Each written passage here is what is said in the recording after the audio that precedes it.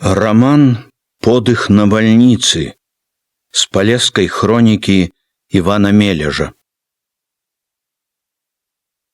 Частка першая. Раздел першы. Было лето, самы пачатак, ранкі, дні, вечары. Ранкамі, яшчэ шчэрым часам у халадку, валокся сярод вуліцы, гукаў пастух з пугаю. Млявары пелі вароты, заспаныя гаспадыні і гаспадары выпіхвалі на вуліцу рагуль і падласых.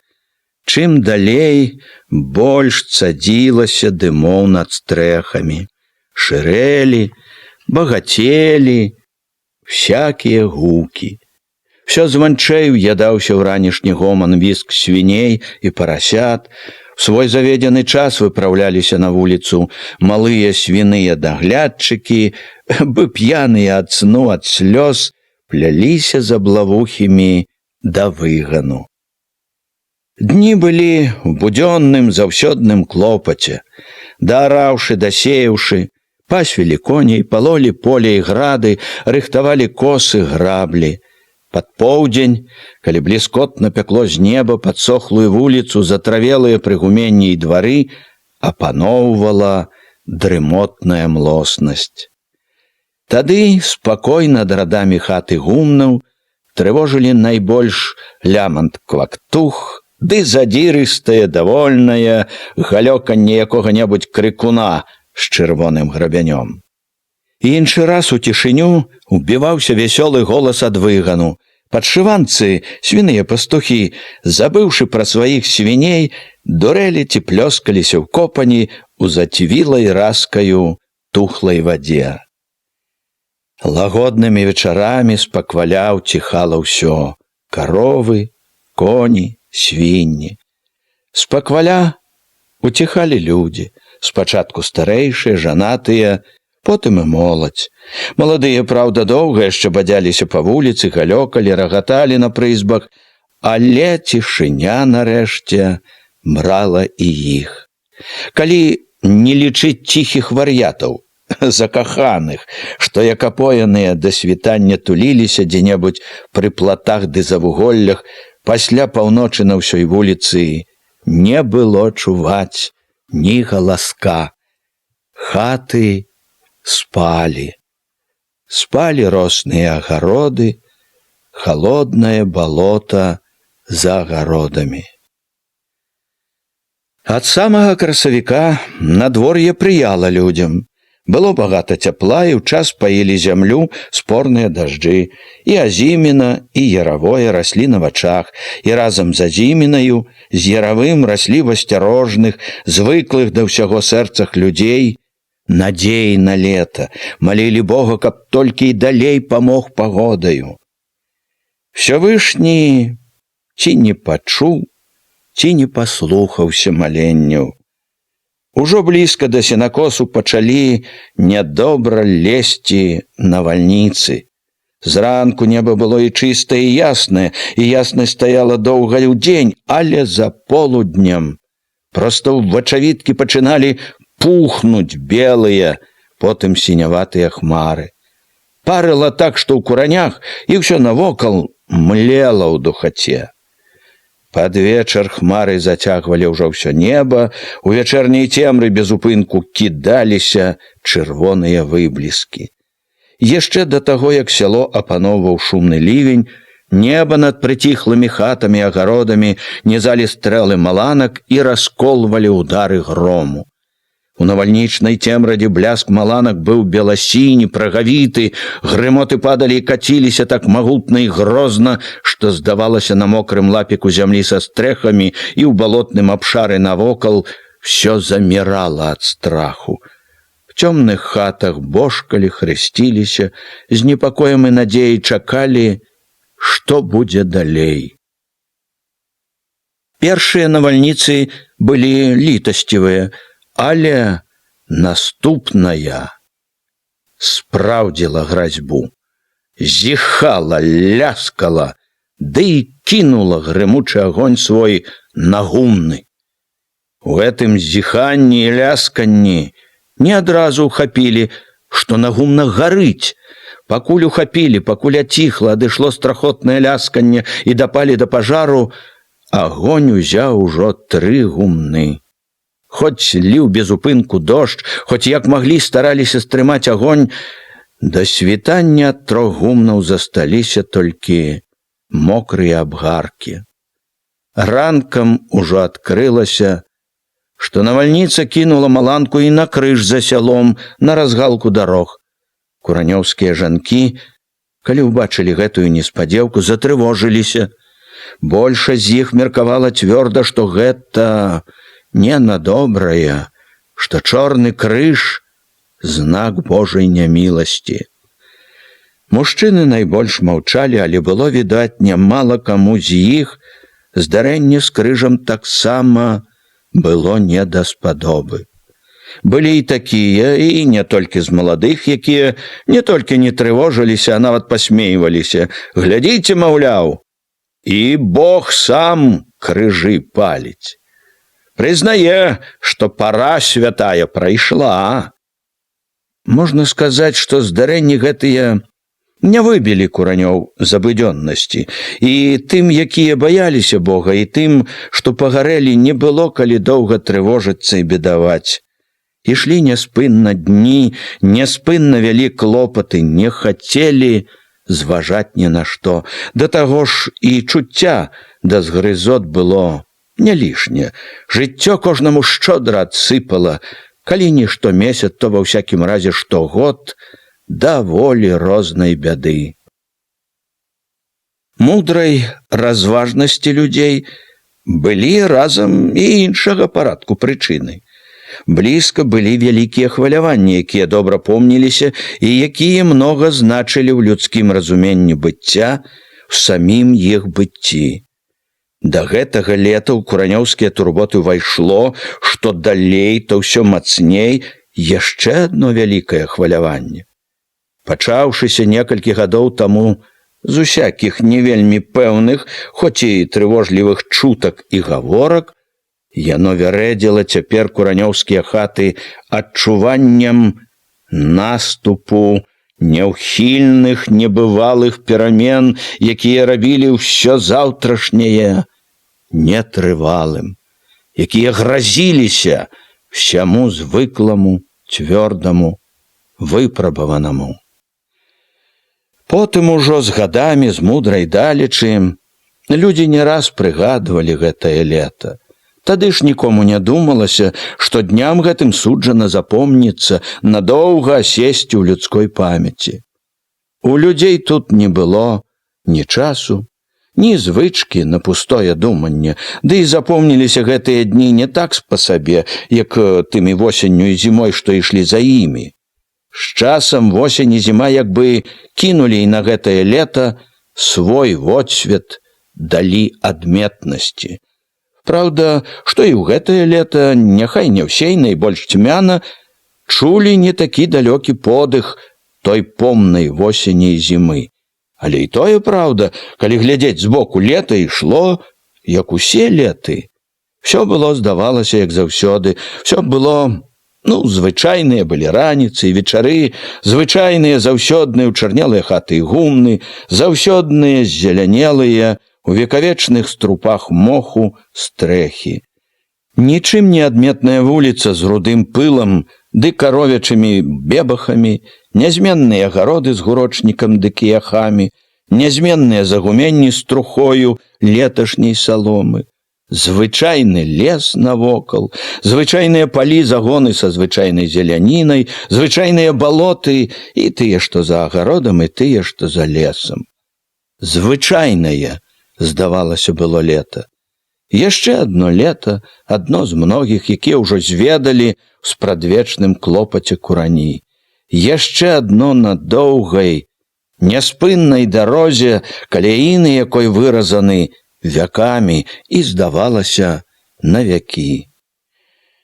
У звычайны час прыйшла пара касавіцы. У адну раніцу, яшчэ халаднаватым поцемкам, курані ўзварушыліся, захадзіліся адным клопатам на балота, касіць, У кожным двары выцягвалі косы, граблі, ладавалі ў вазы, налівалі свежай вадой беклагі, зносілі да калёс, у клунках, у торбах, у кошыках, хлеб, сала, гуркі, цыбулю. У кожным двары ля кожных калёс завіхаліся старыя і маладыя, мужчыны і жанкі. Кожны двор поўны быў руху і гоману. Нават коні, здавалася, разумелі, прыйшоў зноў вялікі дзень касавіцы. Глушакі збіраліся ехаць з двара, калі сонца толькі пачало выплішчвацца з-за цёмнага лесу. Всё ўжо было гатова, можна было б выпраўляцца, і глушак недавольна паглядваў на хату, дзе невядома чаго яшчэ корпалася Ганна, а з ёй і старая. «Ідзі скажы ж, Джэм!» Як загад прасіпеў ён Яўхіму. Той ужо ступіў к хаце, калі Ганна, вслед за старой, што адчыніла дзверы, паявілася на парозе. Ганна туліла да грудзей спавітае дзіця, хіліла да яго чарнявую галаву, на пасме якой паблісквала сонца. Асцярожна, не падымаючы галавы, саступіла з ганка ля калёс стала. «Камусьці трэба даць малое, пакуль сядзе сама. Падзяржы», — сказала Яўхіму, што быў поруч. Папярэдзіла: «Асцярожна, спіць». Уладзіўшыся на сене наперадзе, взяла калыску, якую прынесла раней, паклала на калені сабе, забрала ад Яўхіма малое. Пяшчотна паклала ў калыску. «Так, пэўне, лепей будзе». «Ну, можа, уже можна ехаць?» Не стрымаў незадаволенасці сваёй стары. І яна нібы і не пачула. З пяшчотнай усмешкай, што не прападала з вачэй, з губ, неяк няўцямна зірнула, упершыню заўважыла: раніца якая вясёлая. Ноччу быў дождж, доўгі, здавалася, бясконцы, а ранак аж зіхціць, толькі і знаку ад начнога дажджу. Вясёлыя канаўкі пад стрэхамі ды лужыны сярод вуліцы. З той жа ціхай пяшчотай, увесь час бачачы і чуючы малую, як бы толькі ад звычкі глядзела на вуліцу, на двары, на людзей. Все збіраліся на балото. Вунь зайчык, акружаны мітуслівай хеўрай сваіх старэйшых, запрагае небараку сівага. Вось сарока з сынам, хлопец драбнаваты, але ў сіле ўжо памочнік, нясе з хаты барылца. Вось Андрэй руды з жонкаю. Двор за дваром ішлі перад вачыма, Ганна ківалася ціха з калёсамі, глядзела, як праз туман пяшчоты. Толькі, як пад'ехалі пад край сяла, пачула неспакой, адвярнулася, нахілілася над малой, але, не гледзячы, дзіўна чула, як набліжаецца ён, Васілёў двор, Васіль. Не падымаючы вачэй, убачыла, як двор той падышоў, убачыла, што вароты адчыняюць, што адчыняе іх Володька, што Васіль сам ідзе па нешта к павеці, што мане яго нешта ладуе ў возе. Нічога асаблівага не падумала, толькі і прайшло ў думках, што вось-вось таксама выедуць, але ўсярэдзіне ўсё ж штосьці чула, як бы замутнела. З гэтым неспакойным глядзела і на колішні свой двор, дзе бацька запрагаў каня, а мачха карміла парасят, і на палоскі зялёнага жыта і першых парасткаў картоплі. Каля чорнага крыжа глушак, а зімай старая, і ўсе, хто сядзеў у возе, перахрысціліся. Ганна перахрысціла і сябе, і малую, якая ўсё хораша, салодка спала ў сваёй пасцельцы. Ганна такая радая была гэтаму сну малой, што толькі і клапацілася, каб не разбудзіў які штуршок. Калі дарога станавілася няроўнай, брала калыску на рукі і трымала, пакуль калёсы зноў не пачыналі каціцца мякка. За вольным прасцягам поля калёсы ўлезлі ў цесны, па-ранішняму хмурны і сыры хвойнік, у якім стала кідацца з усіх бакоў, апаноўваць камарэча. Ганна і тут пашкадавала затульваць малой родны кволы тварык, увесь час над тварыкам клапатліва махала рукой. Ужо як з хвойніку з'язджалі ў мокрыя з лужанамі каляіны, між гушчэчы алешніку пачула, што ззаду хтосьці даганяе, потым убачыла паблізу Васілёвага каня, самога яго. Выбраўшы зручнае месца, ён, сцебануўшы каня, затульваючы адной рукой галаву ад галін, хутка абмінаў іх і схаваўся за паваротам дарогі.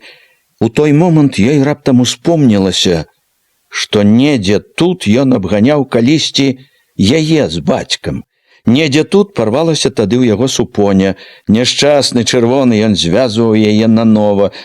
Цяпер не парвецца, прайшла ў Ганнінай галаве думка. Цяпер у яго не такія супоні, гаспадар.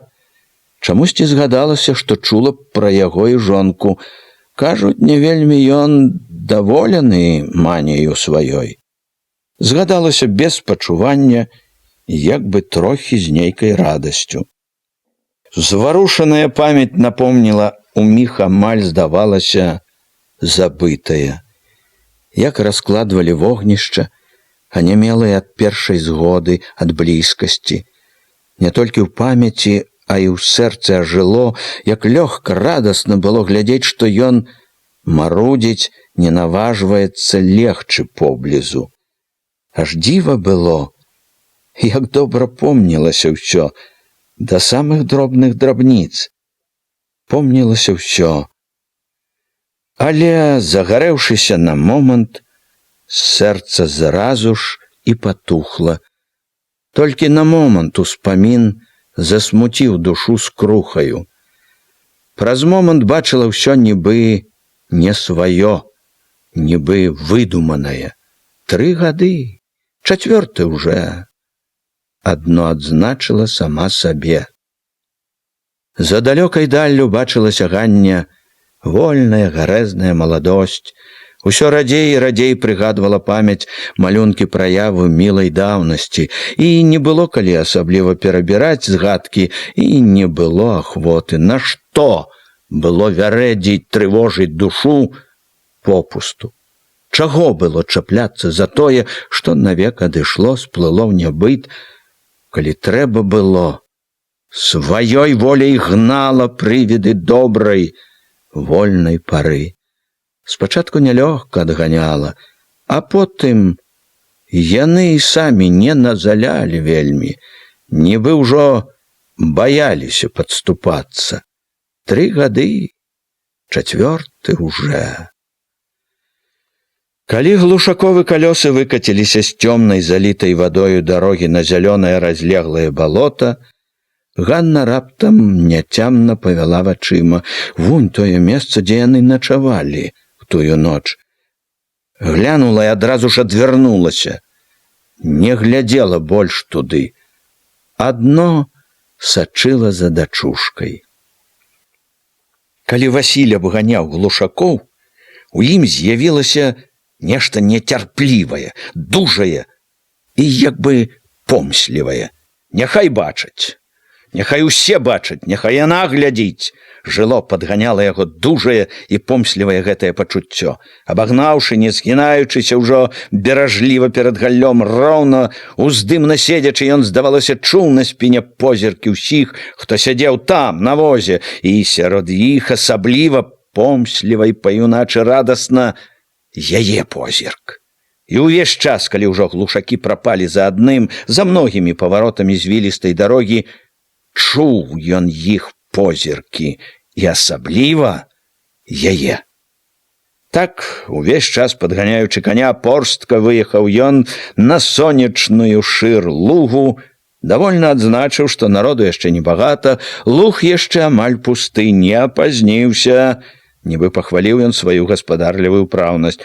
Калёсы ішлі паўз самы лес, паўз надзелы, за некалькімі абыякавымі наблізіўся, паплыў перад вачыма, дзіўна неабыякавы, як бы свой чарнушкаў. І етых няма, звыкла падумаў ён, не цешачыся і не шкадуючы. Тады, як увайшла гэта думка, вочы яго нецярпліва беглі па чарнушкавым надзеле, неспакойна шукалі штосьці.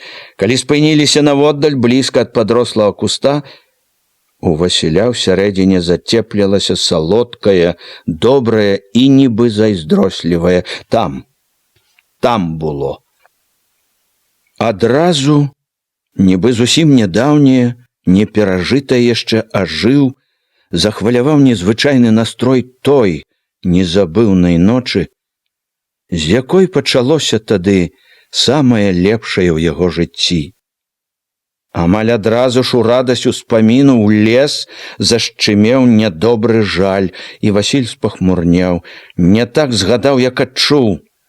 Між той ноччу і гэтым днём мяжа, якую ўжо не пераступіш. Як бы злавіўшы сябе на ўчынку неразумным, невартым чалавека сталага, схамянуўся, папракнуў сябе строга, знайшоў глядзець куды, спакушаць сябе чым, як жарабя, которому шчара наваглоблі. Стала, ураўнаважана заявіў сам сабе, было, сплыло, так значыць, як і не было. З гэтым настроем ён даехаў да свайго надзелу, спыніў коня, саскочыў з воза, цвёрдым гаспадарскім тонам загадаў усім матцы, мані, Володьку здымаць з воза прывезенае, сам выняў касу, мянташку, торбу з салам, прасачыў, як маці ставіць на траву калыску для малога, з-пад лба паглядзеў на Маню, што стаяла побач з малым на руках, чакала, калі матка падрыхтуе пасцельку, строга, нават жорстка сказаў сабе: «Нявольны казак, вунь аглоблі, жонка». Не хапаючыся, без адзінага лішняга руху, як чалавек, які звык рабіць сваю справу, распрог коня, уладна пазваў меншага брата, шастаючы босымі нагамі у высокай мокрай траве, з вераўчаным путам у руцэ павёў коня к узлеску, дзе пасвілі коней, спутаў, пусціў пасвіцца. «Чтоб глядзеў добра», велеў сурова Володьку. Малы, пастрыжаны па авечы радкамі, у зрэбнай сародцы і зрэбных да пояса мокрых штанах, шчыра паабяцаў: «Буду глядзець». Васіль той жа мернай хадою вярнуўся назад, дастаў з-пад сена лапці і рудыя анучы, сеў на росную траву каля воза, абуўся. Тут жа ля воза уткнуў касё ў мяккую зямлю, трымаючыся моцна рукой за тупы край касы, стаў мянташыць. Памянташыўшы, надзеў мянташку на кісць рукі, выпрастаўся, як бы ацэньваючы абстаноўку, агледзеўся. На луг выязджалі і выязджалі калёсы з мужчынамі, з жанкамі, з дзецьмі. Луг на вачах усё поўніўся людзьмі, рухам, клопатам. Наводдаль Васіль вылучыў карчоў. Там варушыліся каля воза. На сук дубка прыладжвалі калыску. Няма чаго. Зноў недавольна стрымаў сябе. Хмурны, сутулаваты, з нерухомым і ўпартым позіркам вачэй пад размочаным дажджамі казырком, важка ўціскаючы лапцямі траву, рушыў ён да ражка надзелу, дзе трэба было пачынаць.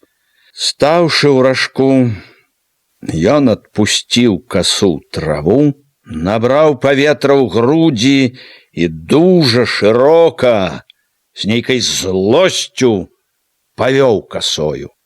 Мокрая бліскотная трава пакорліва, амаль нячутна легла. Дужа і нібы злосна Васіль ішоў і ішоў на яе, упіраючыся расстаўленымі нагамі ў пакошу, пераступаючы лапаць за лапцем, вёў і вёў касою справа налева, прымушаў траву класціся ў радок, адступаць усё далей і далей. Гэта быў ужо не той зялёны хлопец, які вадзіў касою з гонарам, які раўніва сачыў за тым, дзе дзядзька Чарнушка, гадаў, як зіркае за ім, Васілём, яна. Цяпер ішоў тут мужчына, шырокі ў плячах, з дужай загарэлай шыяю, з дужымі спакойнымі рукамі, з дужымі упэўненымі нагамі, ішоў звыклы ўжо да свайго нялёгкага абавязку касца, звыклы да турботнага становішча гаспадара, галоўнага чалавека ў хаце. Не хапаючыся, не высільваючыся, ашчадна трацячы сілу, мерным, спрактыкаваным рухам вадзіў ён касою, лажыў і лажыў яе ў роўны радок злева. Няма чаго, як бы гаварыў ён сабе з кожным махам касы. Але калі спыніўся, распрастаўшы спіну, взяўся менташыць, зноў мімаволі павёў вачыма па лузе, знайшоў карчы касілі, стары Сцяпан і гэта пачвара Яўхім. Ганна хілілася каля калыскі, што бялела пад дубком. Няма чаго. Ён хмурна адарваў вочы, спасцярожліва паглядзеў на сваіх, перахапіў востры матчын позірк. Сачыла зноў, як усё роўна пільнуе, як чытае ўсё роўныя думкі. Маня, тоўстая, санлівая, сядзела на траве, карміла дзіця. Не выспалася зноў, падумаў нядобра, і сядзіць, як цесто з дзяжы. Ён адарваў вочы, стрымліваючы прыкрасць, зірнуў на ўзлесак. Конь мірна скуб траву, Володька гаманіў пра нешта з чарнушкавым хведькам. «Стораж мне!» — падумаў, нібы спаганяючы на Володьку прыкрасць. «Такі стораж, што глядзі за канём і за ім!» Ён зноў дужа і узлавана павёў касою. Стала хлюпаць вада, пачалося бліскучае, куп'істае балота, трава прыкметна горшала, вылазіла з яшчэ неглыбокай вады, купчасцілася весела на купінах. Трава не трава, а сака, і касіць цяжэй, і радасці мала. Ногі ўціскаліся ўсё глыбей, вада падступала да лытак, да калень, абцінала ногі, ляпіла штаніны да скуры, скура нібы набракала. Васіль не зважаў на гэта. З узлаванасцю, якая дзіўна не адыходзіла, і пра прычыну якой ён ужо не помніў, вёў касу. Чым далей ён так ступаў мерна, лапаць за лапцем, тым больш цела яго, рукі, ногі, спіна налівалася зняможнай стомай, прыемнай, хмельнай, нібы пасля гарэлкі. Ён дужаўся з ёю, з нейкай нават задзірыстасцю. Ён быў захоплены рытмам, наступальнасцю працы. Што не маг, няхай на даўжыню лапця ён ішоў і ішоў уперад, аддаляўся адтуль, адкуль пачынаў, набліжаўся туды, куды павінен быў прыйсці. Што не маг, ён рушыў туды, куды павінен быў. Кожны маг быў поўны простага, зразумелага сэнсу, поўны таго абавязковага, сур'ёзнага, гаспадарскага, чым жылі, жывуць все мужчыны, гаспадары, і чым трэба жыць яму. Стома ўсё навальвалася, але ён не наракаў, як і на камароў, што назольна віліся, упіваліся ў твар, у шыю. Як няма балота без камароў, так і праца, ведаў ён заўсёды са стомаю.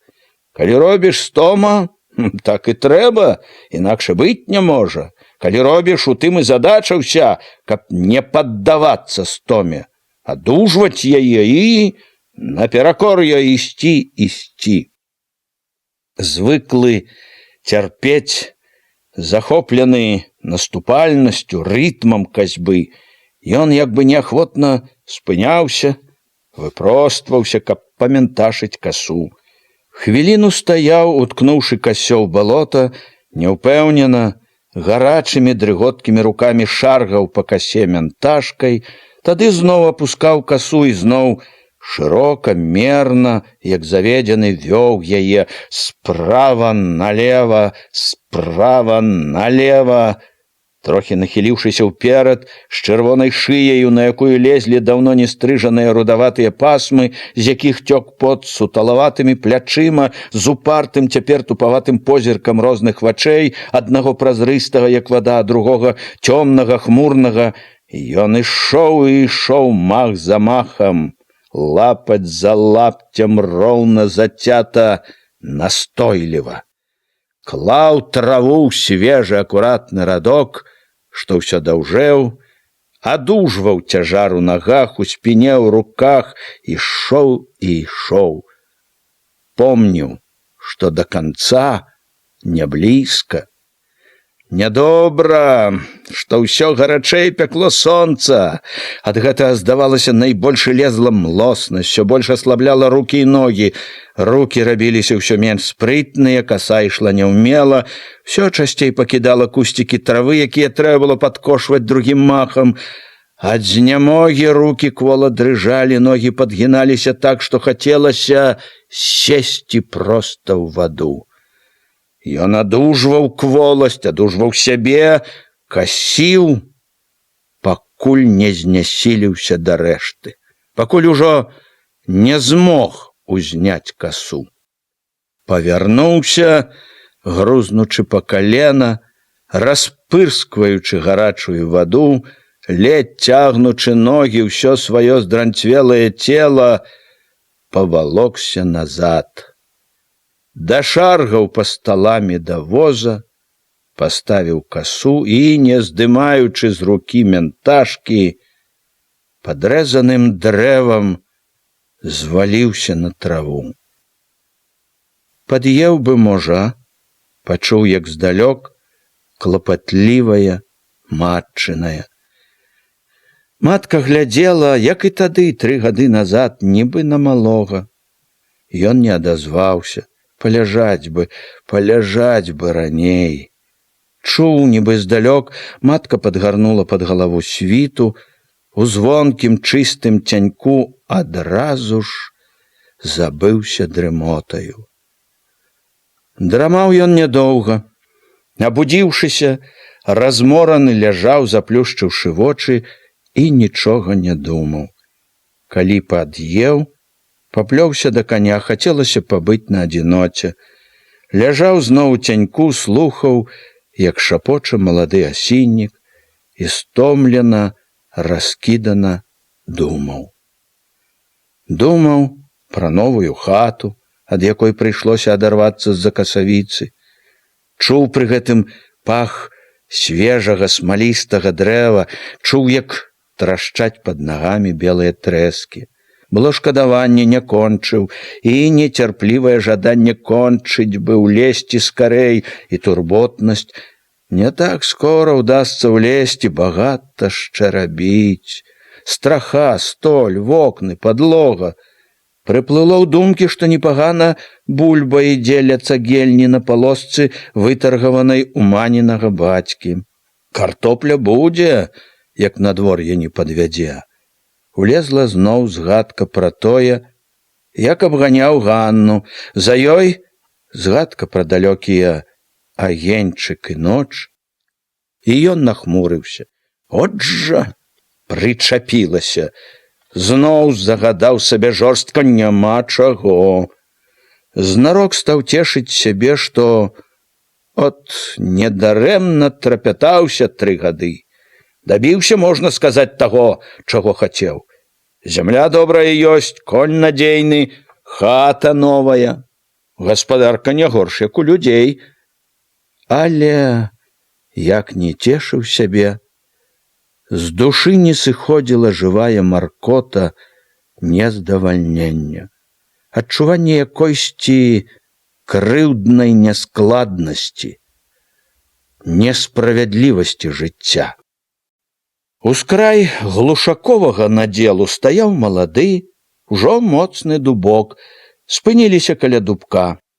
Неўзабаве Яўхім і Сцяпан з косамі цераз плячо чоўгалі лапцямі крашку, ад якога меліся пачынаць касіць. Глушак адвёў коней, спутаў, вярнуўся і сказаў старой, каб наглядала. «Ды беклагу капаю землю, цень!» – кінуў ён. Зірнуў на Ганну, як бы хацеў і ёй даць работу, але не прамовіў нічога, з касой падаўся да сыноў. Ганна, якая пачапіла ўжо калыску на сук, гушкала малую. Малая ляжала разгорнутая, радавалася волі, моманту не магла паляжаць ціха, стрыгла ручкамі, ножкамі, мыліла ружовымі губкамі, штосьці сказаць хацела. «Ну, што? Ну што?» – смяялася, нагінала да яе галаву Ганна. «Што? Ну скажы, Верачка. А, знаю. Хораша кажаш. Хорошенько, тепленько, сонейко, птушечки теликают, телик-телик, комарики только недобрые, укусить хочут, а мы их отгоним. Идите, идите отсюль, не чапайте Верочку. Зноў смяялася, цешылася. Хорошенько, матылькі лятаюць, жучкі гудуць гу-гу-гу, спяваюць верацы, все спяваюць верацы. Агу-агу, падышла, тыцнула чорным парэпаным пальцам глушачыха, пагазытала Верчыну грудку. Агу-агу, прамовіла, як бы хвалячы. Яўхім, ну чысты Яўхім, як дзве кроплі падобна. Малая хутка-хутка застрыгла ножкамі. Ну, што? Зноў схілілася да малой Ганна. Рада. Пабегаць захацелася. Ну, пабегай, пабегай. Ой, як хутка, а я даганю, даганю. Не магу. Верачка хутка бегае, хутка. Ніхто Верачку не дагоніць. Хуткая Верачка схапіла ручкай нагу, пацягнула да рота. От, і Яўхім що браў у рот? Ну, куды ты? Не слухала старую, смеялася Ганна. Бе, ножку нядобра, садь, нядобра, ну, куды ты? Забаўлялася б, дурэла б Ганна з малою цэлы дзень, каб скрипучы голас старога глушака не пазваў грэбці. Загарнула, стала спавіваць малую. Верачка не давалася, ўсё катурхала спавіўку, не хацела няволі. Але што ты зробіш? Не спаўеш, выкаціцца, не дай бог, з калыскі грымнецца на зямлю. Анна, шкадуючы малую, адно старалася спавіваць лёгка. Няхай усё ж будзе дачушцы вальней. Не плач, не сумуй тут адна, я скоранько вернуся, скоранько. Акуратна затуліла калыску полагам ад камароў, ухапіла граблі і хутчэй падалася да пракосаў. Пераварочвала граблямі сена, а думкі, а душа была ўсё каля дуба, каля дачушкі. Ці не захацела есці, ці не мокранькая, ці не кусаюць камары. Пераставала грэбці, пільна ўслухоўвалася, ці не чуваць плачу. Плачу не было. Шыркалі адно косы наводдаль, ды звінела, стрыкала балотная драбната. Всё ж трывала неспакой нядоўга. Уткнуўшы канец грабелю балота, подбегам падалася зноў да дубка. У калысцы было ціха, Верачка спала. Адно некалькі камароў зашыліся пад полаг, адзін, пачырванелы ўжо, сядзеў на шчотцы. Сагнала, забіла камара, выгнала іншых, супакоеная пабегла да грабель. Так было ўвесь дзень.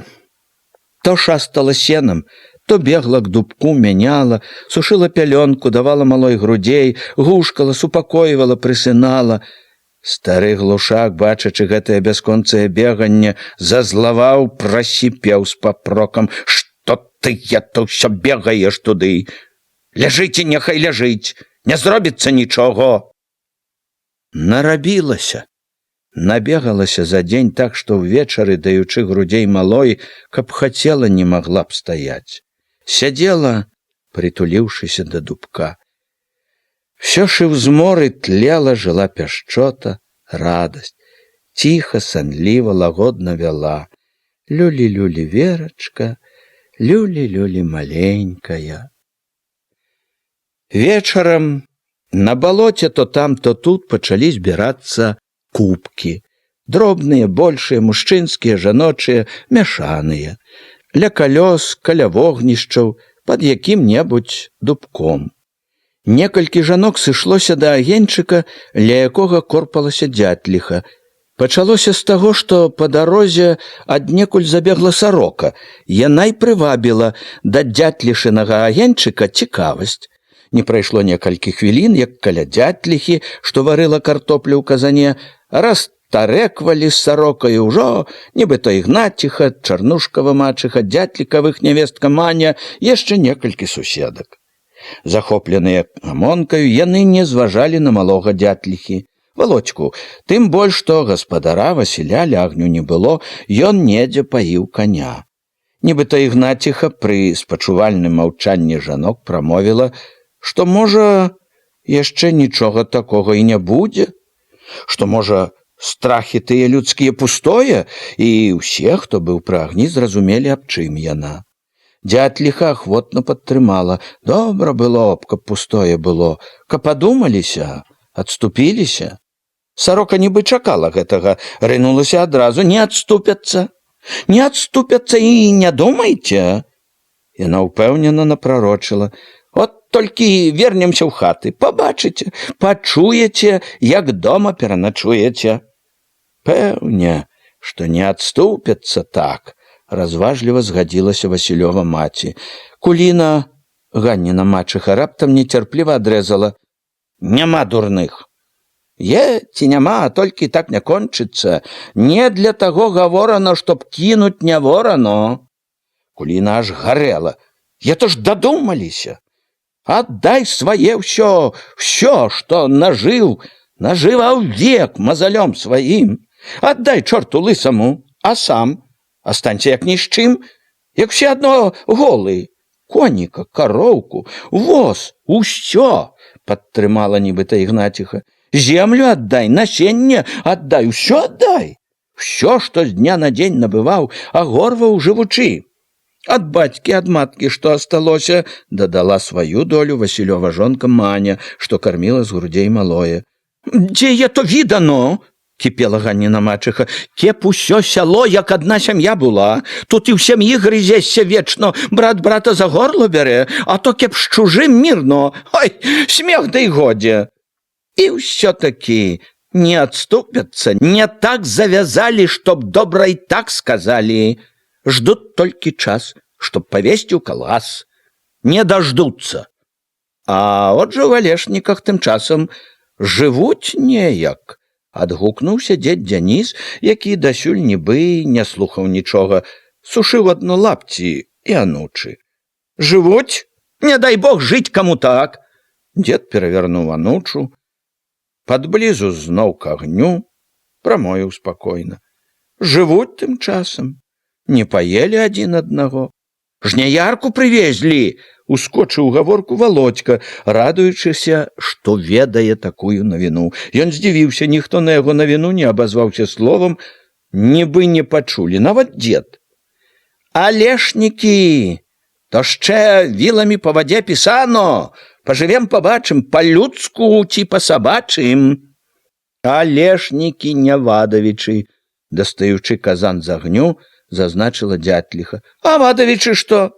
Була я там у тых Вадавічах, к залвіцы хадзіла, бачыла. Нібыта Ігнаціха пакруціла галавою. Дамеціха, што падышла пазней за іншых, запярэчыла: Вадавічы то Вадавічы, пра Вадавічы няма чаго казаць.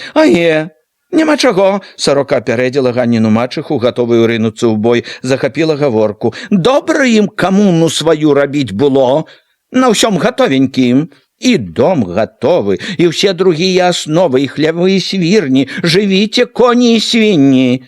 Всё гатовенькае, і сад шчэ є такі, на цэлую вярсту сад.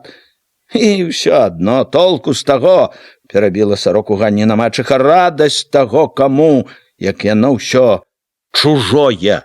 І хлеў не твой, і свірань не твой, і хата чужая, і конікі, і кароўкі, ўсё чужое, не возьмеш сам. І ўсё па камандзе. Зрабі тое, зрабі другое, хочаш не хочаш, як пры пане. Што па камандзе, то яшчэ не страшно, было б што есці, давалі б што ў рот несці. На ўсём гатовенькім панскім то лёгко, да яшчэ і помачу ад казны, а? Мала што пан аставіў здароў, дак яшчэ і казна коней ды кароў.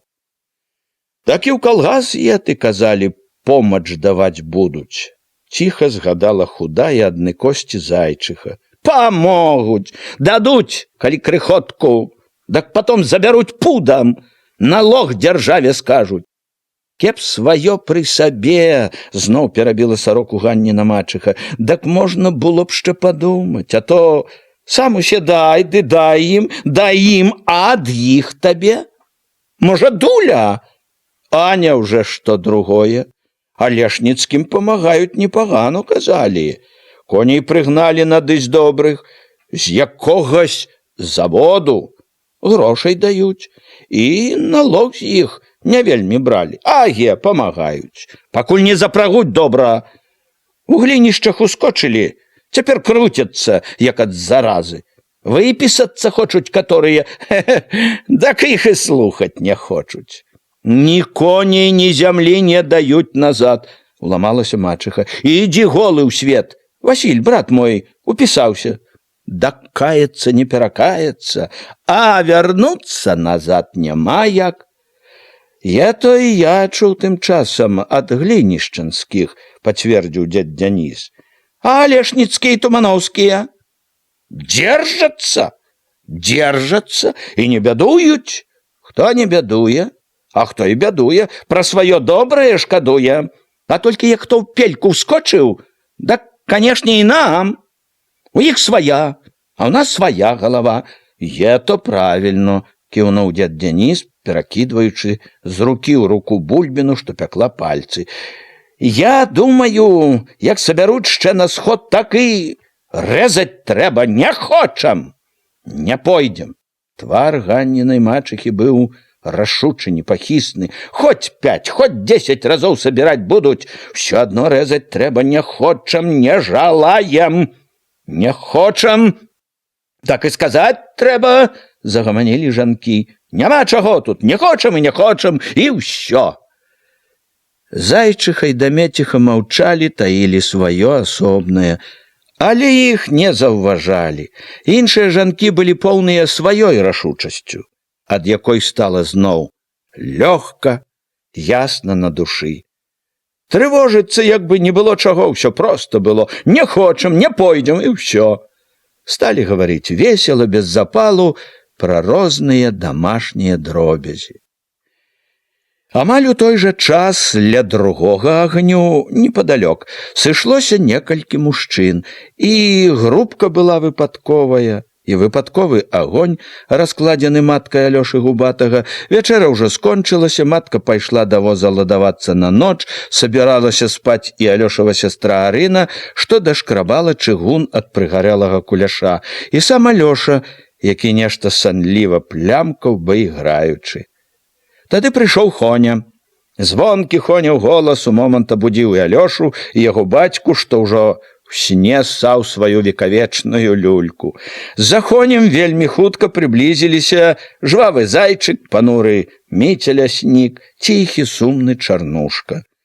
Ужо зайчык і Хоня памеркавалі, чаго гэта паклікалі ў сельсавет Міканора, калі з цемры за агнём вырас Васіль, у белай кужэльнай адзежы, расхрыстаны з вуздэчкай у руках. У святле дагню добра акрэслівалася моцная мужчынская шыя, загрубелы абветраны твар, хіп непаслухмяных шорсткіх валасоў над заклапочаным лбом. За гэтыя гады валасы яго прыкметна пацямнелі, але, як і раней, пшанічна жаўцелі на кончыках, над самым лбом і на скронях, яшчэ выгаралыя на летнім сонцы. Васіль з хмурнаватым цвёрдым позіркам, са сталай паважнай дужасцю ў рухах пастаяў трохі, акінуў вачыма ўсіх, хто быў каля агню, падышоў бліжэй, стомлена пусціўся на траву. Все глянулі на яго, прымоўклі на момант, сталі адно смаліць цыгаркі. Першы заварушыўся зайчык. Робіш ліха яго матары, а для каго? Чорта лыса знае. Васіль нібы ўздыхнуў. Трава ж дабрэнная, як скажы ты. Калі тая вайна пачалася, такое сена добрае было. Успомніў чамусьці Алёшаў бацька, стаў зноў санліва ссаць люльку. Сено годнае, абазваўся звонка Хоня. Дзякуй, скажуць, скажуць, нібы пашкадаваў зноў Васіль. Зайчык жвава заёрзаў. Чо вы, хлопчыкі? Цябе дабрэнная, дык і ў мяне непаганая. Мой конь тваё з'есть, дак твой маё. Адзінакая выгада. Не будзе, ні твайго, ні майго, прахрыпеў Міця ляснік. Аге, напужаў, зайчык узрадаваўся. Такую здыхляціну, як у мяне, дзетачкі, я хоць з кім, заплюшчыўшы вочы, яшчэ весялей заёрзаў. Тады ж карчаха лімончыка, братачкі, коні будуць усе адно, як мае. Я-то непагано, ей-бо. Без меры давольным, тоненькім галаском захіхікаў, смяяўся, які міг, раптам ускочыў, нецярпліва, гарэзна затупаў. А мовшчэ, хлопчыкі, і жонкі абагульніць. Ён весела зіркнуў на Хоню, на Алёшу, фыркнуў смехам. Чтоб, скажем, маю старую Василю, а Василёву Маню мне, примером, на тыдзень. Што б ты рабіў з ёй пасля Васіля, зарагатаў Хоня. Што? Найшоў бы што з маладой, толькі чтоб ненадоўга, на тыдзень, не болей. Мужчыны, не зважаючы на Алёшаву сястру, з радасцю ухапіліся за смешкі. Маўчаў толькі Чарнушка, які за ўвесь вечар слова не выціснуў. Хоня і Міця сталі падбіваць Васіля на спрэчку, але ён толькі хмурыўся. Знайшлі час плясці дурную гаворку. Свет, можна сказаць, ламаецца, яны хаханькі. Не будзе з гэтага нічога, сказаў панура, цвёрда, калі мужчыны сціхлі. Зайчык пырснуў дурасліва. Онь, бач, хлопчыкі, не хоча мяняцца. Васіль, поўны свайго клопату, зноў перамаўчаў яму. Як хто, а я па-свойму. Голас яго аж дрыжаў, так чулася, хвалявала тое, што выказваў. Я сам па сабе. Як канчатковае непахіснае адрэзаў. Не пайду. Скажу не. І ўсё. У вачах, празрыстых, светлых і карых, што глядзелі з-пад ілба, з-пад хмурных броў гарэла адна безбаязная ўпартасць. Быў так усхваляваны, што не адразу заўважыў, як падышоў к агню, нібыто Ігнат, можна сказаць, прыяцель яго. Скажаш, а мо падумаеш яшчэ, як бы пакпіў Хоня. Не трэба зразу так заракацца, аге? Скажу. Не, падхапіў з насмешачкай зайчык. Скажаш, ды толькі, хлопчыкі, паслухаем, што? Як возьмуцца добра, як стануць прасіць вельмі. Запяешчэ, буркліва напрарочыў Васілю Міця. Не запяю. Васіль заўважыў прыязны, падахвотлівы позірк, нібыто Ігната, дадаў. Сказаў і скажу. Усе скажуць, нібыто, падтрымаў Ігнат. Хоня міг маўчаў. Не хацелася зноў заядацца з хадошчыным бацькам, але не ўтрываў. Вы, дзядько, за ўсіх не кажыце. У кажнага свой язык, я не аджавалі. Ігнат зіркнуў на яго злосна. І ты за другіх не вельмі нібыто. Я за сябе кажу. І я нібыто. Все ведалі, што Хоня заляцаецца да Ігнатавай хадоські. Жаніх, можна сказаць, але нікому і ў галаву не прыйшло падсмяяцца цяпер са спрэчкі абодвух. Зайчык зноў насеў на Васіля. От, адбяруць голас, ды прыпаяюць, як халімончыку, цвёрдае заданне.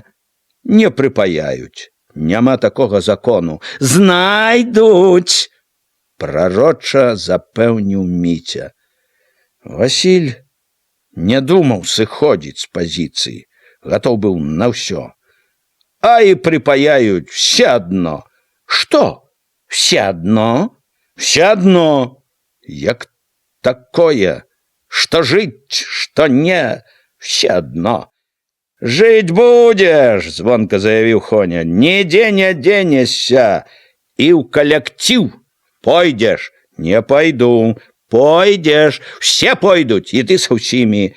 Пойдзеш, дзетачкі, падтрымалі Хоню Міця і Зайчык. Не пайду. Васіль запыніўся.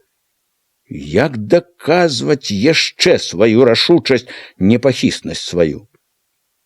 Калі на тое, не прывязаны тут. У свет пойдзеш, кінеш усё. Васіль перамаўчаў, што тут сказаць? І так ясна. І чаго е то страшыць так калектыў е ты, падумаў голас Хоня. Жывуць жа людзі ў калгасах, у Алешнікаўцы ці тумановскія. Багата хто, дак лепей як дасюль.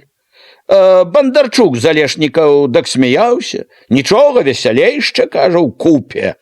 Памог Хоню Алёша. Весялей, лягчэй.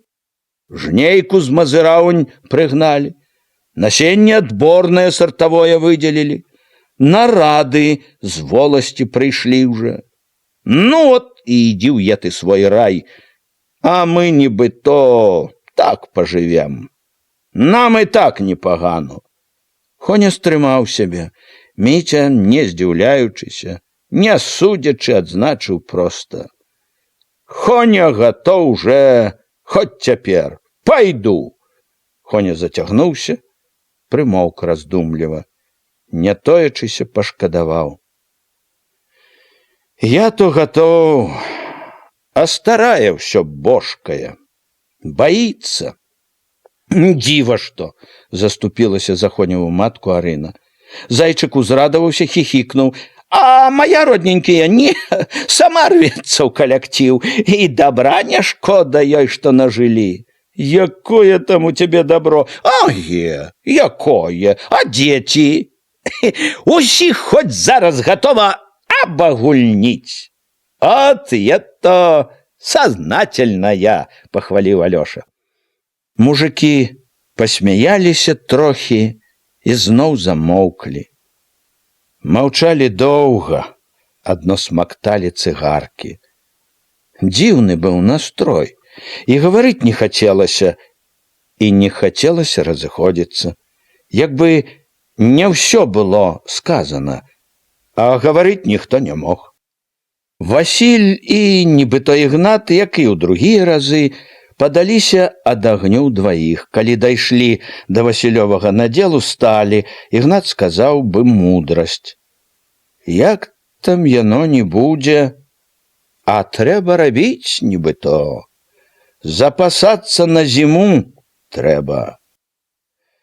Карова не захоча знаць нічога.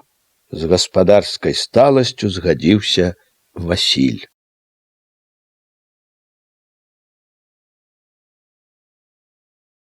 Раздзел 2. Многае з таго, як бачыцца тая ці іншая падзея, мяняецца з гадамі, з тым разуменнем, якое прыходзіць з часам.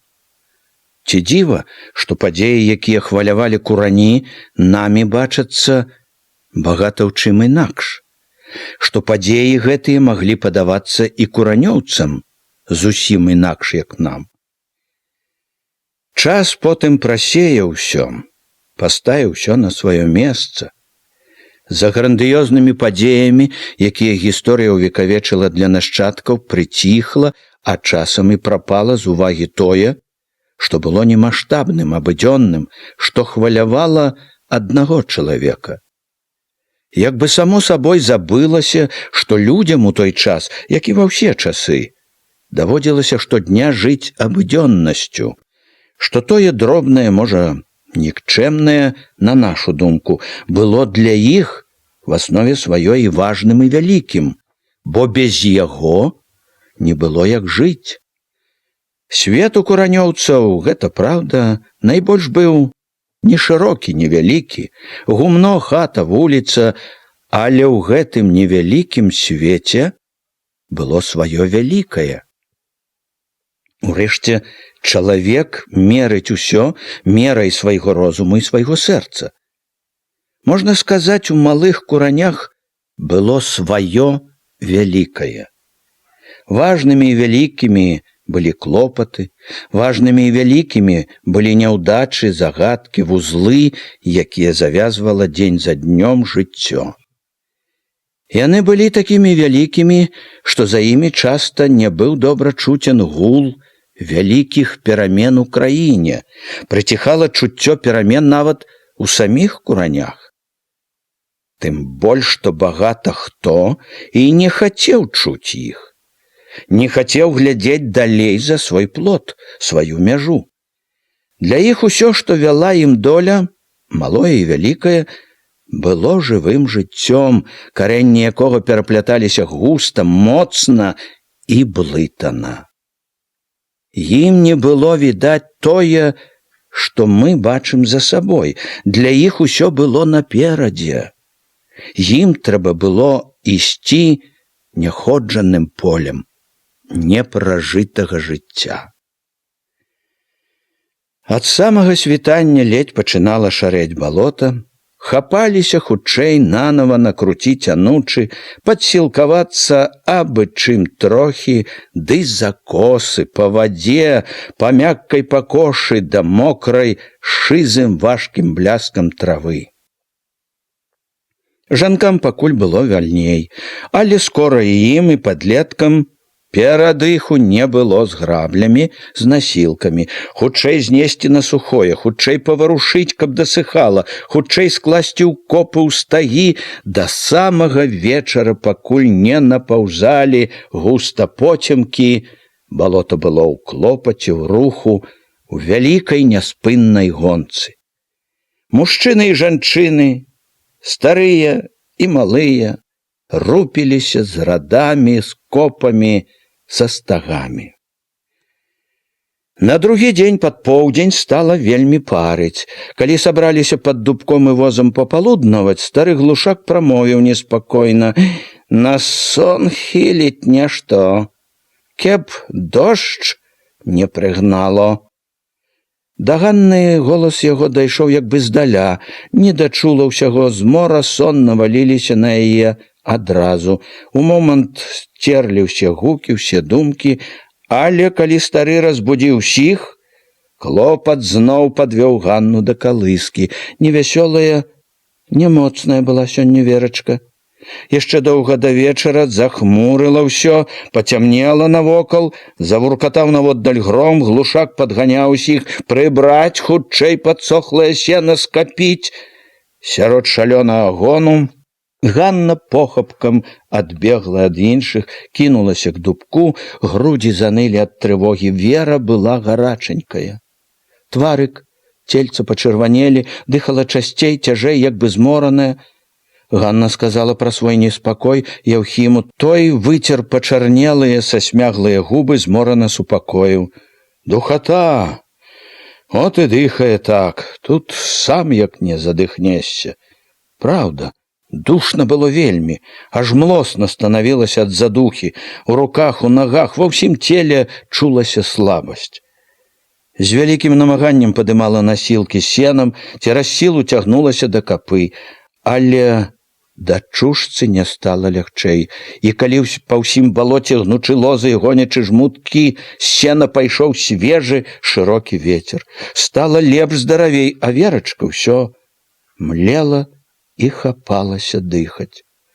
Не палягчэла ёй, не астыла малая і ўвечары. Лобік зрабіўся яшчэ гарачэйшы, грудка, ножкі гарэлі.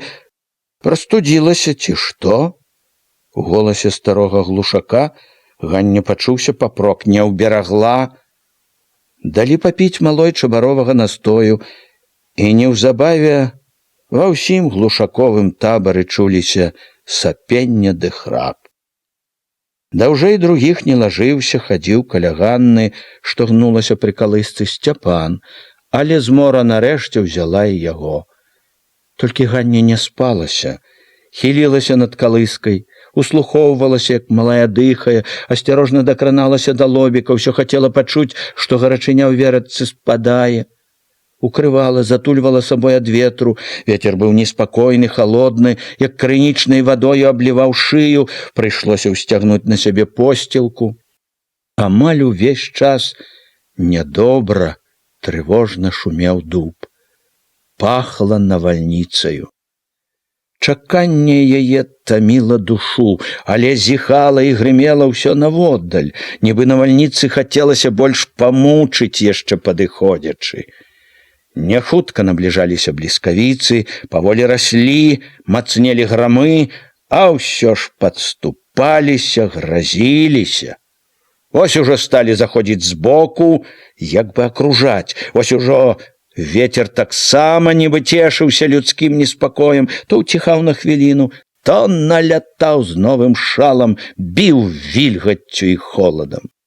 Старыя даўно не спалі, гнуліся побач з Ганнаю, хрысціліся на кожны бляск, кожную грымоту. У водбліску маланак верадчын тварык здаваўся белым-белым, без крывіначкі. Малая таксама не спала, але вочы, ледзь расплюшчаныя, глядзелі неяк безуважна, як бы поўныя сваёй турботы. «Не бойся, то і Ілля катаецца, Ілля прарок», туліла малую, ласкава і трывожна шаптала ёй Ганна. «Ён добры, ён малых не чапае, ён толькі здаецца такі страшны, а напраўду ён добры, добры». І ў громе чула, як цяжка, часта дыхае Верачка. Хоць словам, хоць чым-небудзь хацела памагчы малой. Ужо блізка да раніцы прарваўся, загуў вакол дождж, спорны, але нядоўгі. Калі ж ён сціх, бліскала і грымела далёка. Раніцай усё паравала, всё балото было як у дыме, прасветленым сонечнай яснасцю, блішчала зоркамі раса на траве, вада на дубах, на кустах лазы, всё, здаецца, зіхцела, зычыла радасць. Дзень ішоў пагодны, у сонечнай весялосці глушакі хутка, як бы забылі пра бяду. Косы Сцяпана Яўхіма уядаліся ў мокрую траву са смакам, глушачыха і халімон, нібы памаладзелыя, разварушвалі і разварушвалі копы, пераварочвалі рады.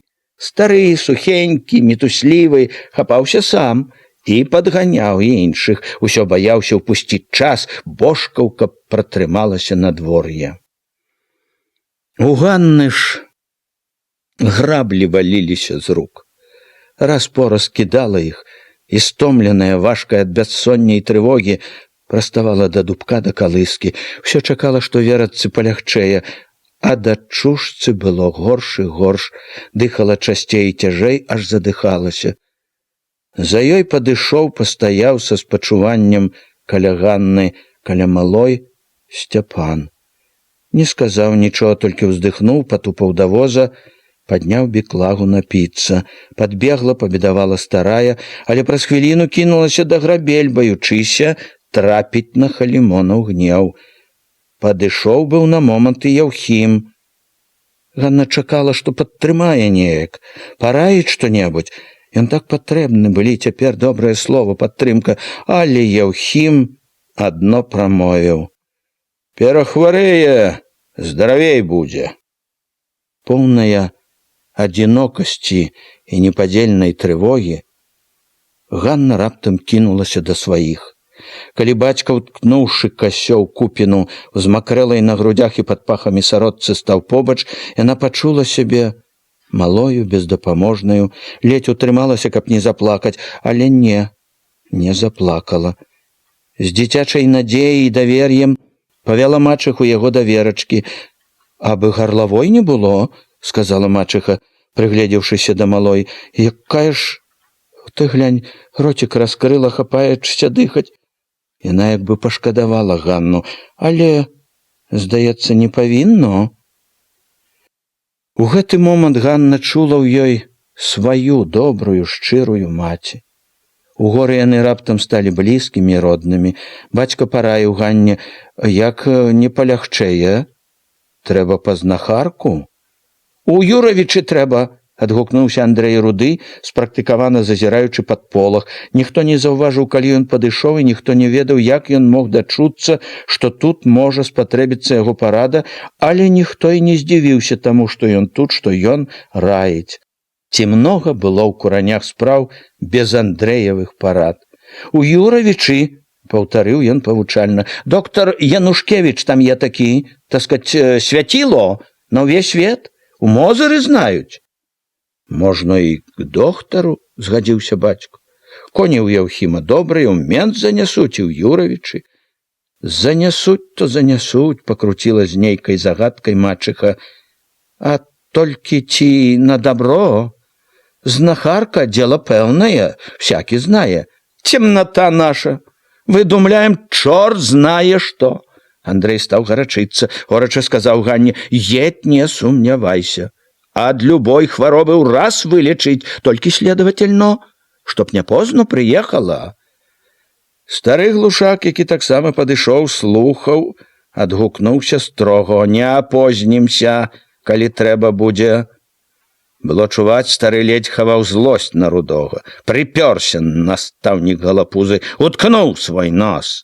А на чарнушкавых глядзеў не вельмі кабветліва, і Ганнай быў недовольны. Сама рабіць не робіць, ды яшчэ всякіх падказчыкаў водзіць. І чарнушкі, і руды, чуючы гэту глушакову непрыхільнасць, хутка пачалі моўчкі няёмка разыходзіцца. Адна Ганна не падалася вяленню старога. Як бы нават і не лічыла вяленне гэтае вартым увагі, жыла толькі сваёй трывогаю, якая была вышэй за ўсё. Адна меркавала і загадвала, што рабіць. Паспрабавала накарміць малую, але тая грудзей не ўзяла. Захінуўшы полах, поўнячыся неспакоем, рашучая Ганна падалася не да Грабель, а да Яўхіма, што зацята вымахваў перад сабой касою. Стала перад ім, колючы сухімі нядобрымі вачыма, выціснула, як бы патрабавала: гарлянка, можа, ў яе? Яўхім стомлена павёў плячыма, перагнуўся трохі назад, хацеў разварушыць здзервянелую спіну. Шчэ што выдумаеш? Пабачыў бы, якая яна, бачыў уже. Няма ў яе ніякай гарлянкі. Застудзілася, потная, от і ўся гарлянка. Задыхаецца аж. Прастудзілася, от і дыхае так. Ён правёў рукой па касе, сцёр прыліплыя мокрыя травінкі. Яму, бачыла Ганна, хацелася кончыць гэту гаворку, але яна як загадала: к доктару Юравічы трэба павесці, там кажуць, доктар добры. Трэба? Дак трэба, раптам згадзіўся ён. Тут жа павёў позіркам у бок старога, дадаў: падажджэм да вечара. Чаго ждаць? Падажджэм, цвёрда сказаў ён. Пабачым. Яўхім апусціў касу ў траву, як бы даў знак, што гаворка скончана, няма калі тут растарэкваць попусту. Вечарам дачушцы не было лягчэй. І калі пасёрбалі баршчу ў поцемку, Яўхім сказаў старому, што трэба нешта рабіць.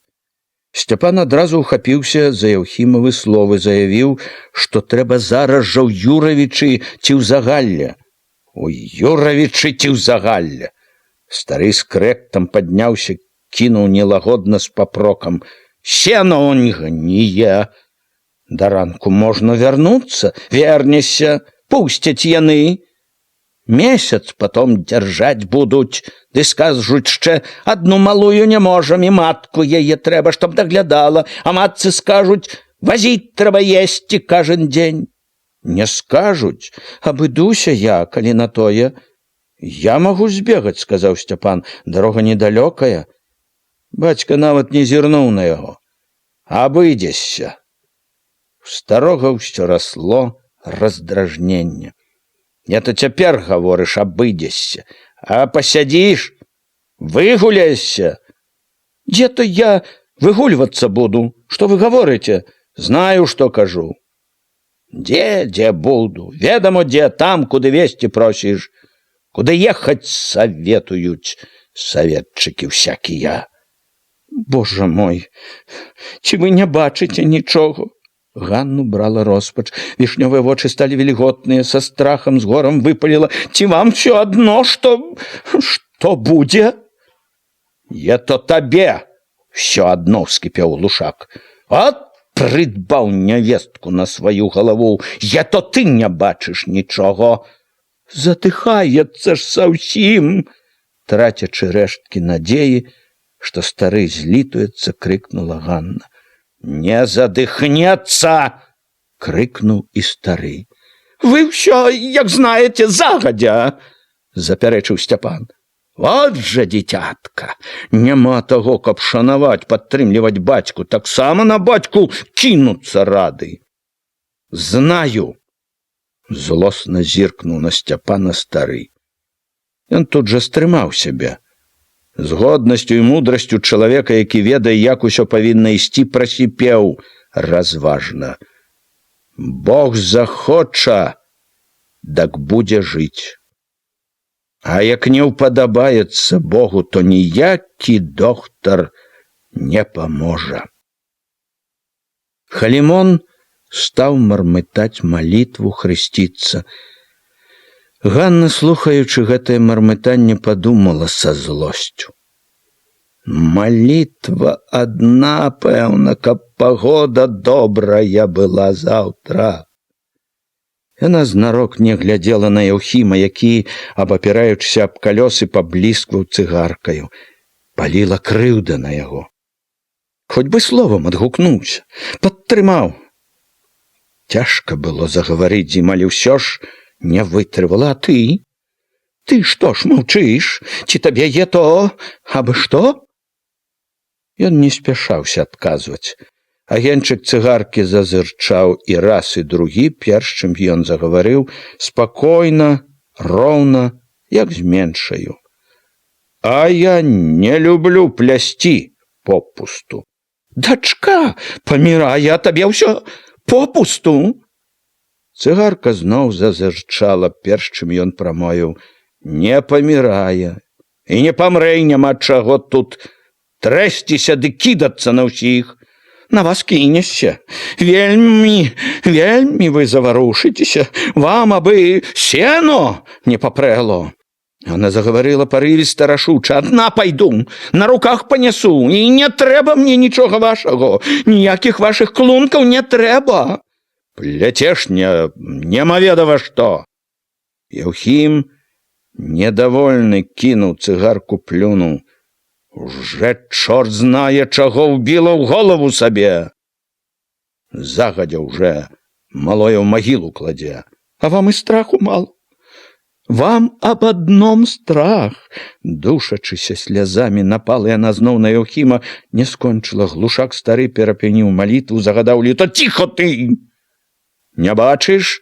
Малюся. Ён памаўчаў, прасіпеў разгублена. Збіла саўсім, паганка, закрычаў. Волі багато ўзяла. А е, багато. Вас возьмеш яе. Як гаворыш са мной? Глушак быў ужо, здавалася, гатоў кінуцца на яе з кулакамі. Яна сказала зацята. Так, як і вы са мною. Ён, можа б, і кінуўся, калі б за Ганну не ўступіўся Сцяпан. Гнеў старога Глушака пайшоў і ў другім кірунку. Зноў гэты смаркач утыкае нос свой куды не трэба. Халімон учуў нядобрае Яўхімава маўчанне. Чорт яго ведае, што выкіне гэты, толькі кране яго жонку. А тут Халімоніха ўперлася ў грудзі старога, пачала вярсці штосьці супакойлівае, прымірэнчае. Глушак адназлосна ўпікнуў Яўхіма. Прывёў дабро ў хату. Прыдбаў роднаму бацьку. Все перамаўчалі яму. Не далі Ганне пайсці з малой. Яўхім сілком адарваў ад калыскі, стаў на дарозе. Бачыла, не пусціць да дзіцяці, не дасць Верачкі. Зразу ж за ім Халімоніха насела на Ганну з угаворамі, з папрокамі. Выдумала перціся сярод ночы у такую далеч, цераз лясы, цераз балоты. То ж каб да Захарыхі з Нахаркі дайсці, колькі папяцца трэба. А пра Загалля ці Юравічы і казаць няма чаго. Ночы цэлай мала. І дужаму дзіцяці дарога такая пакута. А як жа можна рызыкаваць хворанькай, якой у калысцы нядобра? Ганна ведала, старая гаворыць праўду. І ўсё ж не ўседзела б Ганна. Страшна ісці ў дарогу, але яшчэ страшней сядзець вось так, склаўшы рукі, глядзець, як марнее, гіне на вачах малая. Там, у цёмнай далёкай дарозе, хоць рызыка, затое ж недзе за ёй надзея, палёгка верацца, ратунак. Не паглядзела б Ганна ні на што, панесла б беражліва дачушку да гэтай надзеі, каб Яўхім не заявіў, што калі да ранку верацца не стане лепш, возьме коні і завязе сам хоць к Захарысе, хоць у Юравічы. Всю ноч Ганна не шчыняла вачэй над калыскай. Некалькі разоў давала верацца грудзей, але тая не брала. Ганна душыла страх, старалася не траціць спадзяванку, што вось-вось бяда пачне цішэць, перастане дачушка гарэць, кідацца, задыхацца, і баялася бяды, не верыла ў яе, ў жорсткасць, бязлітаснасць лёсу, не хацела, не магла паверыць, што можа здарыцца страшнае. Ад адной думкі, пра якое ўсё халадзела ўсярэдзіне, не чуючы ніадкуль падмогі, вымушаная сядзець, чакаць, што прысудзіць лёс, увесь пал анямелай ад страху, з трывожнай і ўпартай надзеяй душы аддавала малітве. Всё залежала ад Бога, ад яго літасці, яго чуласці. Калі малілася, думала пра Бога, цешыла сябе, ён усемагутны, справядлівы, заступіцца, не дасць у крыўду. Не можа ж быць, каб ён не зжаліўся, каб адабраў яе самае дарагое, адзінае, што яна мае, чым толькі жыве. Якіх ласкавых слоў не нагаварыла яна малою гэту на ўсё жыццё помную ноч. І бадзёрыла, і абнадзейвала, і абяцала, яшчэ трохі пацярпі. Ужо небагата асталося, хутка будзе добра, прасіла, маліла, у роспачы хілілася над дачушкай, якая ўсё хрипела, задыхалася. Зноў і зноў давала малой грудзей, всё не траціла надзею, што возьме, пап'е, падужэе верачка, але дачушка не брала, не піла. Ніколі ў жыцці не было ў Ганны такога гора і такой любасці, такой прагі аддаць всю сябе другому, каб толькі яму хоць трохі палягчэла. Як ірвалася, хапала паветра гарачым агністым роцікам, як пакутавала бедная дачушка, як дужалася з зацятай хваробай маленькая, такое кволае, згаладалае, аслабелае цельца. Вось-вось нямела ад страху, Ганна не вытрывае, здасца, сціхне без сілы. Малая ўсё кідалася, всё хапала паветра, змагалася за жыццё. Як у страшным трызненні была тая ноч. І духата з вечарам, і налёты халоднага ветру сярод ночы, і бляск маланак, і грымоты, і дождж шумлівы, халодны, всё гэта было нібы тым жа трызненнем, всё спляталася з надзеямі і адчаем той бясконцай ночы. Верачка перажыла ноч. З хвіліны на хвіліну павінна было паказацца сонца. Балота, лес, свет цэлы чакаў, калі яно выблісне, зазяе. У чаканні гэтага хараства штосьці новае, абнадзейлівае зацяплела ў душы Ганны. Яўхім устаў, ускінуў аброці на плячо і пацёгся па коней, значыцца, хутка ў дарогу, дзе вераччына збавення. Можа, гэты дзень будзе шчаслівы, дай Бог, каб ён быў шчаслівы. Анна ўжо намерылася сабраць, што трэба ў дарогу, калі верачка трудна захрипела, напружылася, як бы хацела ўзняць галоўку, аж выгнулася ўся, раз, другі, і сціхла. Ганна глядзела на яе няцямна, не разумела, не верыла. Малая не дыхала. У Ганны самой сцяло дыханне, сама на нейкі час перастала дыхаць, адно глядзела, дачушка хоць бы варухнулася. У вачавіткі з кволага тварыка стала хутка спадаць чырвань. Лобік, шчочкі, насок хутка бялелі. Верач! Застраў у горле жахлівы крык. Дзіўна паслабелымі рукамі схапіла, прытуліла яе, яшчэ цёплую, яшчэ нібы жывую, прытуліла да сябе, як бы хацела аддаць ёй сваю цеплыню, утрымаць жыццё. Верачку, дзіцятачко, донечка моя, не трэба. Не трэба. Шаптала, стагнала, маліла, чуючы адно. Верачка халаднее.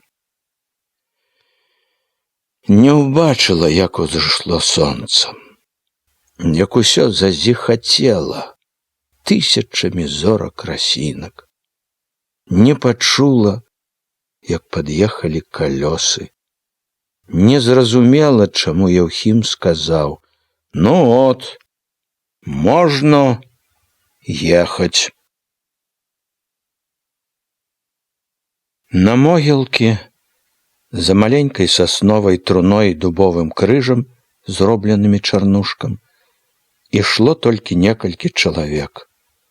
Чарнушкі-глушакі. Людзям не было калі хаваць, все былі ў лузе. Ганна сядзела на возе над незачыненай труной, як бы абдымала яе рукой. Галава яе была схілена, сонца паблісквала ў шаўкавістых валасах, пасма якіх, непрыбраная, звешвалася на лоб. Вочы яе сухія, гарачыя, нязводна глядзелі на малую. Верачка, блізкая і недасяжная, ляжала сярод валошак, пакладзеных Сцяпанам. Другія суткі не зводзіла Ганна вачэй з роднага тварыка, не верыла. Не магла згадзіцца, што неўзабаве тварык гэты мусіць назаўсёды знікнуць. Яна не заўважала, як калёсы ехалі да могілак, ківаліся ў няроўных каляінах. Заўважыла толькі, што Верачцы ляжаць стала нядобра, ківае яе, водзіць яе туды-сюды.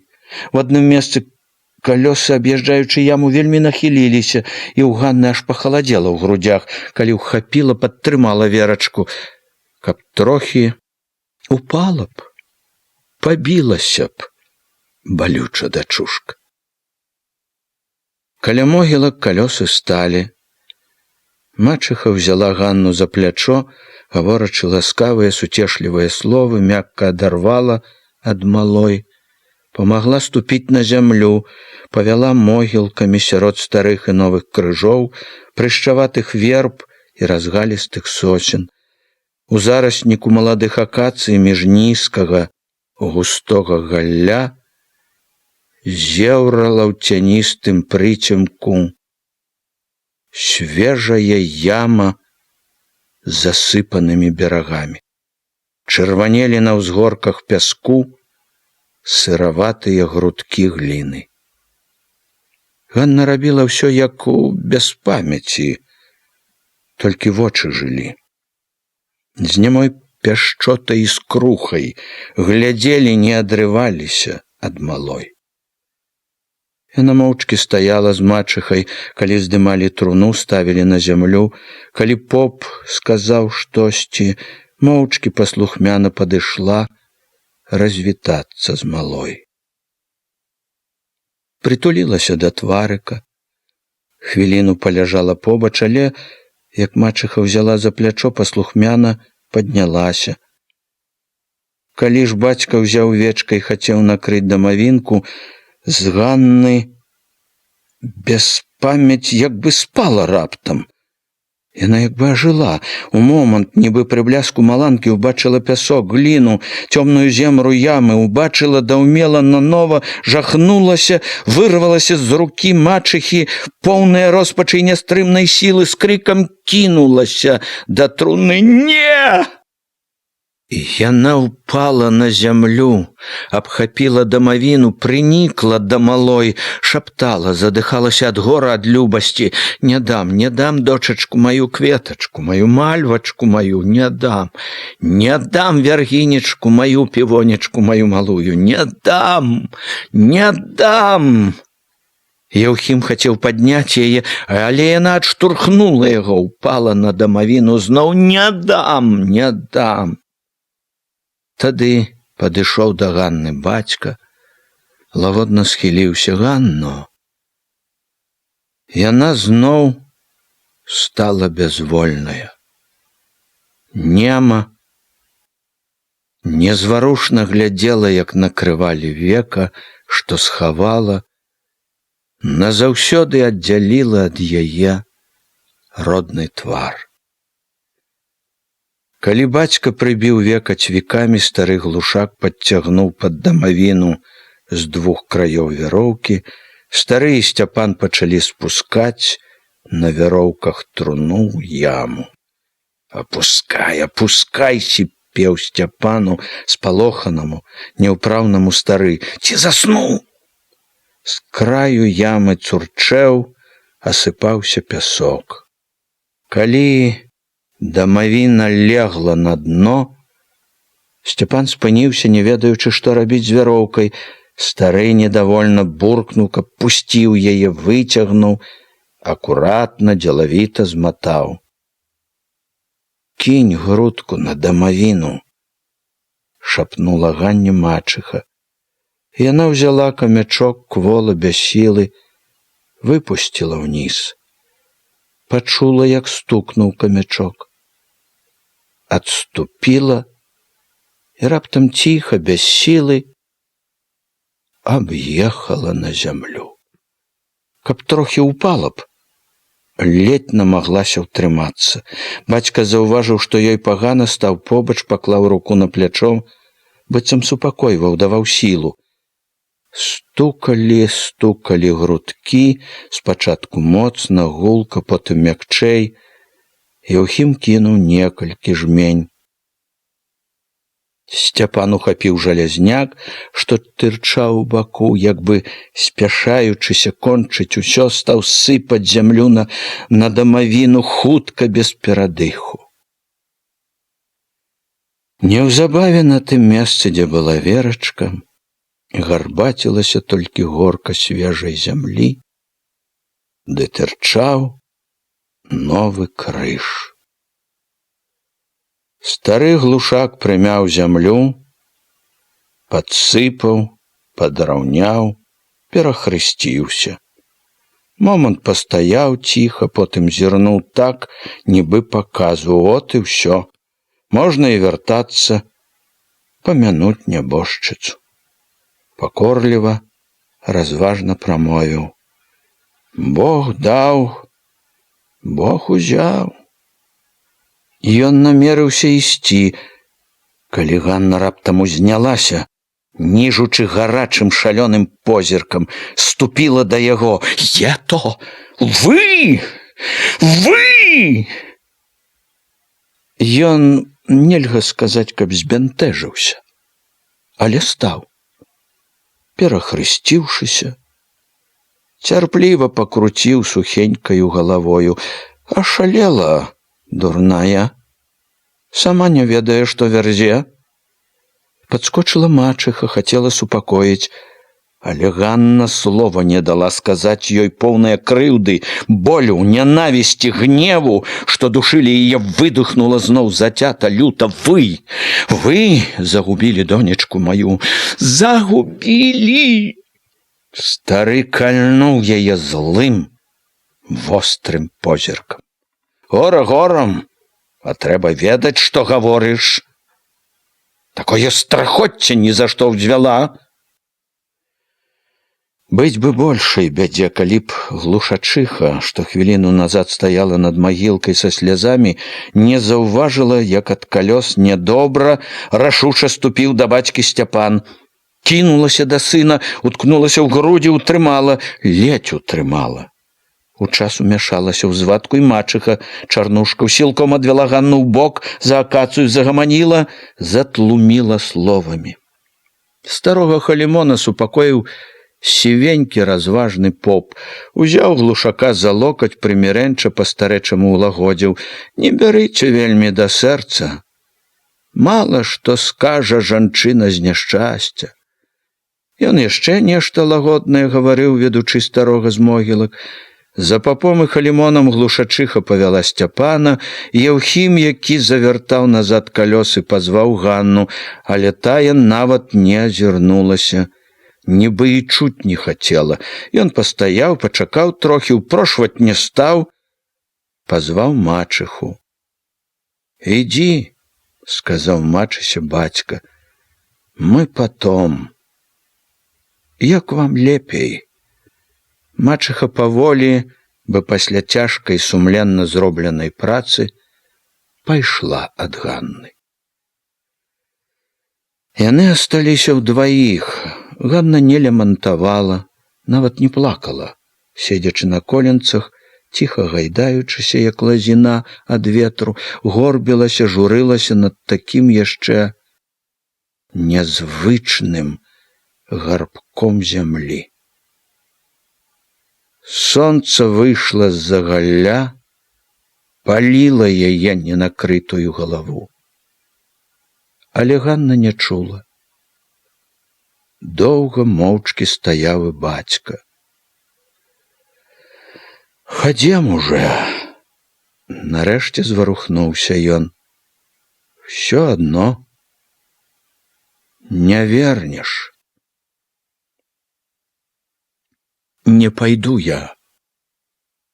Не адразу, хрыпавата адказала яна. Помаўчала, дадала цвёрда: «Не пайду к ім». Доўга ўгаворвала яе мачыха вярнуцца к глушакам, к чалавеку свайму. Ганна не крычала, што не пойдзе, не гневалася, таропіла адно нязводныя, невідучыя вочы і маўчала, бы не чула нічога. Мачыха гаманіла, потым з лагоднай гамонкай прыбрала ёй раскіданыя валасы, завязала хустку, як хворую падняла пад руку, вывела з хаты. Пад руку павяла па зачырвоненай зыходным сонцам вуліцы, крок у крок тубала побач, баялася, а думаецца, выкіне зноў што-небудзь несамавітае. Але Ганна не выкінула нічога. Цягнулася, як сама не свая, як звар'яцелая, таропіла вочы. Ціха ўвайшла ў глушакоў двор, моўчкі паслухмяна ўлезла на ганак, каля дзвярэй прыпынілася, абапёршыся аб вушак, павяла вачыма, хацела штосьці даўмець і не магла.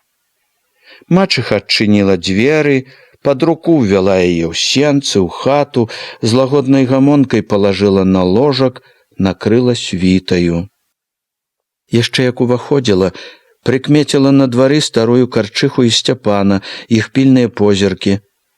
Уладзіўшы Ганну, пастаралася сцішыць згадку пра нядобрую спрэчку, прымірыць. Ад Ганны адразу пакіравала на карчоў ганак, ступіўшы ў глушакову палавіну, знарок ветліва, зычліва дала добры вечар, і калі ёй адказалі прыязна, як бы нічога і не было нядобрага, завяла: «Такі ж, пэўна, і добры вечар є ты. Хоць бы хмарка дзе, як раней, на дождж і не паказуе. Добрая пагода будь мае, на дождж, кажу, і не паказуе». «Дай Бог, кеп не было», — адгукнуўся стрымана глушак. «Не будзе, пагода ўжо будзе, па ўсяму відно». Мачыха сядзела, гаманіла з глушачыхай, з глушаком, чапляла часам маўклівага, ваўкаватага Яўхіма, ўсё намагалася палагодніць, прымірыць іх з Ганнаю. Гаварыла знарок не аб спрэчцы, цешыла сябе добрай, прыемнай гаворкай, зычлівасцю, усмешкай, толькі нібы мімаходам упляла некалькі слоў пра Ганну. «Не думайце, бо чаго? Не бярыце да душы вельмі. Я туж і раней гарачая була, не дай Бог, а тут гора такое». «Гора, канешне», — паківала халімоніха. Глушак прамаўчаў. Было відаць, таіў яшчэ крыўду, і Куліна не стала рызыкаваць, спрытна перавяла гамонку ў надзейную мірную каляіну. Не ўсё адразу. Яшчэ раней заўважыла, як пад'ехаў пад акно запрэжаны Сцяпанам конь, запыталася: вы ето нібы на ноч на луг собираетеся? Собираемся. Ето добра, чтоб зранку взяться, а то ж бяда бядою, а дело не павінно стаять. 2 дні і так прапало, прамовіў панура глушак. Мачыха адразу падхапіла: ды ў такую пору. Канешне, якая там работа была учора, разважыла глушачыха, калі малое павезлі. А еш, так толькі для прыліку. Мачыха бачыла, што глушаку не сядзіцца. Чаго добрага заслуе, гаворка добра яе ні на што пойдзе. Час паднялася: ну так вы ўжо собирайтеся, і дай Бог, чтоб у вас все было па-людску. Перад тым, як ісці дадому, мачыха зазірнула ў палавіну, дзе была Ганна, паўздыхала, параіла яшчэ, каб не перажывала вельмі за тое, што ўжо не вернеш. Ганна, якая ўсё так жа ляжала на ложку быццам сляпая, нават не зварухнулася, але мачыха выйшла на вуліцу са спакоем чалавека, які як мог уладзіў бяду. Нічога, пройдзе, вылечыцца. І не такое зарастае з часам. Хутка пасля таго, як яна сышла, глушакі сталі выпраўляцца ў дарогу. Глушачыха вынесла хлеба, глушак наліў свежай вадой беклагу, Сцяпан па бацькаваму загаду збегаў, нарваў цыбулі. Калі ўсе сабраліся ля воза, стары глянуў на Яўхіма: а яна што, не паедзе? Глушачыха пашкадавала: не да таго ёй, не чапай, скажы ёй. Строга загадаў Яўхіму стары: жджэм скажы. Тато, вы праўду не чапайце, заступіўся за Ганну і Сцяпан. Молчы, не ўтыкай носа. Яўхім прашархаў лапцямі ў хату. Калі ён убачыў Ганну маўклівую, самотную, вінаватасць лягла на душу. Але халадок, што даўно жыў між іх, звыкла стрымаў шчырасць. Хваціць уже. Што ўпало, тое прапало, сколькі не бядуй.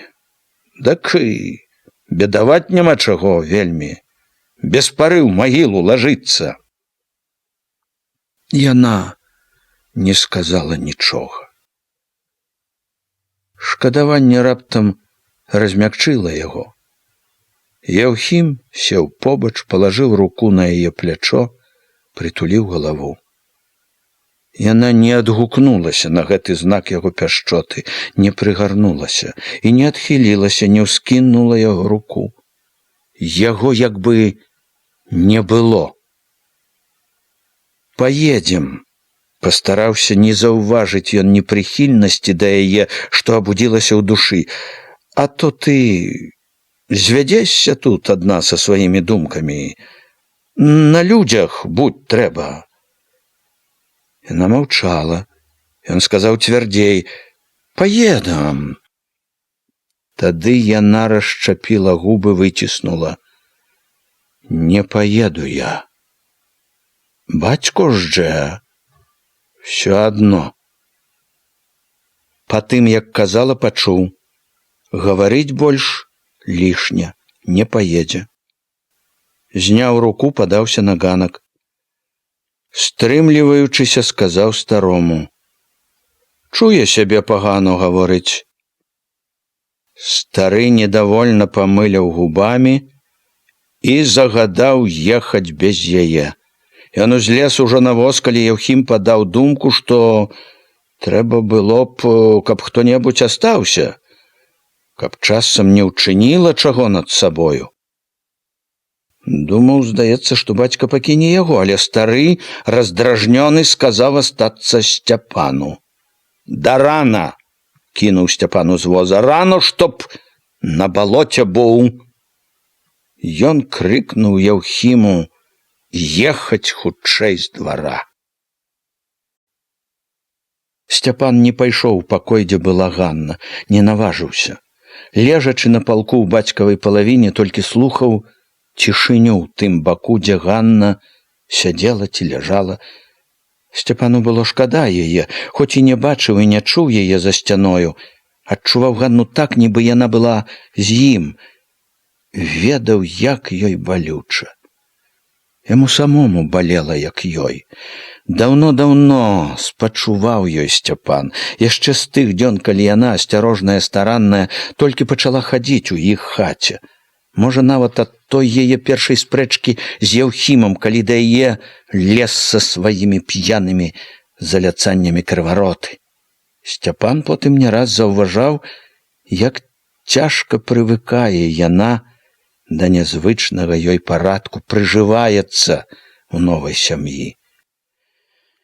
У іх ніколі не было асаблівых шчырых гаворак. Яна ніколі нікому не скардзілася, таілася нават, што ёй цяжка, але і без гэтага ўсяго Сцяпан добра бачыў, як душылі яе работа без перадыху, панурасць і скупасць і прагнасць іх. Бачыў Сцяпан штодзень пры дні, як з жалезнай клеткі, і рвалася яна адсюль, з іх хаты да сваіх на волю, і рвалася, але хавала свае парыванні, стрымлівала, прымушала сябе трываць. Яго і самога таміла тут. Самому нудна было ў роднай хаце, пасля таго, як бацька не пусціў больш у Юравічы, сарваў з вучобы, калі ён, Сцяпан, толькі абвык, увайшоў, можна сказаць, у смак. Начамі у духаце бацькавай хаты сніліся юравіцкія горы, школа перад самым схілам, за вокнамі якой шырока жаўцелі і шарэлі пяскі, сінелі хвойнікі за прыпяцкай грады. Сніліся як шчасце, што ўжо ніколі не вернецца, паходы з юравіцкімі таварышамі на вольную Прыпяць, дзе так міла плюскоча вада каля берага, дзе так прыемна бярэ залыткі вадзяны халадок. Пасля той волі прастору, ці ж лёгка яму ў гэтай цеснасці, нудзе, калі толькі ведай капацца ў зямлі, ў гнаі, без радасці якой, без надзеі. Ці ж мог ён не бачыць, што і ёй нялёгка, горка. У іх жа была, можна сказаць, адна доля-нядоля. Тое ж, што ён трапіў у бяду, заступіўшыся за яе, за Ганну, яшчэ нібыта радніла. Сцяпану, хоць ён не толькі не казаў ёй, але не прызнаваўся самому ў гэтым, Ганна была самым блізкім, дарагім чалавекам. Ён быў давольны, калі яна цешылася чым-небудзь, смуткаваў, калі яна смуткавала. Ён захапляўся спрытам Ганны, зачарована лавіў удалыя калючыя слоўцы, які ў яе дасціпны востры язык, як яна, загарэўшыся, умела абсякаць Яўхіма адразу некалькімі словамі. Якая яна хорошая! Вочбы, здаецца, не зводзіў з яе мілага твару з прыгожымі, смуглявымі выпінкамі шчок, з як бы ганарлівым носам, са зграбным, акуратным падбародачкам і гарачымі, выгнутымі вуснамі. А вочы яе, вішнёвыя, увесь час неспакойныя вочы, у якіх то смутак, то бляск насмешкі, то затоены боль. Што яны адны маглі рабіць са Сцяпанам? Дзіўны бацька не мог даўмець, чым яна узяла Яўхіма.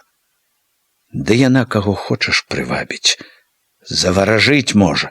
Скажы яна адно слова Сцяпану, ён, здаецца, пойдзе за яе в агонь і ў ваду.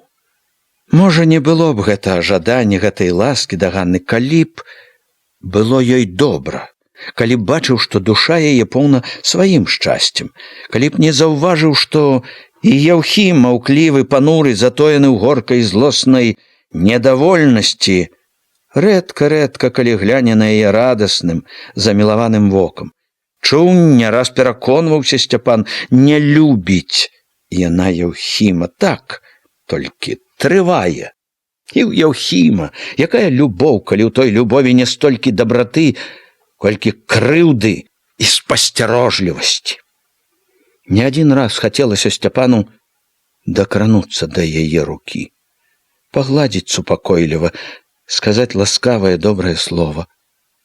Але з гэтым лезла, вярэдзіла душу важкая вінаватасць, нядобрай грэшнай чуў гэту недаступную ласку да братавай жонкі. Дакараў, лаяў сябе, ведаў, што грэх і здрадніцтва ласка да Ганны, а нічога не мог зрабіць, каб з гэтай бядой управіцца. Не адступала, тачыла душу развага. А чаму грэх, калі яна не любіць Яўхіма? Не любіць Яўхіма. І ўсё ёй тут не люба. Вырвалася б з радасцю, пайшла б, куды вочы глядзяць, і ён, Сцяпан, мог бы пайсці з ёй, куды зажадала б, абы воля, абы прастор, абы разам, няхай толькі слова скажа. Але яна не гаворыць гэтага слова, нібы і не заўважае нічога. Думае, мабыць, што ён проста брату прыяе. Цяпер ёй так цяжка, всю ўцеху страціла.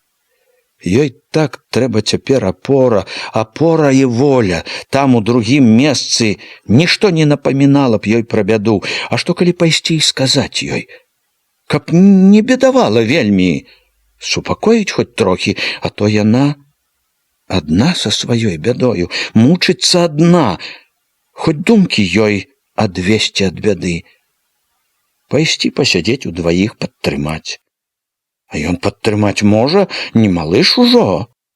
Каб прыйшлося, дык і сам сабою жыць мог бы. Зможа, калі прыйдзецца, сваім хлебам пракарміцца.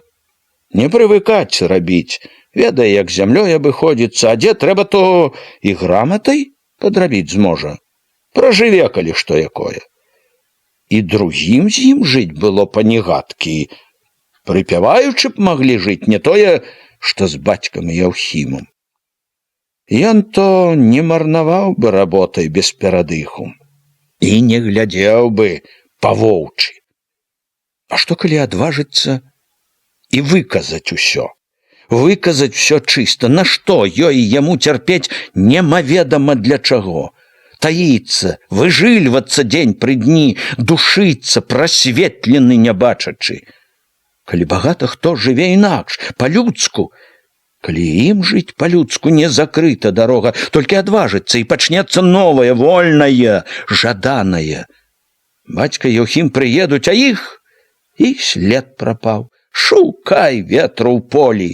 Сцяпан аж устаў з палка. Захадзіў па хаце, выйшаў на ганак, сэрца шалёна білася. Пайсці, сказаць усё. Ступіў на яе ганак, да яе дзвярэй, але тут раптам апанавалі яго неадольная кволасць і нясмеласць. Ён стаў, прыслухаўся. Можа, плача? Тады ён увойдзе, стане суцяшаць і скажа ўсё. Так было б лепш, аднак плачу не было чуваць. Ён адышоў ад дзвярэй. Некалькі разоў падыходзіў да дзвярэй, намерваўся ўвайсці і стаяў нясмела. Не хапала адвагі. Лаяў сябе баязлівец шлімак, папракаў. Так ніколі нічога не даб'ешся, але саўладаць з прыкрай кволасцю не мог. Дзіўнае рабілася з ім. І ўвайсці сілы не было. І адступіцца, адарвацца ад дзвярэй ніяк. Не был ланцугом прыкаваны. Падыходзіў, адыходзіў, як прыкаваны, папракаў самога, здзекаваўся нават сябе. Потым злосць узяла на сваю нерашучасць, стаў нібы смялей. Цяпер ці ніколі адагнаў усё і, не разважаючы больш, не вагаючыся, адчыніў дзверы. У цемры Сцяпан стаў, агледзеўся, дзе яна?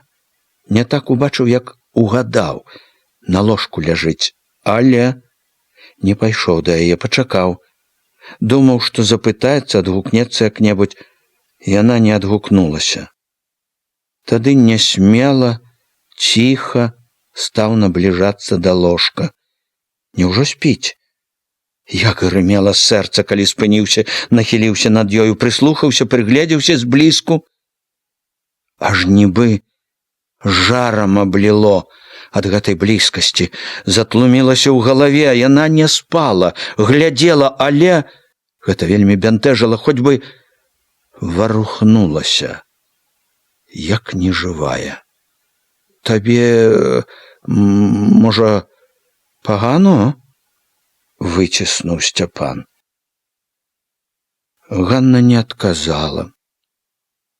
Збянтэжанасць яго не толькі не прыціхла, а яшчэ памацнела. Ён стаяў, скрануцца не мог, толькі чуў, як грыміць яго сэрца і тлуміцца ў галаве. Цяпер кволасці ўжо не было, ён гатоў быў на любую адвагу, але вось жа бяда, навошта гэта адвага, што рабіць? Як бы раптам перастаў цяміць. Мо што, трэба? Дык я... Яна замест таго, каб парадзіць, павярнулася моўчкі, легла тварам уніз. Сцяпан пастаяў. Трэба было штосьці рабіць. Дакрануўся да яе, асцярожна паклаў руку на плячо. Далонь яго апаліла, гарачыня ў момант заліла ўсяго, аж млосна стала.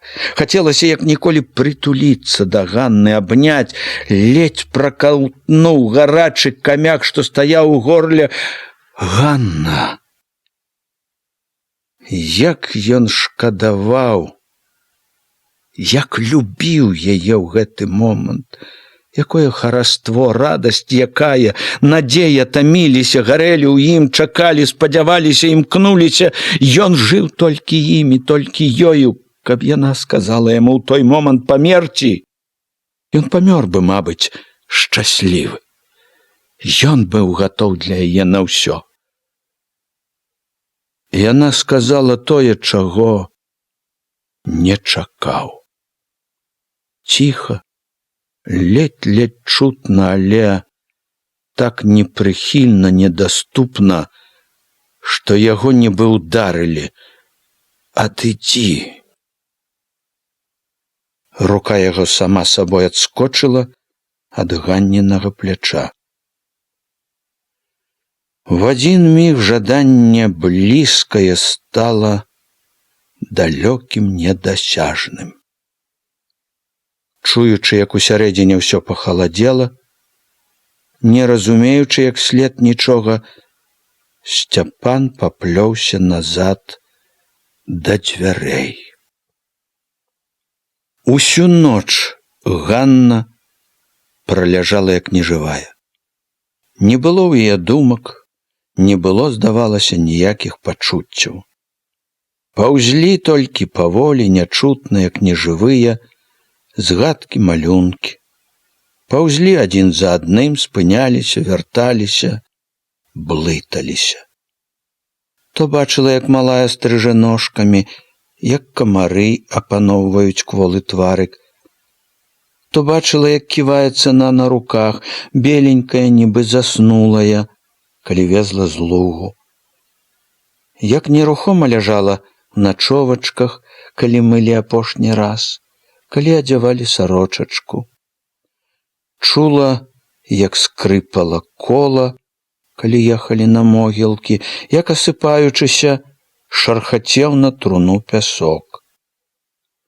І раз, і другі, і безліч разоў, адводзячы другія згадкі, наплываючы на іх, бачылася беленькая спакойная галоўка Верачкі на падушачцы в труне.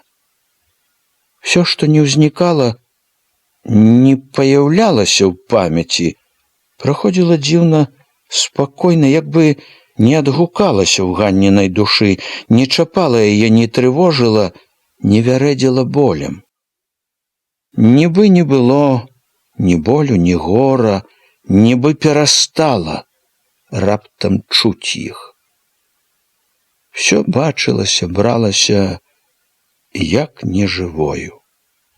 Да ўсяго была нячуласць, нячулая галава, нячулае сэрца, сама ўся нячулая. У яе нячуласці непрыкметна для Ганны цвярдзела, камянела нячуласць да глушакоў. У гэту ноч перастала што-небудзь значыць ёй глушакоўскія хата, двор, хлявы, самі глушакі, датлела. Спапялілася тое, што жыло да іх, пакора, цярплівасць, старанне дагадзіць. Толькі на світанні, калі ў паяснелыя вокны глянуў звычайны такі знаёмы свет, які ўсё шырэў, прасторняў, пачынаў праменіцца, штосьці варухнулася, а жыло і ў ёй. Калі на раме зіхатнула, зайграла сонца, як бы льдзінка нейкая, бліснула ў Ганне, стала таяць. Начны каменны цяжар раптам спаў, Ганне палягчэла. Але так было толькі міг. Зразу ж за гэтым ажылае сэрца пранізала тугою. Дзень вяртаў да рэальнасці. Зноў рушылі згадкі, але ўжо не ціха, не паволі, а імкліва, неспакойна. Праява за праявай ажывалі зноў памяці, ўсё, што было на балоце, у навальнічныя ночы, душныя дні, апошнія дні Верачкі. Ад успаміну ўжо балела, чым далей, тым больш заныла, запякла думка, а можна ж было дачушку ратаваць. Магла б Верачка не ў труне ляжаць пад важкай зямлёй, а жыць, стрыгчы ножкамі, смяяцца, радавацца, расці, душэць. Магла б, калі б не глушакоўская прагавітасць, ненажэрнасць праклятая, калі б не свая віна, што слухалася іх, сядзела тады, як трэба было хутчэй бегчы па ратунак, не ўратавала, дала загубіць маленькую. Загубіла, можна сказаць, сама. Бог даў, Бог узяў, вспомніла свёкравы словы. Сэрца заліла нянавісць, загубілі малую. Ды вінаватых няма. На Бога ківаюць. Нібы трэба яму гэта згуба, ні сэрцаў, ні літасці, ні сораму, з-за нейкай жмені сена. Чалавечка, дачушку давялі да згубы, ды і хоць бы падумалі, грэх узялі на сябе. Бог даў, Бог узяў.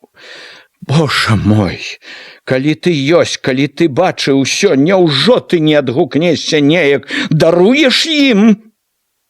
Няўжо даволі адной малітвы старога, каб ты забыў на ўсё?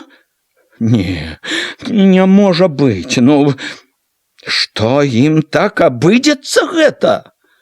Не можа ж быць. Праўда? Не было дзе дзецца ад думак, што і сама вінавата. Вінавата больш за каго-небудзь. Хіба ж не магла б кінуць усё і пайсці, пабегчы з малой на руках? К бацьку пабегчы. Бацька даў бы коня, калі ўжо такое. Нашто ж сядзела, чакала, марнавала дачушку, нашто слухалася старога ненажэру сама. Вінавата сама. Даруй мне, маленькая. Даруй, даруй. Думкі віхурыліся, пяклі, каралі. Не магла ўжо трываць іх, як хворая ўзнялася з пасцелі. Трэба было нешта рабіць. Кволая, амаль без сілы, ледзь цягнучы ногі, патупала па пакоі. Не думала, што рабіць, ні аб чым не думала. Не магла думаць. Як заведзеная выйшла ў цемнаватыя сенцы, ў куток, дзе на лаўцы стаяла вядро з вадою, напілася і зноў, як заведзеная, пацягнулася ў хату. Убачыла раптам на падаконніку забытую сінюю паўрозу, якой спавівала Верачку апошнімі днямі. Сэрца аж зайшлося тугою, такой балючаю, што захацелася застагнаць. Всё, што не трапляла на вочы, нагадвала пра Верачку, пра бяду, пякло тугою. Коўдра, у якую дачушка была загорнута, калі везлі сюды, канапа, на якой пад абразамі малая ляжала ў труне. Калі пачула, што пастух крычыць, гоніць кароў, выйшла на двор. Каля павеці туга зноў заныла. Запякла. На яшчэ мокрай чарнаватай зямлі рэзка бялелі свежыя абрэзкі дошчак, трэскі, пілавіння. Тут рабілі Верачцы труну. Свет быў поўны тугі і пусты. У свеце не было самага дарагога чалавечка. Всё было нямілае, чужое. Калі выгнала кароў сярод вуліцы, хістаючыся, пацягнулася да могілак. На свежай горцы пясчаністай зямлі пад зараснікам маладзенькіх акацый быў яшчэ халаднаваты цень. Села каля ўзгорачка. Гарбацілася нерухомая, як раней, перад калыскай, калі малая спала. Чула і не чула. Станавілася цяплей, пахлі завялыя кветкі, гулі, звінелі камары і жучкі. За могілкамі час ад часу скрыпелі, лескаталі калёсы, людзі ехалі на сенажаць. Тут знайшлі яе Хведзька і бацька. За імі падышла мачыха. «Добрае месцечко выбралі», — сказала мачыха, азіраючы магілку акацыі. «А не гадкі месцечко, зелена ўсё, як прыбрано. І ёй, мабуть, хорошо, што ў таком спіць. Бачыць жа ўсё, бачыць адтуль, толькі што голас падаць не можа». Яна ступіла да Ганны. Посядзела, побула. Можна уже і ехаць. На луг поедам. Поедам, попрасіў і бацька. Хведзька глядзеў моўчкі з палоханымі вачыма. Яна ўстала. Між крыжоў і сосен падалася к калёсам. Калі ехалі, мачыха гаманіла, аб чым прыйдзецца, старалася адагнаць ад Ганны паганыя думкі. Бацька ж маўчаў, адно ўважліва і сумна паглядваў на дачку. Ужо ў лесе ён аддаў лейцы Хведзьку, развязаў торбу. Пад'ела б мо. Чарнушка даў Ганне хлеба, крышанок сала. Ганна ўзяла, але ела так, нібы не чула ніякага смаку. Маўчала, аж пакуль не даехалі да сенажаць. Грабла, памагала сваім таксама моўчкі, з такім выглядам нібы не помніла, не ведала, што робіць. На глушакоў нават і не зірнула, быццам іх не было тут на балоце. Толькі пад поўдзень мачыха завяла яе да глушакоў. Ганна пайшла без ахвоты, але всё, можа, абышлося б мірна, калі б ля дубка яна не ўбачыла калыску дачушкі. Калыска вісела, як і раней, затуленая полагам, нібы там была яшчэ Верачка. Ганна калі ўбачыла гэта, упала перад калыскай. Зайшлася рыданнем. Тут падышоў да яе Яўхім, потны, абгарэлы на сонцы, пастаяў трохі, хацеў супакоіць. Ну, хваціць уже. Будуць шчэ дзяці. Не зломкі ж самі, не старыя. Думаў, так хутчэй пераб'е плач, пазваў. Хадзем, дабро прападае. Ганна раптам ускінулася. Вочы лютыя, гараць яна пракляла. Няхай яно згарыць! Это ваше добро! Раздзел 3. Гора, якое было Ганне такім вялікім, багата каго з куранёўцаў не вельмі засмуціла. Нямала хто падзею гэту зусім не палічыў за вартую нейкай увагі. Ёсць бедаваць пра што. Памерла малое, якое дзіва бы рэдка ідуць яны на той свет. Якраз жа ў гэту пару найбольш і косіць ва ўсіх старая ведзьма людскі прыбытак.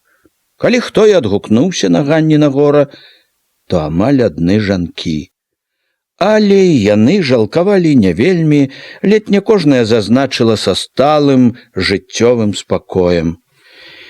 Не суджана, значыцца, на раду ўжо так напісана, доля ўжо такая. Вялікі павеліцель, клопат пра гаспадарку, які вымеў в адзін дзень курані, выгнаў усіх на сенажаць, сам па сабе не даваў бедаваць пра нечае гора. Гнаў з душы, як непатрэбшчыну, ўсё пабочнае. З чужых гэтую вестку блізка да сэрца ўзялі толькі, можа, Васіль ды Хадоська. У абодвух Ганніна бяда адгукнулася незвычайна, складанай супярэчлівасцю пачуццяў. Няпроста было цяпер усё ў абодвух з Ганнаю. У шчырае Васілёва шкадаванне пра Ганніна няшчасце увесь час улазілі ўспаміны пра карчоўскія крыўды. Хадосьцы вестку пра Ганніна гора прынёс брат Іванка, і яны з бацькам касілі ўжо. Седзячы каля воза, чакаючы шчаўя, якое налівала матка ў місу, сказаў Іванка спакойна, без здзіўлення ці спачування, проста паведаміў, што ёсць такая навіна. Хадоська ад неспадзеўкі аж дыхаць не стала, стаілася. Не толькі таму, што навіна была такая, а больш таму, што яна кранула чулае, балючае ў душы. З нейкай ужо звычайнай пры такой гаворцы пільнасцю чакала, што зробяць, што скажуць бацька і матка. Матка адно ўздыхнула, з папрокам зірнула на Іванку. Чула, мабыць, ужо ад некага. Бацька ж строга буркнуў: «Еш!» Іванка і бацька хутка пасёрбалі шчаўе, забеленага малаком, моўчкі пашаргалі лапцямі да коз. Хадоська памагла матцы. З міскай з лыжкамі схадзіла да лужынкі. Пры кустах перамыла, выцерла ўсё. Накрыўшы памытае ручніком ад усякай балотнай нечысці, Хадоська ўзяла граблі. Ветрык хадзіў яшчэ ранішні, свежы, але чуўся ўжо і подых недалёкай гарачыні. Хоць і не моцна пякло шыю і рукі, трава вяла, і кусты, і стажкі наводдаль пачыналі брацца смугою, дрыжаць. Сонца зіхцела па ўсёй шырыні балота, калі Хадоська ўзяла рупіцца побач з маткаю. Пераварочваць, варушыць яшчэ не падсохлае сена. Ад сонца гэтага, ад ранішняй дужасці ў руках, ад звыкласці клопату забылася. Сышла з душы прыкрасць, супярэчлівая няёмкасць, якую дала Іванова вестка. Не думала ні аб чым, варушыла толькі граблямі, поўнілася толькі ціхім клопатам працы, сонечнай цеплынёй, ранішняй свежасцю. Праўда, вочы як бы самі сабой беглі то туды, дзе кучарамі лазы былі. Все дні Ганна карчы то к дарозе, што паўз лес ішла к сялу. Яшчэ здалёк заўважыла калёсы, пазнала Ганну Яўхіма, старую глушачыху. Калі наблізіліся, бачыла, Ганна прыпала амаль да калень, трымала малую на руках, як жывую. Вялікае гора было відно нават у тым, як яна курчылася над малой, нават зводдалек. Хадоська вострым позіркам бачыла ўсё разумела, але як бы нічога не адчувала. Хоць бы на міг паявілася спачуванне у яе зеленаватых, халодных, як льдзінкі вачах.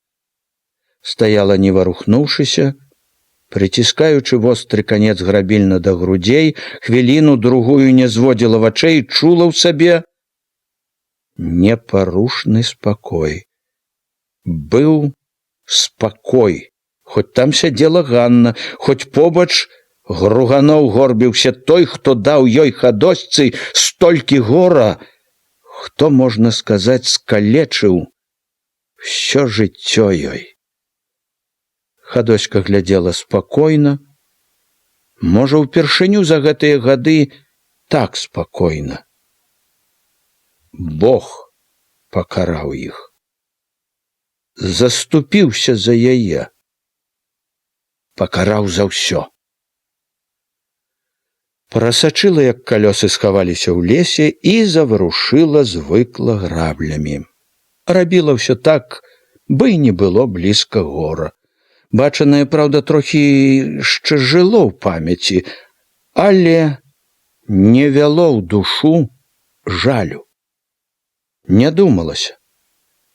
Чула толькі Бога. Поўнілася яго праўдаю, яго сілаю. Хутка і зусім забыла ўсё, чула адно ў руках цёплае грабільна. Бы не было нічога, акрамя грабеля, акрамя шаматкога сена, спрыту, дужасці ў руках. Зацятая, шчырая хадоська ў працы.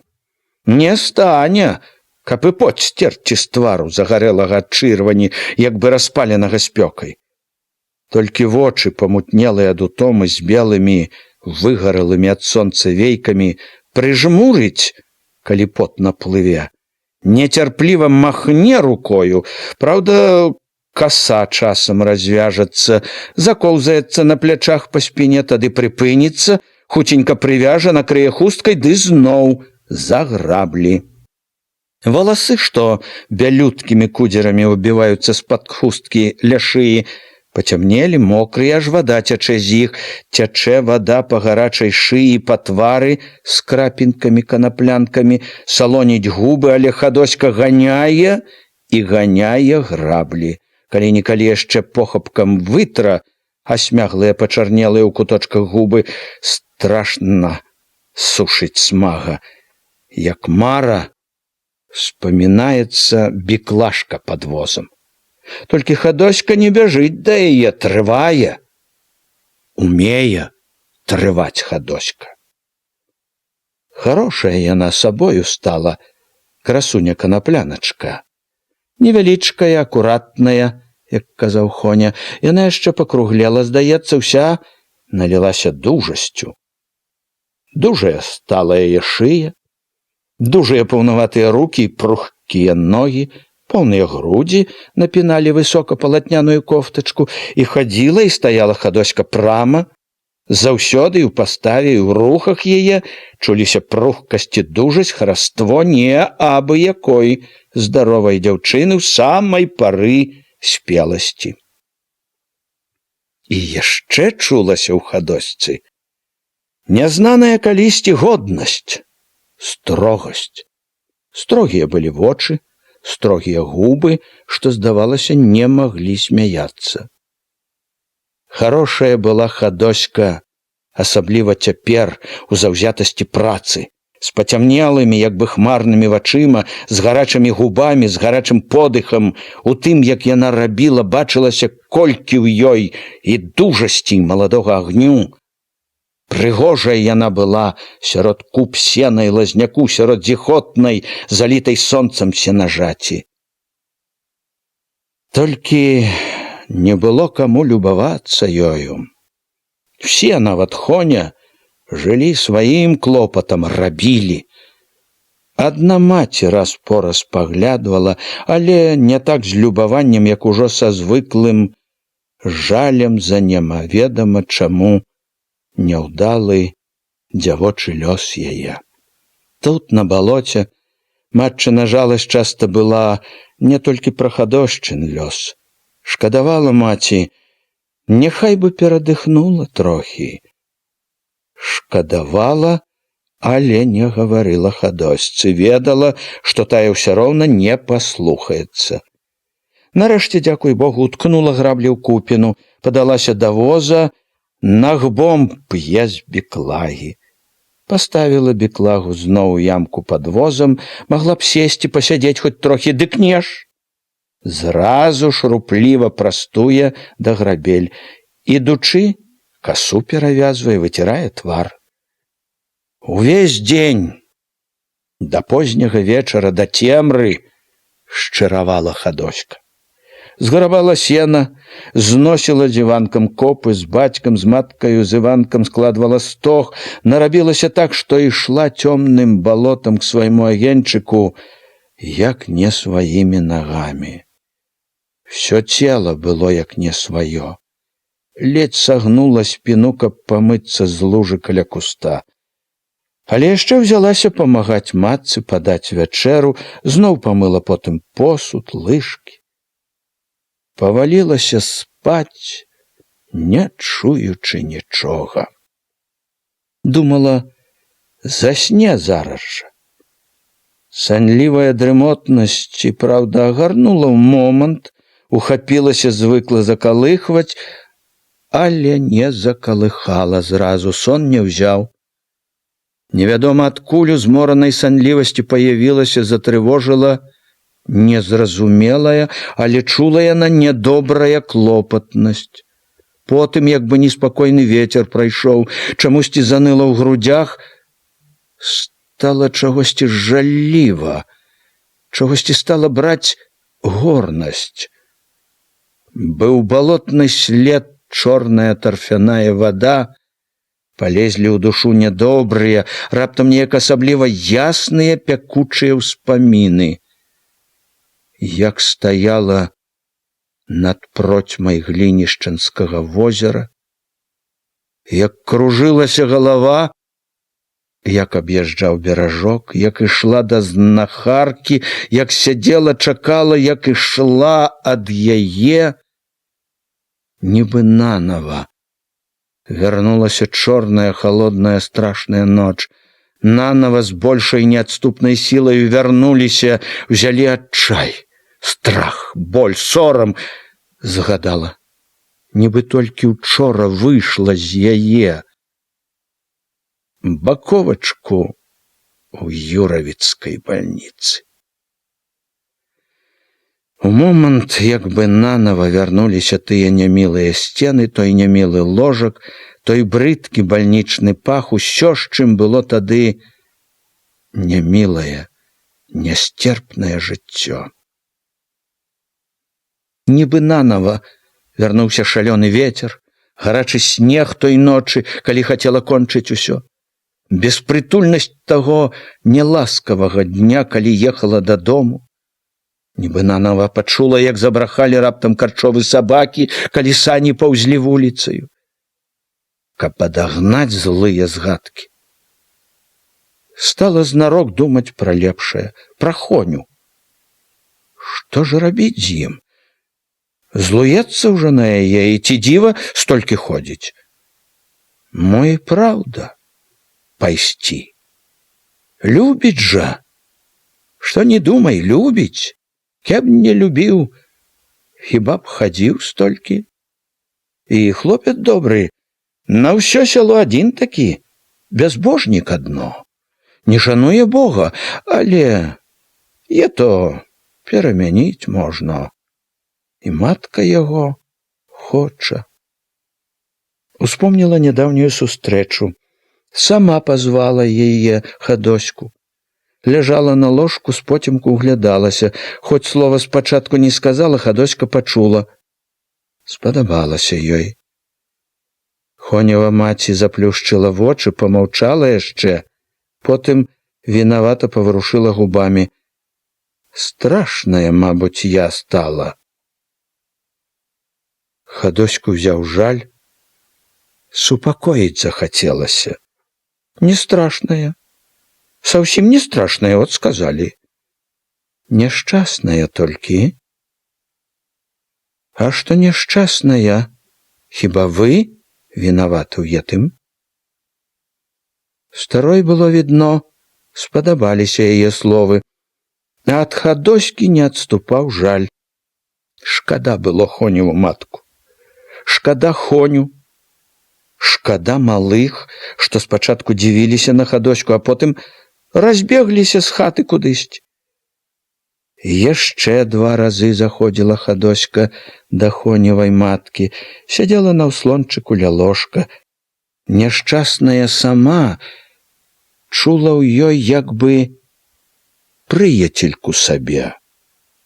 З ёй было Хадосцы ціха і спакойна. Адно нядобра было, даводзілася асцерагацца, каб не наплялі языкі, што да Хоні чапляецца. Хоня добры, сказала неяк матка яго. Не думай нічога вельмі. Добры. Хіба яна не знае, што добры? Але хіба ад таго лягчэй? Бяда ж не ў Хоню, бяда ў ёй. У ёй. Хадоську взяла горнасць. Захацелася плакаць. Яна стрывала, але ўсярэдзіне ныла, балела. З гэтым болем зноў успомніла Ганну на восе, падумала пра яе бяду і не толькі не пачула жалю, а і нават спакою, які быў удзень. Взяла нават вастрэй, як зазвычай, непрыхільнасць. От і ў іх бяда. Тут жа падумала, што нядобра помсціцца чужой бядзе, але памяць злосна напомніла, як першы раз твар у твар напаткала Яўхіма, калі вярнулася з Юравіч.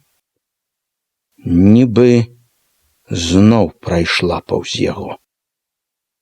Нават калі зноў згадала Ганну, нядаўняе і здавалася ціхае ўжо, як сышліся раптам беручы шчаўе за напамінкам пра Яўхіма, і гэта было непрыязна. І ці дзіва? І там, на полі, хоць былі блізка з Ганнаю, слова не сказала. Бы сцяна між іх была. От і яна зазнала гора. От і ў яе. Тут Хадошчыны думкі нібы наскочылі на другую, большую, агромністую, увайшла, уламілася раптам не першы раз згадка пра сваё малое.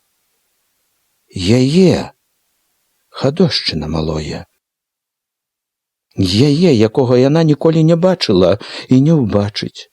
Яе, якому цяпер быў бы 3 год, якое магло б абдымаць за шыю, туліцца да грудзей, зваць, яе, якому сама не дала жыць.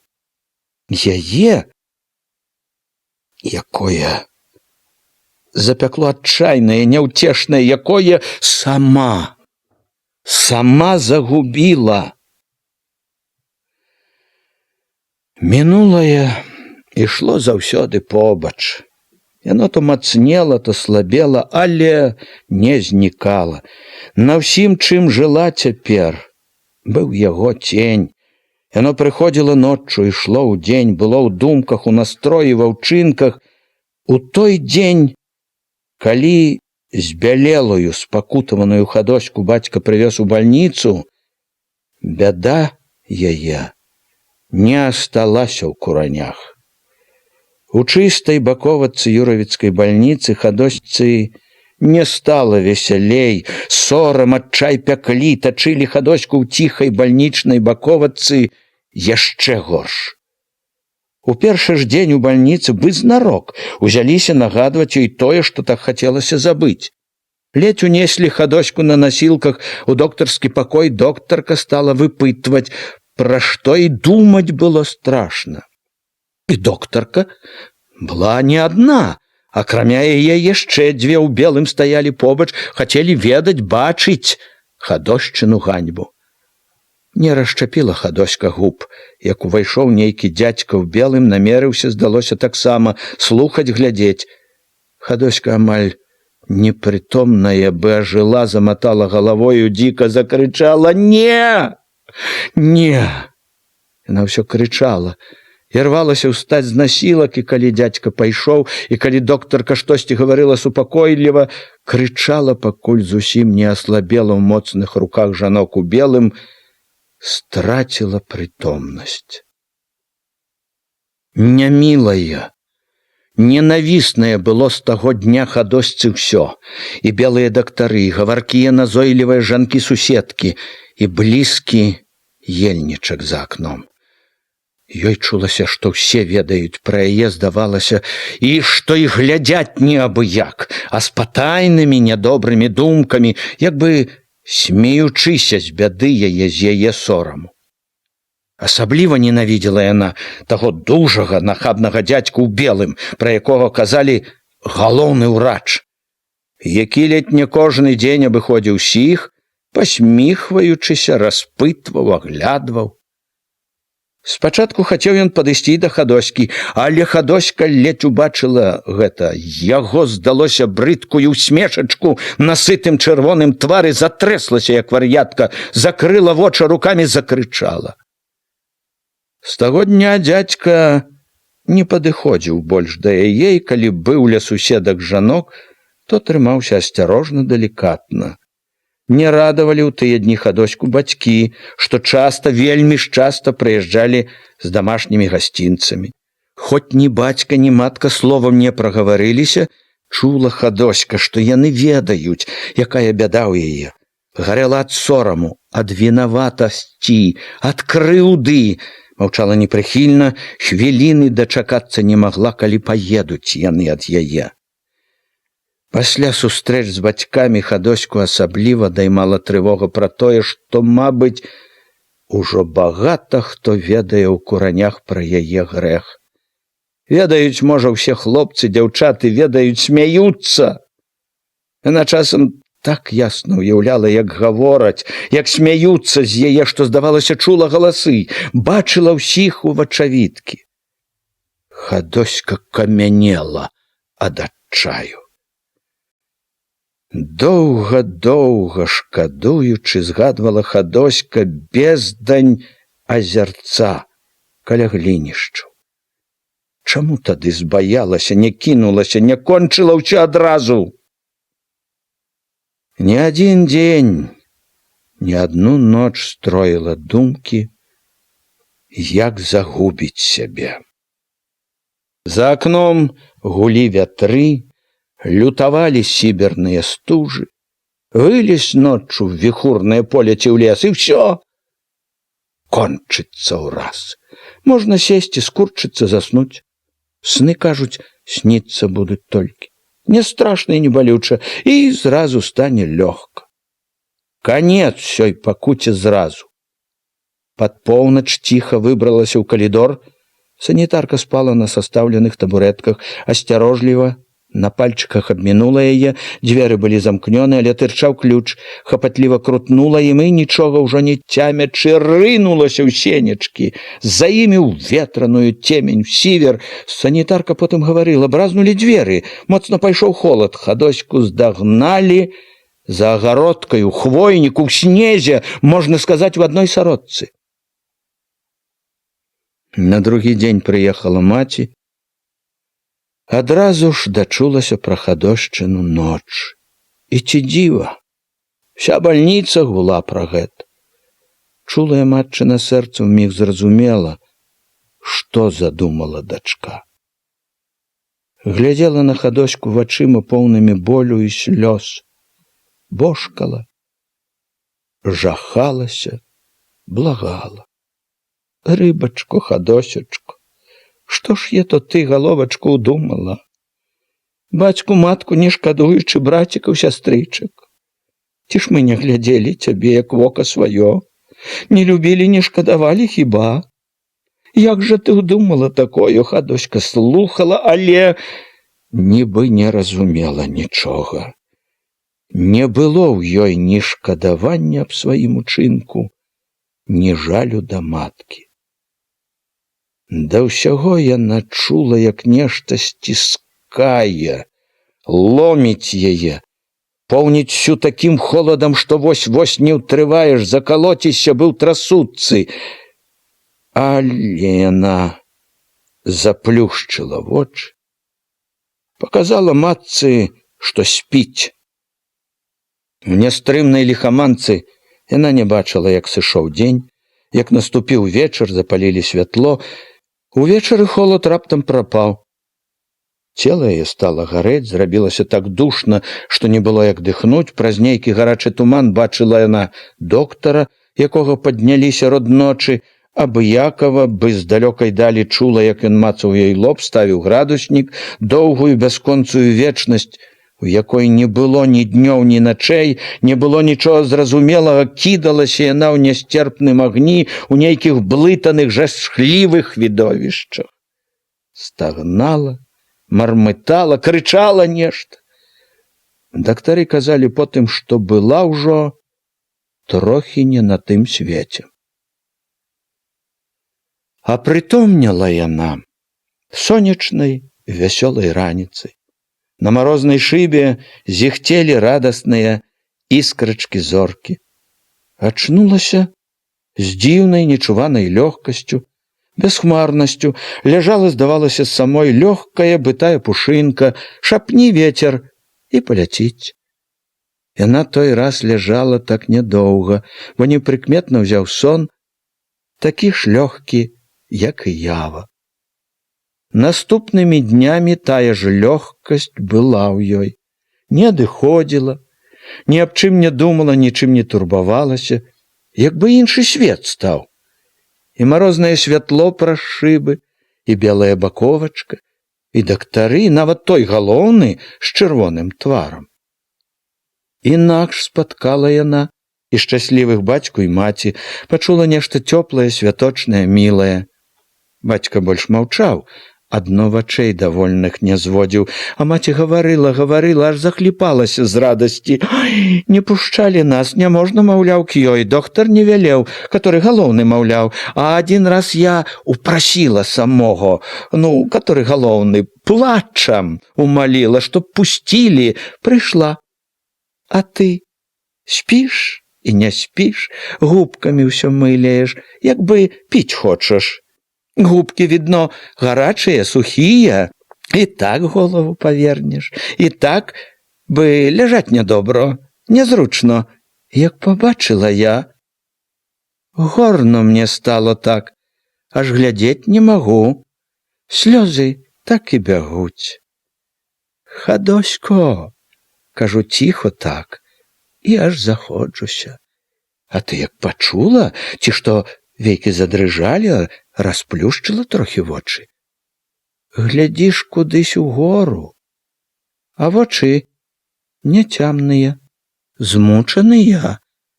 Донечко, рыбачка моя, кажу, а ты як глухая? Бы не пазнаеш, бы я чужая, вачмі не павядзеш, няцямныя, як нежывыя. Мамко ж я твоя, кажу, мамка твоя, чуеш? А ты хоць бы знак які. Паглядзела трохі і саўсім заплюшчылася зноў. Губкамі замыліла, як бы ў роце перасохла, бы вады табе трэба, а там раптам як застогнеш, як загамоніш, часто-часто, не разабраць што. Маці зноў зайшлася горкімі слязамі, слова не магла больш вымавіць. Здалася хадосьцы нейкай кволай, няшчаснай, аж жаль узяў. Бацька не вытрываў, папракнуў. От завяла, па нябожчыку нібыто. Дачка поправілася, а яна... Маці ўраз перастала хліпаць, ражком хусткі выцерла вочы. Па нябожчыку, аж ці ж не была? Все адно, што нябожчык. Я ж, можа, і ўспамінаю і плачу, што рада, што дочачка ўсё адно, як з таго свету вярнулася. За хвотаю слухала Хадоська дробныя, але цяпер здавалася такія цікавыя, мілыя дамашнія навіны. Пра сястрычак і брацікаў, пра матчыны клопаты ласавалася бацькоўскімі гасцінцамі. Але калі матка з бацькам паехалі, калі падумала, як яны едуць змерзлымі санямі, як выпаўзуць з поцемкаў насустрач ім куранёўскія стрэхі, калі ўбачыла нібы ў вачавіткі стрэхі, вуліцу, родны двор, у Хадосцы раптам з прыціхлай радасцю шчаслівай сустрэчы стаў ныць сум. Быў гэта сум не толькі па бацьках, іншае, нядобрае аднекуль улівалася ў яго, захмарвала нядаўнюю бесклапотнасць, нібы ажываў стары забыты боль. У той вечар смутнае гэтае прайшло, як далёкая хмара. Падступіла, прапаўзло трывожным ценем і прапала. Хадоська заснула без прыкрых думак. Але на другі дзень хмара зноў упаўзла ў яе адзіноту. Нядобрае, нежаданае, якое не хацелася і заўважаць, чаплялася за яе, брала ўсё мацней, ўсё назольней, нагадвала, малявала, прымушала разважаць, зноў вярталася з небыцця. Захарыха вяртаўся сцюдзёны страшны дзень, ажывалі, білі Яўхімавы словы. Згадкі паўзлі блытана, шматкамі ў тумане, такім халодным, пранізлівым, што ў Хадоські ўсё ледзянела, брала прыкрае бяссілле. Спачатку ёй як бы не хацелася верыць згадкам, бы нядобраму сну, але ўспаміны наперакор ёй лезлі і лезлі, ўсё больш ярчэлі, шырэлі, ўсё больш хмарылі, трывожылі.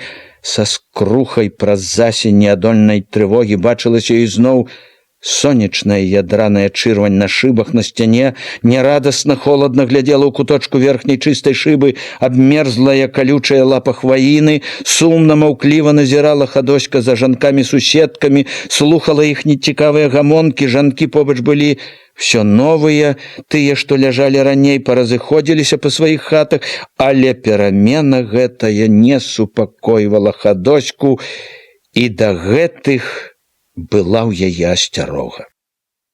Цяпер Хадоська ўжо не шкадавала пра чорную процьму глінішчынскага азерца. Не строіла сабе думак, як уцячы, загубіць сябе.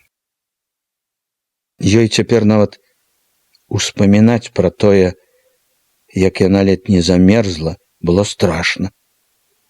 Немаведама куды прапала нядаўняя рашучасць. Хадоська чула ў сабе дзіўную аслабеласць, кволасць.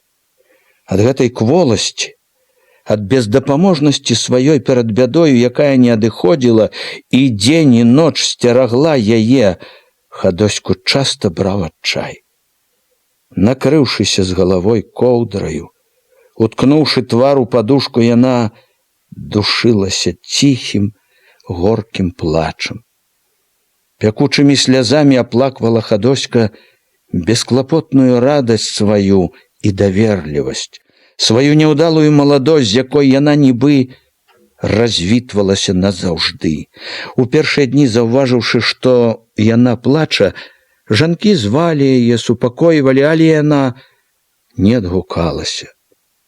Тады яе перасталі чапаць, не гаварылі пустых слоў, не назалялі, далікатна, разумна маўчалі. Выплакаўшыся ў волю, Яна звычайна спакайнела сама і засынала пад коўдрай. У гэтыя дні апанавала Хадоську яшчэ мацней набожнасць. Чуючы сябе адзінокай у бядзе, трывожачыся перад невядомым, якое ўсё больш палохала думкамі пра курані, з нязнаным яшчэ палам, пацягнулася яна к Богу. Неба ёй было не проста неба. Жыццё не проста жыццё. Всюды быў Бог. Ва ўсім быў Бог. Пра што не думала, ва ўсім згадвала Бога, малілася яму. Адданасць Богу яе даходзіла трохі не да вар'яцтва. Але як не малілася, як не аддавалася Божай літасці і справядлівасці, як не хацела верыць, што ўсясільны і справядлівы заступіцца аберажэ, трывога ад думак пра заўтрашні дзень свой не толькі не адыходзіла, а напаўзала ўсё важчэй, ўсё чарней. Чым бліжэй чулася сустрэча з куранямі, тым больш расла трывога. Знаёмыя змалку агароды, двары, узболаткі не вабілі, а гразіліся. Сустрэча з куранямі здавалася цяпер сустрэчай з бядою, з Еўхімам, з крыўднымі плёткамі, якія непаколі яе, можа, больш за ўсё. Яна нібы у вачавіткі бачыла, як будуць глядзець на яе, калі яна паедзе Куранёўскай вуліцы. Ад адной думкі пра гэтыя позіркі ёй у бальнічнай баковачцы рабілася так нядобра, што яна заплюшчвала вочы. Не вяртацца б туды ніколі, не бачыць нікога. Матцы і бацьку не заўсёды выпадала наведаць дачку. І дарога не блізкая, і дома клопату не перадыхнуць. Часта прасілі наведацца ў бальніцу, перадаць гасцінчыкаў суседзяў, што ехалі ў Юравічы. Хадоська рэдка ўставала з ложка для бацькоўскіх пасланцоў. З-за фіранкі потым бачыла, як яны ехалі дадому. Так бачыла крывога Грыбка, старую дамецеху з Міканорам, лесніка Міцю. Выйшла ў калідор толькі калі прыехала Пракопава Маня, таварышка. Маня як бы вельмі ўзрадавалася Хадосьце, але Хадоська стаяла чужаватая, насцярожаная, ураз прыкмеціла, што глядзіць Маня на яе не абы як, не так, як некалі. Нібы здалёк чула Хадоська, што Маня гаварыла пра вячоркі, пра тое, хто да каго заляцаецца, хто з кім сп'яна пабіўся. Гаварыла і ўсё разглядала Хадоську круглымі, бляклымі, быцялячымі вачыма, каб потым, мусіць, расказаць на вячорках, як мае быць. Хадоська ж чакала адно, калі яна змоўкне, калі здагадаецца пайсці. Ні сама яна, ні яе навіны Хадоську не цікавілі. Але Маня і потым, калі гаварыць ужо не было чаго, стаяла, маўчала, лыпала цялячымі вачыма, пакуль Хадоська не падалася першая ў сваю баковачку. Пасля гэтай сустрэчы яшчэ цвярдзей думала Хадоська не вяртацца ў Курані, паехаць хоць куды, толькі б не сустракацца з бядой сваёй, з Еўхімам са страхам.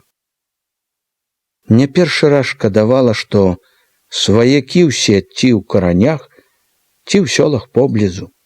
Як не разважала, всё выходзіла сама лепш, пэўна, тут, у Юравічах застацца. Мястэчка вялікае, і куток пад страхою, і работы, абы ахвота была. Яшчэ раней дазналася. У гэты вечар зноў гаманіла з местачковымі. Ляжала Хадоська цяпер у вялікім пакоі, побач было многа юравіцкіх, і хату, і працу, можна сказаць, знайшла. З нецярплівасцю, з дзелавітай заклапочанасцю выглядвала в акно бацькавы сані, узрадавалася, замітусілася, калі ўбачыла знаёмага рудога коніка.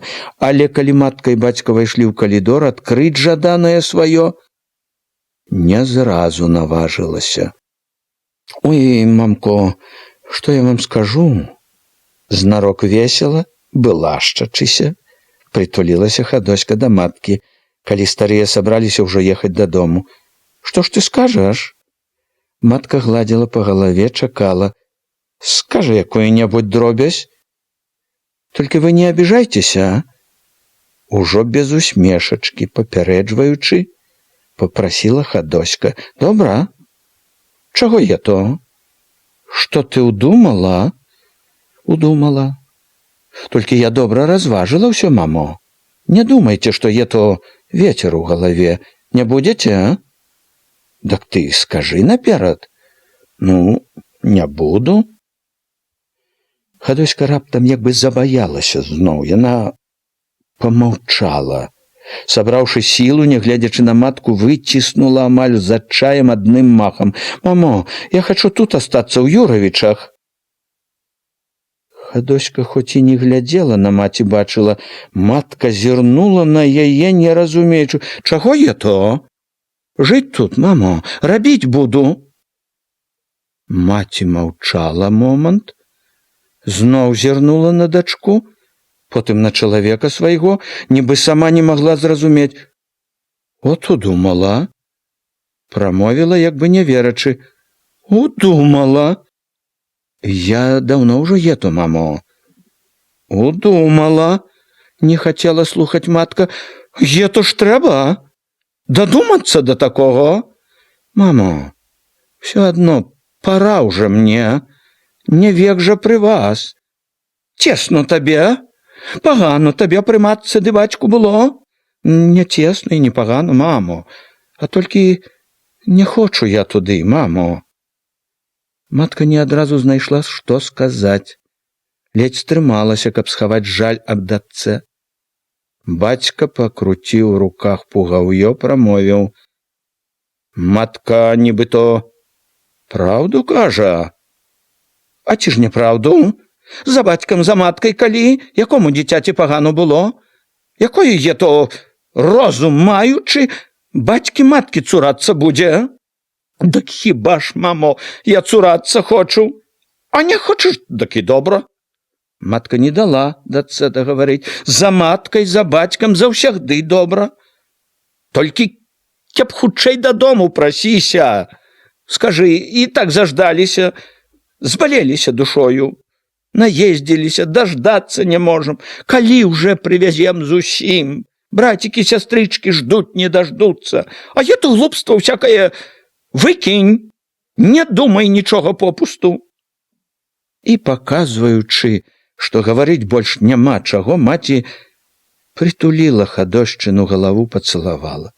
Хутчэй адвярнулася, пайшла з бальніцы. Бацька пашаргаў мокрымі валёнкамі ўслед. На другі дзень санітарка сказала Хадосцы, што прыйшлі нейкія два хлопцы, просяць, каб выйшла. Хадоська, што ляжала на ложку, толькі нахмурыла вочы, недовольна падтуліла губкі. Хтосьці з жанок памог. Перадайце, што хворая, што не можа выйсці. Жанчына ў халаце з мокрымі плямамі і з мокрымі чырвонымі рукамі была, мусіць, штосьці. Пастаяла, здзіўлена паглядзела на Хадоську, нібы чакала, што тая перадумае, неахвотна адчыніла дзверы. Тады пачулася гаворка з калідора. Хтосьці голасна, можа, знарок, каб чулі ў палаце, гразіўся, што калі яна не выйдзе, уломіцца проста ў пакой. Так і заявіце, наказаў голас весела, як бы са смехам. От я-то кавалер, пахвалілі ў палаце, прыйдзецца встаць. Бо і праўда вломіцца, зух відно. А то, можа, я за яе пакажуся? А, пабаялася. Пад рогат жанок Хадоська хуценька перапляла, завязала косы, паправіла халат. Гэты баламут Хоня, і праўда, можа, ўламацца не адстане. Санітарка, выціраючы рукі весела, зухвалай прапусціла яе паўз сябе. Ты што ж е то? Прызнаваць не хочаш? Зарагатаў Хоня, падаў Хадосцы халодную цвёрдую руку. За ім паціснуў руку з зухаватым выглядам Алёша губаты, пакпіў тон Хоню. Задаецца, куранёўскія лапці думае, ай, скажаце, а можа не, трэці раз, як прыеду, чаго ў Юравічы заходжу, ўсё хворая ды хворая. Не можа выйсці, не пазволена беспакоіць, як якая юравіцкая барыня. Я это ўжо і матку папытаў, што то, кажу, Хадоська ваша ўсё хворая. Дабіцца ніяк не можна да яе. А яна кажа, пагано, мабуть, дабіваўся. Хоня зарагатаў, дак я і рашыў папробовать. Дабіцца добра. І дабіўся, пахваліў Алёша. А няўжо ж? Хоня з захапленнем акінуў вачыма Хадошчыну постаць. Дак ты ж, ей-бо, хоць на выстаўку. Чым то вас тут кормяць, а? Булкамі, мабуть, аднымі. Тут-то ляжыш сабе, а не гадкі. Не ляціш вельмі дадому. Я і сам адсюль не рваўся б дадому. Алёша завершчаў носам. А я б не ўседзеў тут доўга. Харчы харчамі, а пахнеш неяк не па-людску. Хоня смешна прынюхаўся, лекамі нейкімі ці што. І он раптам з вясёлай бесцырымоннасцю папракнуў. Доўга ж ты валяцца тут будзеш? Скора уже. Хваціць, скажы, а то просто выглядаць цябе надоело, ей-бо. Еду паўз хату твою, гляджу, можа, уже появілася. На вечоркі іду, можа, уже яна тут, думаю, няма і няма. Я там з нуды сохну, а яна тут вылежваецца. Хоня глядзеў з такім абурэннем, што Хадошчыны губы задрыжалі ад смеху. Так для прыліку сказала недаверліва. Сохнеш. Яно і відно, а не сохну. От няхай Алёша скажа, калі я брашу, прыйду на вечоркі, сяду, ушчыкнуць нікога не хочацца. От, Алёша не дасць брахаць. Шчыкаў я каго-небудзь? Девок не, а про сороку не знаю, гарантию на это не даю. Посяджу, подрамлю и додому. Цяпер чуть не кожны вечар Алёша рэжа на гармоніку, дык і скакаць, як, скажы ты, развучыўся. Ўсё адно думаю, кеп Хадоська була, кеп з канапляночкою полечку ці кадрыліцца на 18 колен. Гаварыў, рагатаў Хоня і загаварыў Хадоську. Схамянулася толькі тады, калі з мястэчка вярнуўся галоўны доктар, яшчэ чырванейшы з марозу, стаў строга аглядваць Алёшу і Хоню. Але і калі ляжала зноў на ложку, доўга цешылася ў потай смехам, перабіраючы ўсё, што казаў Хоня. Да самай ночы весела згадвала вячоркі, дзяўчат, куранёўскія паляны, хадзіла, гаманіла лёгка, жвава. А ў поўнач, бяссонная, стомленая, раптам зноў забілася плачам, такім горным, што ледзь магла ўтрымаць стогн. Ехала з бальніцы познім сакавіцкім днём. Сонца то прорывалася праз нізкія хмары, то прападала. Здавалася, што вось-вось пачне сцябаць дождж ці мокры снег, але ні дажджу, ні снегу не было, сцябаў адно халодны вецер. Стылі ногі і рукі, а са стрэх капала, і снег пад палазамі рыпеў мокра, паныла. Не хацелася ні аб чым думаць, нічога чуць. Бацька ў Юравічах заехаў да драўлянай крамкі, вынес нейкія 2 скрынкі, Нохім прасіў прывезці. Пакуль давезлі, пакуль пастаялі каля Нохімавага плота, добра звечарэла. Цераз грэблю, паўз чорную цагельню, цягліся ўжо мокрай цемры. Хадоська не бачыла, калі зажаўцелі наперадзе рэдкія агні, зачарнела купа хат. Не варухнулася, не зірнула нават, бы не было доўгай ростані. Сярод вуліцы здрыганулася з неспадзеўкі, цішыню працяў злы брэх глушакоўскіх сабак. Кальнуў вочы агонь з іхняй хаты. У тую вясну ні разу не пабачылі Хадоську ні на ігрышчах, ні на вячорках. Ніхто за ўсё лета не чуў яе галаска ў дзявочых гуртках, як не прасілі, ні разу не прыйшла, не заспявала. І смяяліся, і спявалі хадошчыны таварышкі, без Хадоські. Толькі і бачылі цяпер куранёўцы Хадоську на сенажаці, на полі, загарэлую, ціхую, упартую працы з брацікамі і сястрычкамі сваімі, з бацькамі. Не змянілася яна нічым і ўвосень, і ў зіму. Жыла адзінока, як у лесе, заходзіў бы ў хату да яе Хоня, раз ці два Міканор, але бачылі ўсе. Адступіліся скора, не зладзілася з Хадоськай у хлопцаў. Хадоська, казалі, нібыта гаварыць не захацела. Маўчыць, маўчыць, быццам толькі і чакае, калі астанецца адна. Нецікава зусім з ёю. Праўда, другія жанкі казалі, што яна і не маўчыць пры хлопцах, што рада, каб хадзілі. Сама нібы запрашала, але каму з хлопцаў цікава быць з такою? Тут часта пачыналіся спрэчкі. Адны даказвалі, што бяда бядою, што Хадоська цяпер нават лепшая, паразумнела, не тое, што якая другая дурніца ці сама яна раней. Другія судзілі, сама вінавата. Дык няхай і бядуе сама, і на хлопцаў не спадзяецца вельмі. Сярод гаворак пра Хадоську былі такія, што і Хоня, і Міканор Хадосьцы пустое, што пра гэта асабліва горача даводзіла Сарока. Хадоська, як і раней, любіць, чакае, не дачакаецца аднаго Яўхіма. Сарока клялася, што хто, а яна ведае гэта як сама сябе. Што ад таго, што так любіць Яўхіма, Хадоська і глядзець на Ганну не хоча. Хоць яшчэ нядаўна ж зусім таварышавала. Гаварылі пра Хадоську багата, самае рознае. Ніхто толкам не ведаў, што там у душы такой затоянай, такой непадобнай на тую, якой прывыклі бачыць раней дзяўчыны. Былі сярод жаночых здагадак і блізкія да праўды, былі і далёкія, але, мусіць, ніхто так далёка не быў ад ісціны, як здагадлівая Сарока. У тым, што збераглося ў Хадошчыным сэрцы пасля бальніцы, што хвалявала яе, Яўхім ужо амаль нічога не значыў.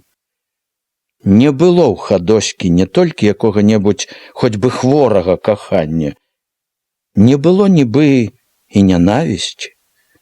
Всё, што было да Яўхіма, неяк скамянела ў ёй. Як на камені, нішто не жыло. Яна сама здзівілася, як здалося ёй, спакойна, абыякава убачыла раптам яго на вуліцы, прайшла міма, так быццам і не ведала ніколі. Згарэла. Скамянела і яе дружба з Ганнаю. Ганна была цяпер для яе тым жа, што і Яўхім. Нават калі да Хадоські ў жаночых гамонках сталі даходзіць чуткі, што Ганне не соладка з карчамі, а цвярдзелая непрыхільнасць да былой таварышкі не памякчэла. І злараднасці не зазнала Хадоська спачатку. Тое лета Хадоська як бы нанава пачула спеў жаваранка. Цёплым, салодкім болем адгукнулася ў ёй даўняя, такая звычайная калісьці песня. Як бы нанава ўбачыла Хадоська павітуху на белай зямлі, пачула шорхат спелага жыта, жывую цеплыню сцяблоў, што клала на перавясла.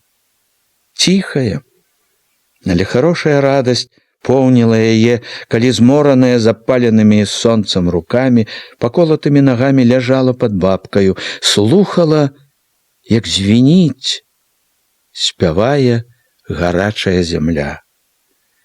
Свет быў поўны гукаў, поўны свайго нябачнага раней жыцця. Ён жыў увесь час, дзівосна багаты і розны, з няўціхнай песняй.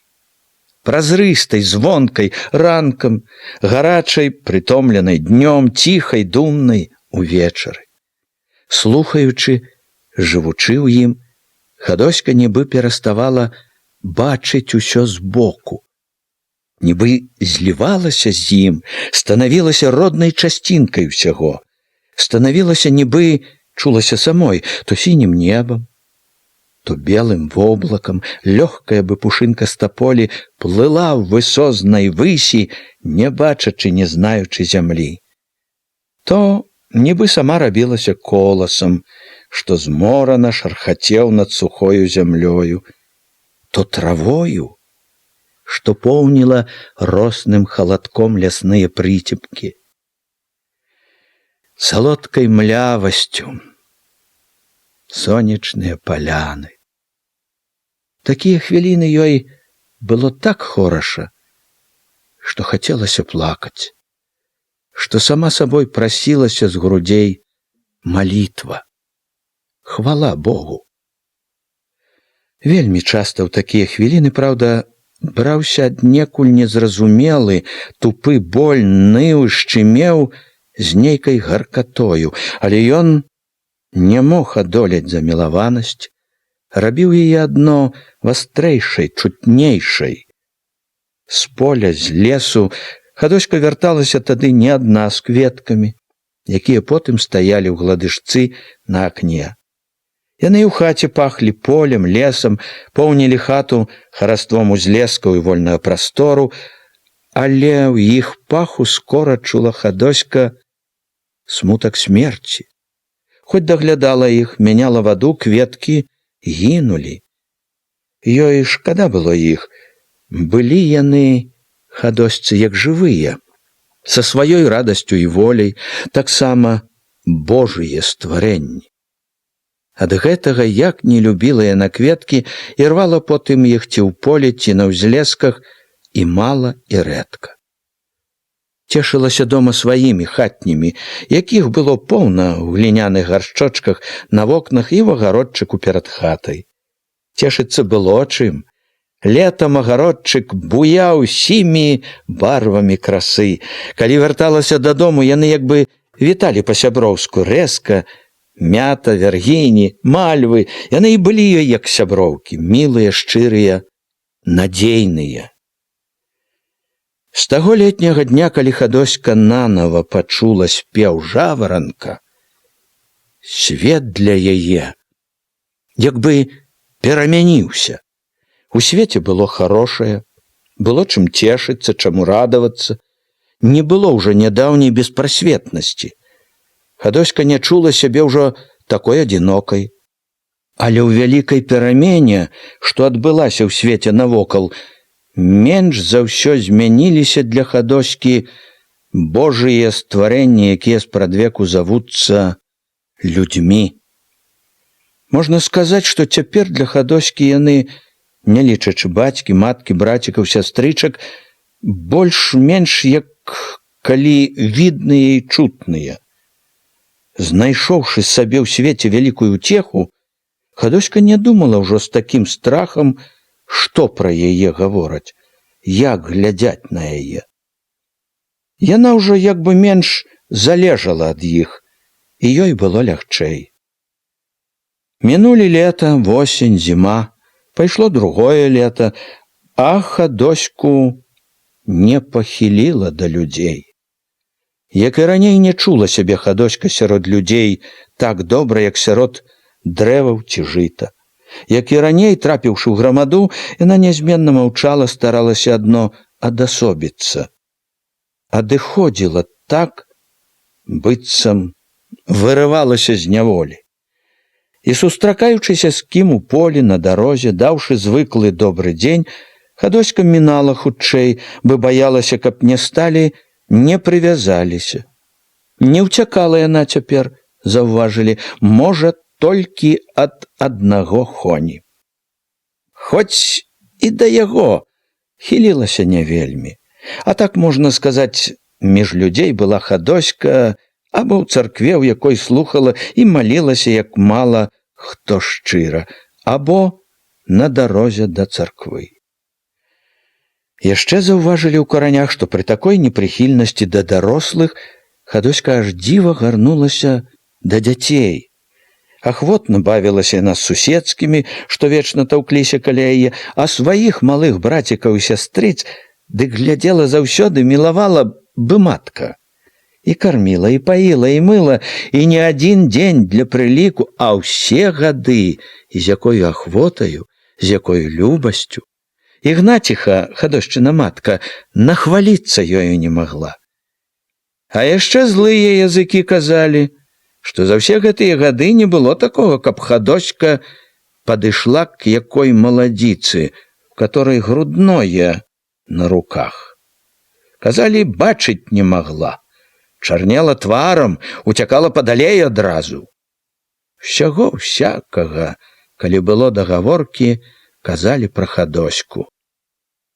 І было ў тых гаворках іншы раз і такое, што ў яе не ўсе дома, што яна трохі не інакш кручаная. І невядома яшчэ, чым яно ўсё кончыцца. Хадоська ўночы багата думала пра Ганну, пра бяду яе. Ні ў думках, ні ў сэрцы не было ладу. То як бы спакайнела, не яе бяда чужая, то гарэла злой радасцю, ёсць на свеце, праўда, прыйшла кара, то раптам чулая, кволая спачувала, бяда такая. Жаль кволіў, калі думала, як Ганна недзе б'ецца над дамавінай, над белай горкай магілы. Ужо, здавалася, гатова была з даўняй, нібы жывой яшчэ таварыскасцю дараваць усё, але амаль кожны раз думкі цямніў Яўхімаў цень. І ў чулы жаль яе ліўся горкі струмень, вёў душу супярэчлівасць, незмірымасць. Незмірымасць большала, камянела, калі ўспамінала сваё бедаванне, сваё малое, якое нібы зноў траціла.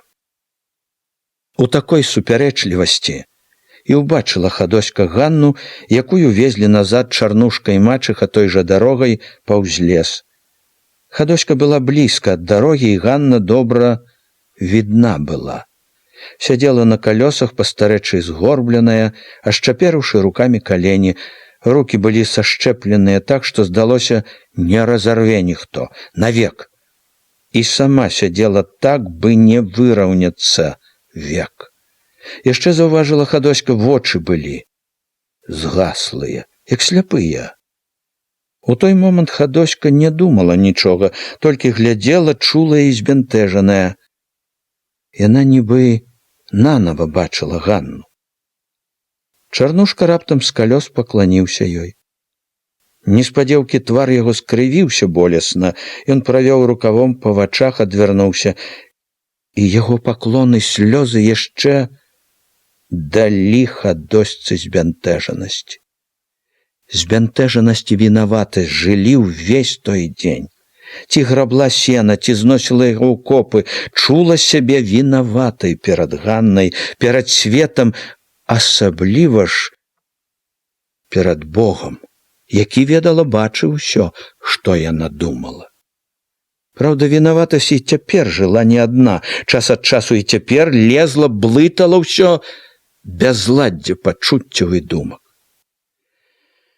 Увечары толькі сцямнела, да воза, дзе яна вячэрала з бацькам, прыплёўся Міканор. Прыходзіў ён не першы раз, надзелы былі блізка, але Хадоська глядзела на яго рэдка і строга. Часам чула на сабе яго важкія позіркі, сціскалася і тулілася, хмурачы бровы, чакала, што будзе далей. Далей не было нічога. Міканор нібы таіў штосьці, уставаў, цягнуўся к свайму табару. От і ў гэты вечар курыў, гаманіў з бацькам пра надвор'е, пра сена, лагодна, цярпліва спрачаўся за калгасы. Калгасы, пабачыце, дакажуць сваё. Гаманіў, а Хадоська час ад часу чула ў поцемку. Зноў глядзіць на яе. Спрэчку не скончылі, і ў гэты вечар бацька ўпарты, гатовы ўскіпець, схамянуўся, што коні не пояны, ахвотна знік у поцемку. Хадоська насцярожылася. чаго я то ты Хоню мучыш? Прамовіў Міканор не адразу і нелёгка, нібы заступіўся. Ходзіць столькі, і такі хлопец, а ты мучыш. Няхай не мучыцца, я не прашу. Дык любоў жа не ад таго просяць ці не просяць.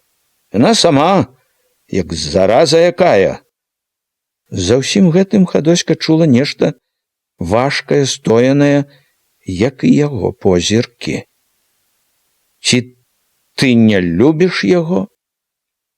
Яна прамаўчала. Знарок стала корпацца ў возе, быццам ладавала пасцель.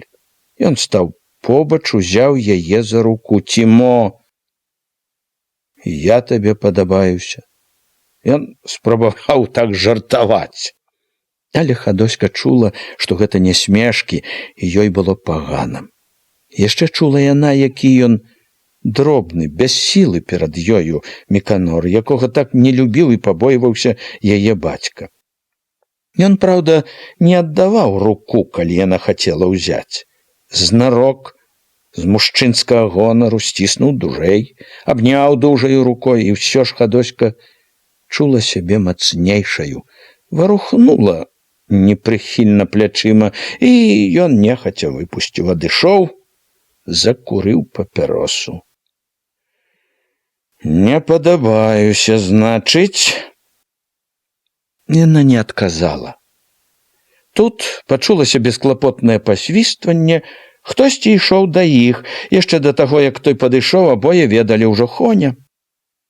Хоня бліжэй перастаў свістаць, паздароўкаўся ціха, стрымана. Толькі калі Міканор адказаў, зарагатаў. А я думаў, бацько. Ён жартаваў, рагатаў, як бы і заўважаць не хацеў, што Міканор сёння асабліва ж маўклівы. І тое, што Міканор хутка развітаўся, падаўся ў цемру, таксама зразумеў па-свойму. Стаў дурэць, хапаць за рукі, абдымаць. Як хапаўся, абдымаў кожны раз, ледзь выпадала астацца ўдваіх і ў поцемку. Яна вырывала рукі, выкручвалася, а ён, быццам так і трэба было, хапаўся зноў, туліў, смяяўся. Да калі жаніцца будзем? Спытаў, можа, ужо ў 20-ы раз. Яна прамаўчала, але ён хоць бы трохі пакрыўдзіўся ці спахмурнеў. Весёла, бесклапотна, не першы раз пастрашыў. Не маладая ж уже. Састарыся, не возьме ніхто. Няхай не бярэ. Яна бы і не думала смяяцца. Звякуеш адна? І звякую. Страх які. Турная, сказаў ён цвёрда. Все-таки намогся, абняў яе, прытуліў. Яна паспрабавала вырвацца, але ён лагодна, весела ўтрымаў. Дужаючыся з ёю, з добраю насмешкай пацікаюся.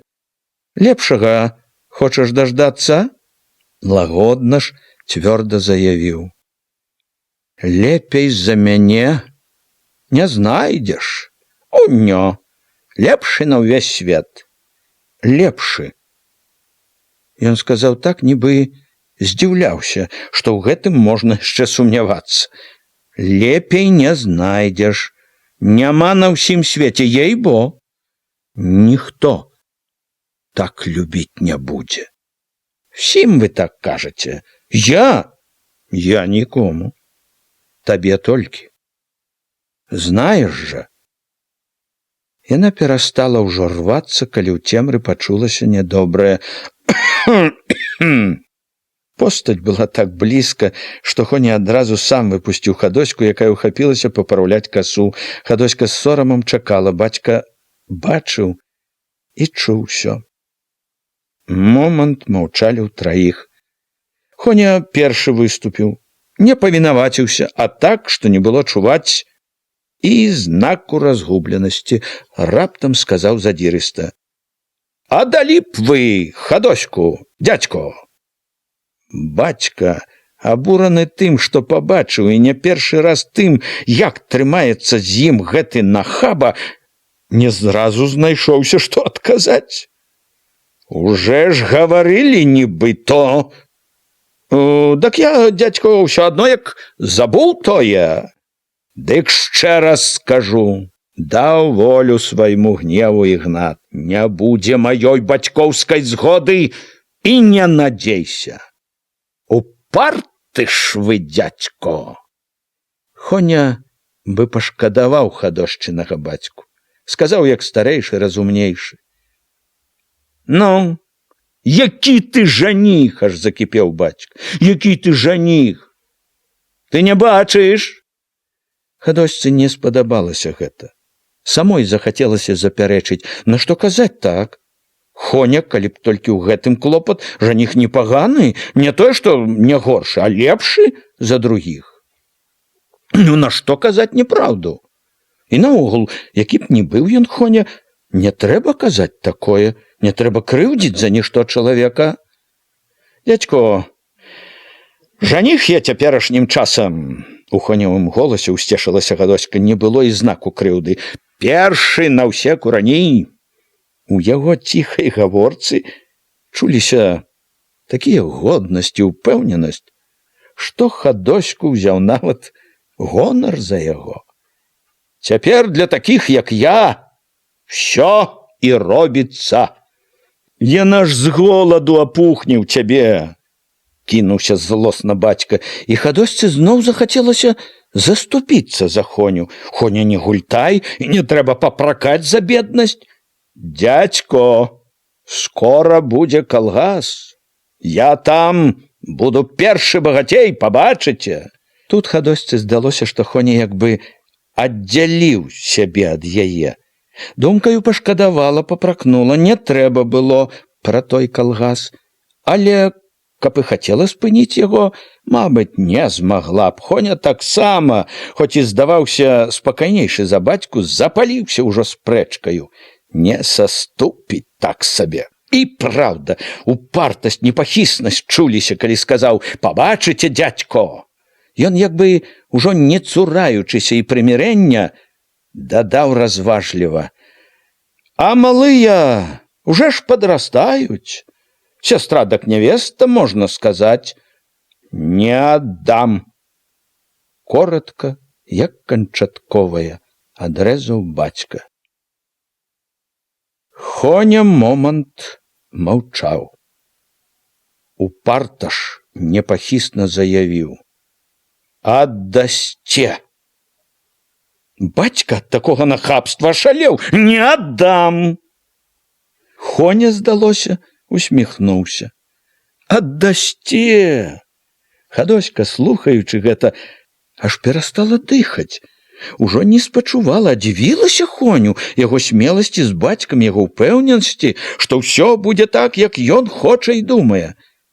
Хадоську не абурала гэта, ёй нават прыемна было тады слухаць гэта. Потым ужо яна падумала, што Хоня дарэмна не саступіў, толькі разлаваў бацьку. Доўга пасля таго, як Хоня развітаўся, сышоў у цемру, бацька кіпеў, бурчаў: «Жаніх, жаніх, аддасце». Ён так лаяў Хоню, што Хадосьцы аж было шкада Хоні, аж хацелася не раз заступіцца за яго. Але яна не казала нічога, не хацела гаварыць попусту. У яе былі свае думкі пра Хоню і свая воля. І ў гэту ноч не спалася ніяк, не было адбою ад назол камароў, ад думак. У думкі пра Хоню, пра Міканора, пра тое, што доля ўжо яе звекаваць адной, раз і другі лезлі згадкі пра Ганну, пра Чарнушкаў паклон. Убачыла зноў Захарыху, бальніцу Яўхіма. Зноў запяклі думкі пра сваё малое, пра бяду, якой ужо не паправіць ніколі. З болем вайшла зноў непрыхільнасць не столькі да Яўхіма, а і да Ганны. У цвярозлівым одуме хацела стрымаць сябе, помніла: радавацца чужой бядзе грэх. Вінавата захрысцілася: «Божачко, злая я, злая!» Каялася з адчаем яна. «Што мне рабіць парай? Памажы мне, Божачко! Няма дабраты ў мяне.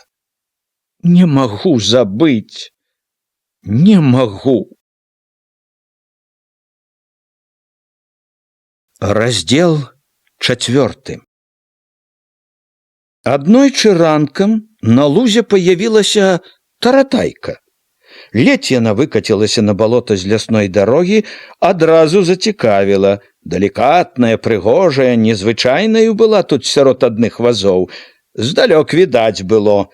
Прышыўся нехта чужы, нехта з начальства ці з упаўнаважаных. Праўда, побач з чужым пазналі, спакойна хітаўся Міканор, але цікавасць ад гэтага не толькі не паменшыла, а стала вастрэй. Міканор сам цяпер быў начальства. Хай сваё невялікае, але ж начальства. Всё важнае, што прабівалася ў курані, ішло цераз яго. Нешта важнае, невядомае кацілася і цяпер чулася з гэтай гарадской каляскай. Таратайка пракацілася па дарозе ўскрай балота, паўз самы лес і стала каля Міканоравага надзелу. Тут і Міканор, і чужы сышлі з таратайкі, распрэглі каня, пусцілі пасвіцца. Шкада невядома было, пра што там гаварыў прыезджы з дамеціхаю, з дамецікам, які падышоў з касою на плячы. Затое бачылі ўсе. Прыезджы скінуў гарадскі пінжак, верхнюю сарочку, забраў ці не сілаю ад дамеціка касу і пайшоў сам да травы. Побач з ім падаўся таксама з касою Міканор, а па другі бок дамецік, нібы збянтэжаны. Дайшоўшы да травы, прыезджы скінуў касу, памянташыў, размахнуўся касою, раз, другі. Пайшоў роўна, касіў звычна, упэўнена. Відаць было, што браўся не першы раз. І ўсё ж кожнаму відно было прыезджы не касец. І не толькі ад таго, што прыбыў на гарадской калясцы, а і па тым, як стаяў, дзівіўся на памочніка свайго дамецік, як завіхалася ля агню са сняданкам дамеціха. Вельмі ж борзда бегла потым да касцоў, гасцінна прасіла аб нечым прыезджага, звала, пэўна, падсілкавацца. Прыезджыя з Міканорам укленчылі каля воза, перакусілі і зноў взяліся за косы. Пакуль можна было касіць, махаў касою госць побач з Міканорам, не памагаў ніяк кураўнёмцу дайсці да нейкай разгадкі. Праўда, асоба самога прыезджага хутка была высветлена. Бліжнія ад Міканора пазналі, а хто быў далёка, пачулі, што прыезджы не хто іншы, а старшыня райвыканкама Апейка. Але сэнс загадкі акалічнасць гэта не толькі не праясніла, а як бы заблытала больш. Чаго ён тут дапаў аж да Мокуцкага балота, а? Чаго не выказвае кіраўнічай сваёй справы, а махае дамецікавай касой. Не было б ужо такога дзіва, каб ён, калі ўжо такі прыткі, дабраўшыся сюды, загадаў, як належыць начальству, сабраць усіх, загадаў бы памаўчаць і стаў бы гаварыць пра палітыку, пра тое, што трэба выконваць куранёўцам, каб не быць у даўгу перад дзяржавай. Стаў бы, як другія, расхвальваць калгасы, заклікаць ісці ў іх. Ён жа не загадваў, ён махаў і махаў касою, як бы другога і клопату не было. Таіў, што прывяло яго ў гэту далеч. Ранак быў сонечны, балота ўсё ж нібы зіхатліва дымілася. Людзі толькі паглядвалі, гадалі, але не спыняліся, касілі, варушылі рады, як буслы, рупліва бялелі па ўсёй шырыні балота, на якім тырчала ўжо нямала стагоў. Сонца пякло, трава прывяла, хто-ніхто кінуў ужо касіць, а гарадскі госць усё махаў і махаў касою, як бы тое толькі і трэба было яму. Першая не ўтрывала сарока. Павесіўшы касу на дубок, на прасткі цераз рады, цераз някошаныя падалася да Міканоравага памочніка, стала побач, уткнула рукі ў бокі, важна прасачыла, як ён робіць, ведала, усе, хто можа пабачыць, сочаць за ёй. Што, тётка, правяраеце, які касец?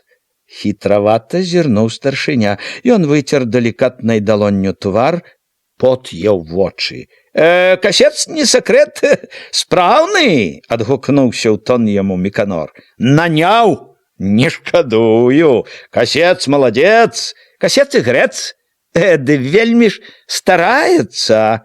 Марку ж трэба трымаць, чтоб не зганьбіць зразу, а? Перад кім жа е то такі старатлівы? Як перад кім? Перад гаспадаром? Перад Міканором, дядькам Дамецікам? Касец, маладзец, не сумнявайся, тётка. Сарока пільна кальнула Апейку. Агіціруваць за калгас прыбыў.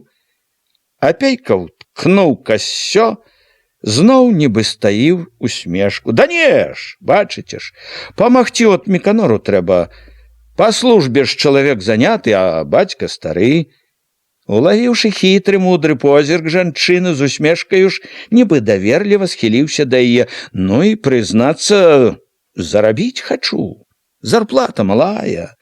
Саўсім збяднеў, год не піў, 2 не еў. У чым такі душа дзержыцца? Сарока кпіла таксама гулліва, разумела жарты. Што ж это ўласць твая, абяднела так? Ды і ўлада тут ні пры чым. Дорага ўсё. Апейка бачыў, за жартачкамі старая цікуе нешта, чакае. Знарок сур'ёзна, заклапочана папрасіў: «Мо, вам трэба помач?» Яна як бы і не здзівілася. «Паможаш, зарэш на далоньку, бяду навядзеш на сародчыну галованьку. Скосіш на якую пятку драбніцу, кулачкаю назавеш маладзіцу. Маўляў, батракоў наймае, 7 патоў спаганяе». «Вам, тётка, не страшно», – засмяяўся ад сарочыных прымавак Апейка. «Вам зробім выключэнне. У вас асобыя ўмовы. Вы удава. Удава, сама сабе галава. А як зачнецца калектывізацыя? Дак не паглядзіце, скажаце, эксплуатацыя. Дак, можа, цяпер і мне эксплуатацыю прыпішуць?» Жартам напалохаўся Міканор. «Упішуць, сама ў сельсавет пайду, начальству у вушы нагуду». Якой не паказвала вясёлай сябе сарока, пайшла назад яна, чуў Апейка, недовольная, так нічога толкам і не ўведала. Неўзабаве за ёй наведаўся Андрэй Руды, курыў, разважаў аб вялікай палітыцы, асцярожна, дыпламатычна падступаўся таксама. Якія важныя справы прывялі сюды старшыню райвыканкама, гаманіў, мітусіўся зайчык, маўчаў найбольш, уважліва, удумліва слухаў Чарнушка. Гасцей за дзень перабыло в Апейкі нямала. Ён усё пасмейваўся, запэўніваў, памагчы Міканору прыехаў, і зарабіць трэба. Ён бачыў, што ніхто не верыць яму, і быў давольны той загадкавасцю, якая ўсё расла вакол яго і надавала яго візіту ўсё большую цікавасць. З гэтай загадкавасцю расло нібы і значэнне яго прыезду сюды. Не было нічога дзіўнага ў тым, што над вячоркам, калі стала спадаць дзённая ліхаманка, людзей зноў пацягнула да Міканоравага агеньчыка. Пацягнула далёка не ўсіх. Багата хто з гаспадароў непахісна прырос да сваіх вазоў, сваіх надзелаў, як нейкіх рубяжоў абароны, насцярожана цікаваў здалёк, нібы чакаў варожага нашэсця. Агні, што чырванелі па ўсім балоце, нагадвалі Апейку табары часоў вайны, як калісьці пад Рэчыцаю або пад Мікашэвічамі перад боем. Мабыць, нямала ад каго з тых, што сядзелі ў абароне каля вазоў, сышліся да Міканоравага агеньчыка жонкі. Жанчын якраз і было найбольш між тых, хто акружаў Апейку. Яны трымаліся разам, то гаманілі між сабой, то прыслухоўваліся да таго, што гаварылі мужчыны з начальнікам. Найбольш Андрэй Руды, які дабіваўся нейкага навучнага падыходу. «Дак скора ў калектыў нас пагоняць?»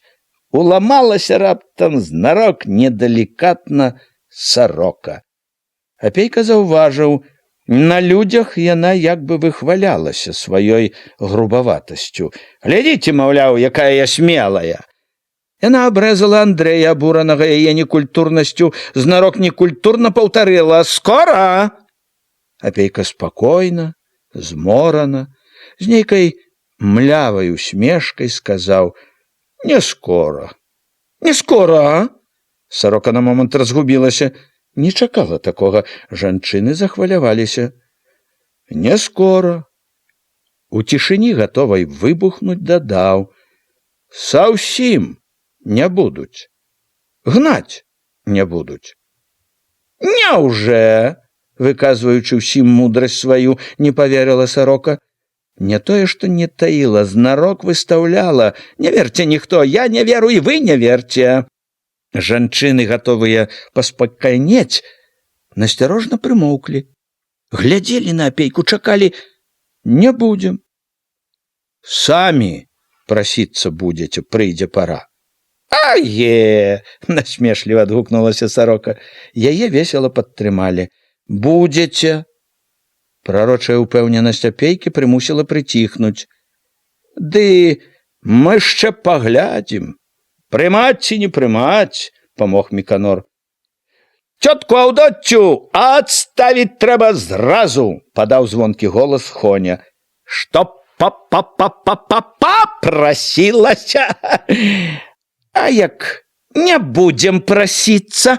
— выскачыла наперад Сарокі гарачая Чарнучиха. «Папросіцеся. Пабачыце, дзе выгада, папросіцеся. Кожны ж добра сабе хоча». Тут завіраваў нецярплівы, бязладны гоман. Здавалася, ніхто нікога толкам не слухаў, усе гаварылі, часам крычалі, кожны выказваў сваё перадуманае, гаворанае ўжо не раз, але неадступнае, балючае, сыпала нейкімі прымаўкамі Сарока, аж гарэла Чарнучиха, круціўся, блазнаваў зайчык. Апейка і не заікнуўся, каб перабіць галас, рынуцца абараняць, даказваць сваё. Смактаў сабе папяросу з газеціны, змораны, абыякавы нібы. Гэта злавала і разам бянтэжыла. Гоман то ўскідваўся люта, то ападаў без сілы. Неўзабаве і зусім апаў. Як апошні зык ветру, што прамчаў над лесам, было недовольнае, здзіўленае: «Нашто е то? Калектыў усіх, канешне!» На шчаках Чарнушчыхі палалі два неспакойныя кругі, вочы зырчэлі да каралі. Андрэй Руды памог апейку, тонам дасведчанага цярпліва растлумачыў: «Калектыў? Я то, чтоб нужду сялянскую одолеть лаўчэй. Рычаг, так сказать. Ты, Андрей, помолчи. Сами знаем, что рычаг. Не тебе пытают». Апейка выпусціў з рота дым, збіў пальцем з папяросы агарак, зірнуў спакойна, як бы не разумеючы: «Дак вам жа, пэўна, гаварылі на што?» «Гаварылі то гаварылі. Да мы нешта не даўмелі. Нешта не можам даўмець». Бачыў, разумеў, чакалі, спадзяваліся, можа, што новае, нячутае ні ад каго скажа, мо тайну, якую нікім не паказаную пакажа. Чакалі, бачыў па вачах, якія сачылі за ім, хто з надзеяй, хто з недавер'ем, хто непрыхільна, але чакалі неабыяк. Чакалі, як усюды ў гэтыя дні. У другім радзе раптам убачыў дзіўна знаёмы твар. Успомніў мігам, пазнаў той, што сядзеў некалі ў каморцы за маслачкоў, Васіль Дяцел. У вачах хлопца, ці то ўжо мужчыны, была і надзея, і насцярожанасць. Насцярожанасць неяк асабліва кідалася, мусіць, ад таго, што пазіраў знаёмы з-пад ілба. Глядзіць, так жа прайшло мімаволі ў думках. Чаго ж тут не даўмець такога, нібы здзівіўся, стараючыся прыдумаць, як завязаць далей гаворку. Ды от не можам. Памаўчаў. Было чуваць адно, як гугняць камары. Ламала рукі, спіну. Пытанне само папрасілася. Умарыліся? Не чакалі гэтага. Не зразу быццам і зразумелі. Чаго тут? Ведамо, адгукнулася некалькі галасоў. Сярод іх заўважыў, адзін быў дятла Васіля. Адзначыў сабе між іншага, глядзіць на яго, як знаёмага, не адракаецца, але давер'я небагата. І я, дык можна сказаць, зусім запарыўся. Варухнуўся, не таіў, жалезная спіна ліханая, балела, як утрываць. Ён з вінаватай кплівай усмешкай пакруціў галавою, перад усімі прызнаў кволасць сваю. Запарыўся. Я запарыў, засмяяўся, паспрабаваў падтрымаць апейку Міканор. Стараўся вельмі, сказаў Дамецік. Не перадыхнуў ні разу. Не кажыце няпраўды, дзядзько. І перадыхаў, і рабіў не болей за ўсіх. Работнік проста не дужа. І работа ліха на яе. Адвык фактически ад сельскага труда. То не ў канцылярыі, нібы падтрымаў дзяцел. А сабіраўся яшчэ на работу наймацца, без злосці напомніла сарока. Сабіраўся, прызнаю, было такое. І цяпер не адмаўляюся. От, пасплю, акрыяю і, калі ласка, бярыце, толькі, каб заплацілі добра. І, каб харчы, і тлушчы, каб і мяса. Захацеў, з такімі харчамі я і сама рабіла б днямі і начамі. Ды яшчэ, што ты там зробіш? Мо не так зробіш, як з'ясі. Рабіць буду, не шкадуючы спіны. Толькі ж самі знаеце, работа нелёгенькая, памахаць касою, устаўшы ні свет, ні зара, бо вы ж, мабыць, спаць не дасце. Не дам. Апейка перачакаў смешачкі, загаварыў, нібы не жартаваў зусім. Махаць касой то ж яшчэ не ўсё, самі ведаеце. Трэба ж будзе і насілкі цягаць цэлы дзень.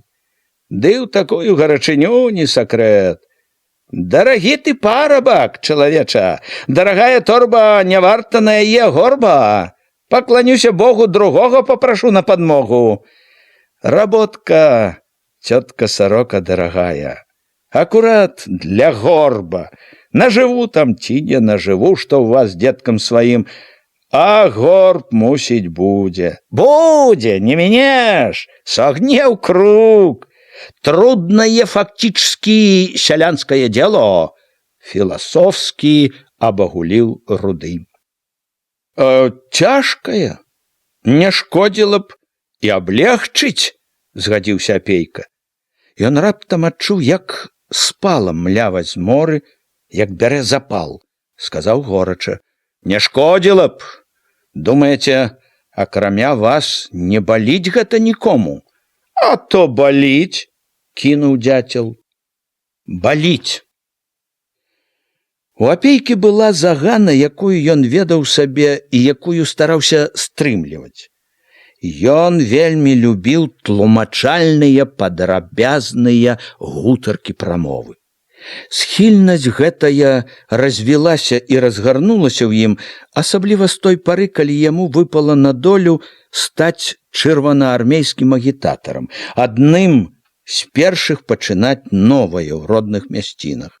Чалавек дапытлівы, адукаваны сваёй цікаўнасцю і газетамі, ён звычайна ахвотна дзяліўся тым, што ведаў, цешыўся тою сілаю, якую чуў у сваіх ведах і ўменні дзейнічаць на людзей.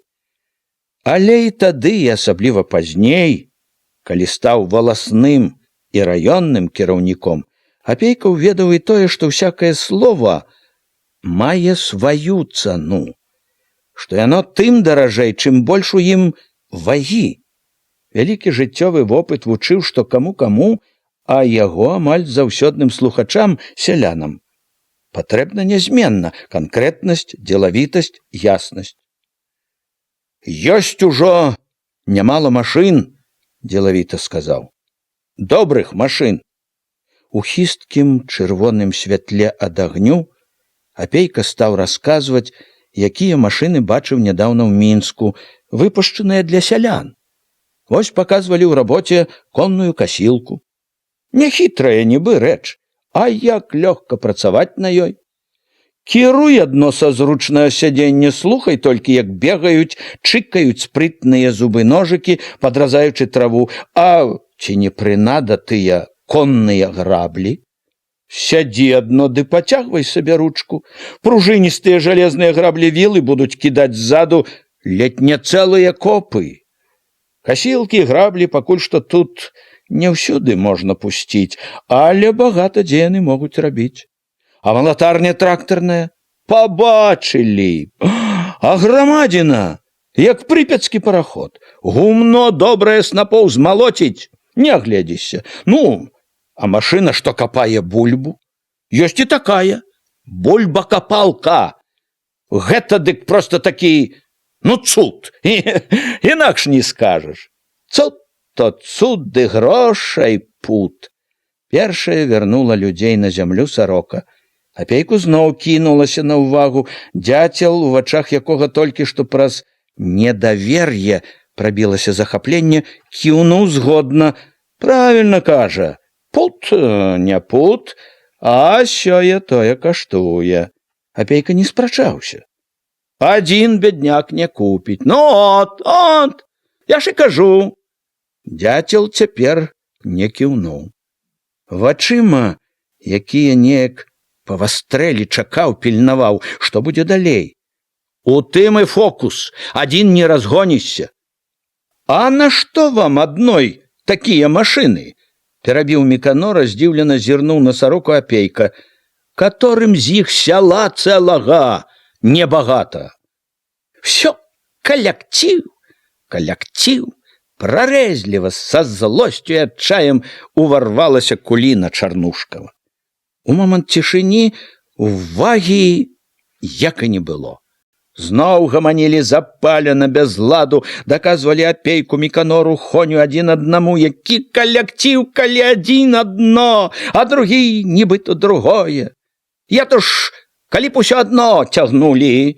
Адзін спіць, другі ў носе круціць пальцам, а ты перарывайся. Землю аддай, гаспадарку! Уплёў гоман сваё дзяцел, набалелае, нібы злоснае. Гаспадарка там у катораго! Плюнуў з абурэннем Міканор, ляцяпаў гоман. Палоска, як лапцем стаць. Конь здыхляціна. Адрыжым, крычым, бы палацы прападаюць. Здыхляціна не здыхляціна, а свая.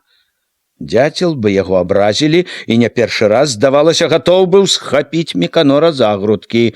Людскі гоман ухваліў дзятла. Апейка падтрымаў разважна не Міканора, дзятла і іншых. Багатаму жаль карабля, а беднаму кашаля.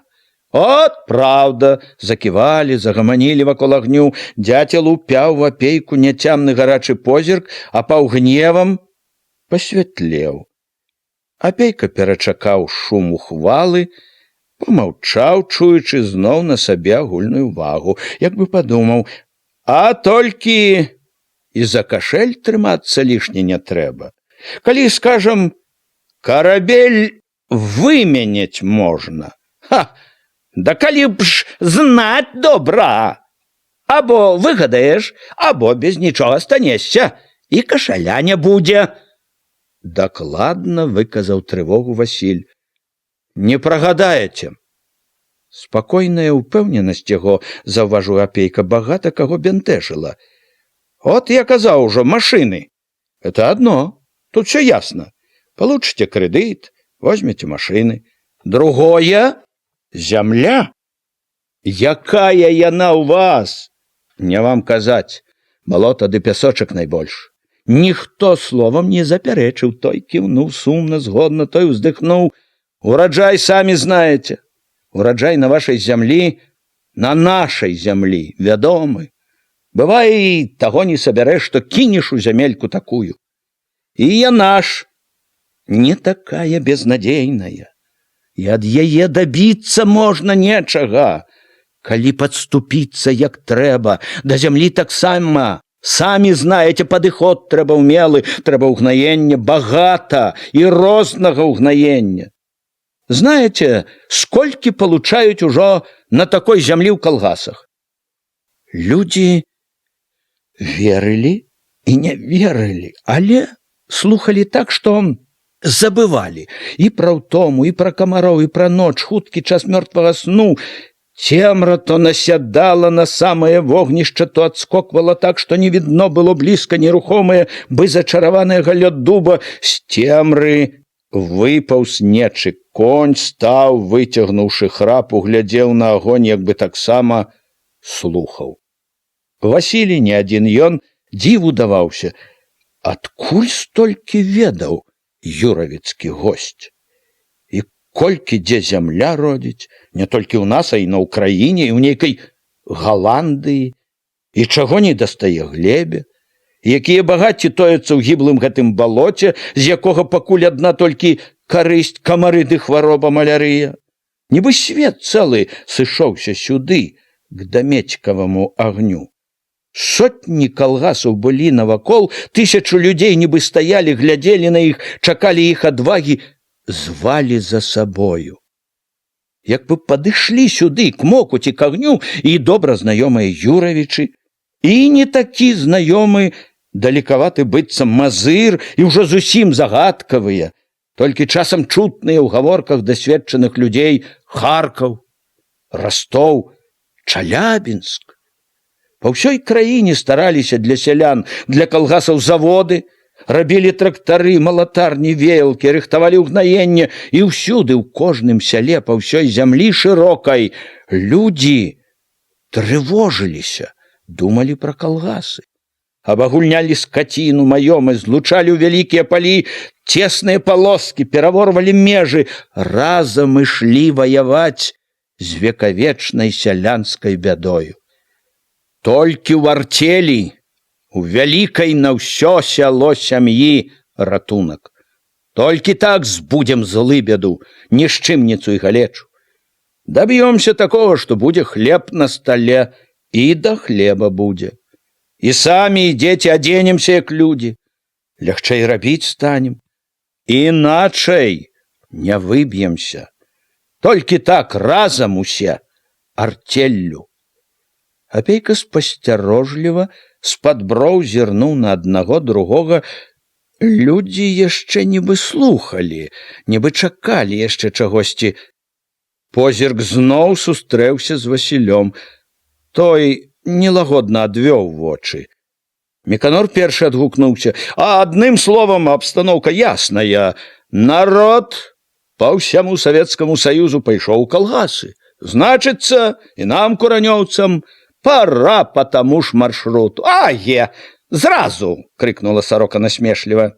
Андрэй Руды з важным выглядам павучальна запярэчыў Міканору. То не так просто. Всю Россию фактически на новые рейки переставить. Россию-то переставить, звонко заявил Хоня. От ті курані повернуть удастся. То не ясно. Нема тут нічого смешного, зазначыў яму Васіль.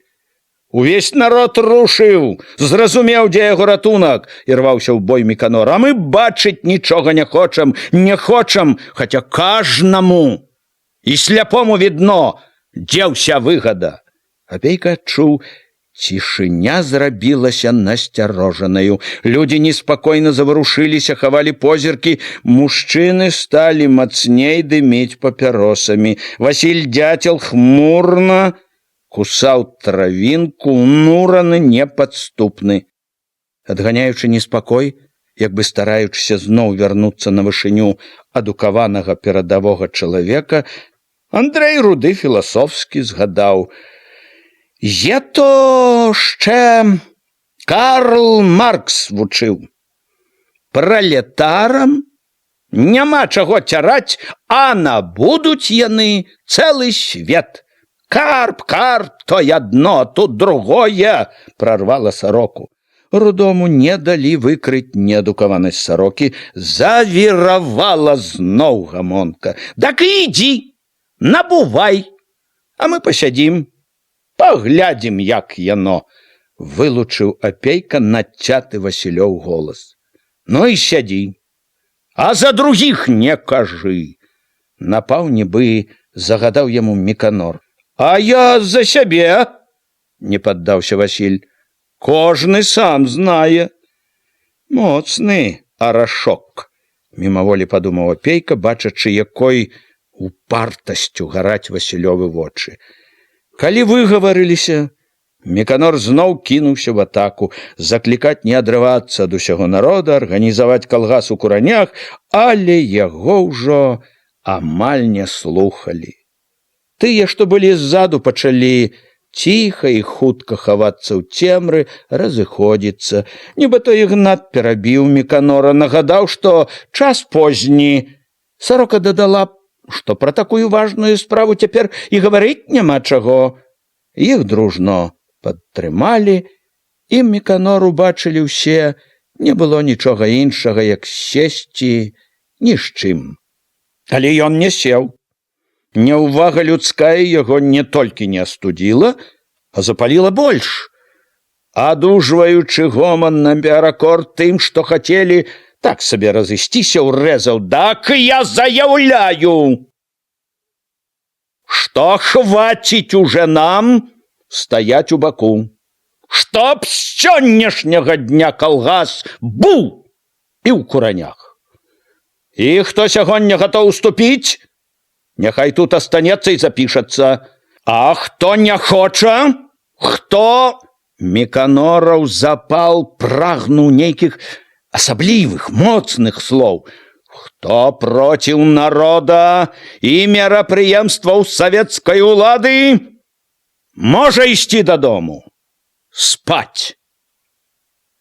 Ён тут жа сам адчуў, што перагнуў, пагарачыўся лішне, але не паказаў нікому гэтага. Усе маглі бачыць, ён сказаў тое, што трэба, якраз так, як трэба.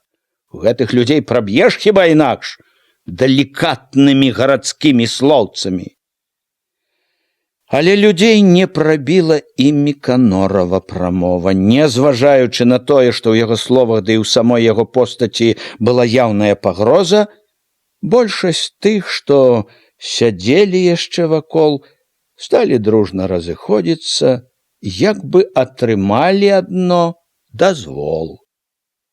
Надзеў кепку Андрэй руды, але не ўтрываў. Пад шумок некалькіх куранёўцаў зазначыў Міканору, што пагражаць народу фактически няправільна. Міканор заўважыў між іх ціхага, давольнага Андрэевай заўвагай старога глушака, ўзлаваўся. Дядько, хваціць уже вашай балбатні. Або пішыцеся з намі, або ідзіце з дарогі. Я то пайду, але я то, так сказаць, не по-бальшавіцкаму. Андрэй хутка, але хадою пераможцы, падаўся за дзядзькамі. Ужо ў цемры ён зноў загаварыў да дзядзькоў, ды Міканор не змог разабраць нічога. Сарока яшчэ раз хацела ўпэўніцца ад апейкі, што заганяць у калгасы не будуць. За сарокай сышоў цемру і Васіль, які сачыў за ўсім трохі зводдалі, недаверлівы, пільны. Урэшце асталіся каля агню 6 гаспадароў: Хоня, Алёша, Зайчык, Грыбок, Міканораў бацька, Хведар крывы, ды некалькі цікаўных жанок. Між іх асабліва ўпадала ў вочы нейкая ўрачыстая і вінаватая зайчыха з малым на руках. Міканорова матка глядзела з вечнай трывогай, і спакойная пастава сястры Хведаравай жонкі Міканору была як уцеха. Спачатку больш маўчалі. Было нешта новае у тым, што чулі адзін ад аднаго. Была нейкая дзіўная, нязвычная паразумеласць, блізкасць. Было штосьці адзін да аднаго такое, быццам яны сваякі ўжо, браты і сёстры быццам. Гэтая блізкасць чулася мацней ад таго, што з вясёлымі надзеямі лез у думкі, у душу клопат, які ў некаторых станавіўся проста такі трывожнасцю. А як яно там будзе пазней? Што выйдзе з усяго гэтага, якое пачынаецца тут парнай, душнай гэтай ноччу? Недарэмна такі задуменны сядзеў крывы хведар, ашчаперыўшы выслізганую мыліцу. Недарэмна так сціснуты былі бяскроўныя губы у зайчыхі. Ды і зайчык быў не такі вясёлы, як хацеў здавацца. Ні аднаму чулася цвярозае, і іх, якія тут асталіся, як сваякі, было ж вельмі мала. На пальцах адной рукі палічыць, летне ўсё сяло было не каля агню, не з імі. Калі Міканора асабліва тачыла тое, што столькі людзей не слухалася яго, як бы не верыла яго шчырасці, то зайчыху і дамеціху з самога дамеціка трывожыла, што з тых, якія нібы сачылі з цемры цяпер, не ўсе глядзелі зычліва, нават не з простай суседскай цікаўнасцю.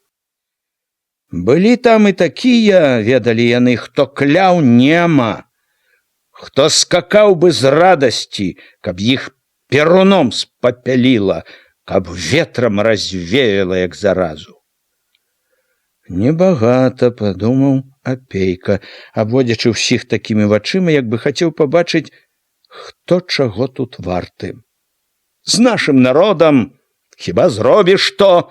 Не стаў таіць Міканор расчаравання і нават злосці. Гаворыш все адно, як не людзям жывым, а пням у лесе. Ды пні, здаецца, гаварыць уже можна было б. Это праўда, падтрымаў зайчык. 7 разоў напужаюцца перад тым, як асмеляцца. Бо і не так сабе то. Міканорова маці не ўхваліла зайчыкавай вясёласці. Не абы што. Пабурыць всё зразу, ды яшчэ самому, сваёй згодай. Нічога. Як бы давольны ўсім. Як бы іншага і чакаць не было чаго, сказаў Апейка. На адзін вечар, можа быць, і нямала. Ён павёў вачыма на Міканора, яшчэ на аднаго, двух, усміхнуўся. І важна, не адно колькі салдат. Ай, якія! Якасць важна, от што. Тут жа цвёрдыя, надзейныя кожны. Надзейныя, падтрымаў Хоня. Кожны 10годны. Кульгавы хведар, што абдымаўся сваю мыліцу, адгукнуўся. І то все одно, як разведка. Нямало, ей-бо, нямало, выскочыў зайчык. Вся хітрасць, браточкі, як лічыць. Калі толькі гаспадароў, то і праўда не густо. А калі ўсіх з дзецьмі, то з маімі ды Хоневымі паўсяла не меней будзе. Хоня зарагатаў. То праўда, будзе. Хваціць уже. Спыніў смешкі Міканор, з твару якога не сыходзіла клопатнасць. Не ранні час уставаць, скора трэба будзе. Пра дзело давайте падумаем. З чаго і як пачынаць будзем? Зразу ж не сакрэт абагульняць скаціну і інвентар трэба. Да куды зводзіць? І ставіць усё будзем? Трэба рашыць. Трэба выбраць лепшыя хлявы для кароў і коней, і павеці для калёс. Я тут падумаў, уже намеціў, дак давайте памяркуем, пастановім. А як з курамі не сказано. Перабіла яго раптам Грыбчыха. Курэй аставіць трэба. І курэй, як і всякую жыўнасць, будзем абагульняць. Спакойна, цвёрда заявіў Міканор. Але вярнуцца да ранейшай гаворкі яму не ўдалося ўжо. Выбухнуў бязладны гарачы жаночы гоман. У гоман гэты чапілася і некалькі мужчын. Гоман сціх толькі тады, калі Апейка сказаў, што з курамі пакуль што пачакаць можна. Міканор намерыўся далікатна запярэчыць Апейку, пасарамаціць жанок за адсталасць, а як Грыбчыха, распаленая гамонкаю, крыкнула яму: «І калі я то будзе тое ўсё абагульненне, кажа, як усё адно заўтра хоча рабіць. Заўтра і зробім. А калі ж?» Міканор сказаў так, як гавораць на неразумную заўвагу.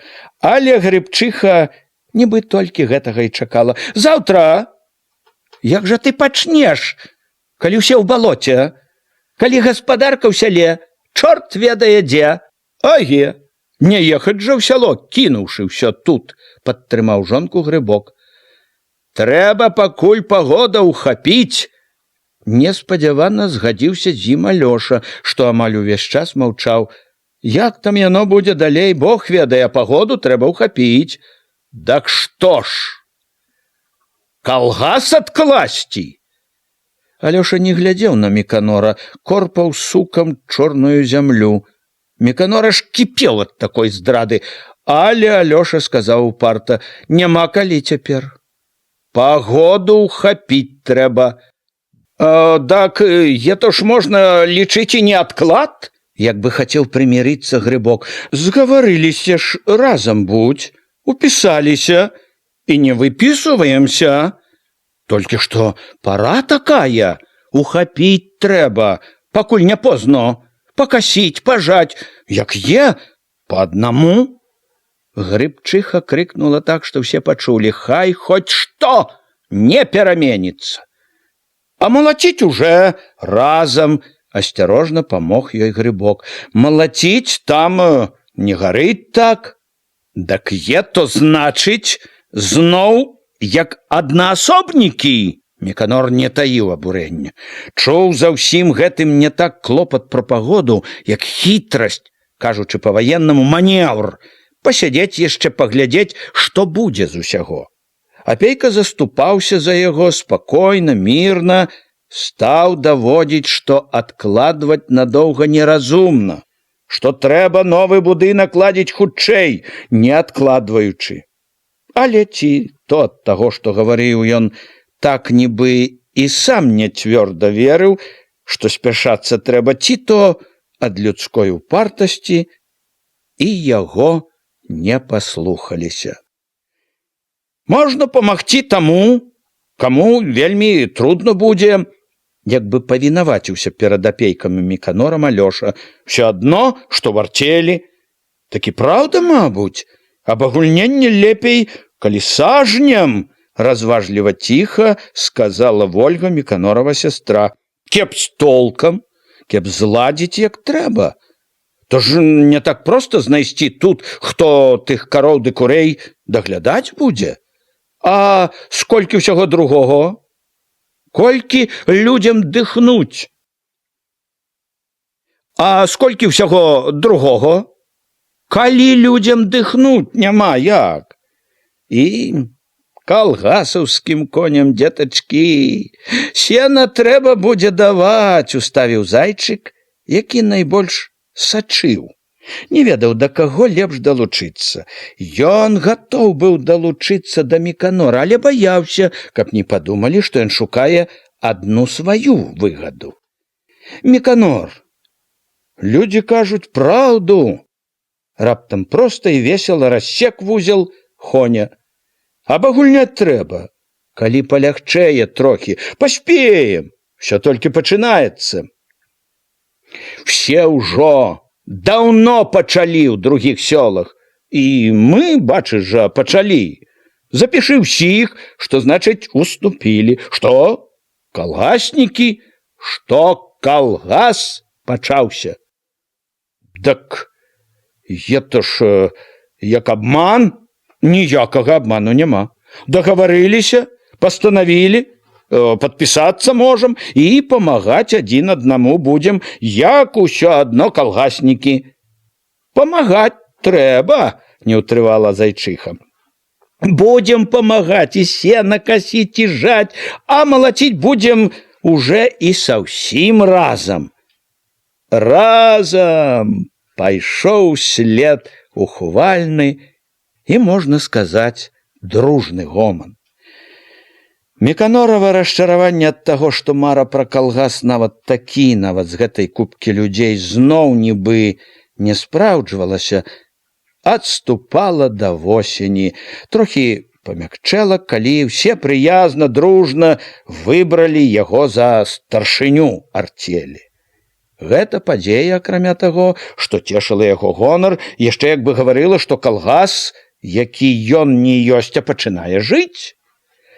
Прытрымліваючы раптоўную цеху, з годнасцю абранага кіраўніка новай гаспадаркі, з відным усім разуменнем не абы якой адказнасці, нованароджаны старшыня арцелі папрасіў старшыню райвыканкама, каб паклапаціліся прыслаць у час землеўпарадчыка, каб нарэзалі адзін зямельны масіў. Стары дамецік з гонарам сачыў за кожным словам сына. Дамеціха ж, слухаючы ўсё, ціха, нясмела ўздыхала. Калі ўсё скончылася, залезла пад воз, доўга, трывожна хрысцілася. Чэрвеньская ноч у лузе, час спачыну. Людзі спяць чэрвеньскай ночу, як нежывыя. Так было заўсёды. Дзень у клопаце, у турботе, у гонцы бясконцай да знямогі. Ноч — толькі сон, толькі ратоўнае, непрабуднае забыццё. Не кожны ў куранях датрымліваўся цяпер гэтага заведзенага здаўна парадку. Вялікія трывогі, што лезлі ў душу днём, калі ад знямогі балелі рукі і спіна, тачылі, пяклі іншых і ноччу гналі і гналі патрэбны, жаданы сон. Было і так неспакойна, а гэты юравіцкі госць, што дапаў на сваёй гарадской калясцы аж сюды, у чортава балота, яшчэ падбавіў трывожнага думання. Не адзін доўга бяссонна круціўся ў гэту ноч, паглядваў з непрыхільнасцю, з цікаўнасцю на дамецькаў агеньчык, каля якога меркавала, дамаўлялася аб нечым купка тых, якія паверылі ў вялікую трывогу загадку. Не ўсе супакоіліся і тады, калі гэтыя разышліся, калі і сам агеньчык апаў, перастаў зырчаць у цемры чырвоным неспакойным вокам. Думалі па-рознаму, з надзеяй на добрае і з адчаем, з цвярозай разважнасцю і хмельнай злосцю.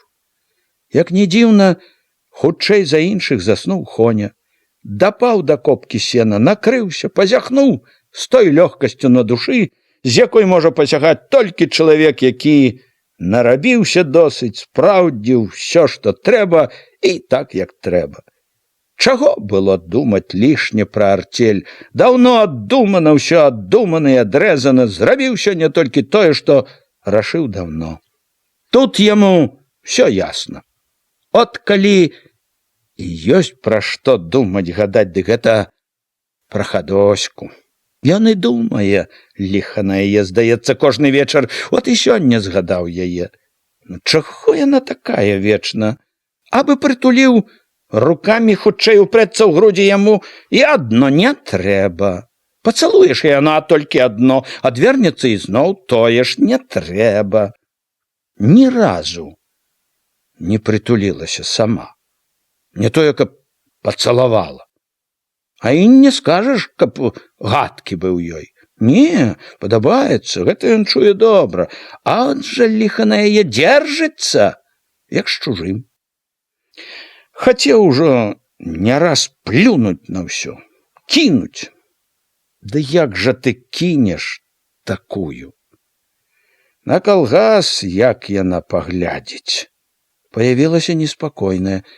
Пакуль, калі гаварыў з ёй, не вельмі каб коса, а там... Каб не занатурылася яшчэ, каб бацька ліха на яго не настроіў.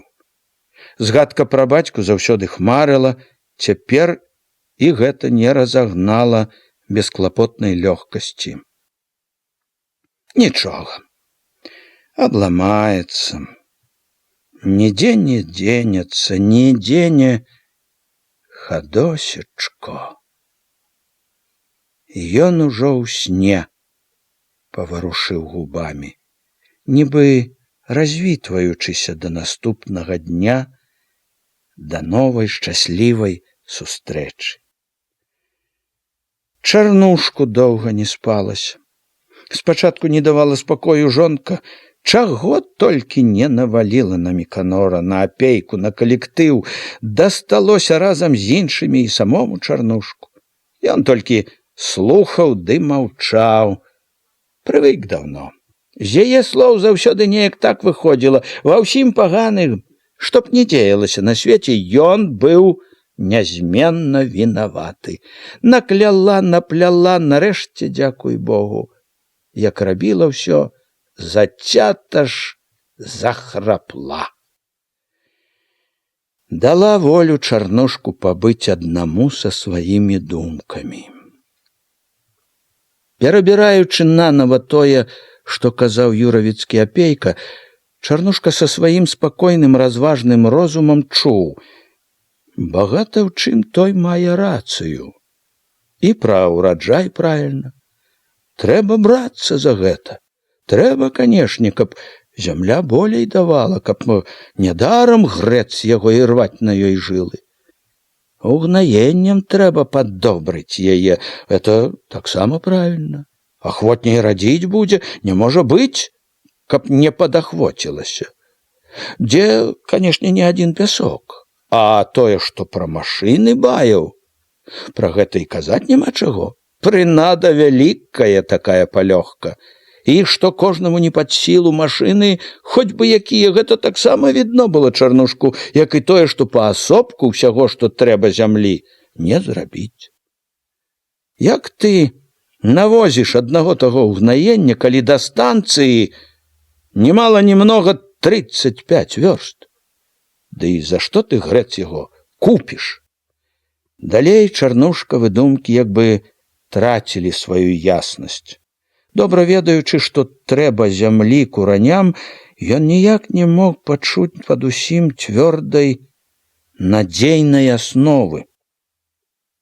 Не мог толкам даўмецца Чарнушка, з чаго мусіў той калгас так пабагацець, калі ўсе сыдуцца разам, звядуць сваіх конікаў, кабылак, свае калёсы ды сані. Крэдыт, то, канешне, непагана, пакуль суд ды справа, пакуль на ногі не станеш. А толькі ж крэдыт той, як прыпарка. Ды крэдыт і аддаць заўтра трэба будзе. Сягоння получыш, а заўтра аддай. Дапамога ад дзяржавы, канешне, добра. Але што з таго дастанецца кураням? От што яшчэ паглядзець трэба. Памагці то яна дзяржава, пэўне ж, рада. Але ці вельмі ж памагці і яна можа? Калі рассее без канца краю, і ўсім трэба помач. І трэба бясконца заводы будаваць, грошы на іх трэба. І на армію трэба, каб зброю, на харч. Ясна, што помач помачу. А трэба, каб самі грэць яго станавіліся зразу на ногі, а на тое, што станеш моцна, надзеі цвёрдай і няма. І добра небагата з кожнага, і надзеі добрай не на ўсякага.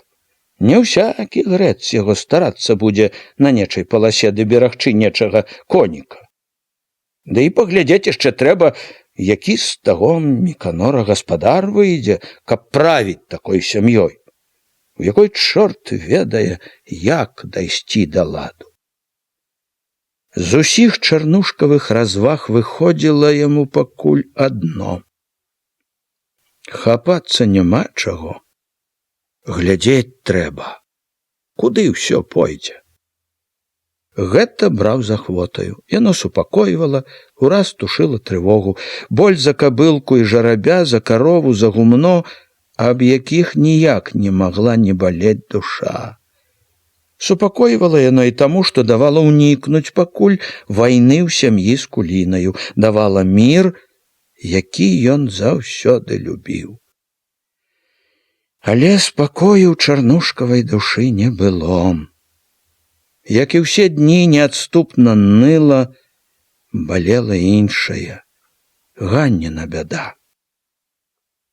Зноў успомніў, як хавалі малую, як упала на дочачыну труну, як чаплялася без памяці за яе, як нікла нема над свежай магілкаю на другі ранак.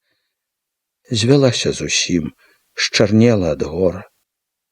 Стала нядобра, аж запякло ўсярэдзіне. З жалем за яе бяду, за няўдачу ўсю яе паўзла даўняя, заўсёдная вінаватасць.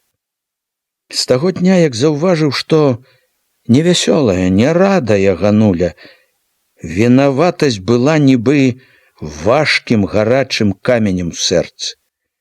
І ў ранку, і ўночы насіў яе ў сабе, хоць помніў, як вінавата ў Ганнінай бядзе жонка, не дзяліў віны, караў аднаго сябе.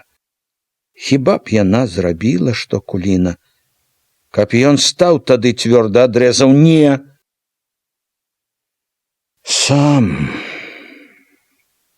Сам ва ўсім вінаваты. Не ўтрымаў перад бядою дзіця, пусціў Ганулю на пакуту. Паспадзяваўся на карчоўскае дабро, паквапіўся. Адзетая, абутая паходзіць, нішчымніцу забудзе, пахадзіла. Пабачыла добрага, забыла нішчымніцу. Забыла, як смеялася некалі ў беднай бацькавай хаце. Даў шчасця дачцэ сваёй. Устала б, пабачыла б нябожчыца матка. А цяпер з карчамі разам. Яна кулачка Лішэнка, як бы багацейка, якая праўдзівая, як бы не парабчанка ў чалавека свайго. Всё, што на карчоў ідзе, ідзе і на яе.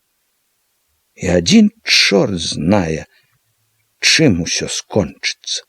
І адзін чорт знае, што зрабіць тут можна, як выбавіць яе.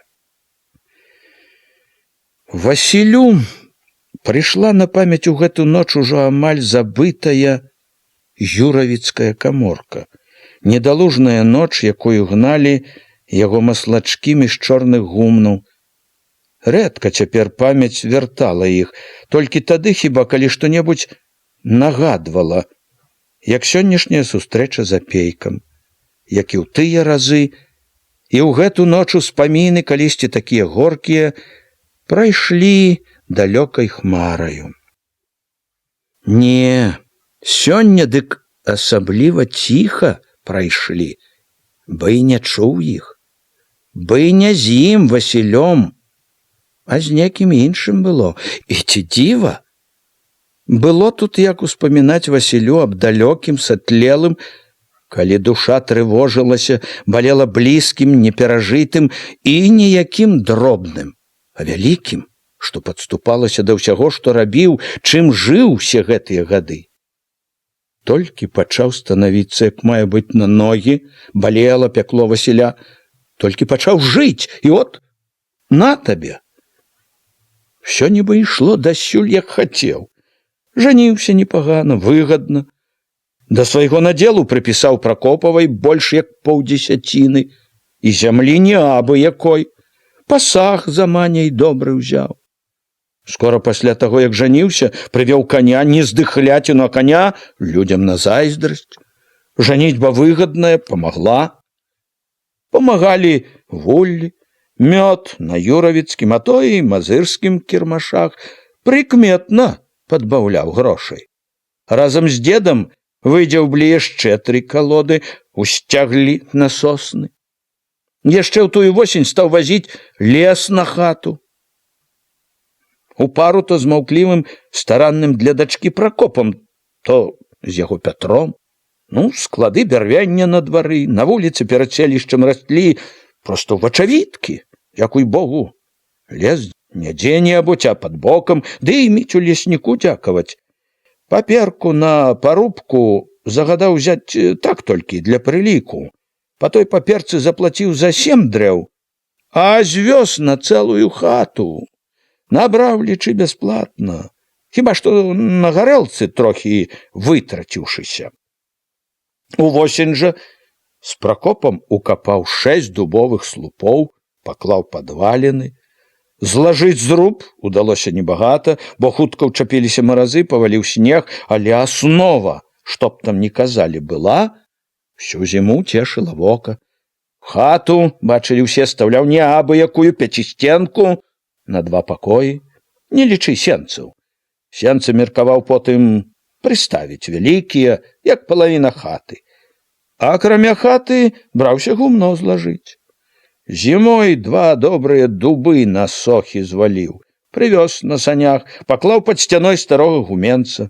Адным словам, бачыў ужо і хату новую 5-сценку з сенцамі, бачыў добрае гумно, бачыў, што ў людзі выходзіць пачаў. Толькі пачаў станавіцца на ногі, толькі пачаў жыць, і от на табе. Аддай вуллі, якія дзяўбаў, цягаў на хвоі ці ты, ці дзед, якія кормаць, дзержаць цябе. Аддаю арцель коніка, якога набыў з трудом такім, якім, можна сказаць, і нацешыцца не паспеў.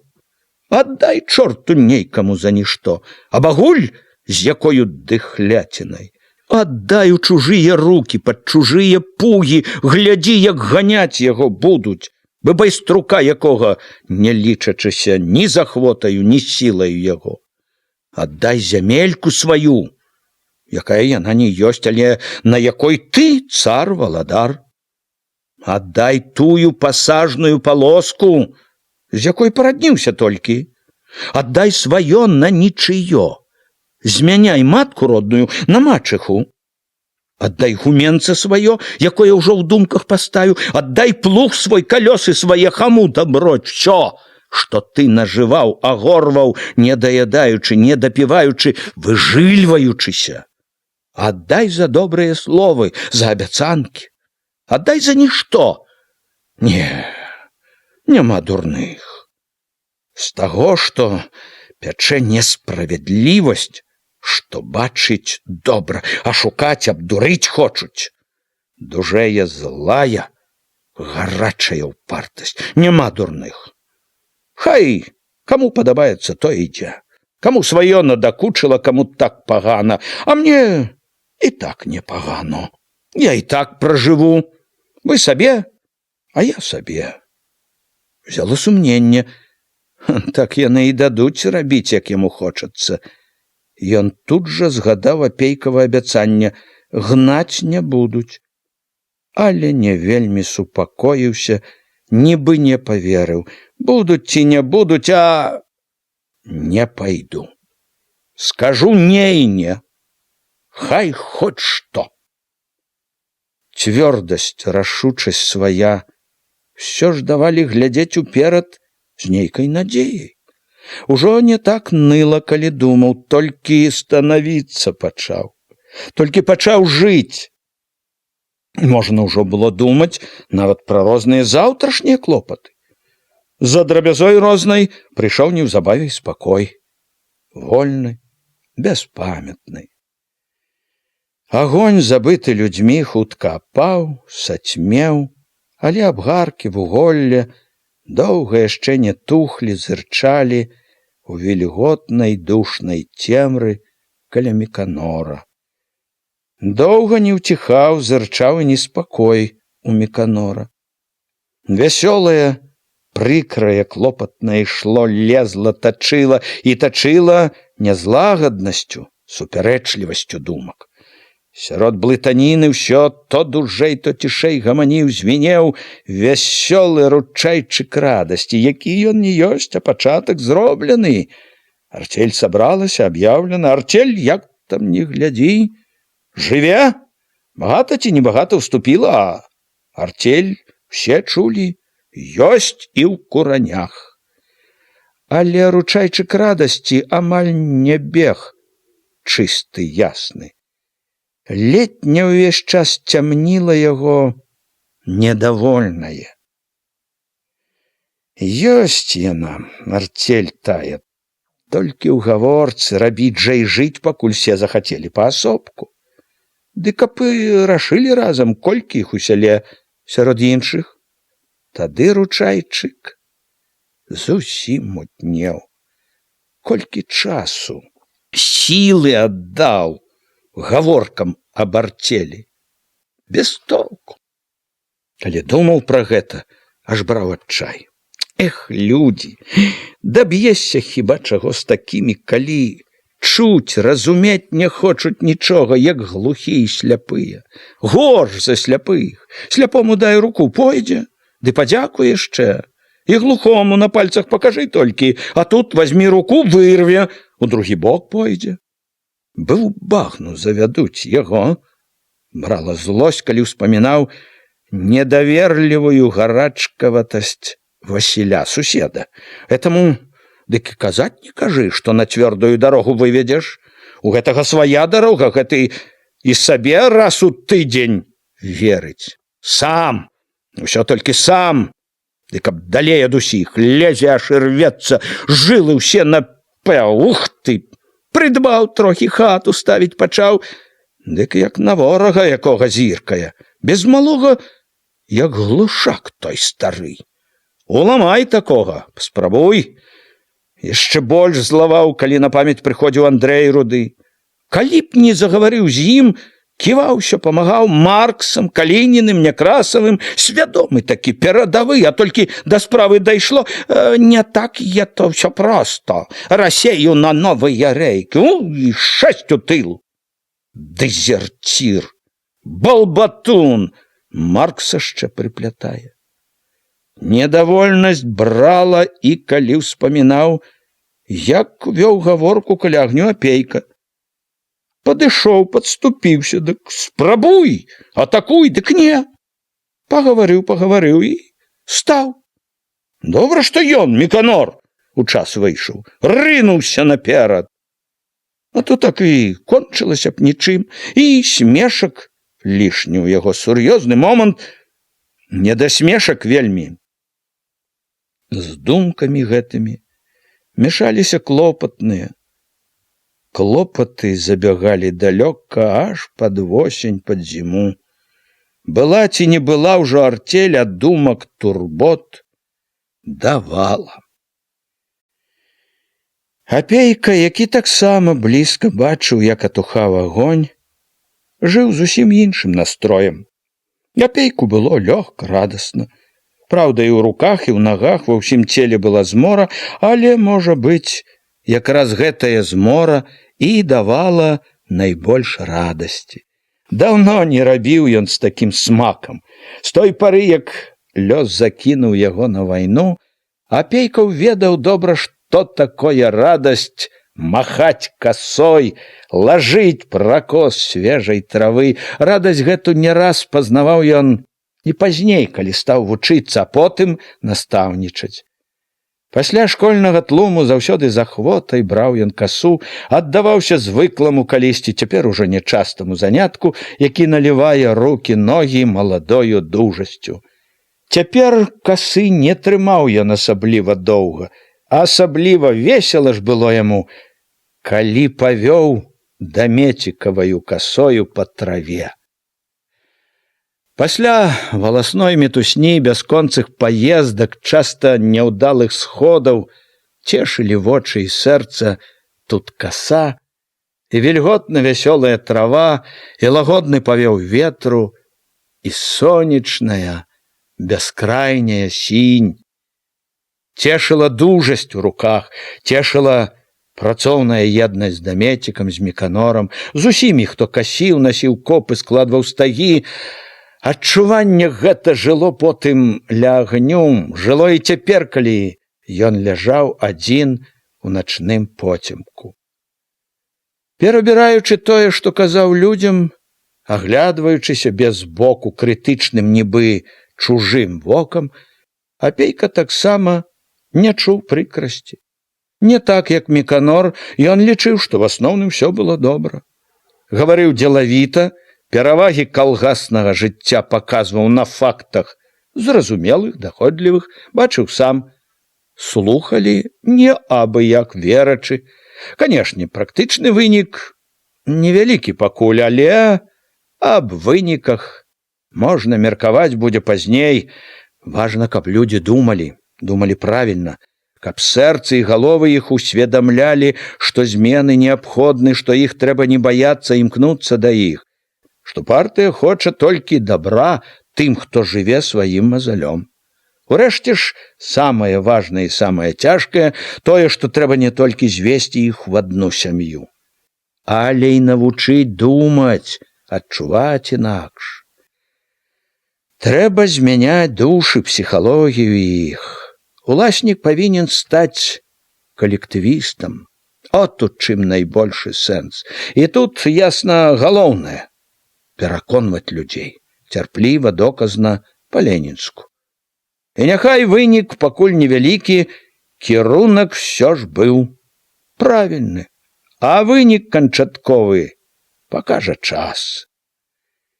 Лёгкасць і радасць былі яшчэ ад таго, што ён бачыў над сабою неба, не столь нудную, а высокае, з зоркамі далёкімі, бяссоннымі неба.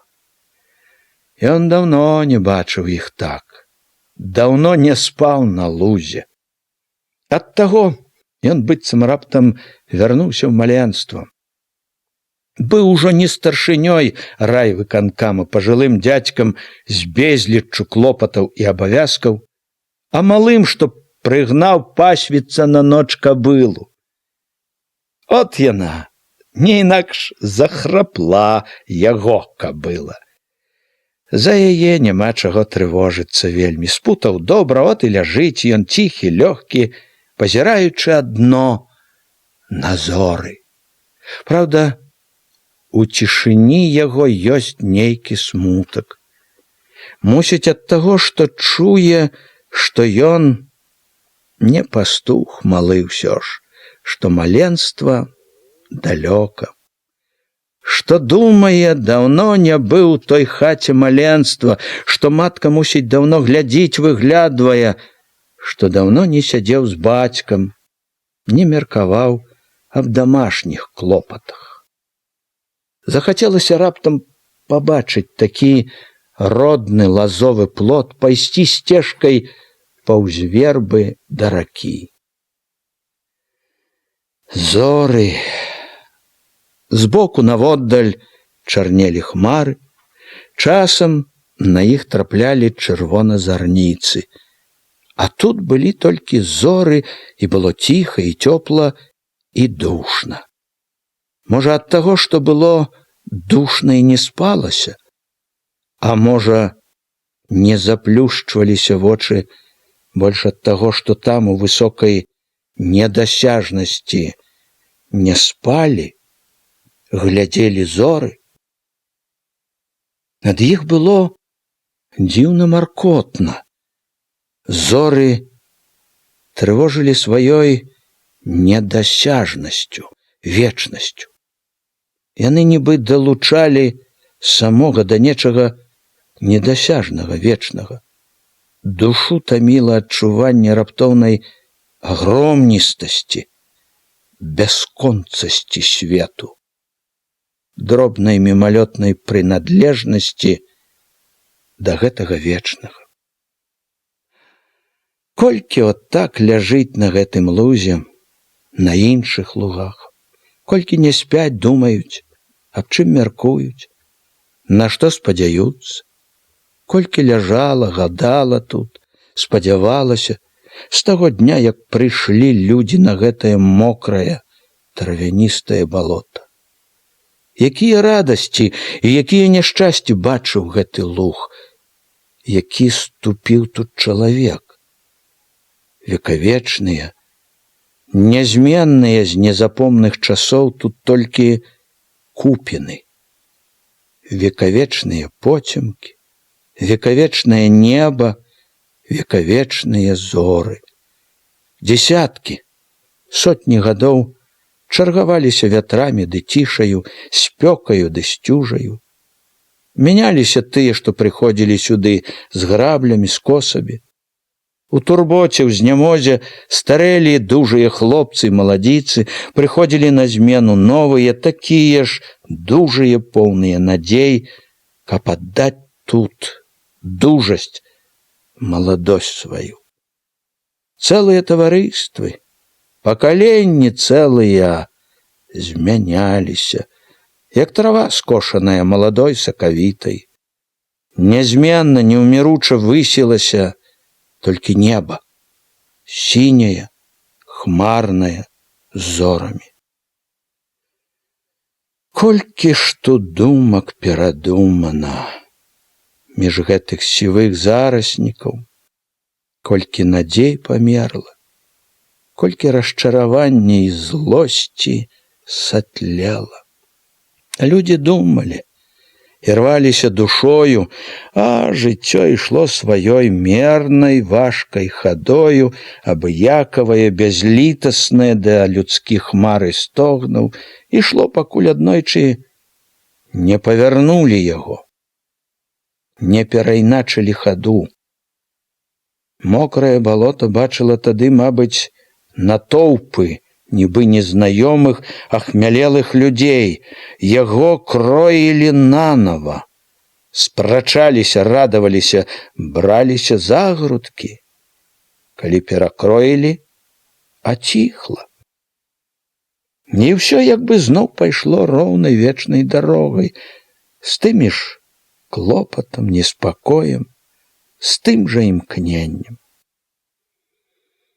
Упершыню, як прыйшлі сюды людзі, даводзіцца ім думаць пра такое, пра што тут, мабыць, ніколі і не снілі.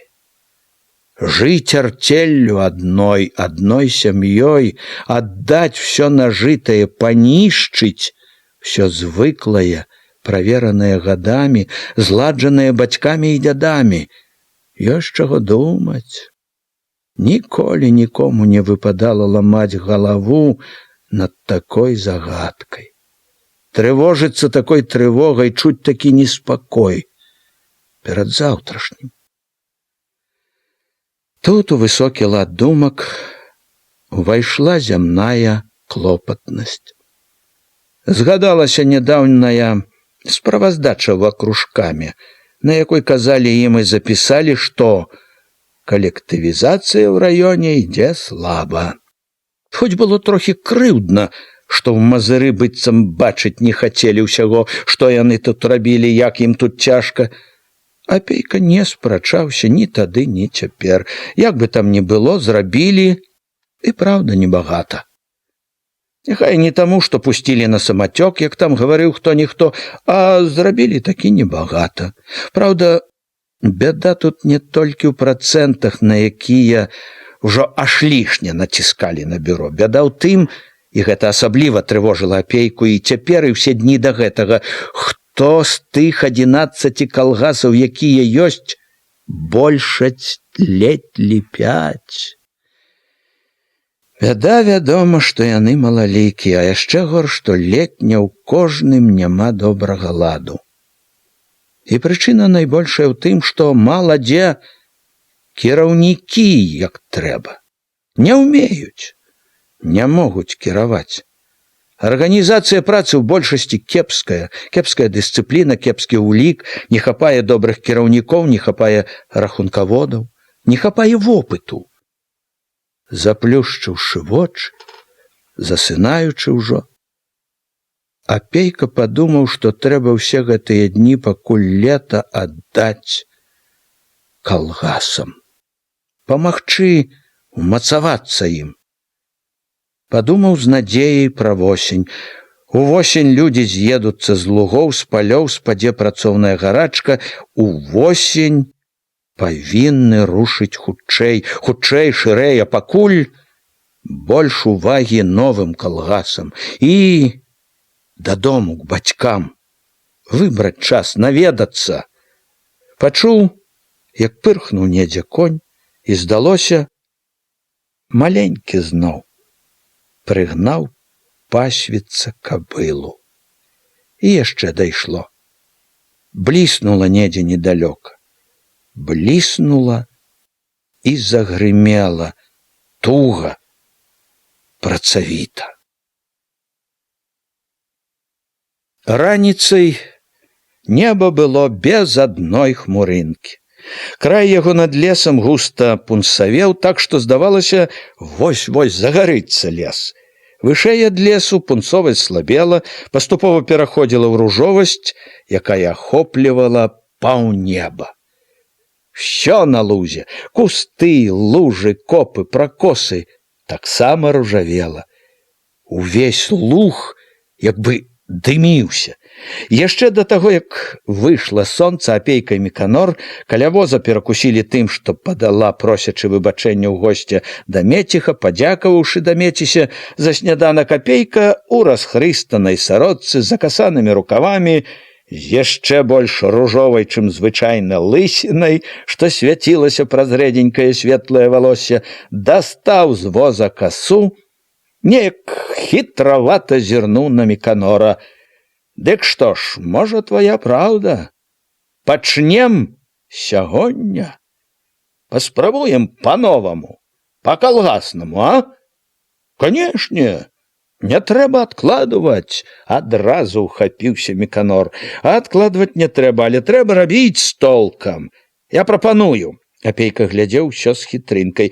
Улічваючы абстаноўку, пераходную форму, касіць будзем так, быццам косім кожнаму, але разам, калектыўна. І капіць будзем кожнаму калектыўна. А? Як ты мяркуеш? Можна і так, сказаў прыкметна халадней Міканор. Дык з каго пачнем? Да, ўсё адно, з зайчыка можна. Зайчыка. Падтрымаў і Дамецік, што сачыў за гаворкай збоку. Што ж, давай зайчыка. З косамі цераз плячоў дваіх, адзін у крамных штанах і ў ботах, а другі, як і ўсе вясковыя ўзрэб'і ў лапцях, пачоўгалі па мокрай траве цераз пакошу, дайшлі да Хоні, які ўжо браўся касіць. Куды я то выправіліся, як на заработкі? Хоня ў расхрыстанай сарочцы з кепачкай на макаўцы весела бліснуў цікаўнымі жвавымі вачыма. Можна сказаць, што і на заработкі, паддаючы тону яго гаворкі, адказаў апейка. На першы калгасны заробак. Рашылі сягонняшняга дня рабіць па-калектыўнаму. Сур'ёзна, як і належыць кіраўніку старшыні калгаса, растлумачыў Міканор. На старых покуль наделах, але па-калектыўнаму. Разам скасіць і прыбраць кожны надзел. Параіліся з Іванам Анісімавічым, кіўнуў Міканор на апейку, і рашылі пачаць з зайчыка. І от за гэтага зайшлі к табе. Што падтрымаў першы, кончыў прыяцельскім ужо тонам Міканор, як бы намякаючы, што Хоня таксама на асобым становішчу. Хоню асобае давер'е.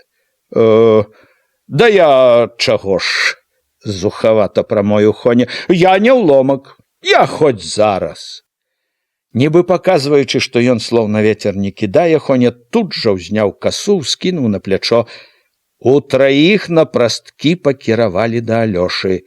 Таго таксама не трэба было ўгаворваць, ахвотна далучыўся. Людзі там і тут ужо касілі, іншыя збіраліся касіць. Багата хто з цікавасцю паглядаў на незразумелыя зборы, змовы тых, што запісаліся ў калгас.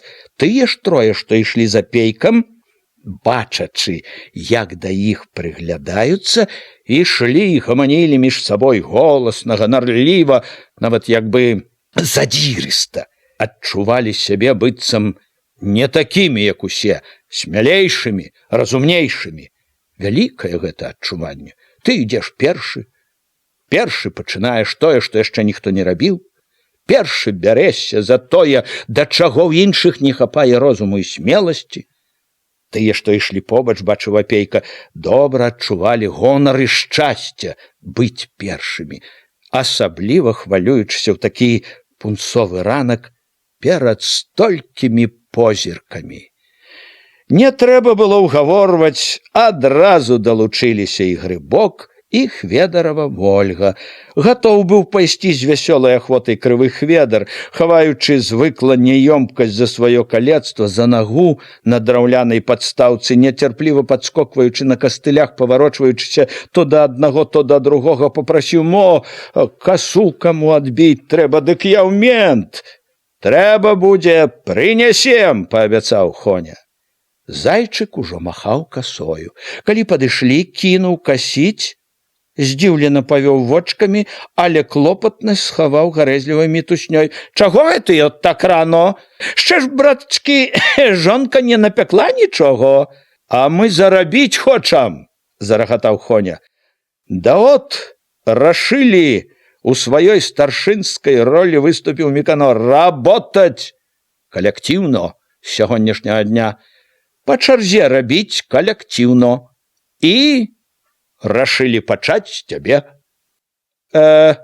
«Я тут падумаю», – узрушана і вінавата загаварыла Зайчыха, што адразу падышла да гурту. «Я падумаю», – зірнула на Зайчыка, супакойваючы, «звару чаго-небудзь, а пакуль тое». «Да не трэба», – заявіў Хоня, – «перакусілі ўжо».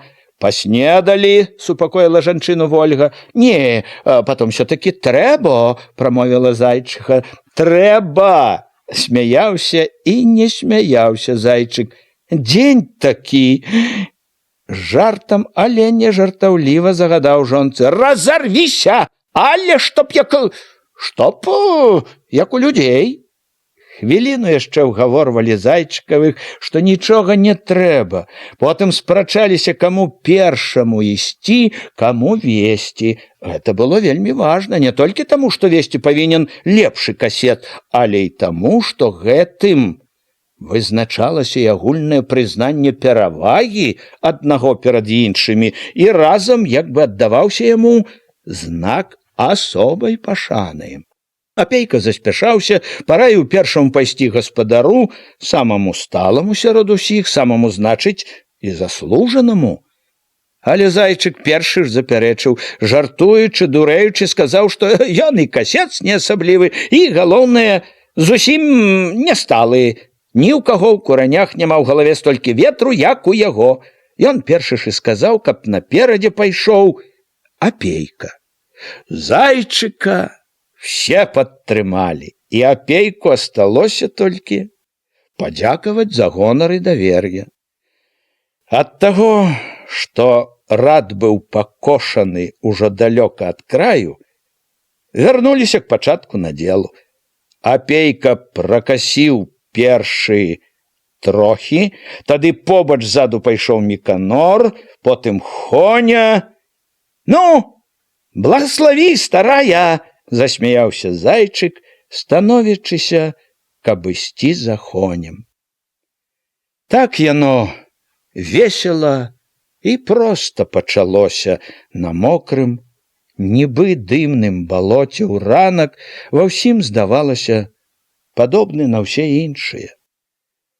Балота жыло звычайным сваім клопатам, і ў клопаце гэтым мала хто разумеў, што з гэтага пачынаецца новае, нязнанае яшчэ ў куранях.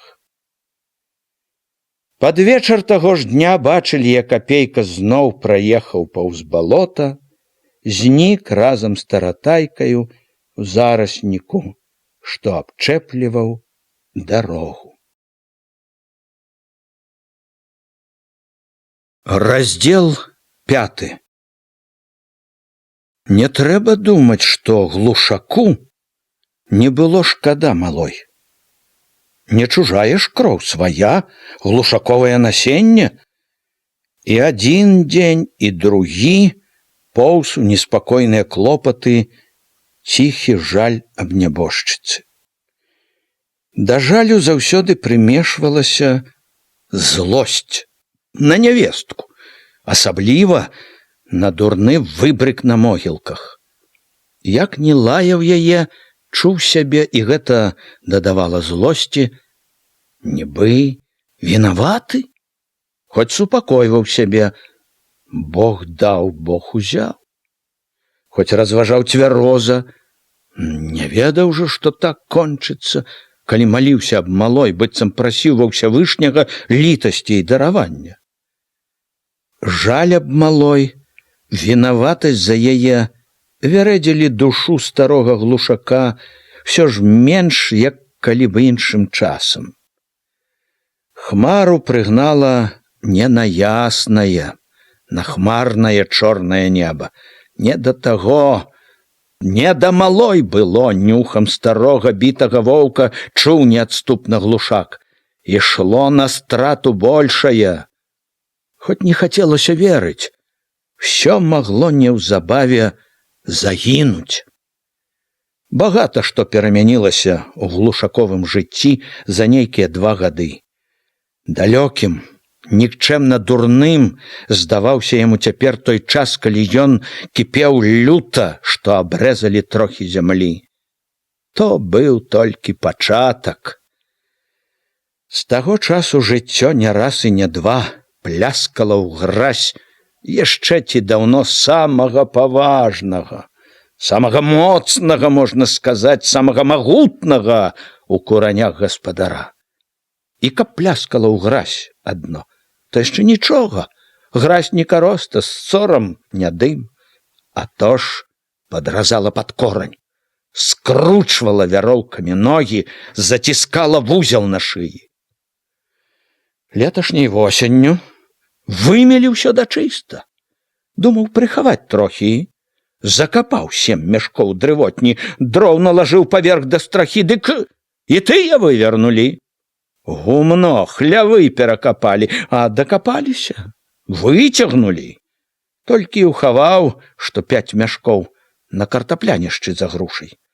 Ашалелы ад капання, ад яго ўпартага няма, ад няўдачы, што не маглі дапасці да астатняга, ледзь не ў міліцыю не пагналі зразу ж. Судзіць гразіліся, у турму пякаць збіраліся. Перадумалі яны там ці што, а толькі абышлося неяк без міліцыі, без турмы. Наказалі на астатак адно: на другі раз дабра каб не чакаў, калі не кіне злоснае сваё супраціўленне. Божкаў кляўся, забралі ўсё, бедаваў са слязамі, як цяпер жыць будзе.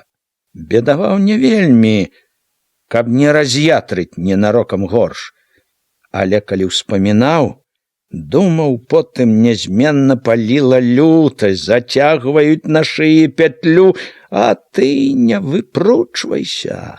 Не супраціўляйся, не будь злосны, сам памажы. Дзякуй, што не пасадзілі. Нібы тут рая не тая ж турма. Голас нават адабралі, лішэнцам зрабілі. Як бы яму і рота разявіць не можна. Урэшце, праўду кажучы, не так яму і маркотна без таго голасу. Пляваў бы ён на той голас, калі б той голас быў толькі голас. Вялікі то гонар, мець голас разам з усцякім галадранцам, які ўчора жмені тваёй мукі быў рады. Голас важны не сам сабою. Голас то, напраўду, палёгка з падаткам. Не маеш голасу, гніся. Выжыльвайся пад цвёрдым заданнем. Выжыльвайся, ды яшчэ маўчы, бо не маеш права голасу, бо лішэнец. Каб яму на тым свеце на чырвонай скаварадзе на агні вужакай круціцца таму, хто выдумаў гэту пагібель, тым, хто гнёў гэтым цвёрдым заданнем, асабліва ж да мецікаваму прыблуду, за якім і іншыя ў сяле бы ашалелі. Самаабкладанне, страхоўкі, нарыхтоўкі, падаткі, якім канца краю няма. чаго толькі не начаплялі на гаспадара, каб выпіць з яго, як кроў, сілу, каб не даць яму падняцца. Яшчэ пазалетась падзяліў гаспадарку з Яўхімам. Падзяліў нават з ахвотаю, думаў, адрэзаўшы добрую долю Яўхіму, не такім багацеем будзе ўжо лезці ў зайздрослівыя людскія вочы, думаў, галоўнае, падаткі зрэжуць, палёгку нейкую дадуць. Дык чорта лысага далі. Упяклі столькі падатку, што аж заскрыгатаў зубамі. Ды не адзін падатак, а два. І яму, Халімону, і Яўхіму. Не той быў цяпер Глушак. Пасушэў яшчэ, сагнуўся, як груган, сівеў нашчэнт. Толькі бляск у тхарыных вачах, як быў, астаўся пранізлівы, упарты, нязломны. Трудна было, аглядзеў наперад. Трудна было, адчуў ад гэтага начамі, калі абдумваў усё, аж ныла ў грудях. Чуў, што гэта не ўсё яшчэ. Што вузел толькі пачынае, як мае быць, сціскацца. У хваравітай гарачкавай дрымоце, дзе сон і ява блыталіся, ледзь не штоночы лезла ў галаву назольнае, страшнае відовішча. Бачылася, трызнілася нейкая гара. Дарога на ёй. Гара была як бы падобна на Юравіцкую. Дарога ўрэзвалася ў яе таксама, як Юравіцкая, гліняная, каляіністая, з глыбокімі рванымі раўчукамі па баках. Знаёмая і звычайная дарога гэта, якой хадзіў і ездзіў 1000 разоў, якая нічым даўно не дзівіла. У сне бачылася нязменна такой агромністай, спадзістай, што Глушак, пазіраючы на яе, халадзеў. Ведаў, што не трэба ехаць, што добром гэта не кончыцца, і ўсё ж кожны раз бачылася, выкіроўваў з'язджаць з яе. Кожны раз адно нязменна бы наканаванае чуў. Калёсы наязджаюць на коней, коні не могуць утрымаць, усё разганяецца з гары, ляцяць на крутым спадзе хутчэй, хутчэй. Кожны раз адно нязменна бы наканаванае чуў. Калёсы наязджаюць на коней, коні не могуць утрымаць, усё разганяюцца з гары, ляцяць па крутым спадзе хутчэй, хутчэй. Дух сцінала ад жаху, хацеў нацягнуць лейцы, паспрабаваць спыніць коней, але рукі былі без сілы. Хацеў, калі бачыў, што ўжо нішто не ўтрымае шалелых, ратуючыся пагібелі, адарвацца ад калёс, саскочыць. І не мог. А коні ўсё набіралі бег, усё ляцелі, калёсы кідала, матляла так, што сэрца як не разрывалася. А тот бяда, пагібель, канец, который з коней не вытрымае шалёнага лёту і рване ў бок, рынецца пад колы. Божа, ратуй! Трудны нутраны крык выбіваўся з Глушака, раздзіраў трызнення. Чуючы, як шалёна, задыхаючыся, так каціць сэрца, як халодны пот, гоніць па шыі, па твары, ён яшчэ слабымі дрыготкімі рукамі хрысціўся, жагнаўся, аддана шаптаў малітвы. Адчуванне жахлівага лёту к бядзе, к пагібелі, адчуванне бяссільнасці доўга яшчэ жыло ў ім, неахвотна, марудна ўціхала, адыходзіла. Ён так ні разу і не дасніў страшнага сну да канца. Кожны раз абуджаўся, калі коні і калёсы от-от мусілі не вытрымаць пагібельнага лёту. Але, мабыць, якраз ад гэтага страх перад тым, чаго не дасніў ні разу, што было там, за мяжою перабытага, найбольшы гнёў яго, таміў душу няпэўнай і нядобрай невядомасцю. Страх гэты дзіўна не цьмеў у яве. Ён як бы пераходзіў з трызненняў у жыццё. Тая ж злая невядомасць чулася і наперадзе ў жыцці. Злая асабліва таму, што яна ўжо не была прывідам, трызненнем. Яна была праўдаю, чутнай моцна, рэальнай. Трывога перад заўтрашнім была самаю вялікаю трывогаю яго цяперашняга жыцця. Як агромністая хмара вісела яна над глушаком, цямніла ўсё сваім ценем.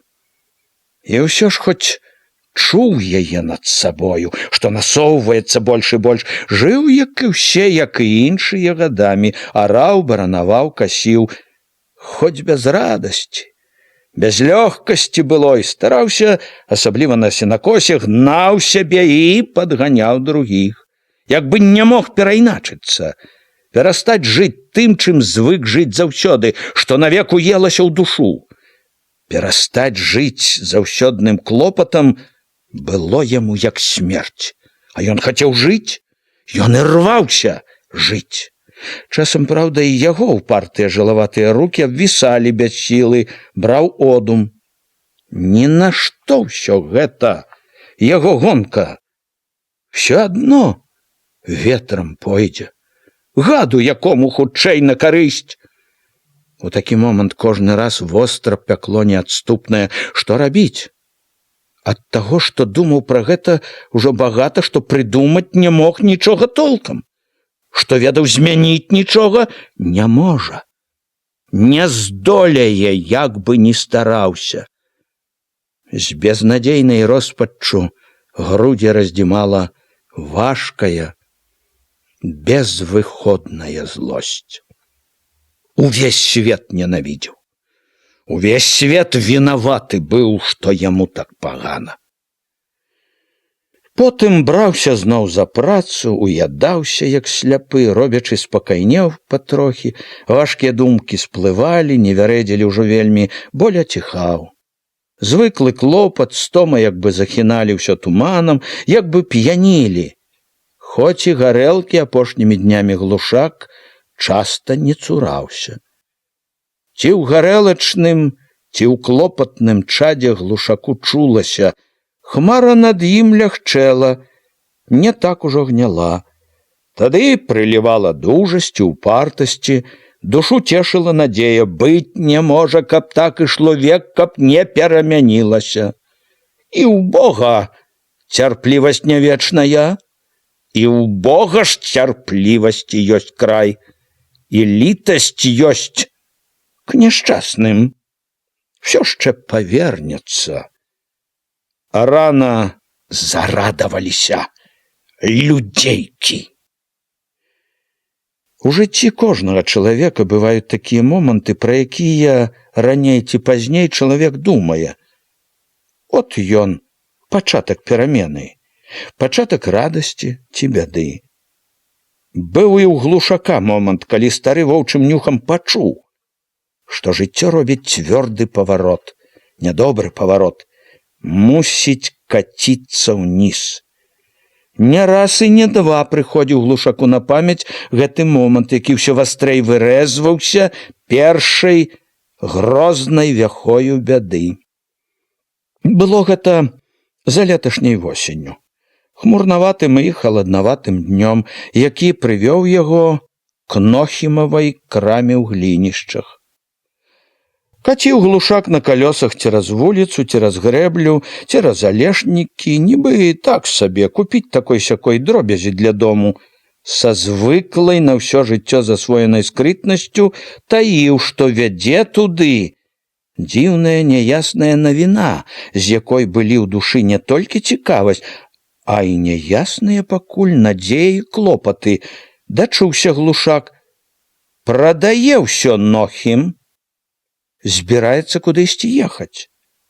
Яму не пашанцавала. На дзвярах і на аканіцы Нохімавай крамы ляжалі рудыя жалезныя завалы. Глушак пастаяў момант раздумліва, прывязаў каня да штыкету, прайшоў паўз вокны гэты год нефарбаванага дзе-нідзе аблезлага дома, вокны глядзелі на мокры коварат, моўчкі няветліва. Між сярэдніх вокон вісеў, мабыць, ад нядаўняга свята, Партрэт Леніна в акуратнай раматцы. Глушак улавіў хітрынку ў вострым позірку, хутчэй адвёў вочы. Калі цераз ціхі пусты двор падаўся да ганка, з хаты выйшла прышчаватая дзяўчына, нейкая, Нохімова казалі, сваячка, несла вядро з бруднай вадою, мыла мусіць падлогу, глянула на Глушака коса, буркнула, што Нохіма няма, і пацягнулася сваёй дарогай за хлеў. Глушак пачакаў яе, але толкам і не даведаўся нічога. Усяго і выпытаў, што Нохім паехаў кудысьці, прадаваць у краме нічога не будзе. Сказала, што не ведае ні куды паехаў, ні калі прыедзе. Вярнуўшыся к калёсам, Глушак убачыў на двары насупроць Элю, Годлінага чалавека. Яўрэй яўрэя ведае, рашыў ён, і падышоў к Годлінаму плоту. Паздароваўся. Сказаў некалькі слоў для прыліку, паскардзіўся. Прыбыў купіць тое-сёе, а Нохіма няма. Заяву у Юравічы павёз. Не стаў таіць Эля. Тут на ганак выйшла Годля. Прыгледзелася адзіным вокам, прыслухалася. Падала з ганка яхідна. У артель паступіць захацеў.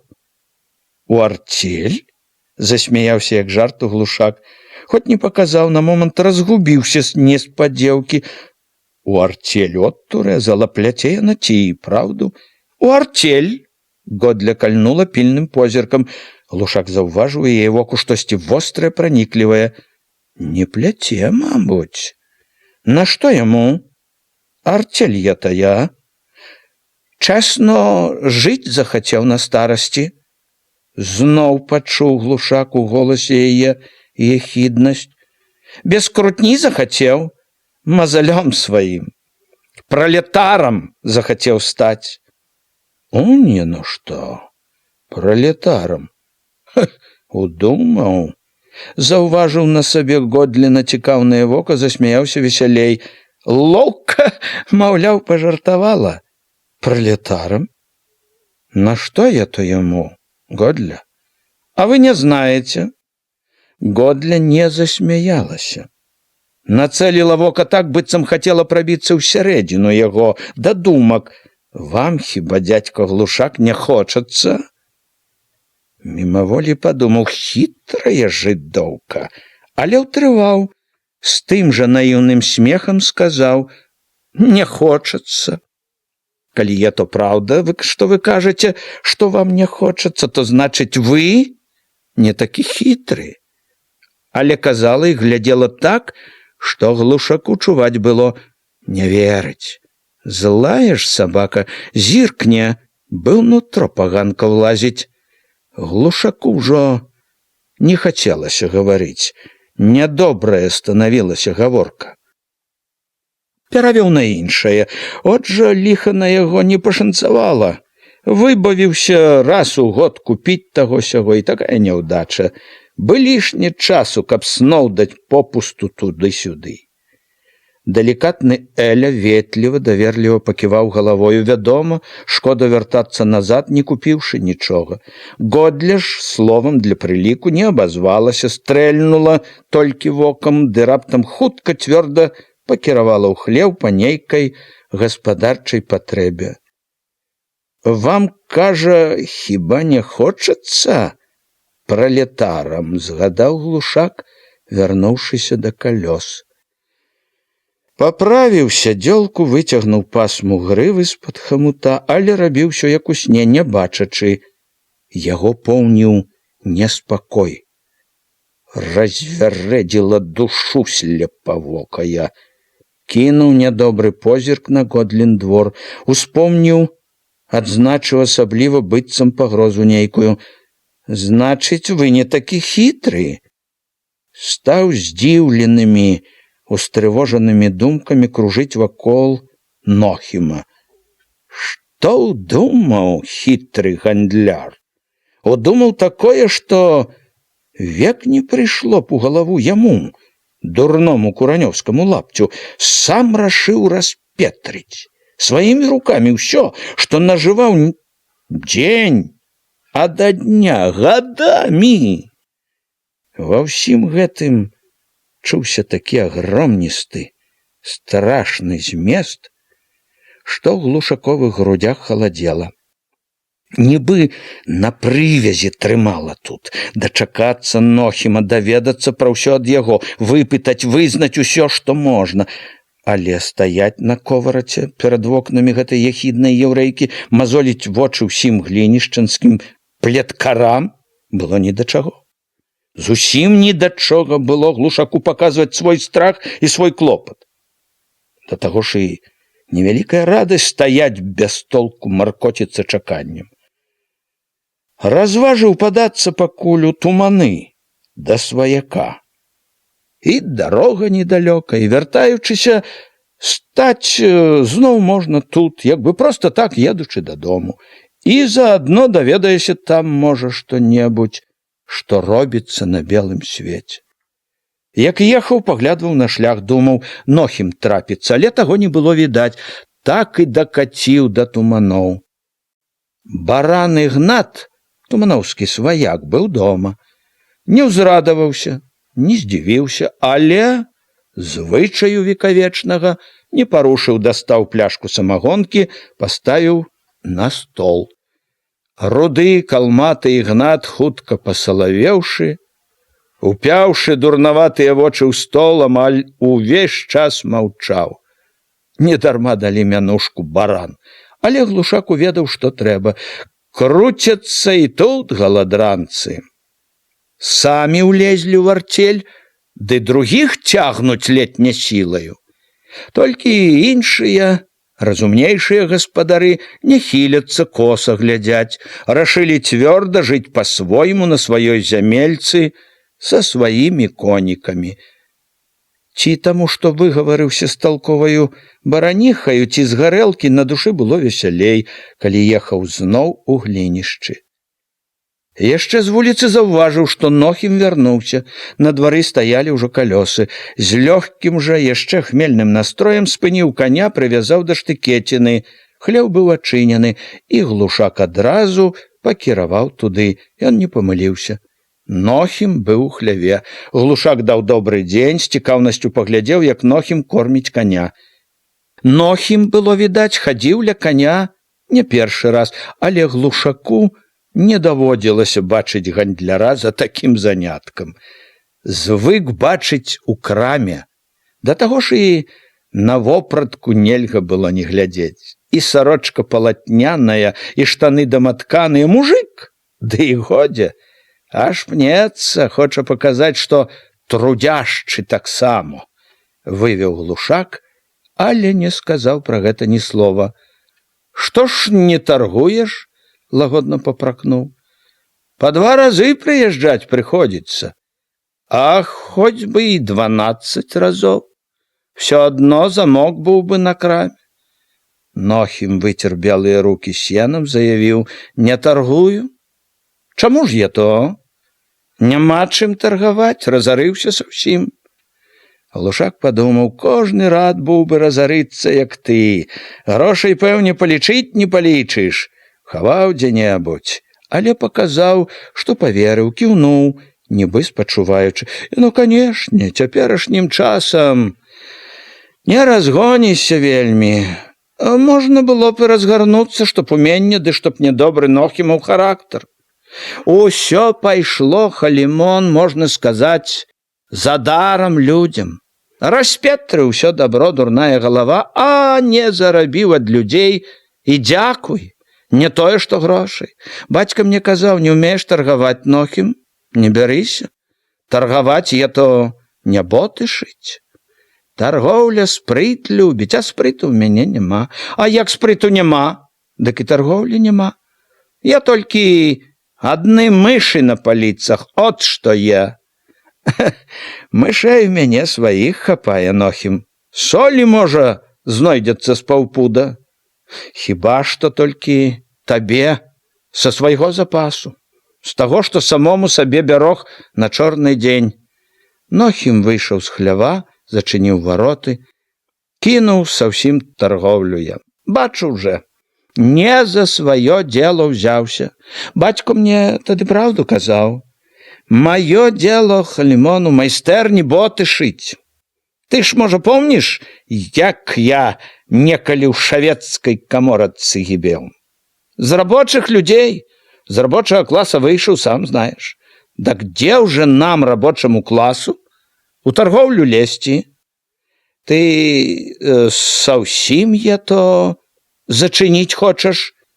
Не верылася Глушаку. А чаго тут зачыняць? Зачынілася ўжо, можна сказаць, само. Чаго там было зачыняць? Пляшка якая карасіны, 3 пачкі запалак ды жменя солі. Толькі слова адно, што крама, таргоўля свая. Ай, толькі рукі пацкаў, дурная галава. Было з-за чаго слухаць, як цябе ўсякі называе нэпманам, капіталістам, буржуем. За нейкай пляшкі карасіны, што ты даў савецкаму селяніну. Нашто мне гэта трэба, Халімон? Хіба я сам вораг, які савецкай уладзе? Я толькі добра хацеў уладзе, памагчы хацеў. А як вам не падабаецца гэта? Дак нашто мне яно? Нашто я мучыцца буду? Пайду назад у рабочы клас у шаўцы, у артелі боты буду шыць людзям. Ужо, калі Нохім насыпаў у сенцах торбу солі, Глушак не ўтрываў, пацікавіўся асцярожна. Чуў я, што Іцко паехаў кудысь. Паехаў. Нохім уздыхнуў. Пачуў Глушак няшчыра, зіркнуў уважліва і як мог прыязна. А што там яшчэ гаварылі? Ну што, паехаў кудысь? Паехаў, кінуў бацьку, сказаў мне, з такім буржуем, як ты, сорамна жыць в адной хаце. Кінуў усё і паехаў. От выгадаваў дзіця, Халімон. Глушак пільна сачыў. Мо прагаворыцца хоць слова, дай што-небудзь для здагадкі. Не. Вядзе асцярожна, хітра. Стары падчапіў. У Маскву, кажуць. У Маскву ці ў Кіеў, хто знае, не піша. Нохім пакруціў галавою, нібы папракаў сына. Вучыцца, кажуць. Не, брахня, запярэчыў не вельмі спакойна Нохім. Дзе ўжо яму вучыцца, Халімонко? Рабіць на завод падаўся, у рабочы клас пайду, казаў. Едучы назад, Глушак перабіраў, зважваў усё, што пачуў, уведаў. У артель сам. Ніяк не ціхла здзіўлення, сам зачыніў магазін. Набытак увесь сплавіў і, мабуць, па дзяшоўцы, не брэша, мабуць. У Глушака ў неадступнае здзіўленне ўлезла думка, што, каб не празяваў, можна было прыдбаць тое сёе па дзяшоўцы, але цвярозасць адразу прыдушыла яе прыдбаць. Уперлася ж у галаву такое. Сам закрыў магазін, набытак сплавіў, Іцку ў горад паслаў, чуе, значыцца, што не к добру ідзе ўсё, што добра не будзе. Заўсёднай зайздрасцю Нохімавай хітрасці з нязменным вывадам няма на свеце чалавека хітрэй за яўрэя. Легла Глушаку на душу важка, цвёрда трывога. Надзеі на добрае няма, пагібель ідзе. Нохім сам чуе. З тых адведзін багата дзён і начэй згадваў Нохіма. Трэба было і яму, Халімону, штосьці рабіць, неяк выбівацца з дрыгвы, у якую грузлі ногі, якая магла неўзабаве вцягнуць сяго. Лазячы думкамі ў гэтай багне, шукаючы і не бачачы жаданай выспачкі ў гэтай багне, дзе б можна было пачуць сябе спакойна, Глушак часта проста такі ненавідзеў Нохіма. Яму, спрытнаму гандляру, добра, ён як птушка сеў, пасядзеў, махнуў крыламі і дагані яго. Ён і ў новым месцы выкруціцца, шырэй за другіх усядзе. Яму ўсе гарады, увесь свет адкрыты, а ты? Як ты выскачыш? Калі ты без зямелькі, без гумна, без свірна свайго, што чарвяк, што галадранец вашывы. Чым больш меркаваў Глушак, тым больш цвярдзела перакананне. Што б ні было, яму не можна пускаць на ветер усяго добра, аддаваць самому за нішто. Дзяржацца трэба хоць зубамі да астатняго, думаў упарта, наказваў сабе стары. У гэтым бачыў ён сэнс цяперашняга свайго жыцця сярод багны, на якую завёў яго лёс. Дзяржацца да астатняго, ды ждаць, не апускаць рук, не падаць самому на дно. Чалавек цвярозага розуму, ён, які зведаў усяго ўсякага за свой неспакойны век, у той бязлітаснай і літасцівай заўсёднай зменлівасці, якая то балюча біла па твары, збівала з ног, то дзьмула добра ў спіну, бачыў цяпер сваю найбольшую надзею.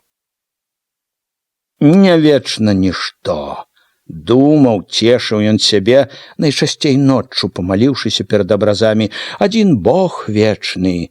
Былі паны, былі бальшавікі, крычалі: «Уся власть народу навек!» Собираліся сядзець век, а потом, як турнулі палякі, дак ляцелі аж лапцем мільгалі. Не вечна і цяпер. Цары былі вынь, болей як 300 гадоў. Ай, той не ўседзелі, не вечна е тыя бальшавікі. Турне хтось і е тых, мо тыя ж палякі. І мо вельмі скора, гатовяцца вунь, пішуць, за граніцай даўно. Ай, наступі дзень скора, будь не можа, кеп не наступіў. Дзяржацца трэба, учапіцца ў землю ды ждаць. Такія хвіліны думаў пра Нохіма як разумнейшы. Хітры ты, яўрэй, а і дурны. Распетрыў са страху ўсё сам, гатовы развеяць усё да пушынкі. А як вернецца добры час, дзе яго, тваё, сабярэш? Ухопішся за голову, заенчыш, ды не выправіш нічога. Ждаць трэба, ждаць, наказваў сабе перакананы ў сваім, меркаваў. Прадаць тое-сёе, канешне, не шкодзіць. Скаціну якую пусціць на кірмаш, малатарню можа збыць на ўсякі выпадак да пары да часу. Узяць грошы да пары да часу.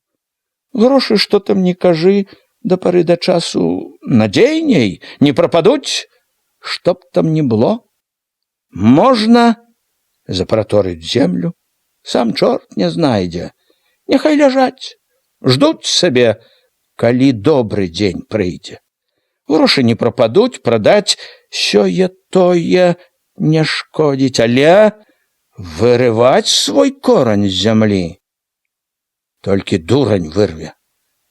Цвярозы, ясны, асабліва ў цемры і цішыні ночы, Глушакоў розум з мудрасцю разважнай, вопытнай раіў яму: з людзьмі да пары да часу заядацца не трэба. Мякчэй, хітрэй да людзей трэба. З чарнушкамі пабліжэй, падабрэй трэба, трудзяшчыя сваякі. Заступка, якая не ёсць, маўляў, самі галадранцаў не цураемся, як адна коз'імі. Мелькам бы наводдаль у думках прайшло злое. От як яно павярнулася ўсё. Хоць ганарыся сваяцтвам такім. Глушак скінуў снапы ў застаронак, загадаў сыну выводзіць калёсы з гумна. Сцяпан аброццю прыціснуў галаву коня да персяў, налёг локцем на хамут, конь неахвотна, але пакорліва пачаў адступаць задам. Ён адышоў так крокі са 3, калі калёсы наткнуліся на штосьці, сталі. «Пастой!» — крыкнуў стары сыну, недовольны ўзяўся за задок калёс. Няўдаліца Сцяпан і тут не выкіраваў як трэба, утулкаю кола зачапіў заваротнае шула. Глушак, крэкчучы, падняў задок, пераставіў адшула. Калі Сцяпан выбраўся з гумна, загадаў распрэгчы накарміць каня. Сам пастаяў трохі, паглядзеў на загуменную дарогу, зноў пасунуўся ў гумно, палічыў снапы на прыгуменні, што чырванела водсветам заходняга неба. Ён зноў павёў позіркам, ці не відаць Яўхіма з возам. Яўхіма ўсё не было. І глушак пачаў злаваць. Не першы раз падумаў, што пагана, калі в адным гумне разам два гаспадары. Хай хоць ён твой другі, той другі, сын табе. Вспомніў, што не раз, як сваю браў Яўхім, яго мякіну, 3 разы, як са сваіх, насыпаў сабе з яго мяшкоў. Сын, ай, за ім вачэй не спускай.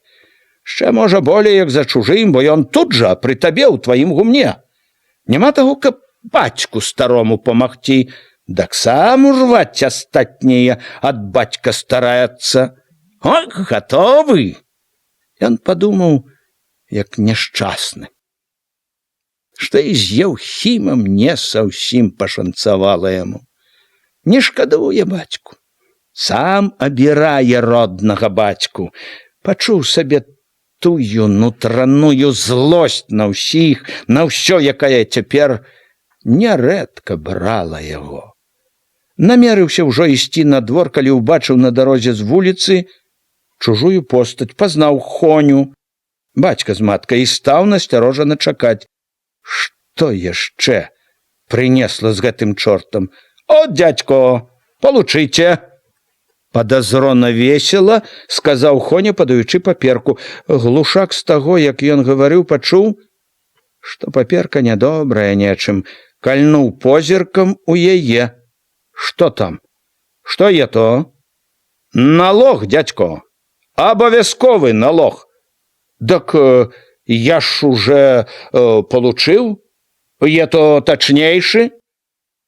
Глушак хацеў ужо ўзяць, калі Хоня раптам пацягнуў паперку сабе, чамусьці засумняваўся, прыгледзеўся, пакруціў галавою. «Ай, не, я то не ваша, я то Зайчыкова, чуць не аддаў чужую. От, ваша». Глушак кінуў востры позірк, і недарэмна. Было ўжо не 48, як у тым абавязательстве, а 56. 56 пудоў. «Е то утачнілі!» прасіпеў, чуючы, як злосць важка раздзімае грудзі. «Дак, можа, вы і падумалі, дзе я вазьму столькі?» «Я то ўжо вы падумайце самі». Хоня сказаў так, здалося здзекліва, што ў глушака затрэсліся дробна рукі, не знайшоў, што і адказаць з гневу. Хоня выбраў яшчэ лісток. «І от Яхіму аддайце». Глушак глядзеў Хоневу спіну так, што калі б агонь нянавісці, якая гарэла ў яго позірку, мог перадавацца на другіх, спапяліў бы Хоню ў момант гэты позірк. От жа гад! От жа смурод! Не мог ніяк утрымацца, каб не дрыжалі рукі. Смяяцца шчэ вашывец. Яшчэ да таго, як Яўхім, трымаючы лейцы побач з возам снапоў, падышоў да варот, стары падаўся насустрач, стаяў каля варот, нецярпліва чакаў, чуючы, як злосць важчэй раздзімае грудзі. Яўхімаў воз, няхайны крывы, крактаў, нібы недавольны нечым таксама. Глушак слухаў гэта, і ў ім з гневам рос жаль да Яўхіма. Жэўрала няясная, неабходная надзея. Бачыў ужо у ім толькі супольнікаў няшчасць, адзіную сваю апору ў жыцці. Ледзь воз, чапляючы шчэццю снапоў, за слуп вароту сунуўся на прыгуменне, стары пераступіў дарогу сыну. «От, паглядзі!» Рукі перад Яўхімам дрыжалі яшчэ драбней. Ад узрушэння, ад нецярплівасці, прагі падзяліць з некім сваю злосць, як бы не бачыў, што тут жа была Ганна, якой звычайна асцерагаўся паказваць трывогу. Яўхім прыпыніў коня, доўга трымаў лісток у крывых дужых пальцах з адрослымі пазногцямі, пазногці, пад якімі чарнела зямля, дзе-нігдзе загнуліся ўжо быкі пцюры. Пазногаць на сярэднім быў сарваны амаль напалову.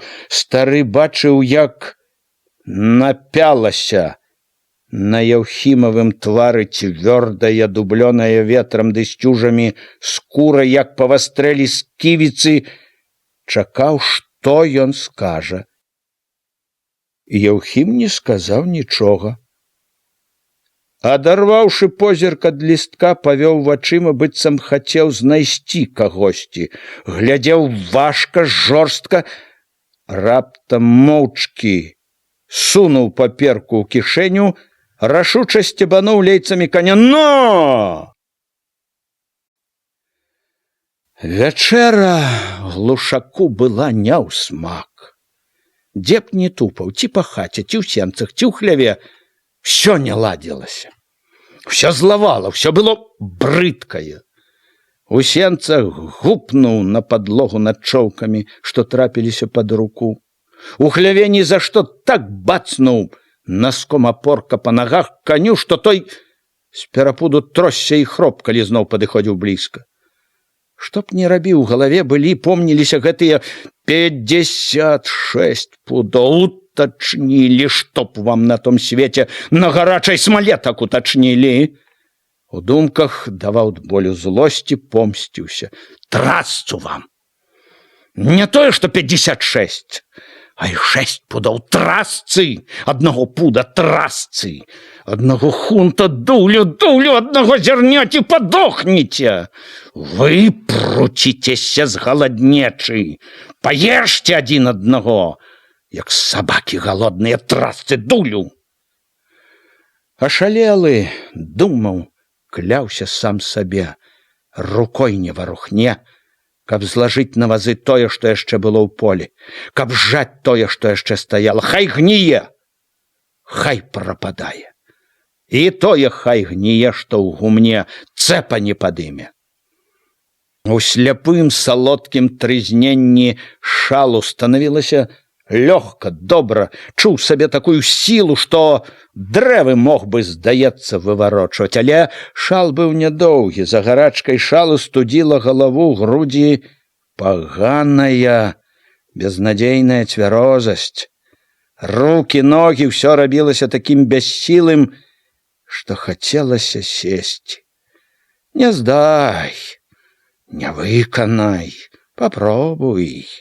Цацкацца, можа, будуць з табой маліць. Памяць адразу нагадвала не аднаго знаёмага багацея, залешнікаў з глінішч, з княжыцы, што парылі косці за кратамі. 8-9 гадоў, 10 хочаш? Зарабі.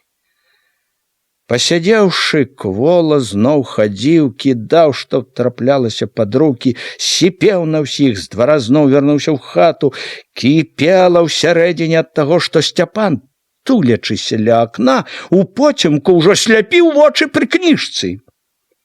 Здароваму гэтаму балэбусу, як і не было клопату, што бацьку петлю зацягваюць, кіпела ад таго, што, заўважыў, старая, сачыла дурным, спалоханым сабачым позіркам, старалася дагадзіць, як магла. Не круціся! Крыкнуў на яе. Калі ж яна пакорліва стулілася ў кутку каля ложка, наляцеў коршакам на сына. Кінь! Бач кніжкі яму, поскудь ету грамацей, чтоб і духу етаго не было. Глушак вырваў кніжку і шпурнуў к печы так, што зашамацелі жаласна лісты. Чтоб духу не было! Думаў, кінецца біцца. Так сядзеў Сцяпан, калі вырваў яго кніжку. Старая таксама заўважыла, спалохана крыкнула сыну саступіць. Сцяпан важка падняўся, узяў кніжку кутку ля печы, стукнуў дзвярыма ў сенцах. Стары яшчэ пасіпеў, патупаў злосна і нарэшце прыціх. Але сядзець абы так не мог.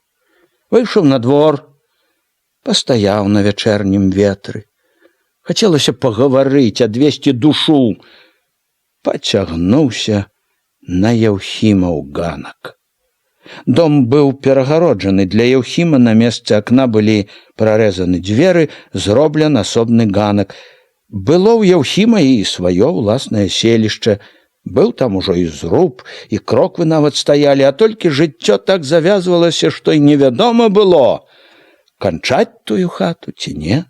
Так і лезла ў вочы з голымі кроквамі, сівела пустою. Яўхім толькі што павячэраў. Сядзеў ля стала, курыў самакрутку. Стары пачакаў, калі Ганна прыбярэ са стала, выйдзе, спытаў, як парады. «Дак што ж рабіць будзем?» Яўхім глядзеў усё тым жа нерухомым позіркам, ціснуў плячом вушак. Зацягнуўся глыбока, аж стала з трэскам зырчаць газетная самакрутка, доўга не выпускаў дым. «Што? Выконваць?» Нарэшце расчапіў ён губы. І голас яго, як і сам Яўхім, мог бы здацца спакойным, прыміраным, але глушак добра пачуў стрыманую, затоеную лютасць. «З торбаю пайсці нядоўго, як старцу якому?» Яўхім не адказаў. Зацягнуўся яшчэ некалькі разоў, глыбока, павольна. Зацягнуўся, а стары зразумеў, што гаворкі талковай не будзе. І спадзявацца не трэба, ўсё ж пакволіўся. Што ж яно будзе далей? Яўхім рэзка зварухнуўся, кінуў самакрутку на падлогу, харкнуў, цвёрда расцёр, адрэзаў: «Лепей не будзе!» Глушак больш не пытаўся. Не было ахвоты гаварыць. Пасядзеў, памаўчаў, пасунуўся зноў на двор. Было яшчэ больш самотна. Падаўся на вуліцу. Неспакой на душы, проста гнаў нешта рабіць, а рабіць не бачыў што. Не знаходзіў, што рабіць. І прасіць аб літасці надзеі аніякай. І працівіцца без толку. Всё адно, што самому лезці на ражон. По закону попробовать трэба. Будзе, што не будзе, а попробовать трэба. У тюрму за это не пасадзяць. Ціхай вуліцай, між двух радоў чорных хат, чорных варот і платоў, маўклівых дрэў, пацёгся ў той бок, дзе жыў Дамецік. Ідучы, не першы раз пашкадаваў, што адабраў калісьці добры лужок у Дамеціка, судзіўся і адсудзіў, паддобрыўшы суддзю. Што прыціскаў, як другіх, то пазычыўшы чаго, то заспеўшы каня яго ў сваім жыце. Трэба было тады застаўляць яго, каб адрабляў. Але ж і так падумаць можна.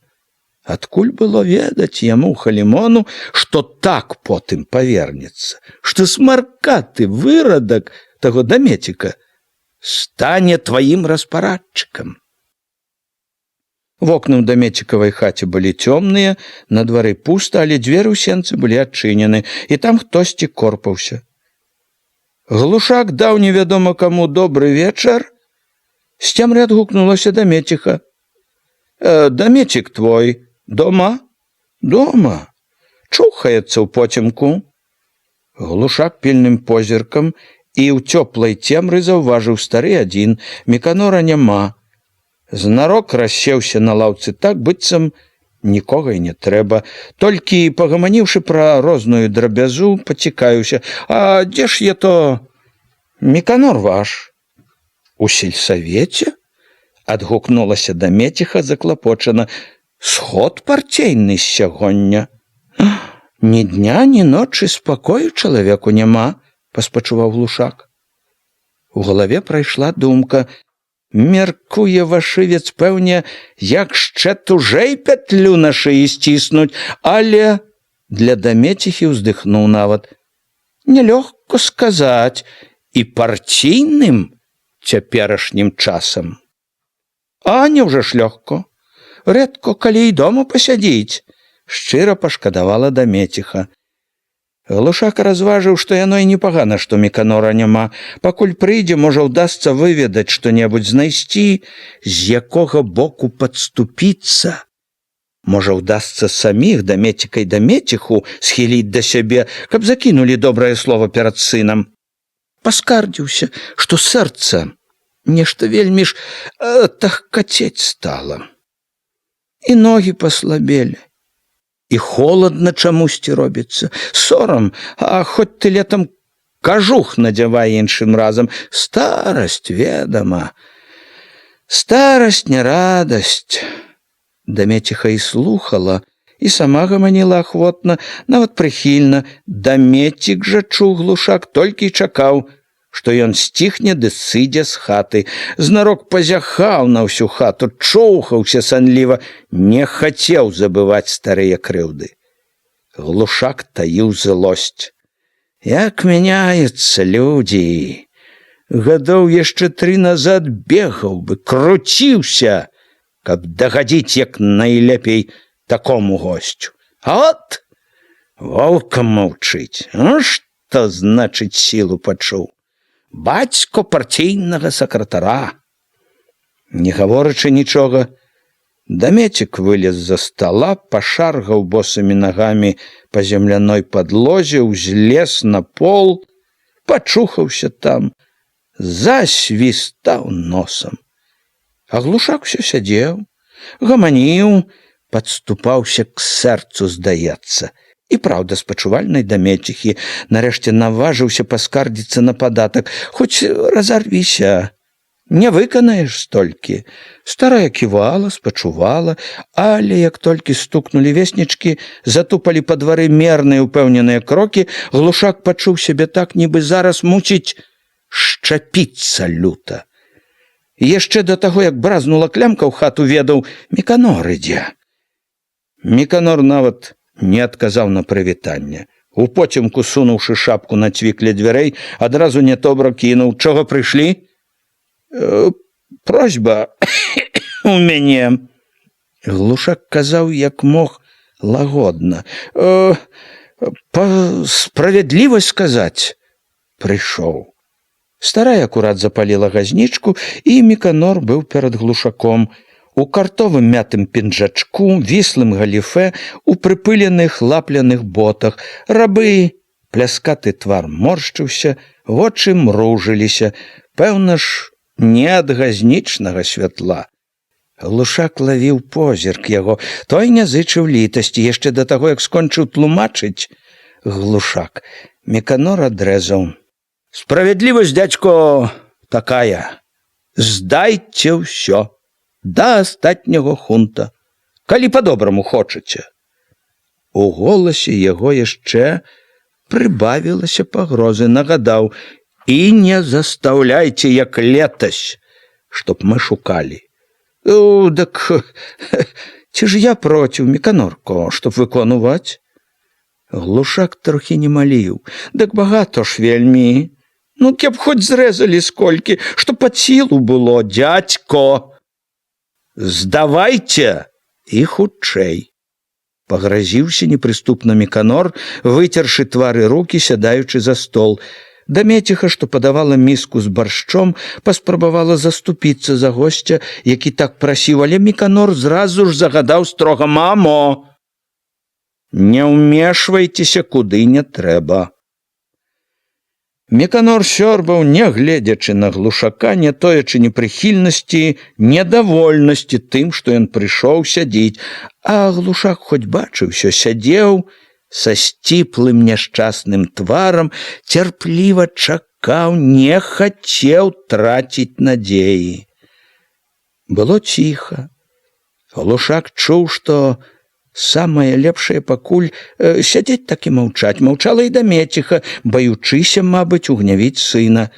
У цішыню адно дамецік уплятаў залівісты свіст з палацяў. Доўга маўчалі. Глушак яшчэ спадзяваўся, што прыйдзе зручная хвіліна, калі можна будзе пачаць зноў.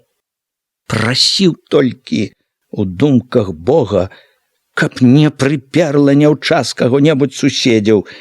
І калі ўвайшоў хтосьці на двор, пачуў адразу. Чалавек ішоў хутка, рашуча. Бразнула клямка, і ў хату рушыў ніхто іншы. Яўхім, без шапкі, з раскіданым чубам, з расхрыстаным каўняром, кінуў на Міканора, на Глушака неспакойным бляскам вачэй. З аднаго позірку бацька ўбачыў, што Яўхім сарваўся.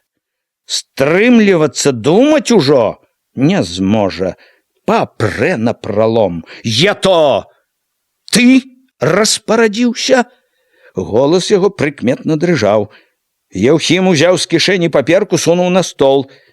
Міканор кончыў есці, адставіў міску, выцер далоняю губы, спакойна паглядзеў на паперку, на Яўхіма. «Улада распарадзілася. Ты знаеш, сколькі ў мяне будзе?» «Знаем». «Знаеш». Яўхім ледзь стрымліваў сябе. «Да калі я ўсе, што змалачу, аддам вам, сабе не оставіўшы? Не хваціць на налог вам?» Міканор пакапаў мезенцам між зубоў. «Хваціць, хваціць. Ты знаеш усе». Яўхіму нібы цяжка было дыхаць, вочы гарэлі. Гатоў быў, здавалася, рынуцца на Міканора. Дамеціха пабялела ад страху. Глушак устрывожана памкнуўся да сына, разважным бацькоўскім тонам папракнуў: «Яўхім!» Той быццам не чуў, паліў вачыма Міканора. Дамеціха схамянулася, таксама кінулася к сыну. «Міканорко, і ты будзь разумны». Міканор дужаю рукою адвёў яе, устаў на поўны рост, як вартавы. На сцяне за ім устаў цень. Заявіў спакойна: «Знаем». Спакойна ж павялеў: «Ты не крычы тут». Яўхім момант не ведаў, што сказаць. Было відаць, душыла лютасць. Волі багата ўзяў сабе. Але гэтага было мала. Ад лютасці, ад бяссілля ж затросся, адштурхнуў Глушака, шалёна з віскам крыкнуў: «Так хай яно гніе! Всё адно!» На палацях ускінуўся, здзіўлена таропіў вочы Дамецік. «От як ты загаварыў, кулацкая душа!» У Міканоравым голасе таксама пачуліся гнеў, пагроза. «Хай гніе! А ты знаеш, што за злосны зрыў дзяржаўных нарыхтовак?» «Знаю». Яўхім не збаяўся, не таіў нянавісці. «І ты знай. Не астатні раз бачымся. Мошчэ пабачымся калі. Так што і ў мяне сіла будзе». Міканор ухмыльнуўся. «Наўрад, не заракайся». Яўхім стукнуў дзвярыма з сянец з такою сілаю, што лямпа хітнулася і затрымцела. Хвіліну ўсе маўчалі. Міканор, нерухомы, не зводзячы воч з дзвярэй, глыбока засунуў кулакі ў кішэні, сказаў жорстка, нібы камусьці другому: «От як шчэ гаворыць, сволач!» Глушак цярпліва прамаўчаў. Паказаў, што чуе сябе вінаватым, што не хваліць Яўхіма. Вінаваты, як бы просячы не браць вельмі ў галаву, адгукнуўся: «Здурнеў саўсім.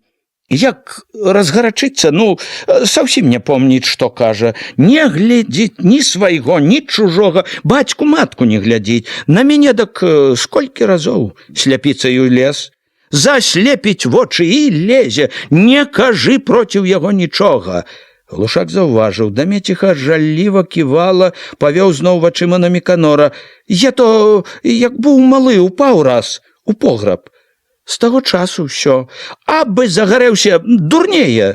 На мяне, кажу, сляпіцаю сколькі разоў лез. Так ты не крыўдуй, Міканорко. Не думай, што тут, якое што. Ён узяў са стала Яўхімаву паперку, згарнуў. Мы не проціў, чтоб выконваць. От толькі, кажу, няма як, чтоб усе, хоць жылы перарві, не хопіць, кеп скінулі, пудоў якіх 15. Міканор ужо сядзеў ля стала, але яшчэ жорстка таропіўся ў дзверы. Не чуў, што казаў Глушак, не хацеў і слухаць. От боўдзіла, заславаў стары на Яўхіма. Прыпёрся, зачапіў, раз'ятрыў гада. Сам сапсаваў усё. Калі цягнуўся ціхай вуліцай дадому, да злосці дамяшалася яшчэ трывога. Каб не перадаў гэты васпаты пра Яўхімаву гаворку ў Юравічы, ліха тады не абярэшся. На другі ранак Глушак з'ездзіў на поле, прывёз яшчэ воз на поў. Скінуў абы як. Ні за што перазаў віламі коня. Всё было няміла, нават ненавісна. І коні, сын, і снапы, і гумно, увесь свет. Ні на момант не забывалася, кіпела злосцю, лютасцю. 56 пудоў. На прыгуменне плюнуў. Загадаў Сцяпану паставіць коня ў хлеў, плюючыся, лаючы ў думках, увесь свет пабрыў на вуліцаю на дарогу к цагельні, к грэблі. Як быў у полі ў рваным зрэб'і, у штанах, праз дзірку якіх бялела калена, у лапцях сунуўся в алешнікі. Загадзя амаль упэўнены быў, што дарэмна ідзе, а ішоў, не мог ні ісці, не паспрабаваць. За грэбляю бачыў, і в алешніках ці не ўсе ў полі або пры гумнах. Здалёк на палосах, на дарогах, на прыгуменнях былі відны вазы, у сяле было ціха і пуста, робяць.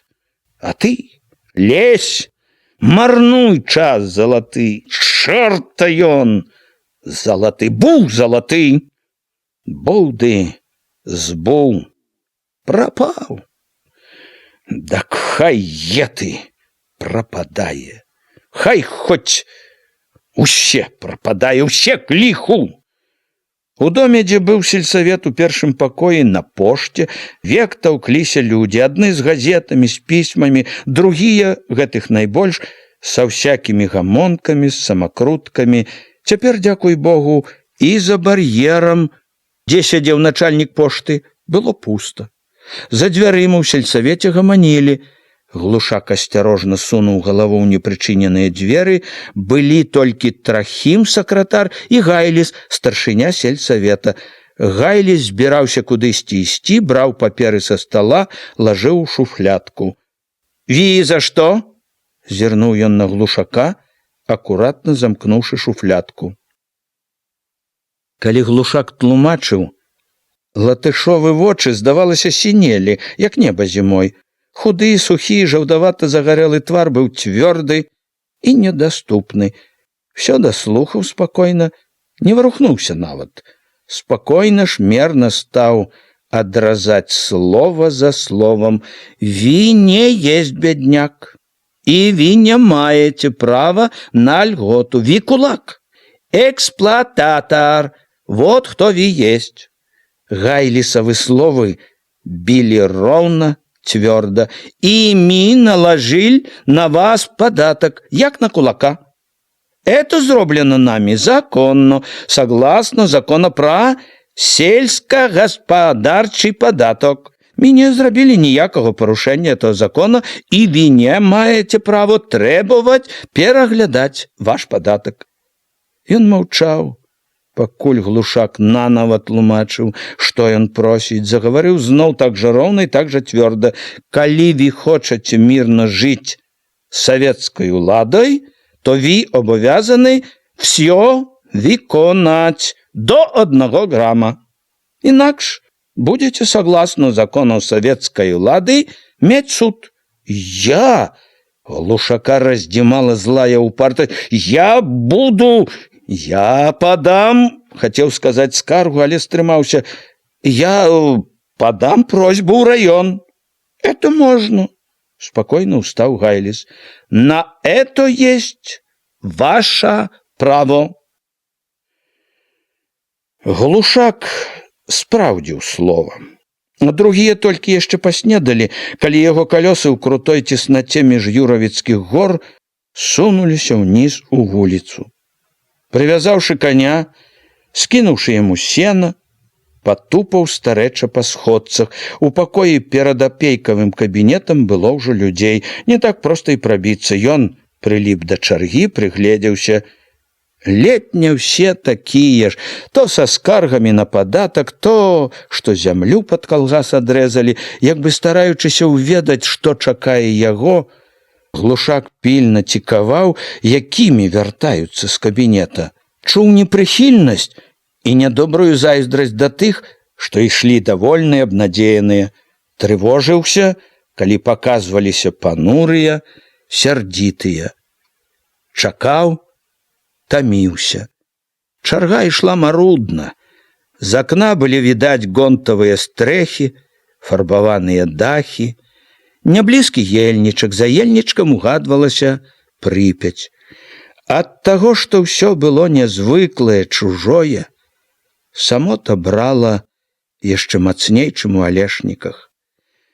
Як і тады ён амаль не верыў ва ўдачу. Ён, праўда, згадваў, што чуў пра апейку добры, справядлівы, але згадкі гэтыя заўсёды натыкаліся на сваё нязменнае. Все яны добрыя. Каб добры быў, не сядзеў бы тут. Апейка паглядзеў уважліва, здалося пільна. Здалося, у твары паявілася штосьці нядобрае. Пазнаў нібы, але не сказаў пра гэта. Запрасіў сесці на табурэт каля стала, схіліўшы палыселую галаву, прабег вачыма прашэння, якое даў Глушак. «Дайце спісы Алешніцкага сельсавета», — папрасіў апейка чалавека, што сядзеў збоку стала. Той паважна і спрытна перагартаў пачак папер, выбраў адну, падаў старшыні.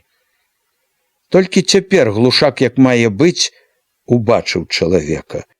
Пазнаў партійнага да нітачкі, які калісьці прыязджаў абрэзваць зямлю.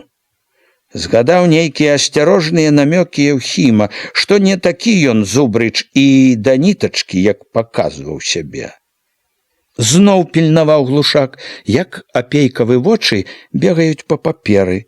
Загадзя прагнуў ведаць свой лёс. Вось знайшоў, цішэй, уважней пайшоў па радку, падняў галаву і яшчэ да таго, як сказаў слова, Глушак прачытаў свой прысуд. Ніякай літасці не будзе. Але таго, што сказаў апейка, не чакаў.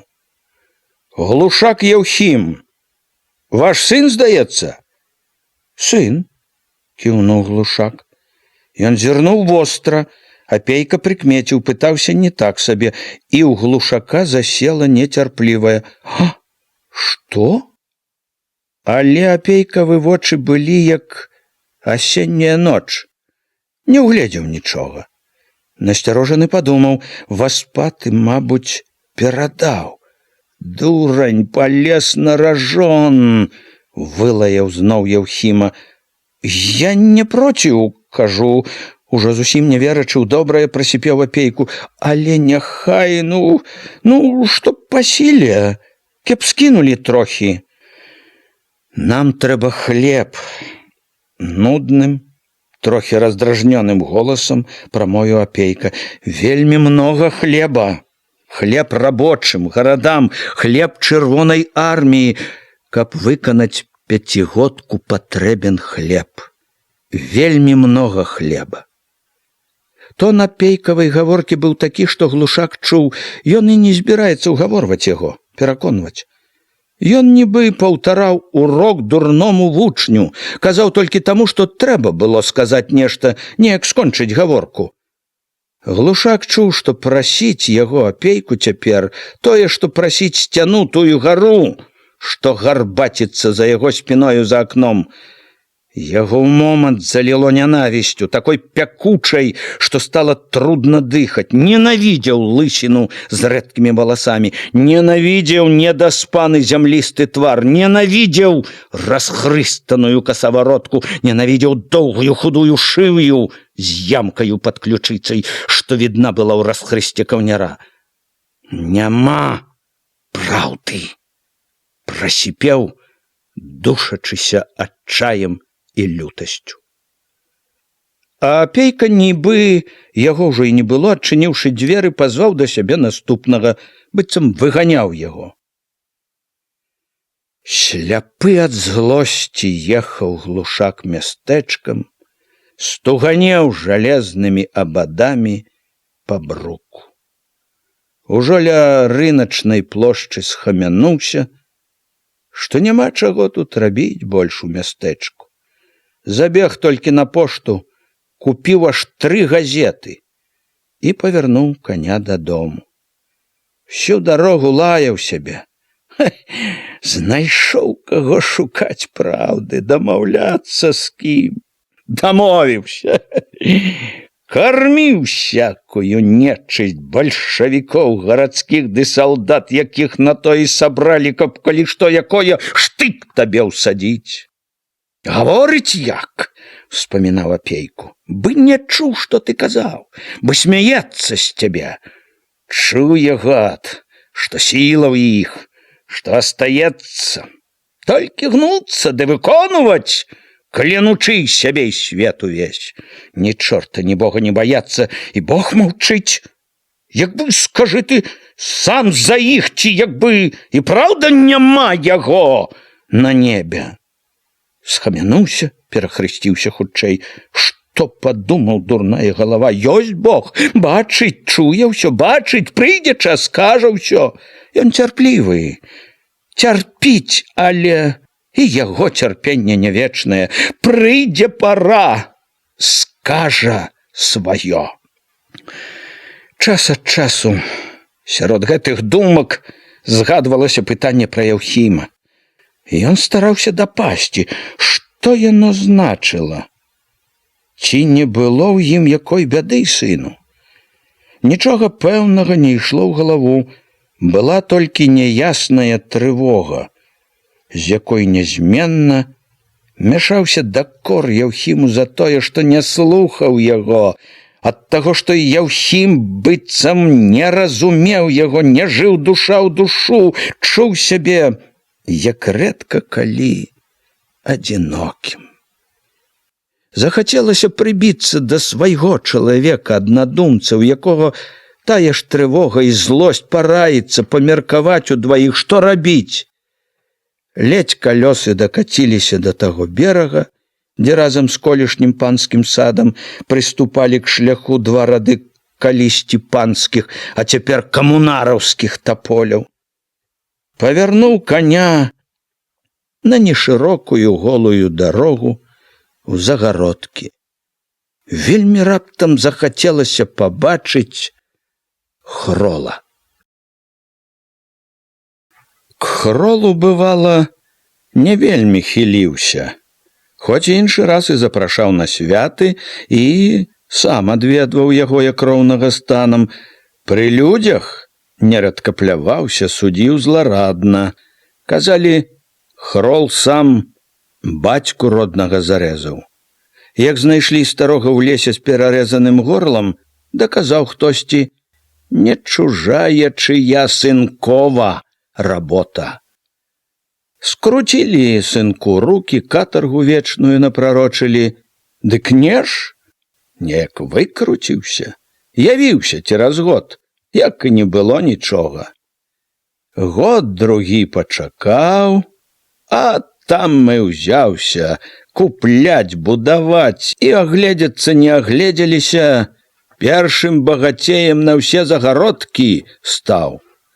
У абарот пусціў крадзеныя шупана бацькавыя залатыя, над якімі той дрыжаў, галодны і абарваны, як над пісанаю торбай.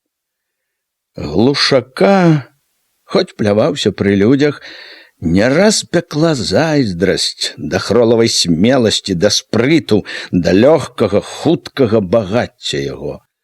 Зайздрасцю, як сёстры, ішлі і рэўнасць і злосць.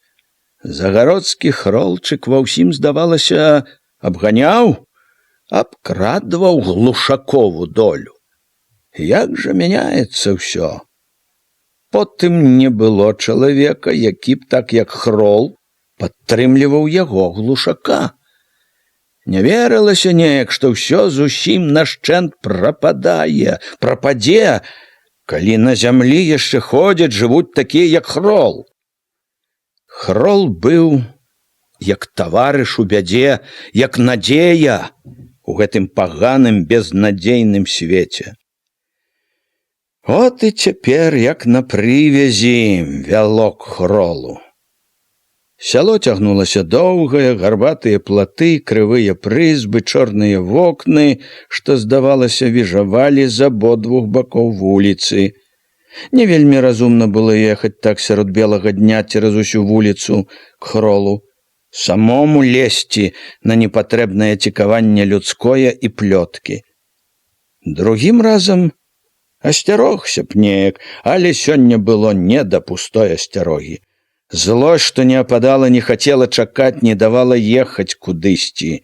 Вяла проста туды, дзе можна было прыткнуцца да другога, надзейнага чалавека, знайсці нейкую апору, нейкую патолю. Ды калі на тое і так доўга бярогся, а што выберах? Хролаў дом, як і тыя разы, зводдалеку лез у вочы, ледзь толькі завіднеўся за хат. Збоку можна было падумаць, радаваўся ўсяму. Сцены жаўцелі, нібы ў масле, цынкавы дах быццам смяяўся, фігурныя аздобы на вокнах, бы дзявочыя ўборы на свята. Ужо зблізку заўважыў, аздоба на вокнах багата дзе патрэскалася і абадралася, калі і нагадвала пра святочнае, дык толькі так, што свята было і сплыло. Былі ўборы ў дзеўкі, ды асталося рыззё. Не да ўбораў цяпер колішняй весялуся. Заўважыў пабітыя шыбы ў двух вокнах, заткнутыя анучамі. На двары ўсё раскідана абы-як, вароты ў хлеў скасабочыліся, вісяць на адной пятлі. На ганку правалілася масніца. Хрол быў на гумне. Праз хвіліну жонка прывяла яго, сухі, жылаваты, ў зрэб'і, за сцюкамі ў даўно не стрыжанай барадзе, зірнуў з-пад ілба на Глушака, нялюдска, зверавата, як бы сказаў, чаго прыпёрся. І ішоў к Глушаку, так жа набычаны, з тым жа нязводным позіркам. Прыгорблены гадамі, ён ступаў неяк нядужа, валачыў ногі і, каб няведанне думкі не было, што ён на такое здатны, толькі вочы выдавалі яго, ды і рукі. Сядзеў за сталом усё такі ж набычаны, рукі з чорнымі растапыранымі пальцамі трымаў перад сабой. Глушак гаманіў даверліва і лісліва, прыязнымі і вострымі вочкамі бегаў то к хролу, то к хроліся, то зноў к хролу. Як не быў растрывожаны, не парушыў звычкі. Вязаў спачатку гаворку дробную для прыліку, хрол маўчаў, хроліха памагала Глушаку, снуючы сянец к сталу, бавіла госця і загародскімі навінамі, і сваімі скаргамі.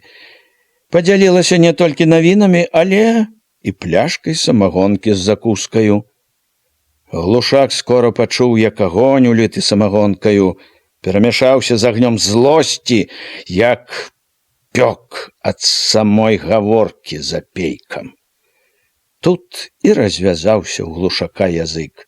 Стаў выліваць усё, што паліла не адзін дзень, прыпомніў і васпаватага, і гада латыша, і заразу з воласці.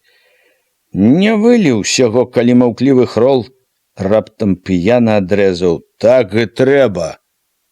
«Што? Што сказаць трэба?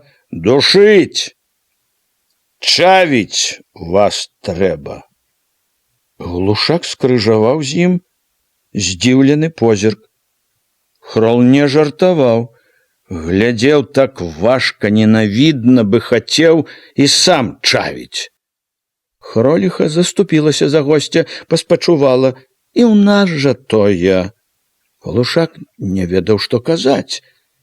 Мімаволі падумаў з ніякавасцю і павагай да Хрола: «Е ты задушыць і не ікне». Заўважыў, чорныя дужыя пальцы на стале варушыліся. «Склізні!» Пагарліва скрывіўся Хрол. «Даждаліся. Чаване басота вас, склізь пацячэ. Адна склізь будзе, даждаліся». «Не момент цяпер», вінавата, як бы павучаючы, запярэчыў Глушак. «Сіла ў іх цяпер. Галавою сцену не праб'еш». Ён заўважыў. Хроліха згодна заківала. «Не момент». Хрол зноў скрывіўся. «Склізні!» Зноў выпілі. Доўга, аж Глушаку маркотна стала, маўчалі. Хроліха паспрабавала была перабіць маўчанне, але Хрол так зіркнуў, што яна анямела. Сядзела ўжо са страхам, гледзячы на Хрола. Хрол толькі вачыма павёў на дзверы, і яна знікла. Хрол таропіў кудысьці ўсё той жа важкі позірк, толькі пальцы, заўважыў Глушак, заварушыліся нецярпліва, дужа. Стала аж нядобра адзін на адзін. «Пацікаваць ды...» Крывыя пальцы сціснуліся, скруціліся люта. «Чтоб не крэкнуў!» Упяў вочы ў Глушака, скрывіўся. «Няма! Склізні!» Глушак сказаў, што епеву толькі цікуе, каб выткнуўся хто. Зразу прыляціць, зразу пад рэвальверы, але Хрол адно скрывіўся. Добра акурат налучыўся Хролаў хлопец, загарэлы, жвавы, паціснуў дужа руку, прысеў да стала. У куточках тонкіх сцятых губ мільганула прыхільная усмешачка. Глушак ахвотна ўхапіўся за яго роспыты пра Яўхіма, павёў лягчэйшую гаворку.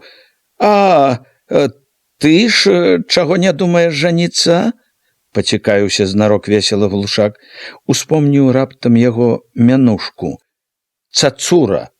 «Ды от ждаць, глядзець прыходзіцца. Чорт жа яго знае, што шчэ будзе». Цацура засмяяўся. «Ці трэба шчэ цяпер той хамут, жонка?» Глушак хоць улавіў нібы намёк на Яўхіма, засмяяўся невесёламу цацураваму жарту, пахваліў за розум.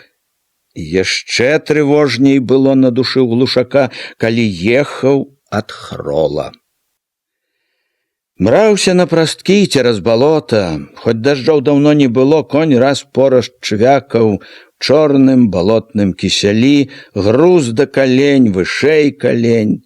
Балота было тут не так шырокае, толькі ўправа і ўлева зялёнае куп'ё цягнулася немаведама куды.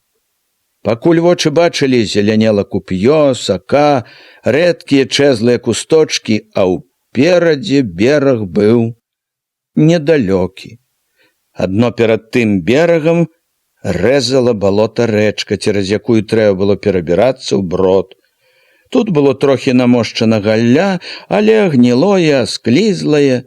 Было яно так уціснута ў твань, што і на ім конь груз па пуза, а вада рачная падмачыла Глушака на возе.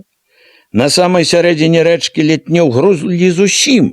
Глушак думаў ужо, што давядзецца лезці ў гразь, памагаць каню, але конь усё ж выпеў калёсы на бераг. Тут ужо недалёка была цвёрдая дарога, колы пакаціліся па пясчаных каляінах.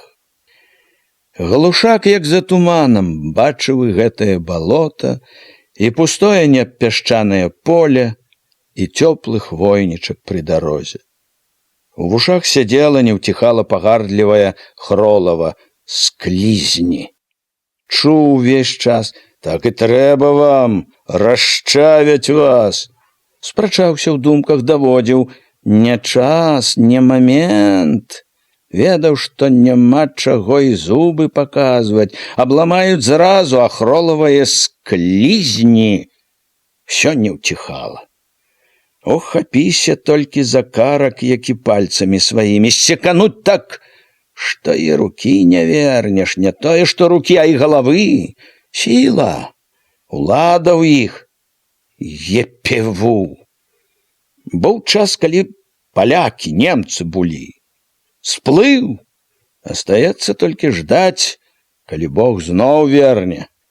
Але калі ўспамінаў апейку, падатак, які чакаў яго ў куранях, злосць вялікая на ўвесь свет залівала ўсяго, ўсе развагі. Нельга было чакаць, не было змогі чакаць. Трэба было рабіць штосьці. Што? Ледзь распрог коня, зайшоў у хату, не ўправіўся разуць мокрыя пасталы, паявіўся Яўхім. Прыкурыў ад вугольчыка пры печы, сеў на сваё звыклае месца ля стала, глянуў насмешліва: ну, што, дабіліся, тато, праўды? Дабіўся. Глушак што сілы чвякнуў па стол пад лаўку. Трэба было б праверыць. Глушаковы рукі неслухмяна задрыжалі, не мог развязаць абору на другім па стале, раптам плюнуў, закрычаў Яўхіму: трэба, не трэба, а і на ражон няма чаго лезці. Жыць надаело. Не надаело, як бы павінаваціўся Яўхім, толькі ж і так жыць нудно. Ну дык вытыкніся яшчэ раз. Мо у ГПУ возьмуць, весялей будзе. А ўсё адно, як так жыць. У Яўхімавым голасе былі такія нецярплівасць і бясстрашнасць, што стары глянуў з трывогай: дурань. Узяў глушака жаль. Яўхім перамаўчаў, дакурыў папяросу, паслініў абкурак, ляніва ўстаў. Кінуўшы абкурак у сметніку ля печы, ляніва падаў плячом дзверы ў сенцы. Было цемнавата, і глушак запаліў лямпу. Выняў з каробачкі векавечныя акуляры, зачапіў вяровачкай за вуха, па ўсім было відаць, што бярэцца за справу сур'ёзную, важную. З такой сур'ёзнасцю толькі маліўся, ды апошні час чытаў газеты. Цяпер на стале былі газеты. Ён разлажыў іх па парадку: савецкую Беларусь, бедноту, правду. Узяў першую, схіліўшыся да святла, вострымі тхарынымі вачыма пабег па лісце, пакуль не знайшоў весткі з-за мяжы. У гэты вечар пашанцавала. Рукі нецярпліва задрыжалі, калі разабраў вялікія чорныя літары: Польшча рыхтуе вайну. Так было напісана чорным па беламу.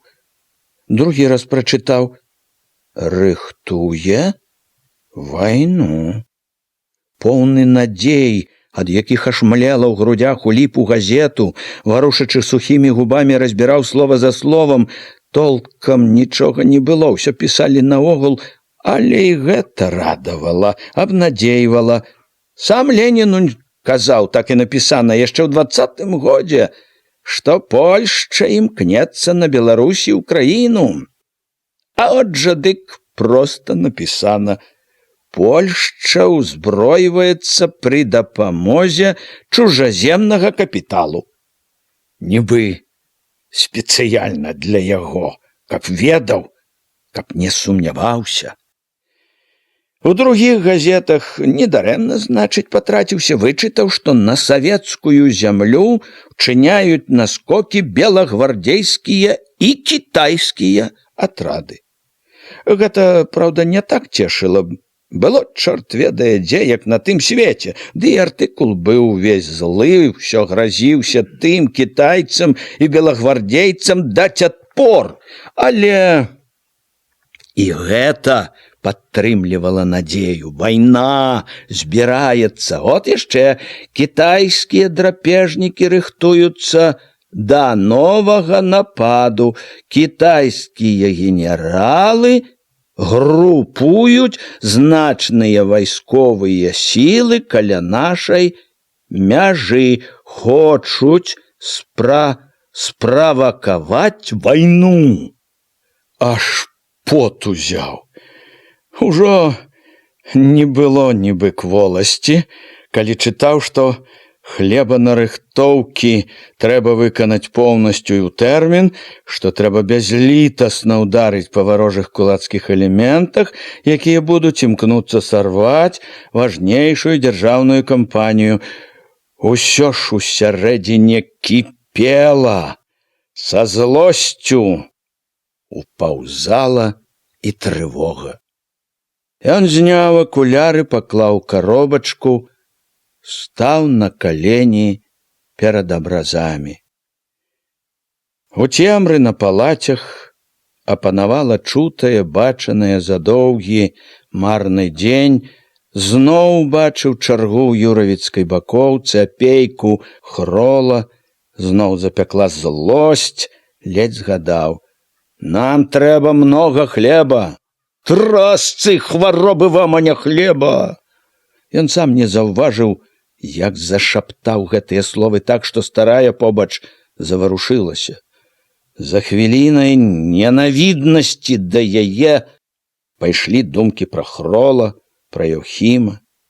Дурні, самі гатовы падставіць галовы пад калёсы. Падстаўце! Калі жыць надакучыла, падстаўце, пабачыце. Епеву сама рада будзе, ціскане так калёсамі, што галовы дурныя хрупнуць, як гарбузы.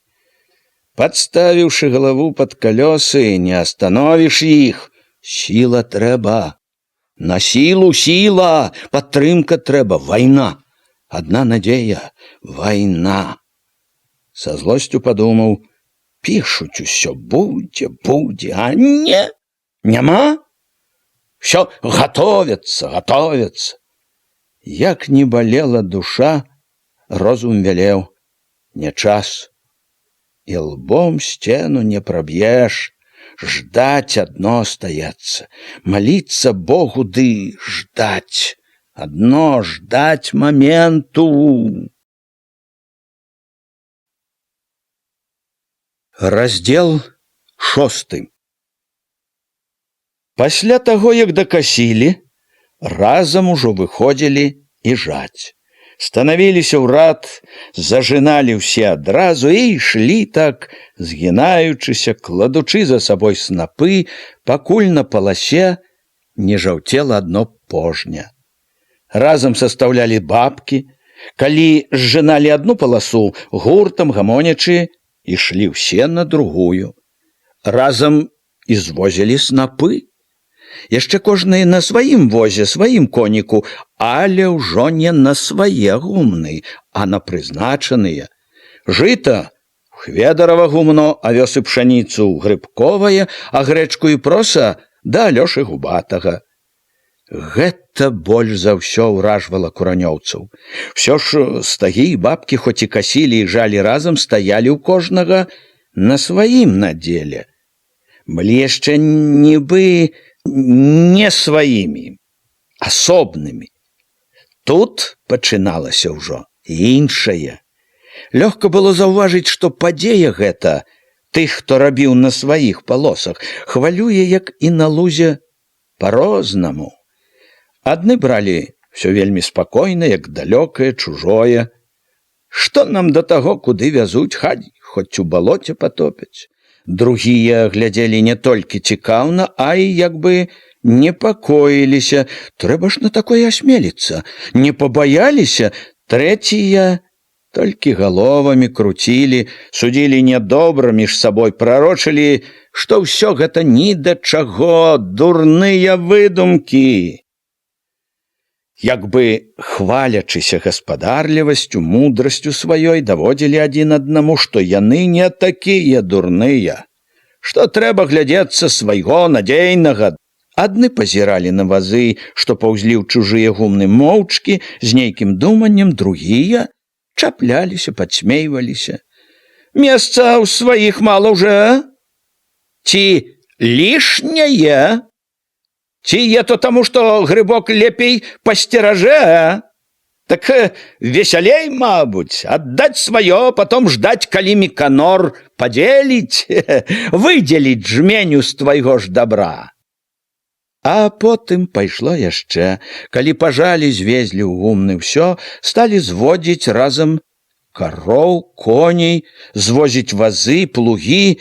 У той дзень усе, хто быў у сяле, выбеглі на вуліцы, каля кожнай хаты, каля кожнага штыкетніка стаялі, глядзелі жанкі, мужчыны, дзеці.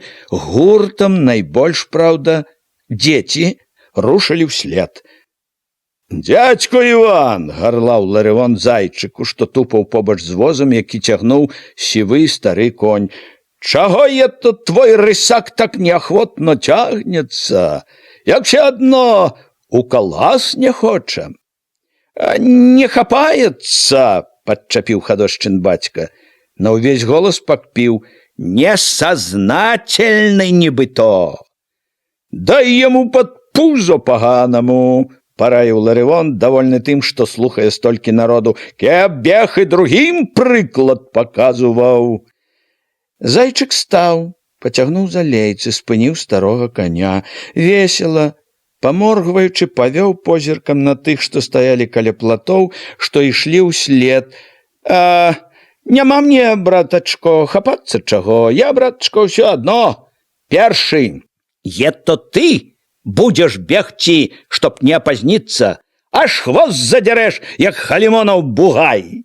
І тыя, што каля платоў, і тыя, што ішлі ўслед, зарагаталі. Зарагаталі таму, што гэта казаў зайчык, і таму, што згадалі дурнаватага бугая, і таму, што бугаём дражнілі Ларыона. Ларыон пачырванеў злосна, але, зірнуўшы на Яўхіма, што стаяў поблізу, стрымаўся. «Глядзі, чтоб ты не ляцеў, задраўшы хвост са свайго калхозу! Я, братачко, бегать я так не умею, ды хвоста не задираю. Не тая, братко, скотина!» Зайчык пад рогат пайшоў зноў, не слухаючы, што там спрабуе адказаць бугай. Чародка цікаўных, смеючыся, падалася ўслед. «Куды я то, кумочак?» — сустрэла сарока, якая толькі што горача, размахваючы рукамі, спрачалася пра нешта з гуртком жанчын. Голас быў ліслівы, прытоена хітры, як усё адно. «Упрымы? Упрымы. Хацеў, кумак, табе, ды перадумаў. Старая уже ты для мяне, я і маладзейшую найсці магу. Так маладая не вельмі па табе ўпадае, абяшчае не на ўцеху, а так для смеху. На пража скварак, а дасць у карак!» Перастала рагатаць. «У калгас е то?» «У гурт, братачко!» Падчапіў. «Хадзем разам, кеп весялей было. І ідзі, кумочак, покуль адзін». Весела, але неяк сур'ёзна сказала сарока. «Паспытай, які смак, а тады ўжо нам дай знак». Яна азірнулася на жанок. «Як соладка будзе, уся каманда прыбудзе, а як горка на смак, паўзі назад, як рак». «Старая ты, баязлівая!» – плюнуў зайчык, падаўся сваёй дарогаю. Заехаў на Міканораў двор, дзе з Міканорам стаяла некалькі калгаснікаў і цікаўных, здаў плуг, барану, распрог коня, здаў збрую. Міканор усё запісаў зялёны вучнёўскі сшытак, напісаў сяму цану. «От, цяпер калгаснікі па ўсёй форме», — сказаў, калі зайчык паставіў пад спісам нейкую крывулю. «А то толькі не сакрэт, назва адна была. Цяпер калгаснікі на 100%, — адгукнуўся Андрэй Руды, растлумачыў зайчыку, — самае асноўное абагульненне імущаства». «Самае асноўное, братачко, — засмяяўся зайчык, — е то асмеліцца. Я то набраўся смеласці яшчэ на лузе, хоць галавою цёмнай, а ты от хоць грамацей і ўсё знаеш, от глядзішся збоку, аб'ясняеш усё, братко. Правільна ўцэліў дзядзька Іван, падхапіў зайчыка Міканор. Другіх вучыць, а сам у бок туліцца. Калені дрыжаць, мабуць. У етом нічога дзіўнага. Разважна, спакойна прамовіў Руды. На перадавой, як у бой ісці, граматныя заўсёды былі самыя нясмелыя. Все адчайныя героі на перадавой з простых людзей, няграматныя, як правіло. І ў етам, як разабрацца, нічога дзіўнага. Грамотный чалавек, ён знае, так сказаць, што да чаго, думае багато. А ето, следовательно, мяшае геройству, а не грамотны. Ён зразу рашае, ці грудь у крастах, ці галава ў кустах. Ето неправільная теорія, запярэчыў Міканор. У нас цяпер самыя героі грамотныя. На тое савецкая ўлада і стараецца, чтоб грамотныя былі все. Да і тое неправільна, што ў калгасе галава можа быць у кустах. Руды хацеў нешта сказаць, апраўдваючыся, але на двор ехаў Алёша губаты з возам. Ну, пора і табе ў калектыў, сівы, зайчык заўважыў блізка аднаго са сваіх малых, пазваў. Антось, хадзі. Пасадзіў бялявага з тонкай гусінай шыяю малога, які шчасліва ўчапіўся ў чарнаватую грыву. Дзяржыся, братко.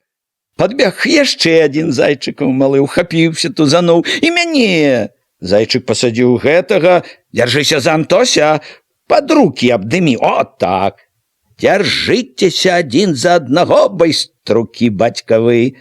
Апошні раз на аднаасобным едзеце. Ён крануў за аброць сівага. І ў гэты дзень тыя, што назіралі збоку, глядзелі па-рознаму. Адны чапляючы смешкамі, другія гамонячы, спрачаючыся між сабой, трэція моўчкі, хаваючы ў сабе сваё думанне. І тут былі такія, што глядзелі на ўсё абыякава, як на чужое, і такія, што хваляваліся, нібы гэта і ім неяк абыходзіла. Нібы з гэтым і ў іх нешта магло змяніцца. Але хоць гэта было падобна да таго, як глядзелі раней, можна было заўважыць і тое, што неспакойных і неспакою цяпер было багата больш. Ледь не кожна ў куранях хвалявала незвычайная падзея. Цікаўнасцю, надзеяй, трывогаю, злосцю. Небагата было такіх, што, паглядзеўшы, як калгасаўцы зводзяць і звозяць дабро ў гурт, адразу вярталіся на свае двары да звычайных клопатаў. Ледь не ўсе хваляваліся тым незвычайным, што дзеялася на вачах. Яшчэ большыя, як на Міканоравым, таўкліся натоўпы на Хведаравым і Хоневым дварах.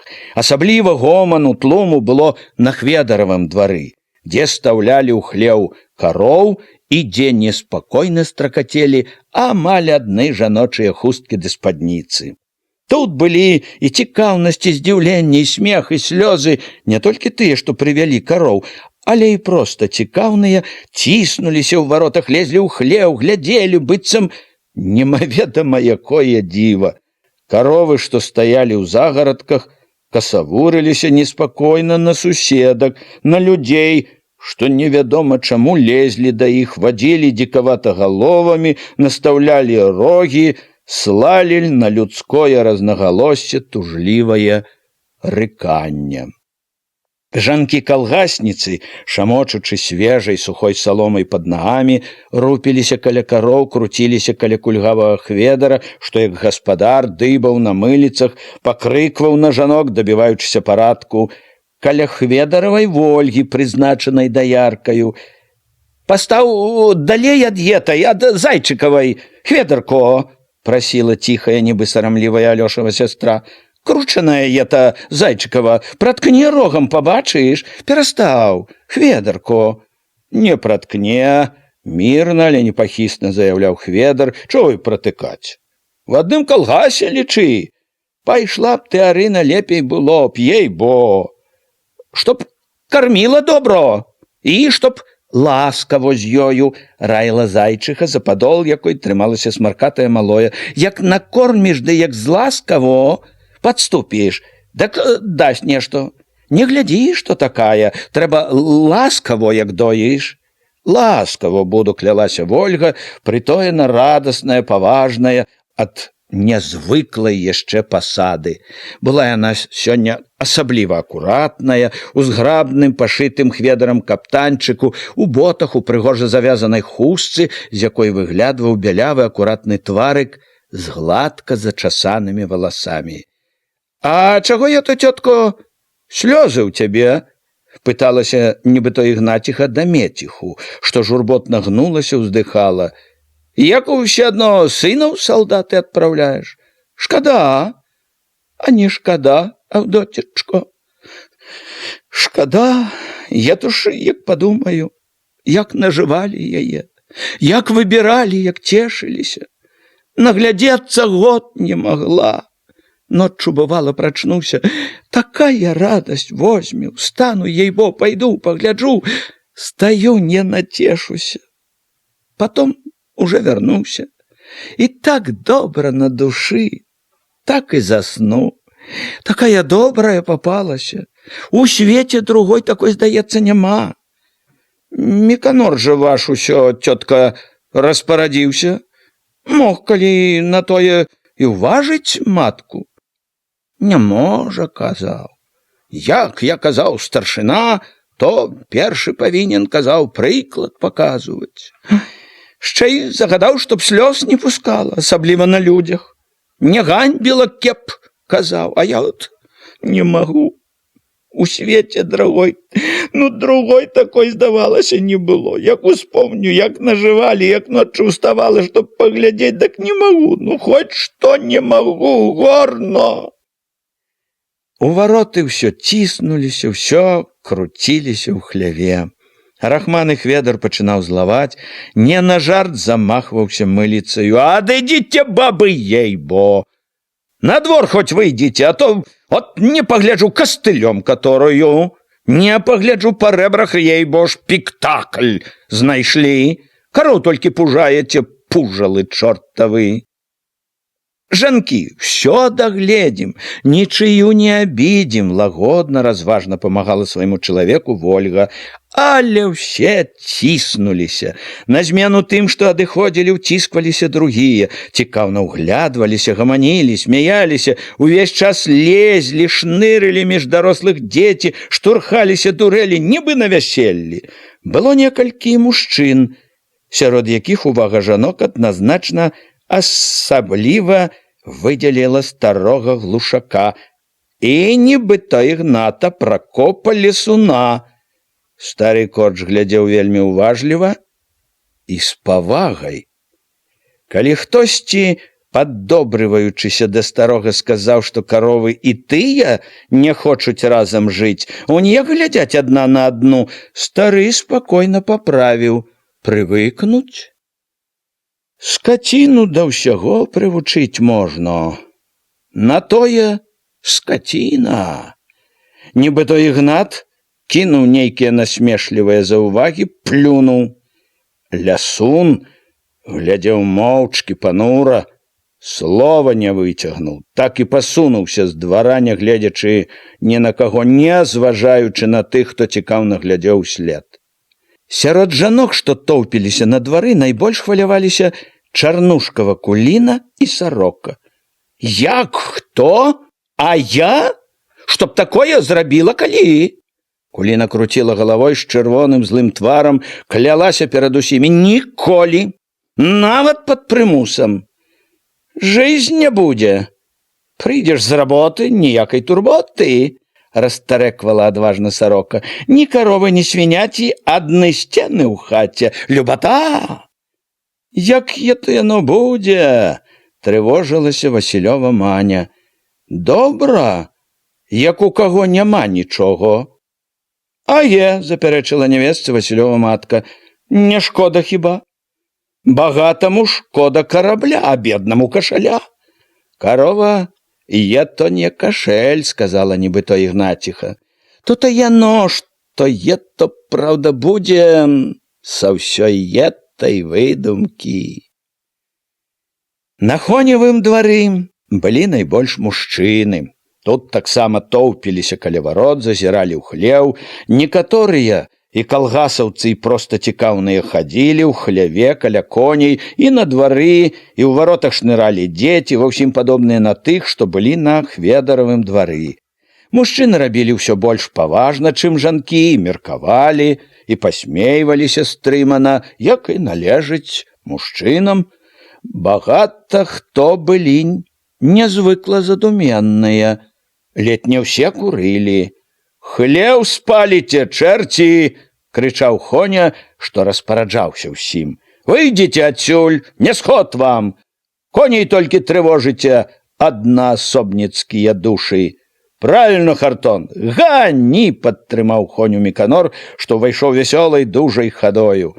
«Як ісці разам, дак не хочуць, а як глядзець, дак сяло цэлае!» «Дак каб жа ўткнуць голову куды!» – адгукнуўся Міця ляснік. «Глянуць наўперад трэба!» «Глядзіце, не сакрэт, вельмі доўго!» «Дак ето ж не абы што!» Міканор, як і належыць старшыні, пачаў аглядаць канюшню, праверыў, як пастаўлены коні, якое сена палажылі. Патым, як трымаўся ён, што рабіў, як рабіў. Усе маглі, усе, у каго вочы, павінны былі бачыць, што ў калгасе цвёрды, надзейны гаспадар. Чтоб корм Хартон даваў па рэжыму, у паложаны час і па рацыёну, распарадзіўся Міканор. Каб ніякіх парушэнняў. Па ўсіх законах навукі, як дагаворано. Хоня тым тонам, якімі трэба адказваць на распараджэнне, запэўніў, што ўсё будзе рабіць як належыць.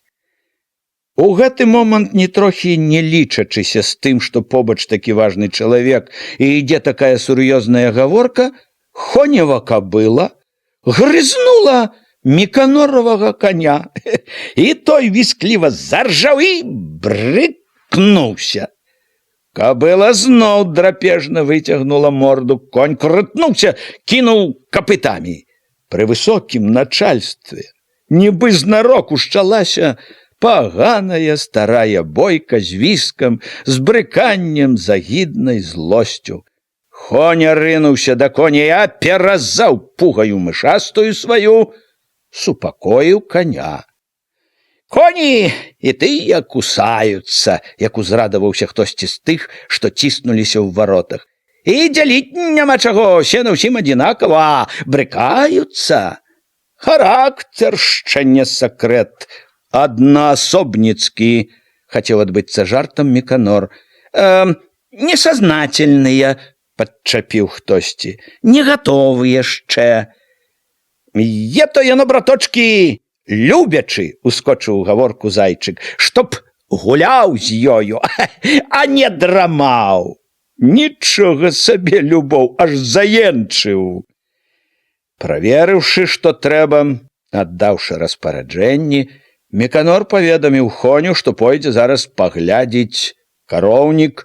Заклапочана дзелавіта падаўся з хлява, з двара. Людзі пачціва расступаліся перад ім. Некалькі чалавек з гуртам дзетвары рушылі ўслед. У цэнтры натоўпу, што застаўся, Руды узрадавана ўзяўся тлумачыць. У кажнай культурнай канюшні обязательно павінны, будь-то сказаць, ячэйкі на кажнага коня. Зноў ты, братачка, за агітацыю сваю, учапіўся нейкі сур'ёзны зайчык. Я не агітирую, я совсем, так сказать, наоборот, критикую. Что вы робіце няправільно. Замест таго, чтоб, як вучыць партія строіць канюшні, вы ўсё разабралі па хлявах. Это ж скрыўленне, а не калгас. Ты глядзі, дядько, шмаргануў носам Алёша губаты, а то за агітацыю проціў калгасаў Мы не погладим по голове. Знаешь что за агитацию? Знаю.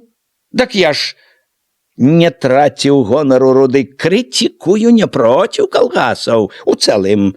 Я против, так сказать, неправильных колгасов. Следовательно, за правильные. Як вучыць партия, там разберутся, дядько. У тоне Алешевой гаворки чулася погроза. За что ты агитируешь? Ты не вучы мяне, зазлаваў руды. Рано вучыць узяўся. Не знаешь нічога, так других слухай. Але все ж притих, неўзабаве і зусім сышоў з двара, а іншыя яшчэ доўга тоўпіліся, вязалі стрыманую гаворку, маўчалі, курылі. Тое, што бачылі, чулі, было самым вялікім клопатам куранёў. Мала было такіх хат, двароў, дзе б не гаварылі пра гэта, не меркавалі, не думалі. Гаварылі, думалі ў хлявах, у гумнах, у полі, дома, зморана вячэраючы, у думнай начной цішыні на палацях. Абышоўшы ўсе двары, дзе збіраліся людзі, наслухаўшыся і нагаварыўшыся, Куліна Чарнушкавых толькі апоўдні вярнулася на свой двор. Чалавек каля хлява сек ножом свежае, толькі што нарванае зелля, рыхтаваў яду свінням. Як падурнелі, не першы раз абурылася, быццам і не заўважаючы таго, што робіць чалавек, не дзівячыся, што робіць яе справу, не да таго ёй. Чарнушка нібы не чуў, на ўколенцах сек і сек зелля, заняты быў, здавалася, толькі сваім клопатам. Потым ужо спакойна стала параіў. Не заракайся. Я, а не дождуцца. І не будуць дажыдацца. Сама пойдзеш, як прыйдзе пара. То я, ты. Чарнушка не спыніўся на момант. Звыкла сек зелля. Мачыха, яшчэ распаленая неўвагай чалавека, яго недавер'ем, не ведаючы, што сказаць, вартае таго гневу, які гарыць у ёй, склала раптам фігу, ашалела тыцнула кудысьці ў сяло. От ім! Чарнушка зноў стала параіў. Не заракайся. Кінуўшы секчы, ён устаў, зірнуў на жонку зморана і як бы не разумеючы. Чаго ты то бядуеш так? Ён выдзеліў асабліва ты. Можна падумаць, ты найболей утраціш. Багацце самае вялікае, можна падумаць, у цябе? А не багацце? Як мы толькі ім і жывем? Куліна глядзела на чалавека і, здавалася, таксама не разумела яго. Багацце, чтоб яно правалілася. Свету белаго не бачыш, а толк які? Дочку багатыя вывелі, загаварыў ён раптам інакш, болесна, як бы са слязамі. Багацейкаю. Паняю зрабілі. Цесься адно! Зазлаваў, загадаў мачыце, бяры зелля, свінням давай, багачка. Чарнушчыха, збітая трохі папрокам заганнену бяду, у якой яна чула сябе такі вінаватаю, хоць і не паказвала гэтага, момант шукала, чтоб такое сказаць чалавеку, калі ўбачыла, што Хведька, які паявіўся аднекуль, сочыць пільна і з нейкім смехам. А е ты зноў гультаяваў, зноў не ганяў на выган. Абы матка адвярнулася на хвілінку гуляць, выскаляецца яшчэ. Чарнушчыха ў запале пашукала, ці няма поблізу, дубца не знайшла і раптам ухапілася мяшаць свінням зелля. Няма калі таму рабіць, прамовіў Чарнушка. У матку пайшоў. Таксама жыць не можа без палітыкі. Пад вечар зайшла Ганна, і спрэчка, што, здавалася, забылася ўжо, зноў згарэлася, толькі што цяпер і бацька, і мачыха, як нейкаму праўдзіваму суддзі, даводзілі Ганне кожны сваю праўду. Хведька таксама быў тут, упоцемку моўчкі сядзеў за сталом, чакаў, што скажа праўдзівы суддзя матцы і бацьку. Сабраліся вячэраць, а не вячэралі, нібы забыліся, чаго сышліся. «Не багацце, кажам», – скардзілася мачыха. «Як все адно, я не знаю, якое багацце. Гора, а не багацце. Але і тое забуваць не трэба, якое не е, а жывем з яго. Жывем, не памерлі». Толькі што неахвотна, не любіў спрэчак, азваўся Чарнушка. «Жывем, дзякуваць Богу, і ядзім нешта, і адзеты, і хлеб твой, і хата твая, і карова, і авечкі твае. Як там не жывеш, а жывеш спакойна? Знаеш, калі што якое, дык выручыць екаму». «От то-то і яно», – зноў коратка і неахвотна запярэчыў Чарнушка. Ганне не хацелася спрэчкі, прыйшла пасядзець сярод сваіх, адпачыць ад працы, ад нямілай карчоўскай прагнасці. Жыць, канешне, трэба з нечаго, разважна для прыліку адказвала яна мачыся. А толькі, мамо, шчасце не ў адном багацці. Хто ж кажа, Ганно? Я толькі што пра гаспадарку думаць трэба. Як жыць будзеш, думаць трэба. Як е ў чалавека шчасце, мамо, дак і гаспадарка значыць нешта. А як няма, які толк са ўсяго? Яно, канешне, і без шчасця не соладко. Але як есці не будзе чаго, як зубы на паліцу палажыць прыйдзецца, дак от будзе шчасце. «Бы адно голадам марыць там будуць», – азваўся Чарнушка. «Пераначуваць всё страшно», – разважна прамовіла Ганна. «Да і тое, праўда, неведама, як там будзе. А толькі горай, як е, наўрад ці будзе. Горай, здаецца, не бывае». У той жа час у Васілёвай хаце все таксама сядзелі за сталом, упоцемку сёрбалі боршч, вячэралі моўчкі, толькі Васілёва малое захліпала ў калысцы. Маня недовольна прамовіла зноў: «Як усе адно знарок, толькі прысядзеш, каб узяць, што ў рот, што табе», – сказала злосна клянучы, але Васіль перабіў клятьбу, загадаў ісці пакарміць малое. Кончыў Володька сёрбаць, палез на палаце, перахрысціўся на абразы, дзед Дзяніс зачэкаў красалам, хацеў закурыць люльку, калі матка, што сядзела ля Васіля ўскрай стала, затурбавалася ў голас: «Як то яно цяпер будзе?» «Звярнула тым часам з'езджанай дарогі», – азваўся дзед. «Па балоту просто, па купінах». Васіль маўчаў. «Як?» – сказаў нядобра з папрокам. «Знаць вам трэба ўсё, канешне, забіваць галаву».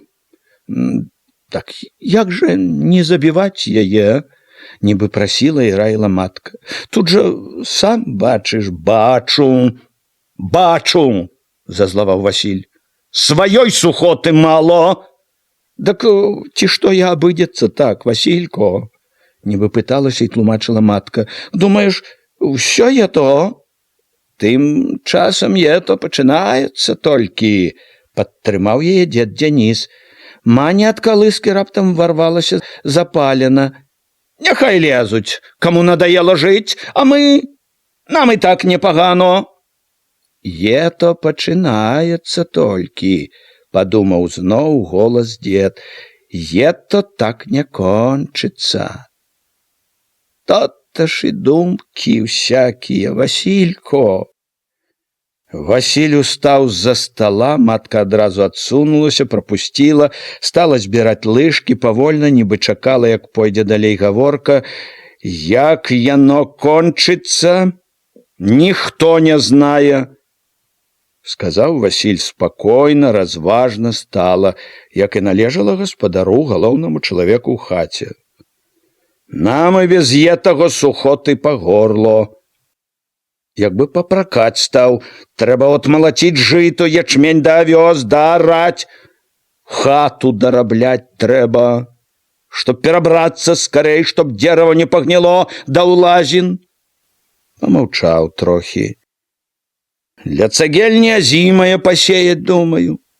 Азімае павінна ўрадзіць, сказаў дзед. Як пагода не падгуляе, павінно. Хату трэба, чтоб памог дакончыць бацько, сказаў Васіль уже да мані, чтоб і Пятра ўзяў на падмогу. Паможа, я скажу, паабяцала маня. Тым і скончылася гаворка у дзятлікавых хаце. Сталі разыходзіцца па палацях, раздзявацца. Адзін дзед, які летам спаў на печы, доўга яшчэ круціўся бяссонна, не мог уцішыць назольны кашаль. Доўга не спалася Хадосьцы. Яна, як звычайна, ляжала на палацях з малымі. Маленькі Антосік, скурчыўшыся, соваў ёй каленямі ў бок, уцінаў галоўку ёй пад паху. Хадоська ласкава падымала яго на руку, але праз момант ён зноў саскоўзваў з рукі, уцінаўся галоўкай пад паху. Усе малыя спалі. Толькі зрэдку з ціхім мерным дыханнем злучалася глухое мармытанне. Дзеці штосьці снілі, але сны сніліся ім добрыя, не будзілі нікога. Недарма найбольш чулася Хадосьцы ціхае, салодкае плямканне. Бацькі ж не спалі. Хоць спачатку не гаварылі, Хадоська здагадвалася, што не спяць. Думаюць пра штосьці. «Гаспадары!» – прахрыпеў нядобра з пагардай бацька. «Сышліся, галота!» «Ты, багацей!» – ціха папракнула матка. «Не раўняй ім, нібыто!» «Ціхо ты!» – шапнула беражліва матка, зноў папракнула. «Нос задзіраеш? Глядзі, каб не апусцілі!» «Хто это апусціць?»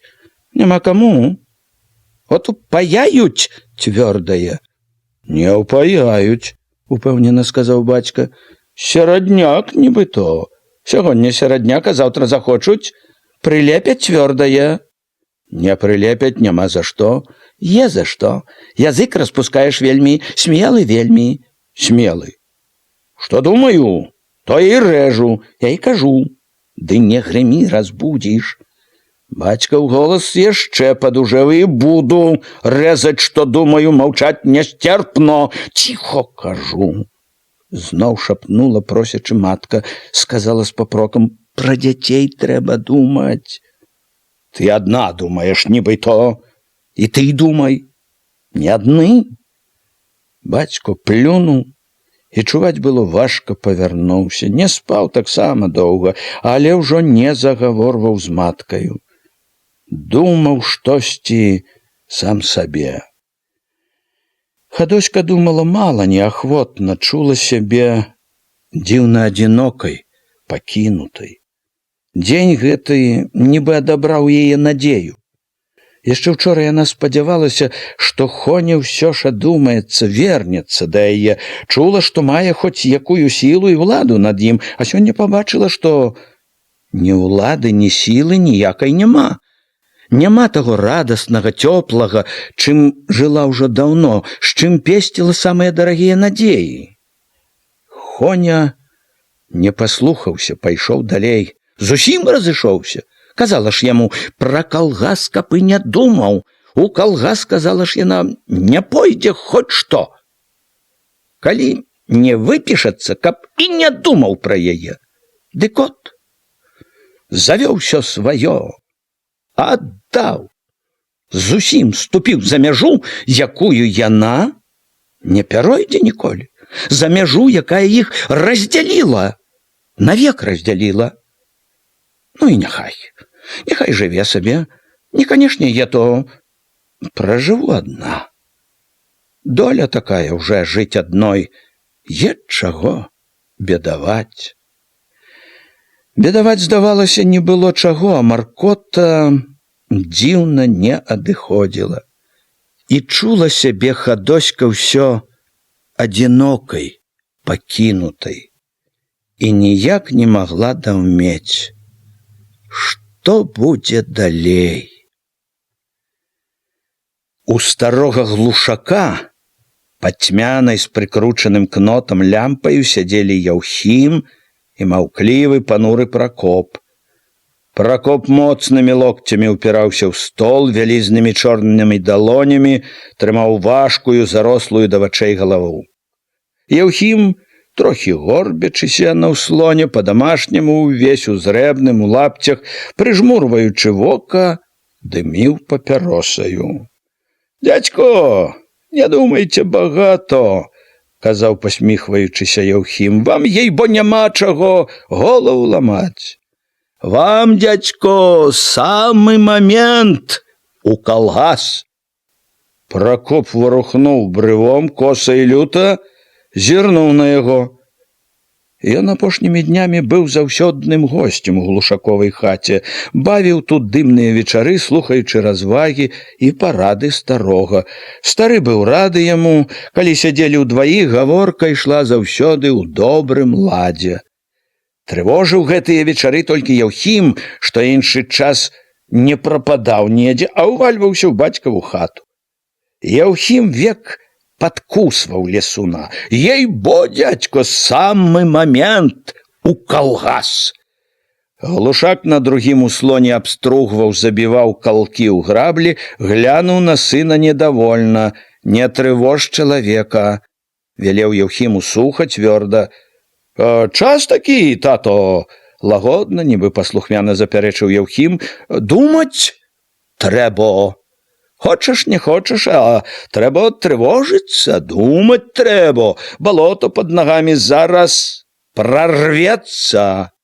Чтоб не было позно». Ён зноў прыжмурыўся на лесуна. «Ей-бо, адзін выхад, дядько. Калгас». Пракоп важка выкаціў мацюк. «Ето не трэба, дядько, ето делу не паможа, і вам, чтоб шкоды не нарабіло. Дай ні на што ўсё. Вам, як трудовому чалавеку, калгас адзіная дарога. Ісці трэба, падскокваючы ад радасці, маліць, чтоб скарэй забралі ўсё. Ісці, дай другіх яшчэ весці з сабою, прыклад другим показывать, которые несознательные, которые добра своего для советской власти шкадуют. Это ж такие гады, которые коней, коров, овечек своих для советской власти шкадуют. Яўхім, знов загадаў глушак. Ей-бо, тато, такі яшчэ гады. Трэба ж, дядько, кормить начальников, которые в городах, детей их, жонок, полюбовниц их, дай не абы чым, не рассолом яким, а мясом, мукою, булками, котлетами. Сознательным трэба будь, дядько, бегти скорей подскакиваючи, дай других ще тягнучи. А вы, эх вы, дядько, на что только голова у вас на плечах, думаете ще? Скорей у колгас бежите, ей-бо, не бойтеся, что Миконор не даст рады, ён спрытный, скоро знайде збыт усяму. Вам голову ломать не придется, не бойтеся, бежите.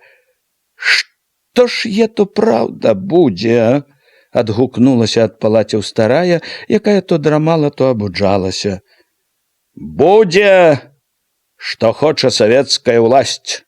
Што хоча, то і будзе. Яўхім дакурыў, плюнуў на акурак, растаптаў лапцем на падлозе. Советская ўласць. Уласць цвёрдая. Што намерыцца, тое і зробіць. Адолеў сур'ёзнасць, зноў загаварыў з насмешачкай. Я, калі б не цвёрдае заданне, з радасцю б у калгас. А то ж не прымуць. Элемент класавы. Не паглядзяць, што і жонка з трудзяшчаго элемента. Устаў, сабраўся ісці, задумаўся чагосьці, неспадзявана сур'ёзна сказаў: «Такі праўда, пайшоў бы. Все адно жыць не жывеш, а там, хто знае, мо і будзе нешта». Толькі ж зноў прамовіў з насмешкай: «Не просяць, а лезці, калі б'юць, не люблю». «Наплёў!» – пакруціў галавою стары, калі Яўхім бразнуў сенечнай клямкаю. Стары ў гэты вечар быў нязвыкла маўклівы і пануры. Так і бавілі рэшту вечара. Адзін корпаўся з граблямі, другі толькі час ад часу шалёна варушыў брывамі, ды жаваў чорную пасму вусоў. Думны і розны быў куранёўцам гэты вечар. Пад вечар Зайчыха і Вольга падаілі кароў, сталі раздаваць малако калгасаўскім жанкам. Пад прыглядам старшыні, які явіўся асабіста праверыць, як будуць выконваць яго ўказанне, Вольга карцом мерала малако, налівала ў гладышкі, якія прынеслі жанкі. «Строго па колькасці едакоў», нагадваў важны цвёрды Міканор Вользе. А яна зачэрпвала з вядра, што па справядлівасці. Ён казаў не так для Вольгі, якая ўсё ўжо ведала, якая, канешне, будзе рабіць так, як трэба. Новы старшыня казаў для тых, хто цікаўна тоўпіліся навокал, назіралі. Па справядлівасці, чтоб пароўну, а не так, каму густо, каму пусто. Міканор быў давольны.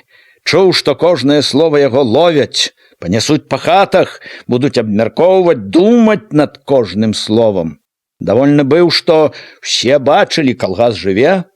Ён, Міканор, недарэмна біўся.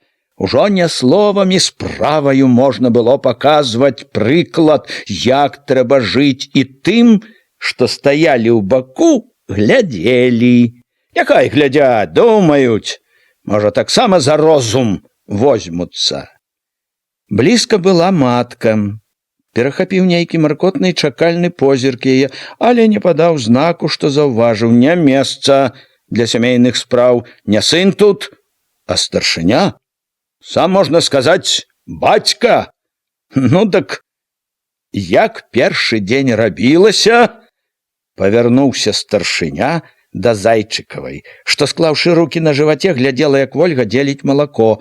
Была прыкмеціў Міканор узрушаная, шчаслівая, але шчасце стрымлівала, таіла і нібы неякавела пад людскімі позіркамі. Да чаго ж? Рабілася добра. Яна ўзрадавалася, даўгаваты худы твар засвяціўся, ніякавасць прапала, рабілася весела. Толькі Алёшава, зноў зрадавалася нібы, не даецца, не прызнае быццам. Я і так да яе не хоча. Адну Арыну падпусціла. Яна і дома адну мяне прызнавала, сказала Арына. Не прывыкла. Старыя прывычкі, уставіў хтосьці з жанок. Прывыкне, заявіў Міканор спакойна і паважна. З той жа паважнасцю загадаў хведару даяркам: давайте корму на ноч. І можна дадому. Заўтра, што рано, як положено, па рэжыму. Не бойся. Не апознімся, паабяцаў хведар. Ну, так я пайду, сказаў заклапочана. Трэба ж паглядзець, што там на канюшні. Мерна, упэўнена ступаючы, прайшоў паўз цікаўных, падаўся вуліцаю, па тым, як ішоў у шэрым, у пасачку пінжаку, у картовых святочных першы раз надетых штанах, у добра намазаных дзёгцем ботах, у кепцы, насунутай на лоб. Было відаць, што ідзе чалавек заклапочаны, чалавек, на якога наклалі нялёгкі абавязак. Мерна дзелавіта выйшаў з двара, па-гаспадарску стала рушыў вуліцаю. Востра заўважыў позіркі з-за платоў, з вокнаў. На Хоневым двары каля хлява таксама купчылася чаротка, як і ўдзень чаротка была з мужчын, каля якіх круціліся, шнырылі дзеці, з жанок тырчала адна сарока. «Пора ўжо не сакрэты разыходзіцца», нібы распарадзіўся Міканор. Не прыпыняючыся, дзелавіта падаўся ў хлеў. «Не гані! Прыйдзе пара, самі пойдзем да двара», пачуў след, але не стаў, не адказаў нічога. У хляве было ўжо цемнавата, поцемак, вылучаючы Хоневу і Зайчыкаву постаці, бадзёра кінуў: «Як тут у вас, канюхі?» «А так што?» Нібы рапартуючы, звонка адгукнуўся Хоня. «Можна сказаць, служба ідзе. Всё як трэба, братко». «Не братко, а старшына», паправіў Зайчыка Хоня. «Адказваць не знаеш як?» «Малады яшчэ, не навучыўся», захіхікаў Зайчык. Далі коням сена. Міканор прайшоў, праверыў, як прывязаныя, разам з Хонем і Зайчыкам выйшаў з хлява. «Не вельмі, старшына, пабагацелі», пачуў Міканор з чарады злараднае. Стаў, рэзка адказаў: «Не радуйся, дзядзько, будзем багацей. Пародзістых скора прывядзем з Юравіч. Ждуць вас там». «Ждуць. Прывезці павінны скора з коннага завода. Занудзіліся там, ждучы вас. Ето паглядзім, як прыйдуць». Міканор з Зайчыкам і Хонем пайшлі ад хлява. Следам паслухмяна рушыў і натоўп. Хоня зачыніў вароты за ўсімі, вярнуўся к Зайчыку і Міканору, што курылі перад ганкам.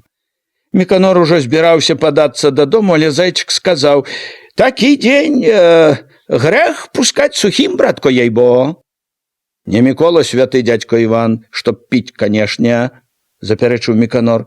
Зайчык кінуў вачыма да Хоні, што ішоў да іх, загаварыў жвавей, гарачэй: «Не кажы, старшына, свят то шчэ большае. Дак і выпіць больш трэба». «Это правда», падхапіў Хоня. «Дак давайте ў хату, мо знайдзем слязу якую». У хаце было цёмна. У цемру, туды, дзе ляжала звычайна Хонева матка, далі добры вечар. Хоня запаліў лямпу, і Міканор з Зайчыкам убачылі добрыя, уважлівыя вочы старой, дзяцей, якія стаялі пры стале, сачылі з палацяў, з печы. Хоня адчыніў скрыню, дастаў пляшку самагонкі, паставіў на стол 3 чаркі, адну з адбітай ножкай палажыў. Пад вясёлыя крыўлянне і жартачкі Зайчыка выпілі разам з Хоневай маткай. Хоня падаў старой чарку, перш чым выпіў сам, памог падняць галаву, толькі калі матка выпіла, калі даў закусіць гурка з хлебам, вярнуўся зноў да сяброў. Сядзелі ўтраіх за сталом, чвякалі гуркамі, сёрбалі расол, дружныя, пажвавелыя, гаманілі, як браты. «Перагародкі рабіць не інакш трэба», меркаваў дзіўна гаспадарліва Зайчык, «чтоб не пакалечылі адзін аднаго. Канюшню трэба, як паложано». Міканор чуў, як ад выпітай гарэлкі мацнее ў ім задзірыстая ахвота спрачацца, выстаўляць сваё. На 30 коней, з кармушкамі, са станкамі, як у Вадавічах. «Непагано б», засмяяўся Хоня, «толькі што малаціць трэба ды араць. Арань не адложым покуль. Землю ўпарадкаванне наўперад правядзём, чтоб адзін і масіў адрэзалі. Да кеб землі не сакрэт, як паложано калгасу, лепшай, што каля цагельні я трэбую». «Непагано, нагледзеў», засмяяўся Хоня. «Выбраў», пахваліў і Зайчык. «Калі падрэзалі, то ані гадкі былі б, ей-бо. Адрэжуць, я трэбую», Под калгас по закону положено, лепшую павінны.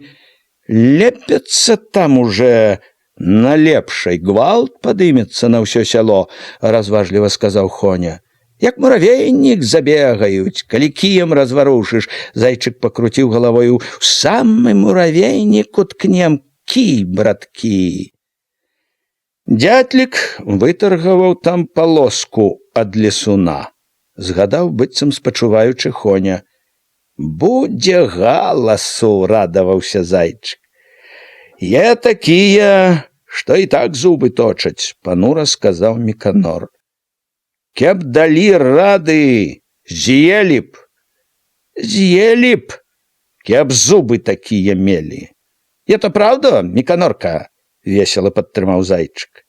Багацеі смеются. Галадранцы сышліся, няхай смеются. Міканор стукнуў кулаком па стале. Пабачым, хто потым смяяцца будзе. Хто смяяцца, а хто плакаць. Калі выпілі яшчэ па чарцы, Хоня пакруціў галавою, з дружбацкаю шчырай усмешкай прызнаўся. Адвярнулася ад мяне прысуха мая. Сягонняшняга дня любоў моя дала трэшчыну. Не так ужо весела дадаў. Наперакор ёй зрабіў. Правільна зрабіў, заявіў голасна, ні трохі не вагаючыся Міканор. Даўно трэба было ламаць етто з ёю. Кулацкае не сакрэт, нутро ў яе ў хадоські. Точно такое, як і ў бацькі яе. Пра бацьку не скажу нічога. На яе ты дарэмно. Ціха, але ўпэўнена сказаў Хоня. Не дарэмна, нібыта Ігнат 100% кулак па нутру. І яна недалёку ад яго. Ты правільно то, што паламаў, канчаць трэба зразу. Хоня памаўчаў трохі, не тоячыся, прызнаўся. Не магу. От сягоння, як успомніў, кошкі душу шкрабуць, сам сабе не рады. Цвёрдасці ў цябе мало, сказаў з папрокам Міканор. Ніякай пралетарскай стойкасці. Мало. Ахвотна згадзіўся Хоня. Неспадзявана са звычайнай сваёй бесклапотнасцю зарагатаў. Да яе, правда, мало. Міканор ад гэтага рогату нахмурыўся больш. Не таіў, што яму не падабаецца неразумны Хоняў смех. Зайчык раптам заўважыў, кіўнуў Хоню на палаці. Матка штось сказаць хоча. Хоня ўстаў, схіліўся над палацямі.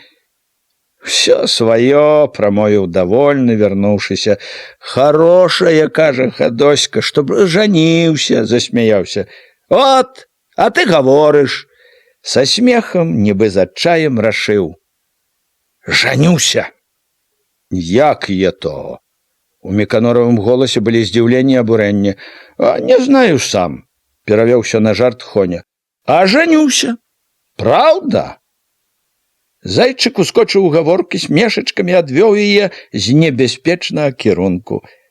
Рэшта вечара ішла зноў у добрым ладзе, в агульным клопаце. Гаманілі зноў, як браты, і разышліся, прыхільныя, таварыскія, не нагаварыўшыся, здавалася, ўдосталь. Калі Міканор вярнуўся да хаты, матка і бацька яшчэ не спалі.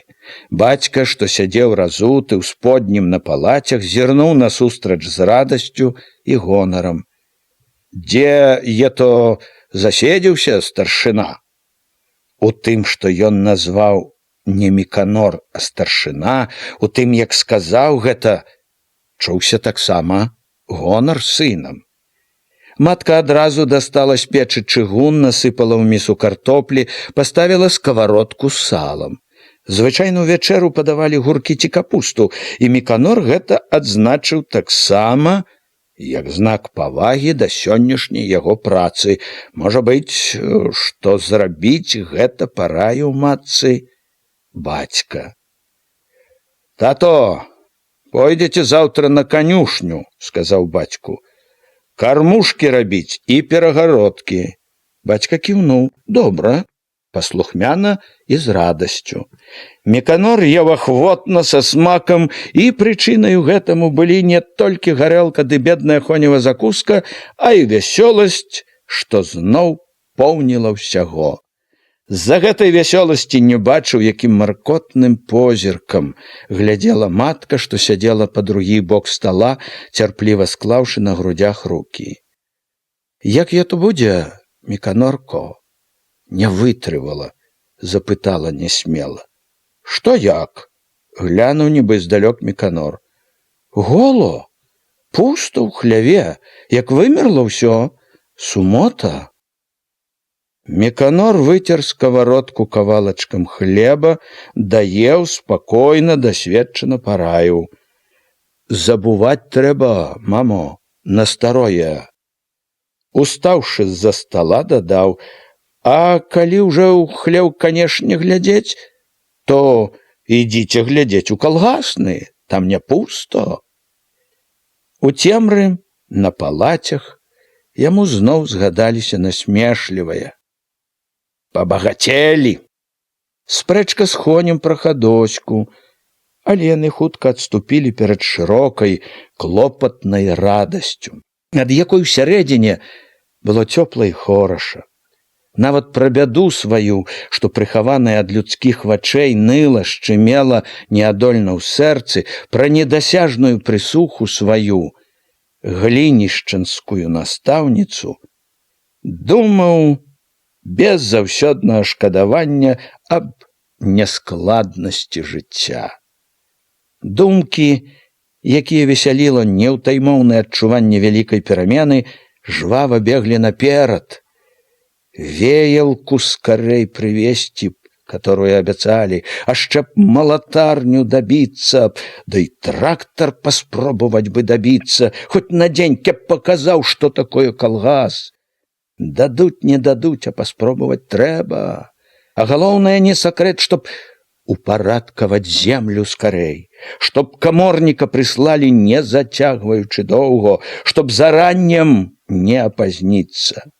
Упарадкаванне зямлі галоўнае, самую добрую землю, тую, што каля цагельні, канешне, ніякую другую. Будзе зямля добрая, будзе ўсё. Няхай пасмяюцца тады усялякія карчы ды ігнацікі. Паглядзім, як смяяцца будуць. І кароў пародзістых дабіцца трэба, і будавацца, канешне. Кароўнік, канюшню, свіран, як положано. Але наўперад, канешне, зямлёй упарадкавацца. І, канешне, тую, што каля цагельні, зямля галоўнае. І наступнымі днямі нямала сыходзілася цікаўных на Хведаравым і Хоневым дварах, але больш пільна збіраліся тыя, чые стаялі ў хлявах каровы ды коні. Асаблівай настойлівасцю было прыкметна вылучаліся жанкі.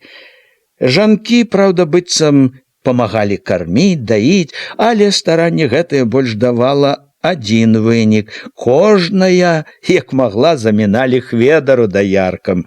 Хведар нярэдка лаяў жанок, адганяў, але непаслухмяныя яны лезлі і лезлі ў хлеў. Патроху прывыклі к іншым рукам каровы і не касавурыліся, і малака больш давалі, не таілі, а жанкі ўсё не хацелі адвыкаць ад сваіх рагуль.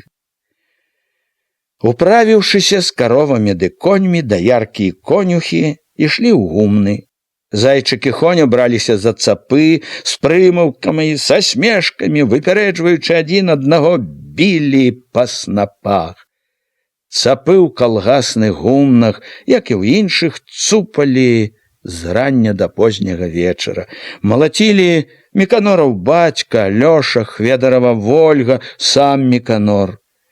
Намалочанае збожжа звозілі ў Хведараў свіран, кульгавы Хведар зважваў усё, запісваў кніжку, стукаючы па падлозе драўлянай нагой, памагаў сыпаць у засекі. Хведар не толькі памагаў жанкам у хляве, але і быў упраўным кладаўшчыком. Ён і замыкаў свіран, сачыў за ім, быў, можна сказаць, яго вартаўніком. Неяк ранкам, Прыкладна так з месяц пасля таго, як звялі дабро разам, запрог Міканор коней, з бацькам пакаціў у Юравічы. Калі паявіліся зноў усе, хто трапіўся на дарозе, на загуменне дзівіліся. На калёсах, пабліскваючы фарбай, круглячыся коламі, стаяла машына. Нібы аддаючы пашану ёй, Міканор і бацька пачціва ішлі побач яе. Бацька асцярожна кіраваў коньмі, а Міканор падтрымліваў машыну, каб не ўпала. Калі знялі веялку, паставілі на прыгуменні, Міканор сам паказаў зайчысе і Алёшавай сястры, як трэба абыходзіцца з ёю, паказваў з радасцю і годнасцю. Ледь не паўкуранёў глядзела на яго і на яго радасць веялку. З таго дня каля веялкі летня ўвесь час быў хто-небудзь з цікаўных, хоць бы з дзяцей. Багата каму хацелася ўзяць за ручку, пакруціць колы. Міканор і сам нярэдка падыходзіў да яе, памагаў жанкам веяць. Каля веялкі Міканор асабліва шкадаваў, што не ўдалося дабіцца пакуль малатарні. А як добра было б, каб хоць ненадоўга прыслалі трактар. Але ў Міканоравым шкадаванні была і надзея, і веялка яе нібы падмацоўвала. Ёсць веялка, раней ці пазней будзе і малатарня, і не сакрэт, і трактар. Всякая тэхніка будзе. Веялка – это пачатак, усе разумець павінны. Нязвыклая паволі станавілася звыклым. Дзень за днём, кожны ранак, выпаліўшы ў печы, паснедаўшы, калгасаўцы сыходзіліся каля Міканоравай хаты, гаманілі, курылі. Тут уведвалі ўсе, дзе каму што рабіць, куды каму ісці. У цэнтры гурту звычайна быў Міканор. Ён прыходзіў амаль заўсёды з гатовымі планамі. Перад тым, бачылася, вымеркаваў, што трэба, разважыў сам з сабою. Было часам і так, што яму пярэчылі, раілі, асабліва Хоня, Хведар кульгавы, Хведарава Вольга, і ён хоць і спрачаўся, нярэдка прыслухоўваўся, мяняў свае рашэнні. Праўда, рабіў ён гэта неахвотна і з няёмкасцю, нібы гэта прыніжала яго, выяўляла яго нявартасць. Тут вельмі памагаў Хоня, які цудоўна ўмеў прыйсці ў час на падмогу, ператварыць непрыемнае ў вясёлае, жартаўлівае. Часам і на бязрыбным балоце спаймаць нешта можна, дык, маўляў, глядзець усюды не шкодзіць, да ўсіх прыслухоўвацца. Як бы там ні было, Міканор усяму быў кіраўнік, галава быў. Як потым зразумелі, і брыгадзір, і бухгалтар, і старшыня. Што помніў, а што запісваў шытак, і колькі чаго намалочана, і хто намалаціў, і хто дзе рабіў. Сам асабіста ставіў кожнаму за дзень палачку, па якіх, казаў, будзе відаць, колькі хто рабіў. З прычыны асаблівага значэння Міканора цемнаватая і цесная Міканорава хата ўсё больш станавілася як бы цэнтрам тых, хто пайшоў калгас. Сюды збіраліся на сходы, на нарады, нярэдка збіраліся і проста так. Пайсці ў Міканораву хату рабілася ўжо як бы прывычкай. Вечарамі ў Міканоравай хаце цяпер век свяціліся вокны, век гаманілі, меркавалі пра нешта калгасаўцы. Іншы раз было так без Міканора, калі Міканору даводзілася прападаць вечарамі ў Алешніках ці Юравічах. Раз ці два гэтымі вечарамі няпрошаны заходзіў Міканораву хату Глушакоў Сцяпан. Сядзеў ён звычайна моўчкі, амаль увесь час глядзеў толькі ды слухаў. Міканору не даспадобы былі гэтыя яго наведванні, але старшыня неяк прамаўчаў. У хату прыходзіла нямала іншых пабочных, ды і сакрэтаў якіх-небудзь у тыя вечары не было. Так што праганяць хлопца не было і прычыны. Але праз некалькі дзён хлопец паявіўся на двары ўранку, стукнуў дзвярыма, улез у хату. Міканор яшчэ не ўправіўся вочы працерці пасля сну, санліва сапучы нацягваў сухія пыленыя боты, зіркнуў з-пад лба недавольна. Чаго прыйшоў? Не адказаў на прывітанне. Хлопец нібы няёмка прыдурваецца, стаў каля дзвярэй, пачаў мяць у руках шапку. У калгас. Прасіць хочу. У калгас? Міканор паглядзеў на яго, нібы хацеў зразумець, што ён удумаў. Пацікаюся непрыемна, чаго я то? Як усе? Жыць? Міканор устаў, націснуў на бот, зноў глядзеў пранікліва. Хто я то навучыў цябе? Бацько? Ці Еўхім? Сцяпан збянтэжыўся больш, пачырванеў. Сам я. Сам. Міканораў позірк паказваў. Думаў, знайшоў дурня. Сказаў спакойна, насмешліва. Ідзі скажы свайму бацьку ці брату. Скажы, мы не такія дурныя, як ён думае. Чаго? Не зразумеў Сцяпан. На твары яго паявілася нешта разгубленае і дурнаватае. Скажы, няхай сам прыйдзе, жорстка сказаў Міканор. Чаго? Ён і мяне не пусціць. Міканор сабраўся ісці мыцца. Вы мне не верыце. Міканор зазлаваў. Не верыце. Не верыце. Знаю я вас. Твой бацько таксама сіратою ўмее слязу пусціць. Мне бацько не ўказ. У мяне свая галава. У Сцяпанавым голасе пачулася ўпартасць. І Еўхім мне не пара. Пара, не пара, аднаго поля. На адным полі рознае расці можа. Не, канешне, як бацько такі, дак і я. Не для вас е то. Ясно? Узяла нецярплівасць Міканора. Дак як жа мне? Сцяпан стуліўся, нібы прасіў аб літасці. Міканору стала шкада яго.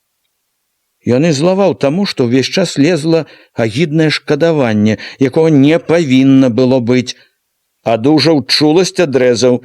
Не блытайся пад нагамі, от як!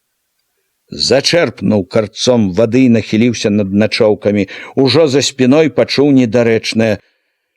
Дак бувайце здаровы.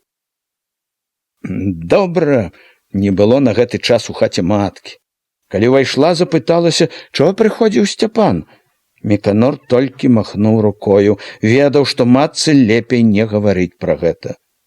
Увесь дзень было дзіўна ніякава. Лезла, тачыла непаслухмяная вінаватасць, як бы несумленна, пагана абышоўся са Сцяпанам. Гнаў развагі, што Сцяпан і стары яго розныя зусім, што са Сцяпана не сакрэт мог толк быць. Падтрымліваў ранішнюю цвёрдасць. Тое, што можа быць, яшчэ не значыць, што так, канешне, і будзе. Што Сцяпан не можа, калі захоча стары, стаць за яго, за Еўхіма, за ўсё кулацкае кодла. Пераконваў сябе, правільна зрабіў, так і трэба. Стараўся не прызнаваць, што злаваў на Сцяпана, нецярплівы быў асабліва таму, што глушакі гэта ўжо не раз чапляла матка, хоць і не блізкія, а сваякі. Ён і матцы казаў, і сам думаў, што лічыць такіх сваякамі можна толькі на здзек яму.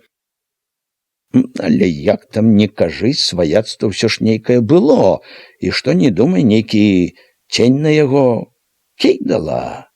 І ад гэтага ў яго была асаблівая злосць на глушакоў, як бы яны хацелі падкапацца да яго такім спосабам. Таму лічыў, што з імі трэба быць асабліва цвёрдым, бязлітасным, таму не хацеў, каб пра гаворку яго са Сцяпанам ведала матка. Нярэдка бавіў вечары ў Міканоравай хаце Андрэй Руды. ссаў свае далікатныя папяросы люлечкі, пускаў у ноздрамі далікатныя струменчыкі дыму, слухаў іншых, улазіў са сваімі меркаваннямі, парадамі. Тым, як ён слухаў іншых, прыжмурыўшы вочы з паблажлівай усмешачкай, як гаварыў павучальна тонам старэйшага мудрага, ён як бы паказваў, што ведае ў гэтым даволі. Вельмі можа быць больш за іншых. Ён так трымаўся, нібы быў тут не госцем, якога ніхто не прасіў, а ледь не галоўнай асобай, ва ўсякім разе другой пасля Міканора. Міканор, якога Руды не раз дапаўняў, а аднойчы ўзяў нават папраўляць, ускіпеў: «Дядько, чаго вы лезеце сюды? Куды вас не просяць? Без вас разбяромся. Прыйшлі? Дак сядзіце ціхо, ясно? Ты чаго кідаешся?» Не хацеў траціць годнасці Андрэй. «Ежели совет даюць, так сказаць, дзякуваць трэба, што памагаюць разумным словам, а не гырчаць». «Я не гырчу. Я папярэджваю, чтоб не разводзілі тут сваю агітацыю і чтоб не падрывалі аўтарытэт. Ясно? Я толькі хацеў памагчы, чтоб аўтарытэт быў следовательно большы». Руды ўстаў, не хаваючы, а нават знарок паказваючы, што яго неразумна, няўдзячна абразілі, за яго ж добрай згоднасцю заявіў: «Я думаў уже, так сказаць, далучыцца.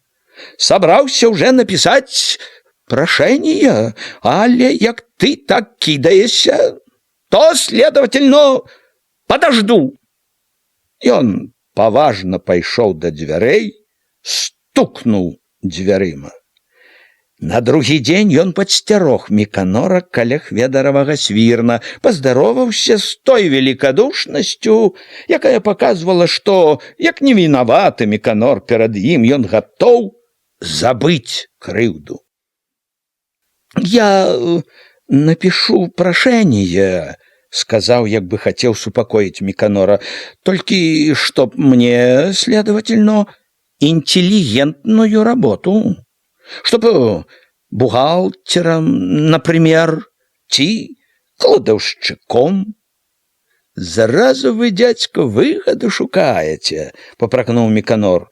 «Это выгода, найперш, так сказать, для калгаса», — поправіў Міканора Руды. «Потом уже для мяне», — дадаў вучачы. «Трэба цаніць грамату і скарыстоўваць граматнага як кадравага спецыяліста».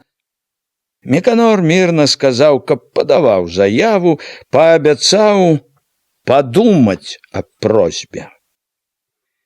Усе ў куранях заўважылі: калгасаўцы вельмі трымаліся адзін аднаго. Нядаўна, здавалася б, чужыя, цяпер разам былі у гумнах, на працы, разам вечарамі. Як сваякі, дзівіліся людзі. Калгасаўцы нібы ўстанавілі сваё сваяцтва, асобнае ад таго даўняга, ад веку, ад Бога, якое заўсёды і ўсюды шанавалі людзі. І яшчэ заўважылі ў куранях: калгасаўскія як бы ганарыліся сабой, сваёй адвагай і розумам, глядзелі на іншых быццам на чорную чараду, што нічаго не бачыць і не разумее. Не тое, што ад Міканора такое можна было пачуць і ад Хведара, і ад Зайчыка. Зайчык той знарок пацяшаўся, чапляў, абы паспрачацца, абы пасмяяцца з куранёўскай слепаты ды скнарлівасці. У тых, што не ішлі ў калгас, была свая цвёрдасць, і, значыцца, свае меркаванні, свае адказы, у якіх было таксама багата насмешкі. Так што Зайчыку давалі бой, і бой гэты Зайчыку няпроста было выйграць. Можна сказаць, што бой гэты ніколі і не канчаўся чыёй-небудзь перамогай. І адны і другія байцы разыходзіліся, не паддаўшыся, са сваёй цвёрдасцю. Яму гэтаму бою, можна сказаць, не было канца. Міканорава хата была ў гэтым змаганні як нейкая управа. ад якой багата залежыць, чым скончыцца цяперашняя найважнейшая ў гісторыі куранёў спрэчка. Все ў куранях з хваляваннем глядзелі на вокны, што чырвоніліся адным трывогаю, пагрозаю, другім надзеяю, добрай зычлівасцю. Все выведвалі, што там робіцца ў гэтай неспакойнай хаце, што там чакаюць, што рыхтуюць. У Міканораву хату найперш прыходзілі важныя для калгаса, а значыць, так ці інакш для ўсіх куранёў навіны. Навіны гэтыя прыходзілі звычайна з Міканорам, які, распрохшы на хоневым двары коня, стомлены, запылены, уваходзіў у хату, дзе акрамя маткі ды бацькі сустракаў звычайна і нямала сваёй новай сям'і. Гэта ён, сёрбаючы борщ пад маркотным назіркам да меціхі, далажыў, што малатарні, на якую спадзяваліся, не дадуць, і трэба не сакрэт спадзявацца пакуль на сваё, на цапы. Сюды адразу прывёз ён, давольны з гонарам, 3 мяхі адборнага сартавога насення, жыта і ячменю, якое прывезлі ў Юравічы аж з-пад Гомеля, са спецыяльнага саўгаса. Міканор дазволіў развязаць мяхі, паглядзець, якое яно, гэтае насенне, што нібы таіла ў сабе заваблівы цуд будучага лета. Сярод клопатаў, якімі жылі тыя, што збіраліся ў Міканоравай хаце, найбольшы быў пра зямлю, пра вялікі перадзел, які штовечара ўспаміналі, штовечара абмяркоўвалі. Перадзелу гэтага чакалі асабліва, у размовах нязменна быў неспакой пра тое, каб чаго добрага не запазніліся з ім, самая пара араць падазімая. Аднойчы загаварылі, што некаторыя, хоць ведаюць, што можа быць перадзел, збіраюцца араць свае палосы. Хочуць араць свае палосы і каля цагельні. Кажуць, што ніякага перадзелу не будзе, што ўсё гэта выдумка тых, каму няма чаго рабіць, хто хоча нажыцца з чужога добра. Міканор, пачуўшы гэта з абурэннем, заявіў, што гэта гаворкі шкодныя, з кулацкім духам, што такія гаворкі трэба абразаць са ўсёй строгасцю. Ён зноў заявіў, што перадзел раней ці пазней, а будзе абавязкова, і трэба, каб ніхто ў гэтым не сумняваўся. Але сумненні былі. Ні аднаго трывожыла такое, што казалі і будуць дзяліць. То можаш выйсці і так, што нарэжуць не, канешне, каля цагельні, а дзе-небудзь у іншым месцы, так што з таго перадзелу небагата радасці будзе. Міканор і на гэта рэзаў, што дагаворана выдзяліць масіў на лепшай зямлі, што апейка сам згадзіўся, каб выдзелілі не якую іншую, а тую, што каля цагельні. Некалькі разоў Міканор ездзіў Юравічы па каморніка, а прыязджаў адзін. Каморніка ўсё не давалі. Вяртаючыся аднойчы, ён убачыў у полі некалькі постацей, што ішлі, горбячыся за плугамі. 2 постаці былі і на полі каля цагельні. Міканор хутка разгледзеў, нібы то Ігнат і Васіль Дяцел. Ён падцягнуў рукою лейчыну, накіраваў калёсы цераз разоры на прасткі к Васілю, спыніў каня, саскочыў з калёс, стаў чакаць, пакуль той, завярнуўшы баразну, падвядзе плуг да яго. Міканор прыкмеціў, Дяцел убачыў здалёк, але паказвае, што не бачыць нікога. Это не цяжка яму, з-за каня Дятлава амаль не відаць. Сівы конь дзелавіта ступае звыклай дарогай. Заўважыўшы хоневу кабылу, ідзе бадзёра, ахвотна, так што араты вымушаны нават стрымліваць, нацягваючы лейцы. Чым бліжэй Дяцел усё больш выступае з-за коня, відаць ужо шапка, плячо, рука, што моцна трымае ручку плуга, пільна кіруе ім, твару не відаць, ён схілены, яго амаль закрывае старая выгаралая шапка, ўся постаць паказвае адно, што Дяцел заклапочаны справай, сочыць толькі за баразной. У зрэбнай расхрыстанай сародцы, зрэбных зарудзелых ад зямлі штанах, у лапцях з наліплай вільготнай зямлёй, абветраны, з рудаватым шчэццем на шчаках, падышоў прытык, не ўздымаючы галавы. Намерыўся прайсці міма, Міканор ступіў крок да яго, ухапіў за аброць, спыніў коня. Дзяцел узняў галаву, хмурна, нядобра глянуў. Недовольна чакаў, што будзе далей.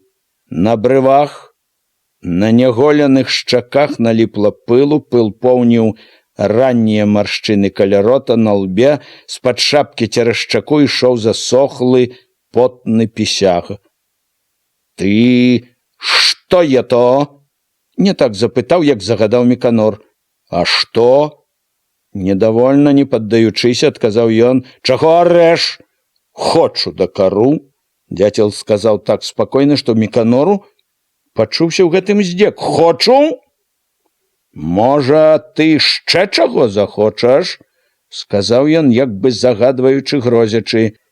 Ад бяссільнасці, ад таго, што дзяцел не хоча лічыцца з яго правам, брала злосць. Дзяцел, як бы паказваючы, што яму ні на што гэтая гаворка, тузануў лейцамі, хацеў ісці далей. Міканор стрымаў коня.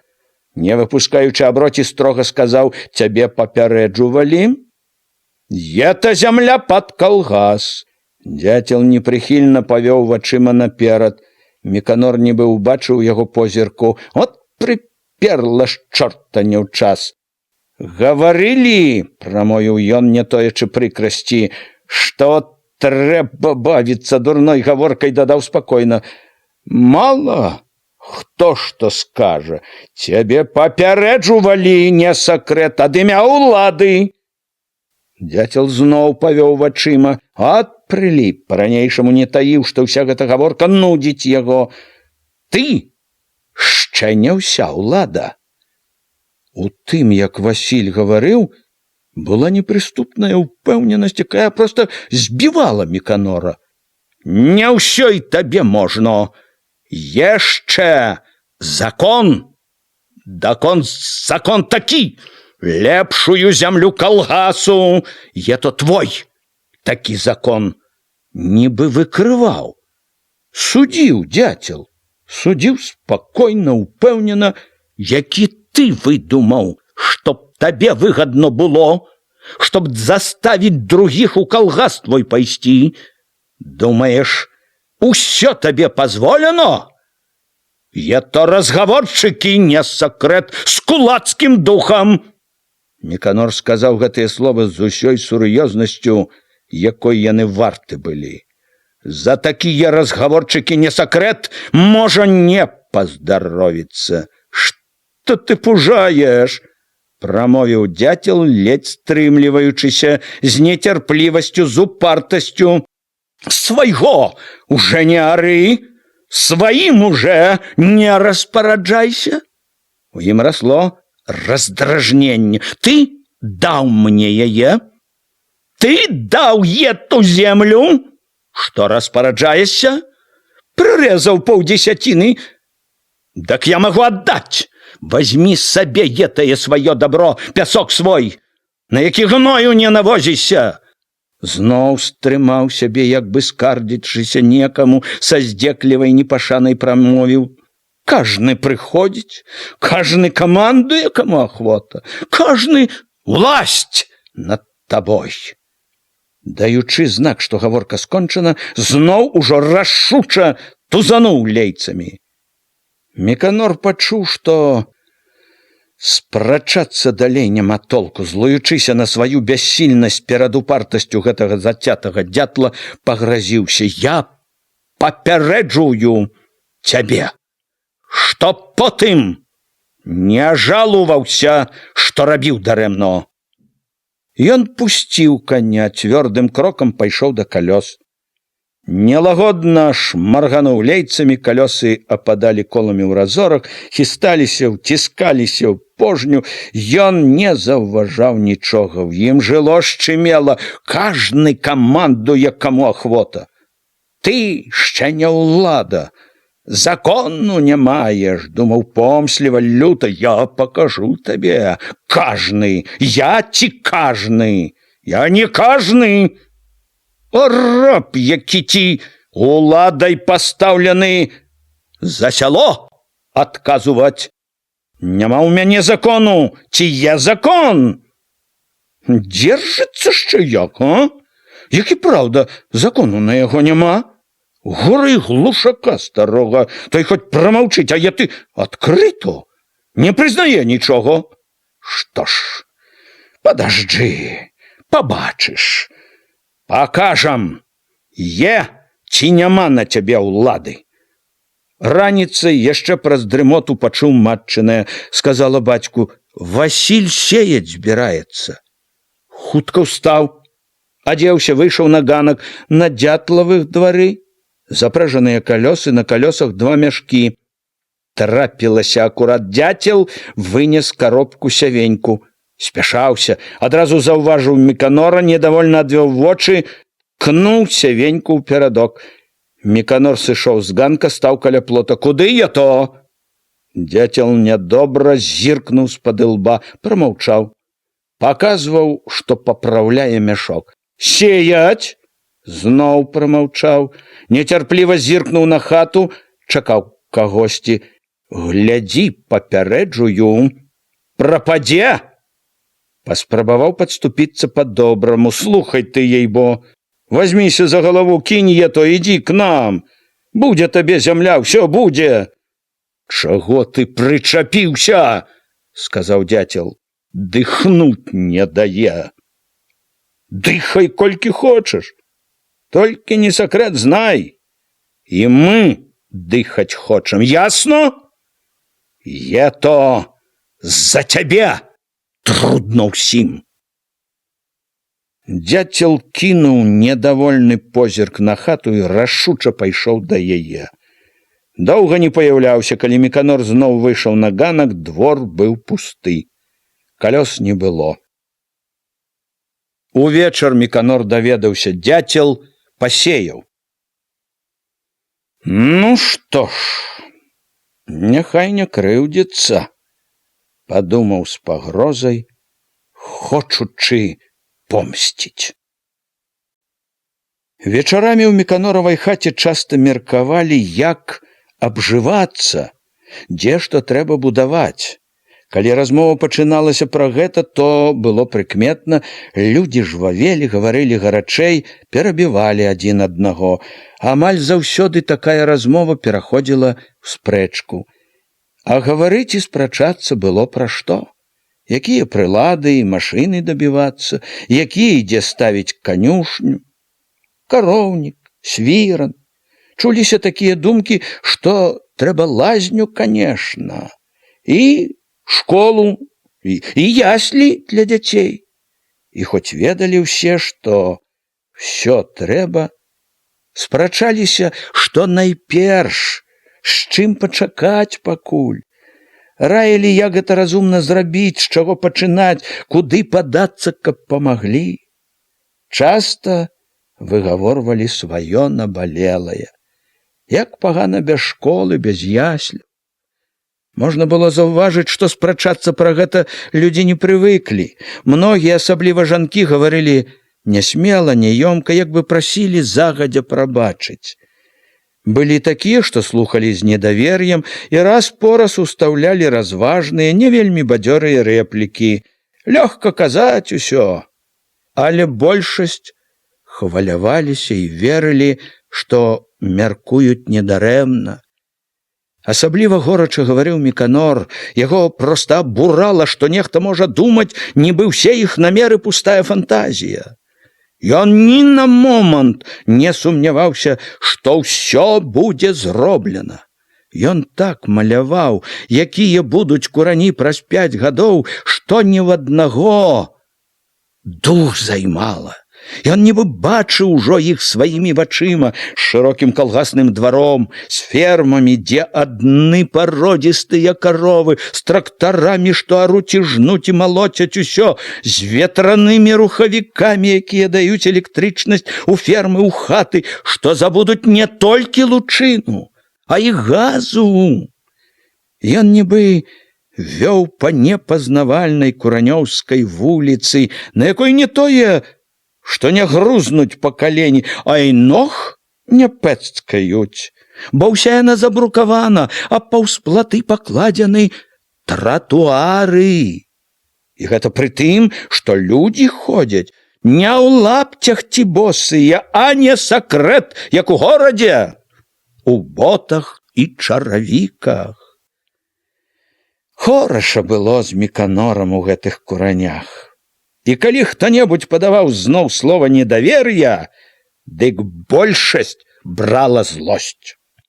Такія заглядкі наперад у другіх найбольш гарадскіх людзей называліся марамі. У куранях слова такога не ведалі. Няпростае, нібы панскае было яно. Стагоддзямі было яно ні на што у куранёўскіх хатах. Як думка пра белую булку, таму, у каго няма чэрствай чорнай скарынкі. Не жыло гэтае слова і цяпер у Міканоравай хаце. Тыя спрэчкі, якія вяліся пад ціхае хліпанне Міканоравай лямпы, называліся па-новаму «строіць планы». Слова гэтае, ахвотна і хвалююча, абжывалася ў старой люднай хаце. У тыя дні у куранях зацікавіліся тым, што Міканор чагосьці стаў заходзіць на пясчаністы, шырокі пляц за сялом, дзе-нідзе адно падзяленены рэдкімі чэзлымі кубкамі травы, хвашчу, рознага пустазелля. Пляц звалі Выган, але пасвілі тут рэдка. Ганялі ўсё жывёлу на другі канец сяла, тут жа найбольш гулялі дзеці, падшыванцы-падлеткі. Заўважылі, што Міканор ходзіць нейкі заклапочаны, як бы з нейкім намерам. Здаровы, няўклюдны, у ботах, пашытых хведарам, падыбае па Выгане стане, абглядвае месца, як бы мяркуючы нешта, пачне вымерваць штосьці крокамі. Выбера на позірк яшчэ месца, пяройдзе туды і зноў вымяркоўвае штосьці, мерае крокамі, і кожны раз, калі б не прыйшоў, аглядваецца дзелавіта, вылічвае, мяркуе нешта. Зацікаўленыя куранёўцы хутка дачуліся, чаму Міканор так прыглядваецца да Выгану, дадалі да чутак свае меркаванні, пачалі чакаць, што будзе далей. Чакаць давялося нядоўга. Праз якія некалькі дзён у нядзельную раніцу паявіўся Міканор на Выгане ўжо з чарадою калгасаўскіх хлопцаў, дзядзькоў, жанок. Са звязкам вяроўкі, з сякерамі, за бярэмкам альховых ды лазовых дручкоў. Вяроўку Міканор нёс на плячы сам, калі скінуў з пляча, развязаў, аказалася, што вяроўка гэтая мерка.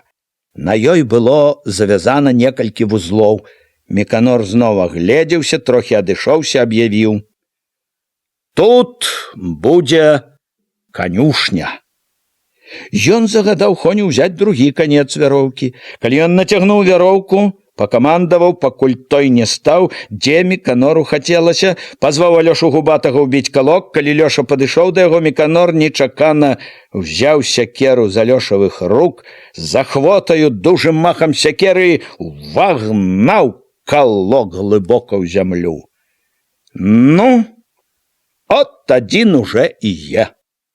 Другі між Міканорам і конем убіў Алёша Губаты. Трэці калок убіў ён каля коні. Тады перацягнулі вяроўку, выраўнялі па тых двух калках, і Алёша забіў новы. Пакуль размячалі канюшню, навокал сышоўся натоўп. Спачатку гайнёй з галасам малыя, потым хлопцы, дзядзькі, старыя гаманілі, маўчалі, глядзелі цікаўна, зычліва, нядобра, панура. Тлумачыў штосьці чарнушкавай куліне Андрэй Руды, перасмейваўся з сарокай Зайчык, акружаны ахвотнікамі пасмяяцца. Моўчкі Рахмана глядзеў стары глушак, хваравіты, прыгорблены. Панура з-пад навісі броваў сачыў лясум. Пра нешта перагаворваліся Васіль Дяцел і нібыто Ігнат. Калі Міканор перайшоў на новае месца, агледзеўся і аб'явіў, што тут будзе кароўнік, хтосьці з жанок, здаецца, чарнушчыха крыкнула: «Няма такога права!» Услед за ёй, нібы толькі чакалі, загаманілі, зашумелі недавольна мужчыны, асабліва незгаворлівы, упарты нібыто Ігнат. Чуваць было, што няма такога права займаць агульны выган, што выган, каб пасці скаціну, што не аддадуць выган. «Дзетачкі, які ж это выган? Хто сюды ганяў?» Скрывіўся, хацеў звесціўся на жарт зайчык, але Міканор перабіў яго, раўняючы з конем вяроўку, спакойна, нібы абыякава заявіў усім, што пра выган ёсць не сакрэт, распараджэнне сельсавета. Хтосьці на гэта крыкнуў, каб Міканор паказаў рашэнне, але Міканор, загадаўшы Алёшу забіваць калок, параіў пайсці ў сельсавет. Таму, каму хочацца праверыць. Дзядзькі яшчэ пашумелі недавольна, пагразіліся, што так гэтага яны не кінуць, што скажуць, дзе трэба. Але ад таго, што Міканор нават быццам і не слухаў іх, не тое, што не спрачаўся, патрохі аціхлі. Неўзабаве многія разышліся, засталіся найбольш дзеці ды хлопцы з дзяўчатамі, што падгаворвалі Алёшу прыйсці пайграць. У панядзелак у каранях дзівіліся Міканораваму спрыту. Некалькі калгасаўскіх падвод, Хоня, зайчык, сам Міканор з бацькам пакацілі ў лес. Пад абед зноў паявіліся на дарозе, што выходзіла з хвойніку, на расцягнутых калёсах валаклі дубы.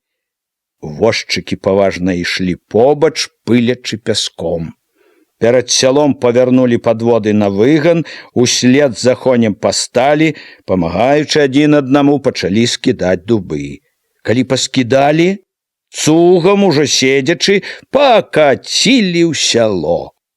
Але пасля абеду сышліся на выгане зноў, цяпер і з іншымі калгаснымі жанкамі, між іншых кульгавых ведар на драўлянай назе былі цяпер без коней, з жалезнякамі, з піламі, з сякерамі. «Ну, дзетачкі, памолімся, кеп Бог не глядзеў крыво!» замітусіўся, хіхікаючы, падміргваючы зайчык. «Кеп стаяло, не гніло, не гарэло! Кеп скаціна вадзілася, не пераводзілася!»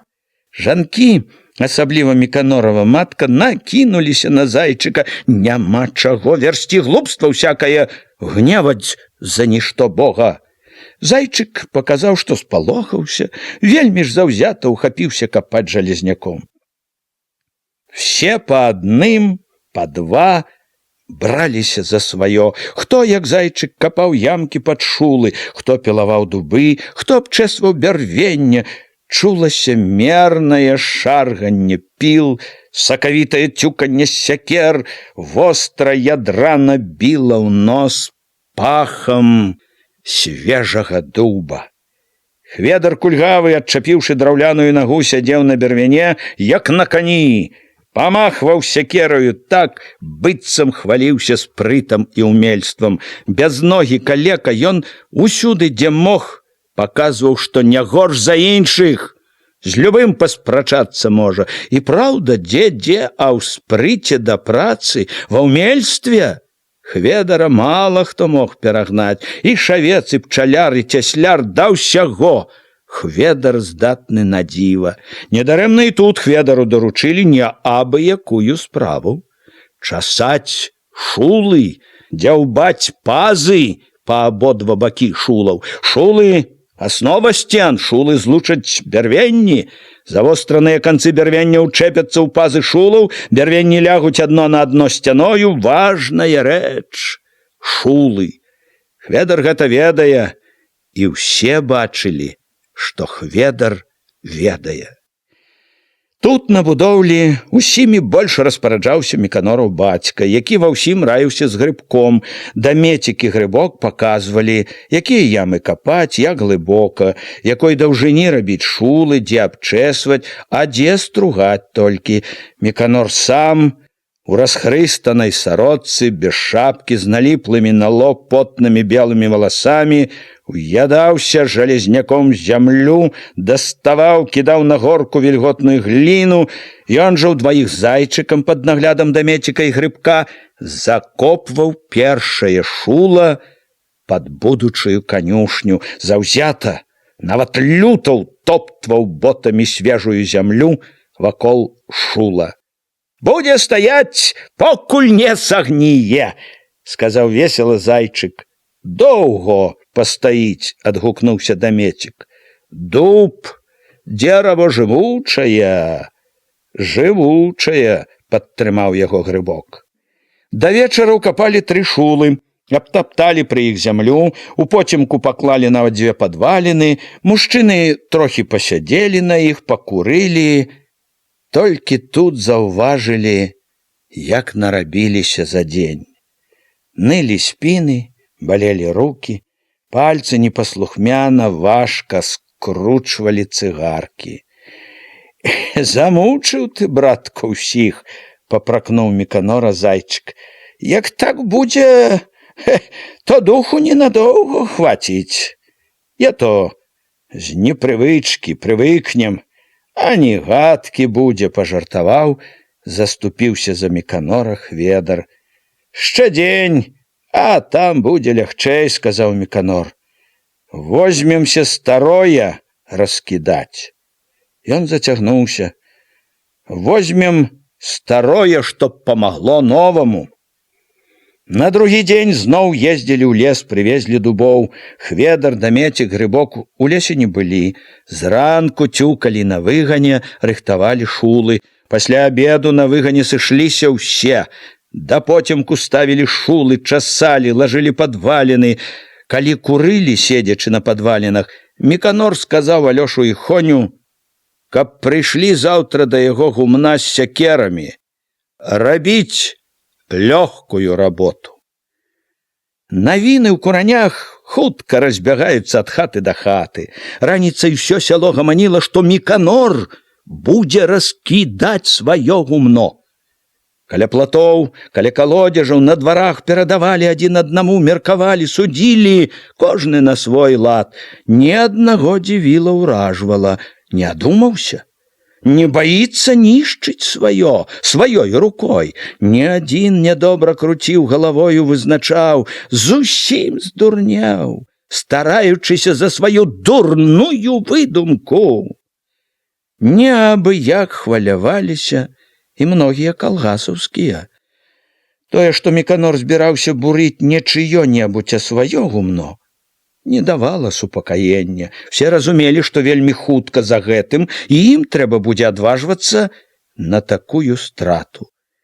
Міканор і пачаў з сябе, разумелі, пэўна, таму, каб паказаць прыклад, як трэба ахвяраваць сваім дабром. Як толькі Міканор спусціў ногі з палацяў, салодка са сну пацягнуўся, адразу пачуў на сабе пільна трывожны позірк маці. Папраўляючы штосьці ў печы, яна павяла вачыма ў яго бок, толькі момант, яшчэ санлівы, бачыў Міканор яе позірк, але і гэтага было даволі, каб зразумець, пра што яна трывожыцца.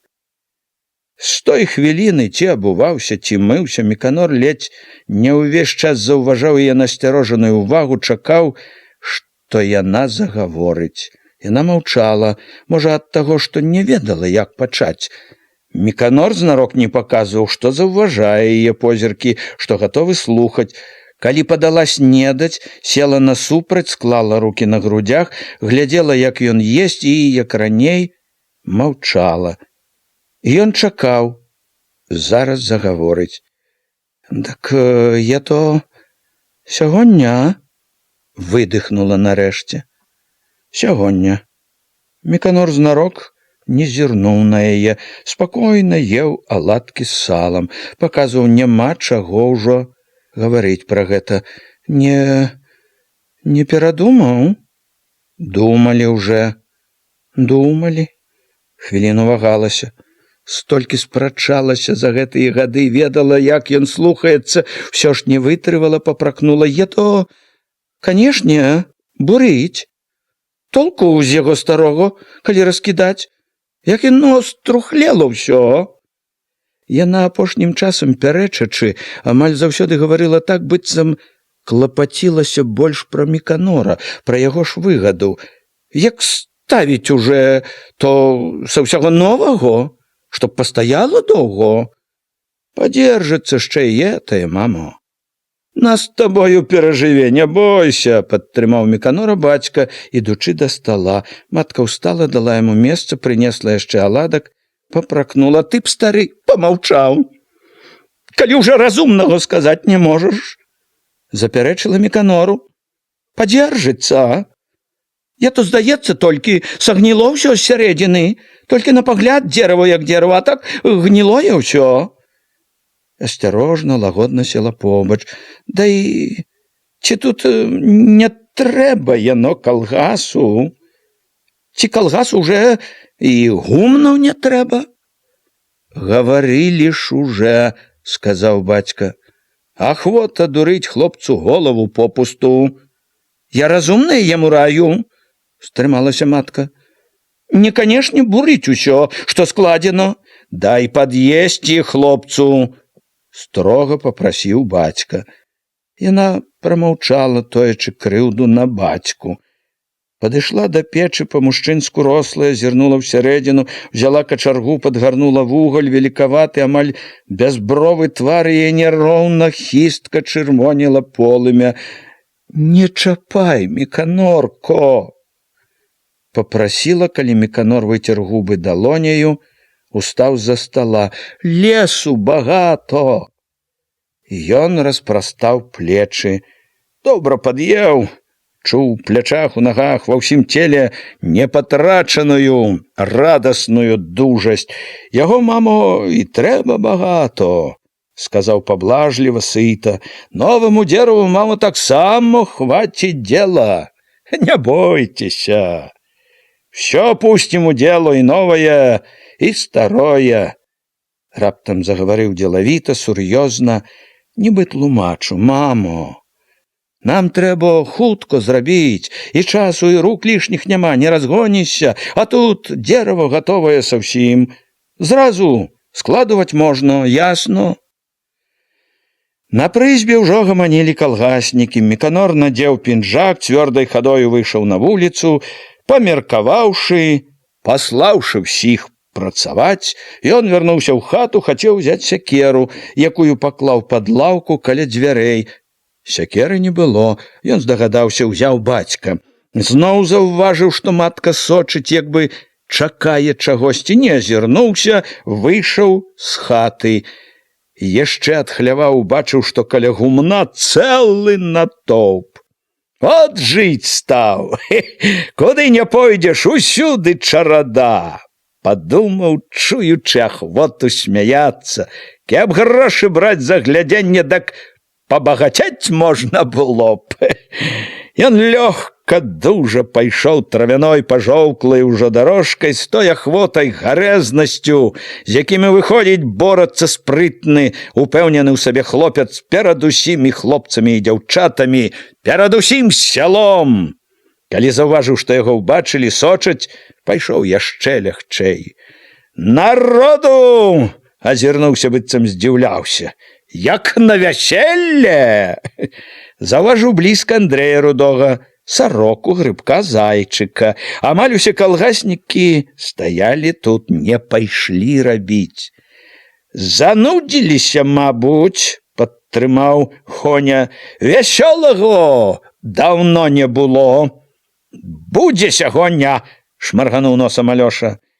Ну так што ж, калі ўжо такая ахвота, пакажам, можа. Міканор павёў вачыма на Хоню, на Алёшу, на зайчыка. А можна і паказаць, зарагатаў Хоня, мы не ганарлівыя. Меканор вынес з гумна загадзя падрыхтаваную лесвіцу, прыставіў да страхі на самы рог гумна. Праверыў, ці добра стаіць, разоўся, аддаў боты бацьку, ступіў нецярпліва на папярэчыну. Хоня і Алёша самі ўзяліся падтрымліваць лесвіцу. З верхняй папярэчыны ўхапіўся пальцамі за жмут парослай зялёнымі струпамі моху страхі, чарнелая, патлелая зверху салома крышылася, і ён стараўся ўшыць пальцы глыбей, чапляючыся рукамі, уцінаючы пальцы ног у салому, намагаючыся не асклізвацца, амаль на карачках, спрытна пабег угару. Ён бег па зломе страхі, па самым хібе, каб не так крута было, бег нечаканай, згаданай хлапечай праворнасцю. Увесь час радасна помніў: знізу глядзяць людзі. Не думаў ніколі, што так спатрэбіцца даўняя навука лазіць па стрэхах. У момант дапаў да самага верху, стрымліваючы частае дыханне, стаў. Стоячы на ўколенцах, на самым вільчыку выпрастаўся. Усярэдзіне штосьці радасна і жудасна задрыжала. Знаёмае, забытае. «Мо, перадумаў!» — крыкнула знізу нейкая жанчына. Здаецца, сарока. «Лезь уніз!» — пазваў хтосьці з мужчын. Другі падхапіў: «Пакуль не позно!» Ён зварухнуўся, зірнуў уніз. Адтуль глядзелі, чакалі. Падумаў з хлапечай гарэзнасцю: «Глядзіце, прывыкайце! Яшчэ не раз глядзець трэба будзе. Сцеражыцеся!» Меканор адвязаў і рвануў сівую бярозавую паплеціну. Яна не адразу паддалася, нібы ўрасла ў страху. Ён ірвануў мацней, адарваў, стараючыся не траціць раўнавагі, учапіўся другой рукой у страху, што сілы штурхнуў. Паплеціна непаслухмяна хіснулася і пераламалася каля самай Меканоравай рукі, перавярнулася разы два, пасунулася наўскася трохі і лягла над краем страхі. Унізе засмяяліся: «Аге, не хоча!» Меканор скінуў другую паплеціну, ухапіў яшчэ адну, але тая была старэй, чарнела зусім, трэснула. Ледь Меканор паспрабаваў адарваць ад моху. Меканор кінуў уніз толькі канец яе. Адарваўшы паплеціны, Меканор рашуча скубянуў чуб абадранай ветрам, пасечанай дажджом саломы на самым версе. Зверху чорная, крохкая, яна ўнізе была бура-рудая, тхнула даўнім пылам, тлеласцю. Дажджы прыбілі яе, спрасавалі, яна аддзіралася неахвотна, непадатна. Меканор скубаў яе жменя за жменяю, люта шпурляў у бок, частка яе ляцела ўніз, частка застравала на страсе, асобныя пасмы з радасцю хапаў, нёс вецер. Чым больш скуп Меканор, тым быццам больш злосна кідаў салому. Хутка з рудога саламянага плеху вылез жаўтлявы гус. Пачаў расці, зрабіўся верхам, крокваў. Паказаліся першыя верхнія жэрдкі. Гумно нібы ашчэрылася зубамі. «Не кідай так! Звязуй!» — пачуў Меканор бацькава. Здагадаўся, бацька раіць звязваць салому, каб скарыстаць потым, крыючы канюшню. Меканор пачаў звязваць. Салома была такая тлелая, што ламалася, крышылася. Ледь паспрабаваў скруціць перавясла. «З яе ўжо і гною добрага не будзе!» — засмяяўся Хоня, беручыся памагаць Меканору. Меканор кінуў нязвязаны сноп, крыкнуў бацьку: «Аджыла ўжо ваша салома, тато!» З гэтага часу на страсе завіхаліся ўжо ўтраіх: Хоня, Меканор і Алёша. Салому цяпер скідвалі проста на ток. Рабіць было лёгка і зручна. Усе трое як бы хваліліся спрытам адзін перад адным. Замшэлая, у зялёных струпах страха ў вачавіткі ніжэла. выпускала і выпускала жоўтыя апыленыя кроквы, абчэпленыя павуцінаю жэрткі. Круціліся блізка, скакалі па жэртках, лямантавалі вераб'і, бедавалі пра разбураныя гнёзды. І адно, і другое даводзілася бурыць.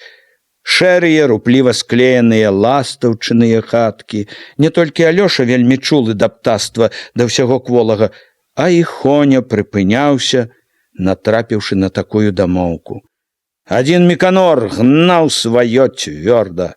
Папракнуў нават: «Вайна без ахвяр не бывае». Унізе амаль увесь час тоўпіліся. Адны сыходзілі, паглядзеўшы, другія падыходзілі. Нядобра, злосна зіркаў, нібыта Ігнат сышоў, не гледзячы ні на кого. Бедавала Куліна Чарнушкава: «Трэба ж так узяцца нішчыць сваё. Да чаго дайшлі некаторыя?» Чарнушка паявіўся пазней, спакойна пакурыў з дамецікам, зазначыў па-прыяцельску: «Шкадаваць няма чаго, дабро такое». Збочыў з дарогі, ідучы кудысьці, стары корч, горбячыся, глядзеў, як завіхаюцца ўгары.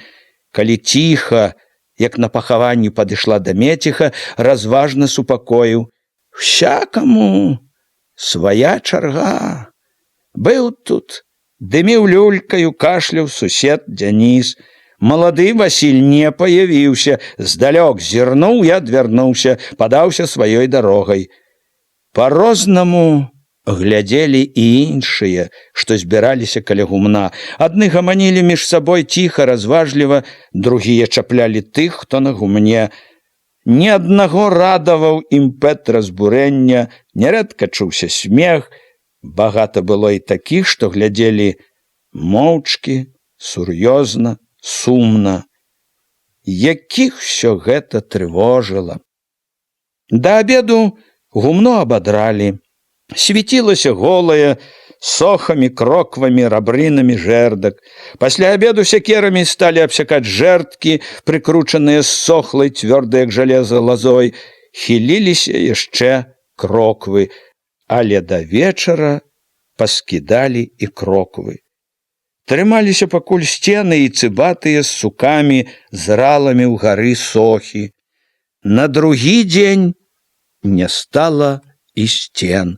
Разабралі бярвеннямі, на калёсах звезлі на выган. Як калекі крыжы тырчалі на тым месцы, дзе нядаўна было гумно, адны сохі. Сярод нязграбных куч чорнай саломы і трухі. Да Меціха, што жагналася кожны раз, калі бачыла няшчасную жахлівую пустэчу, зірнуўшы на сохі, вечарам сумелася. На чырвоным заходнім небе сохі высіліся, як калекі з абсечанымі рукамі. Уздымалі абсечаныя рукі ў неба, быццам малілі ў неба заступкі, кары на бязбожных. Старая, чуючы, як разрываецца душа ад болю, страху і крыўды, пачала, хапаючыся, кідаць перад сабой крыжы. Гарачым, роспачным шэптам маліла памагчы, падтрымаць, злітасціцца. «Божачко, ты всемагутны, ты разумнейшы за ўсіх, памажы, парай, дай розум ім, навучы іх, неразумных». Ніхто ў куранях не думаў тады, што пройдзе 2-3 гады, і ад усіх гумен не застанецца і знаку. Што і загуменная дарога, і загуменні будуць толькі ў няпэўнай людской памяці.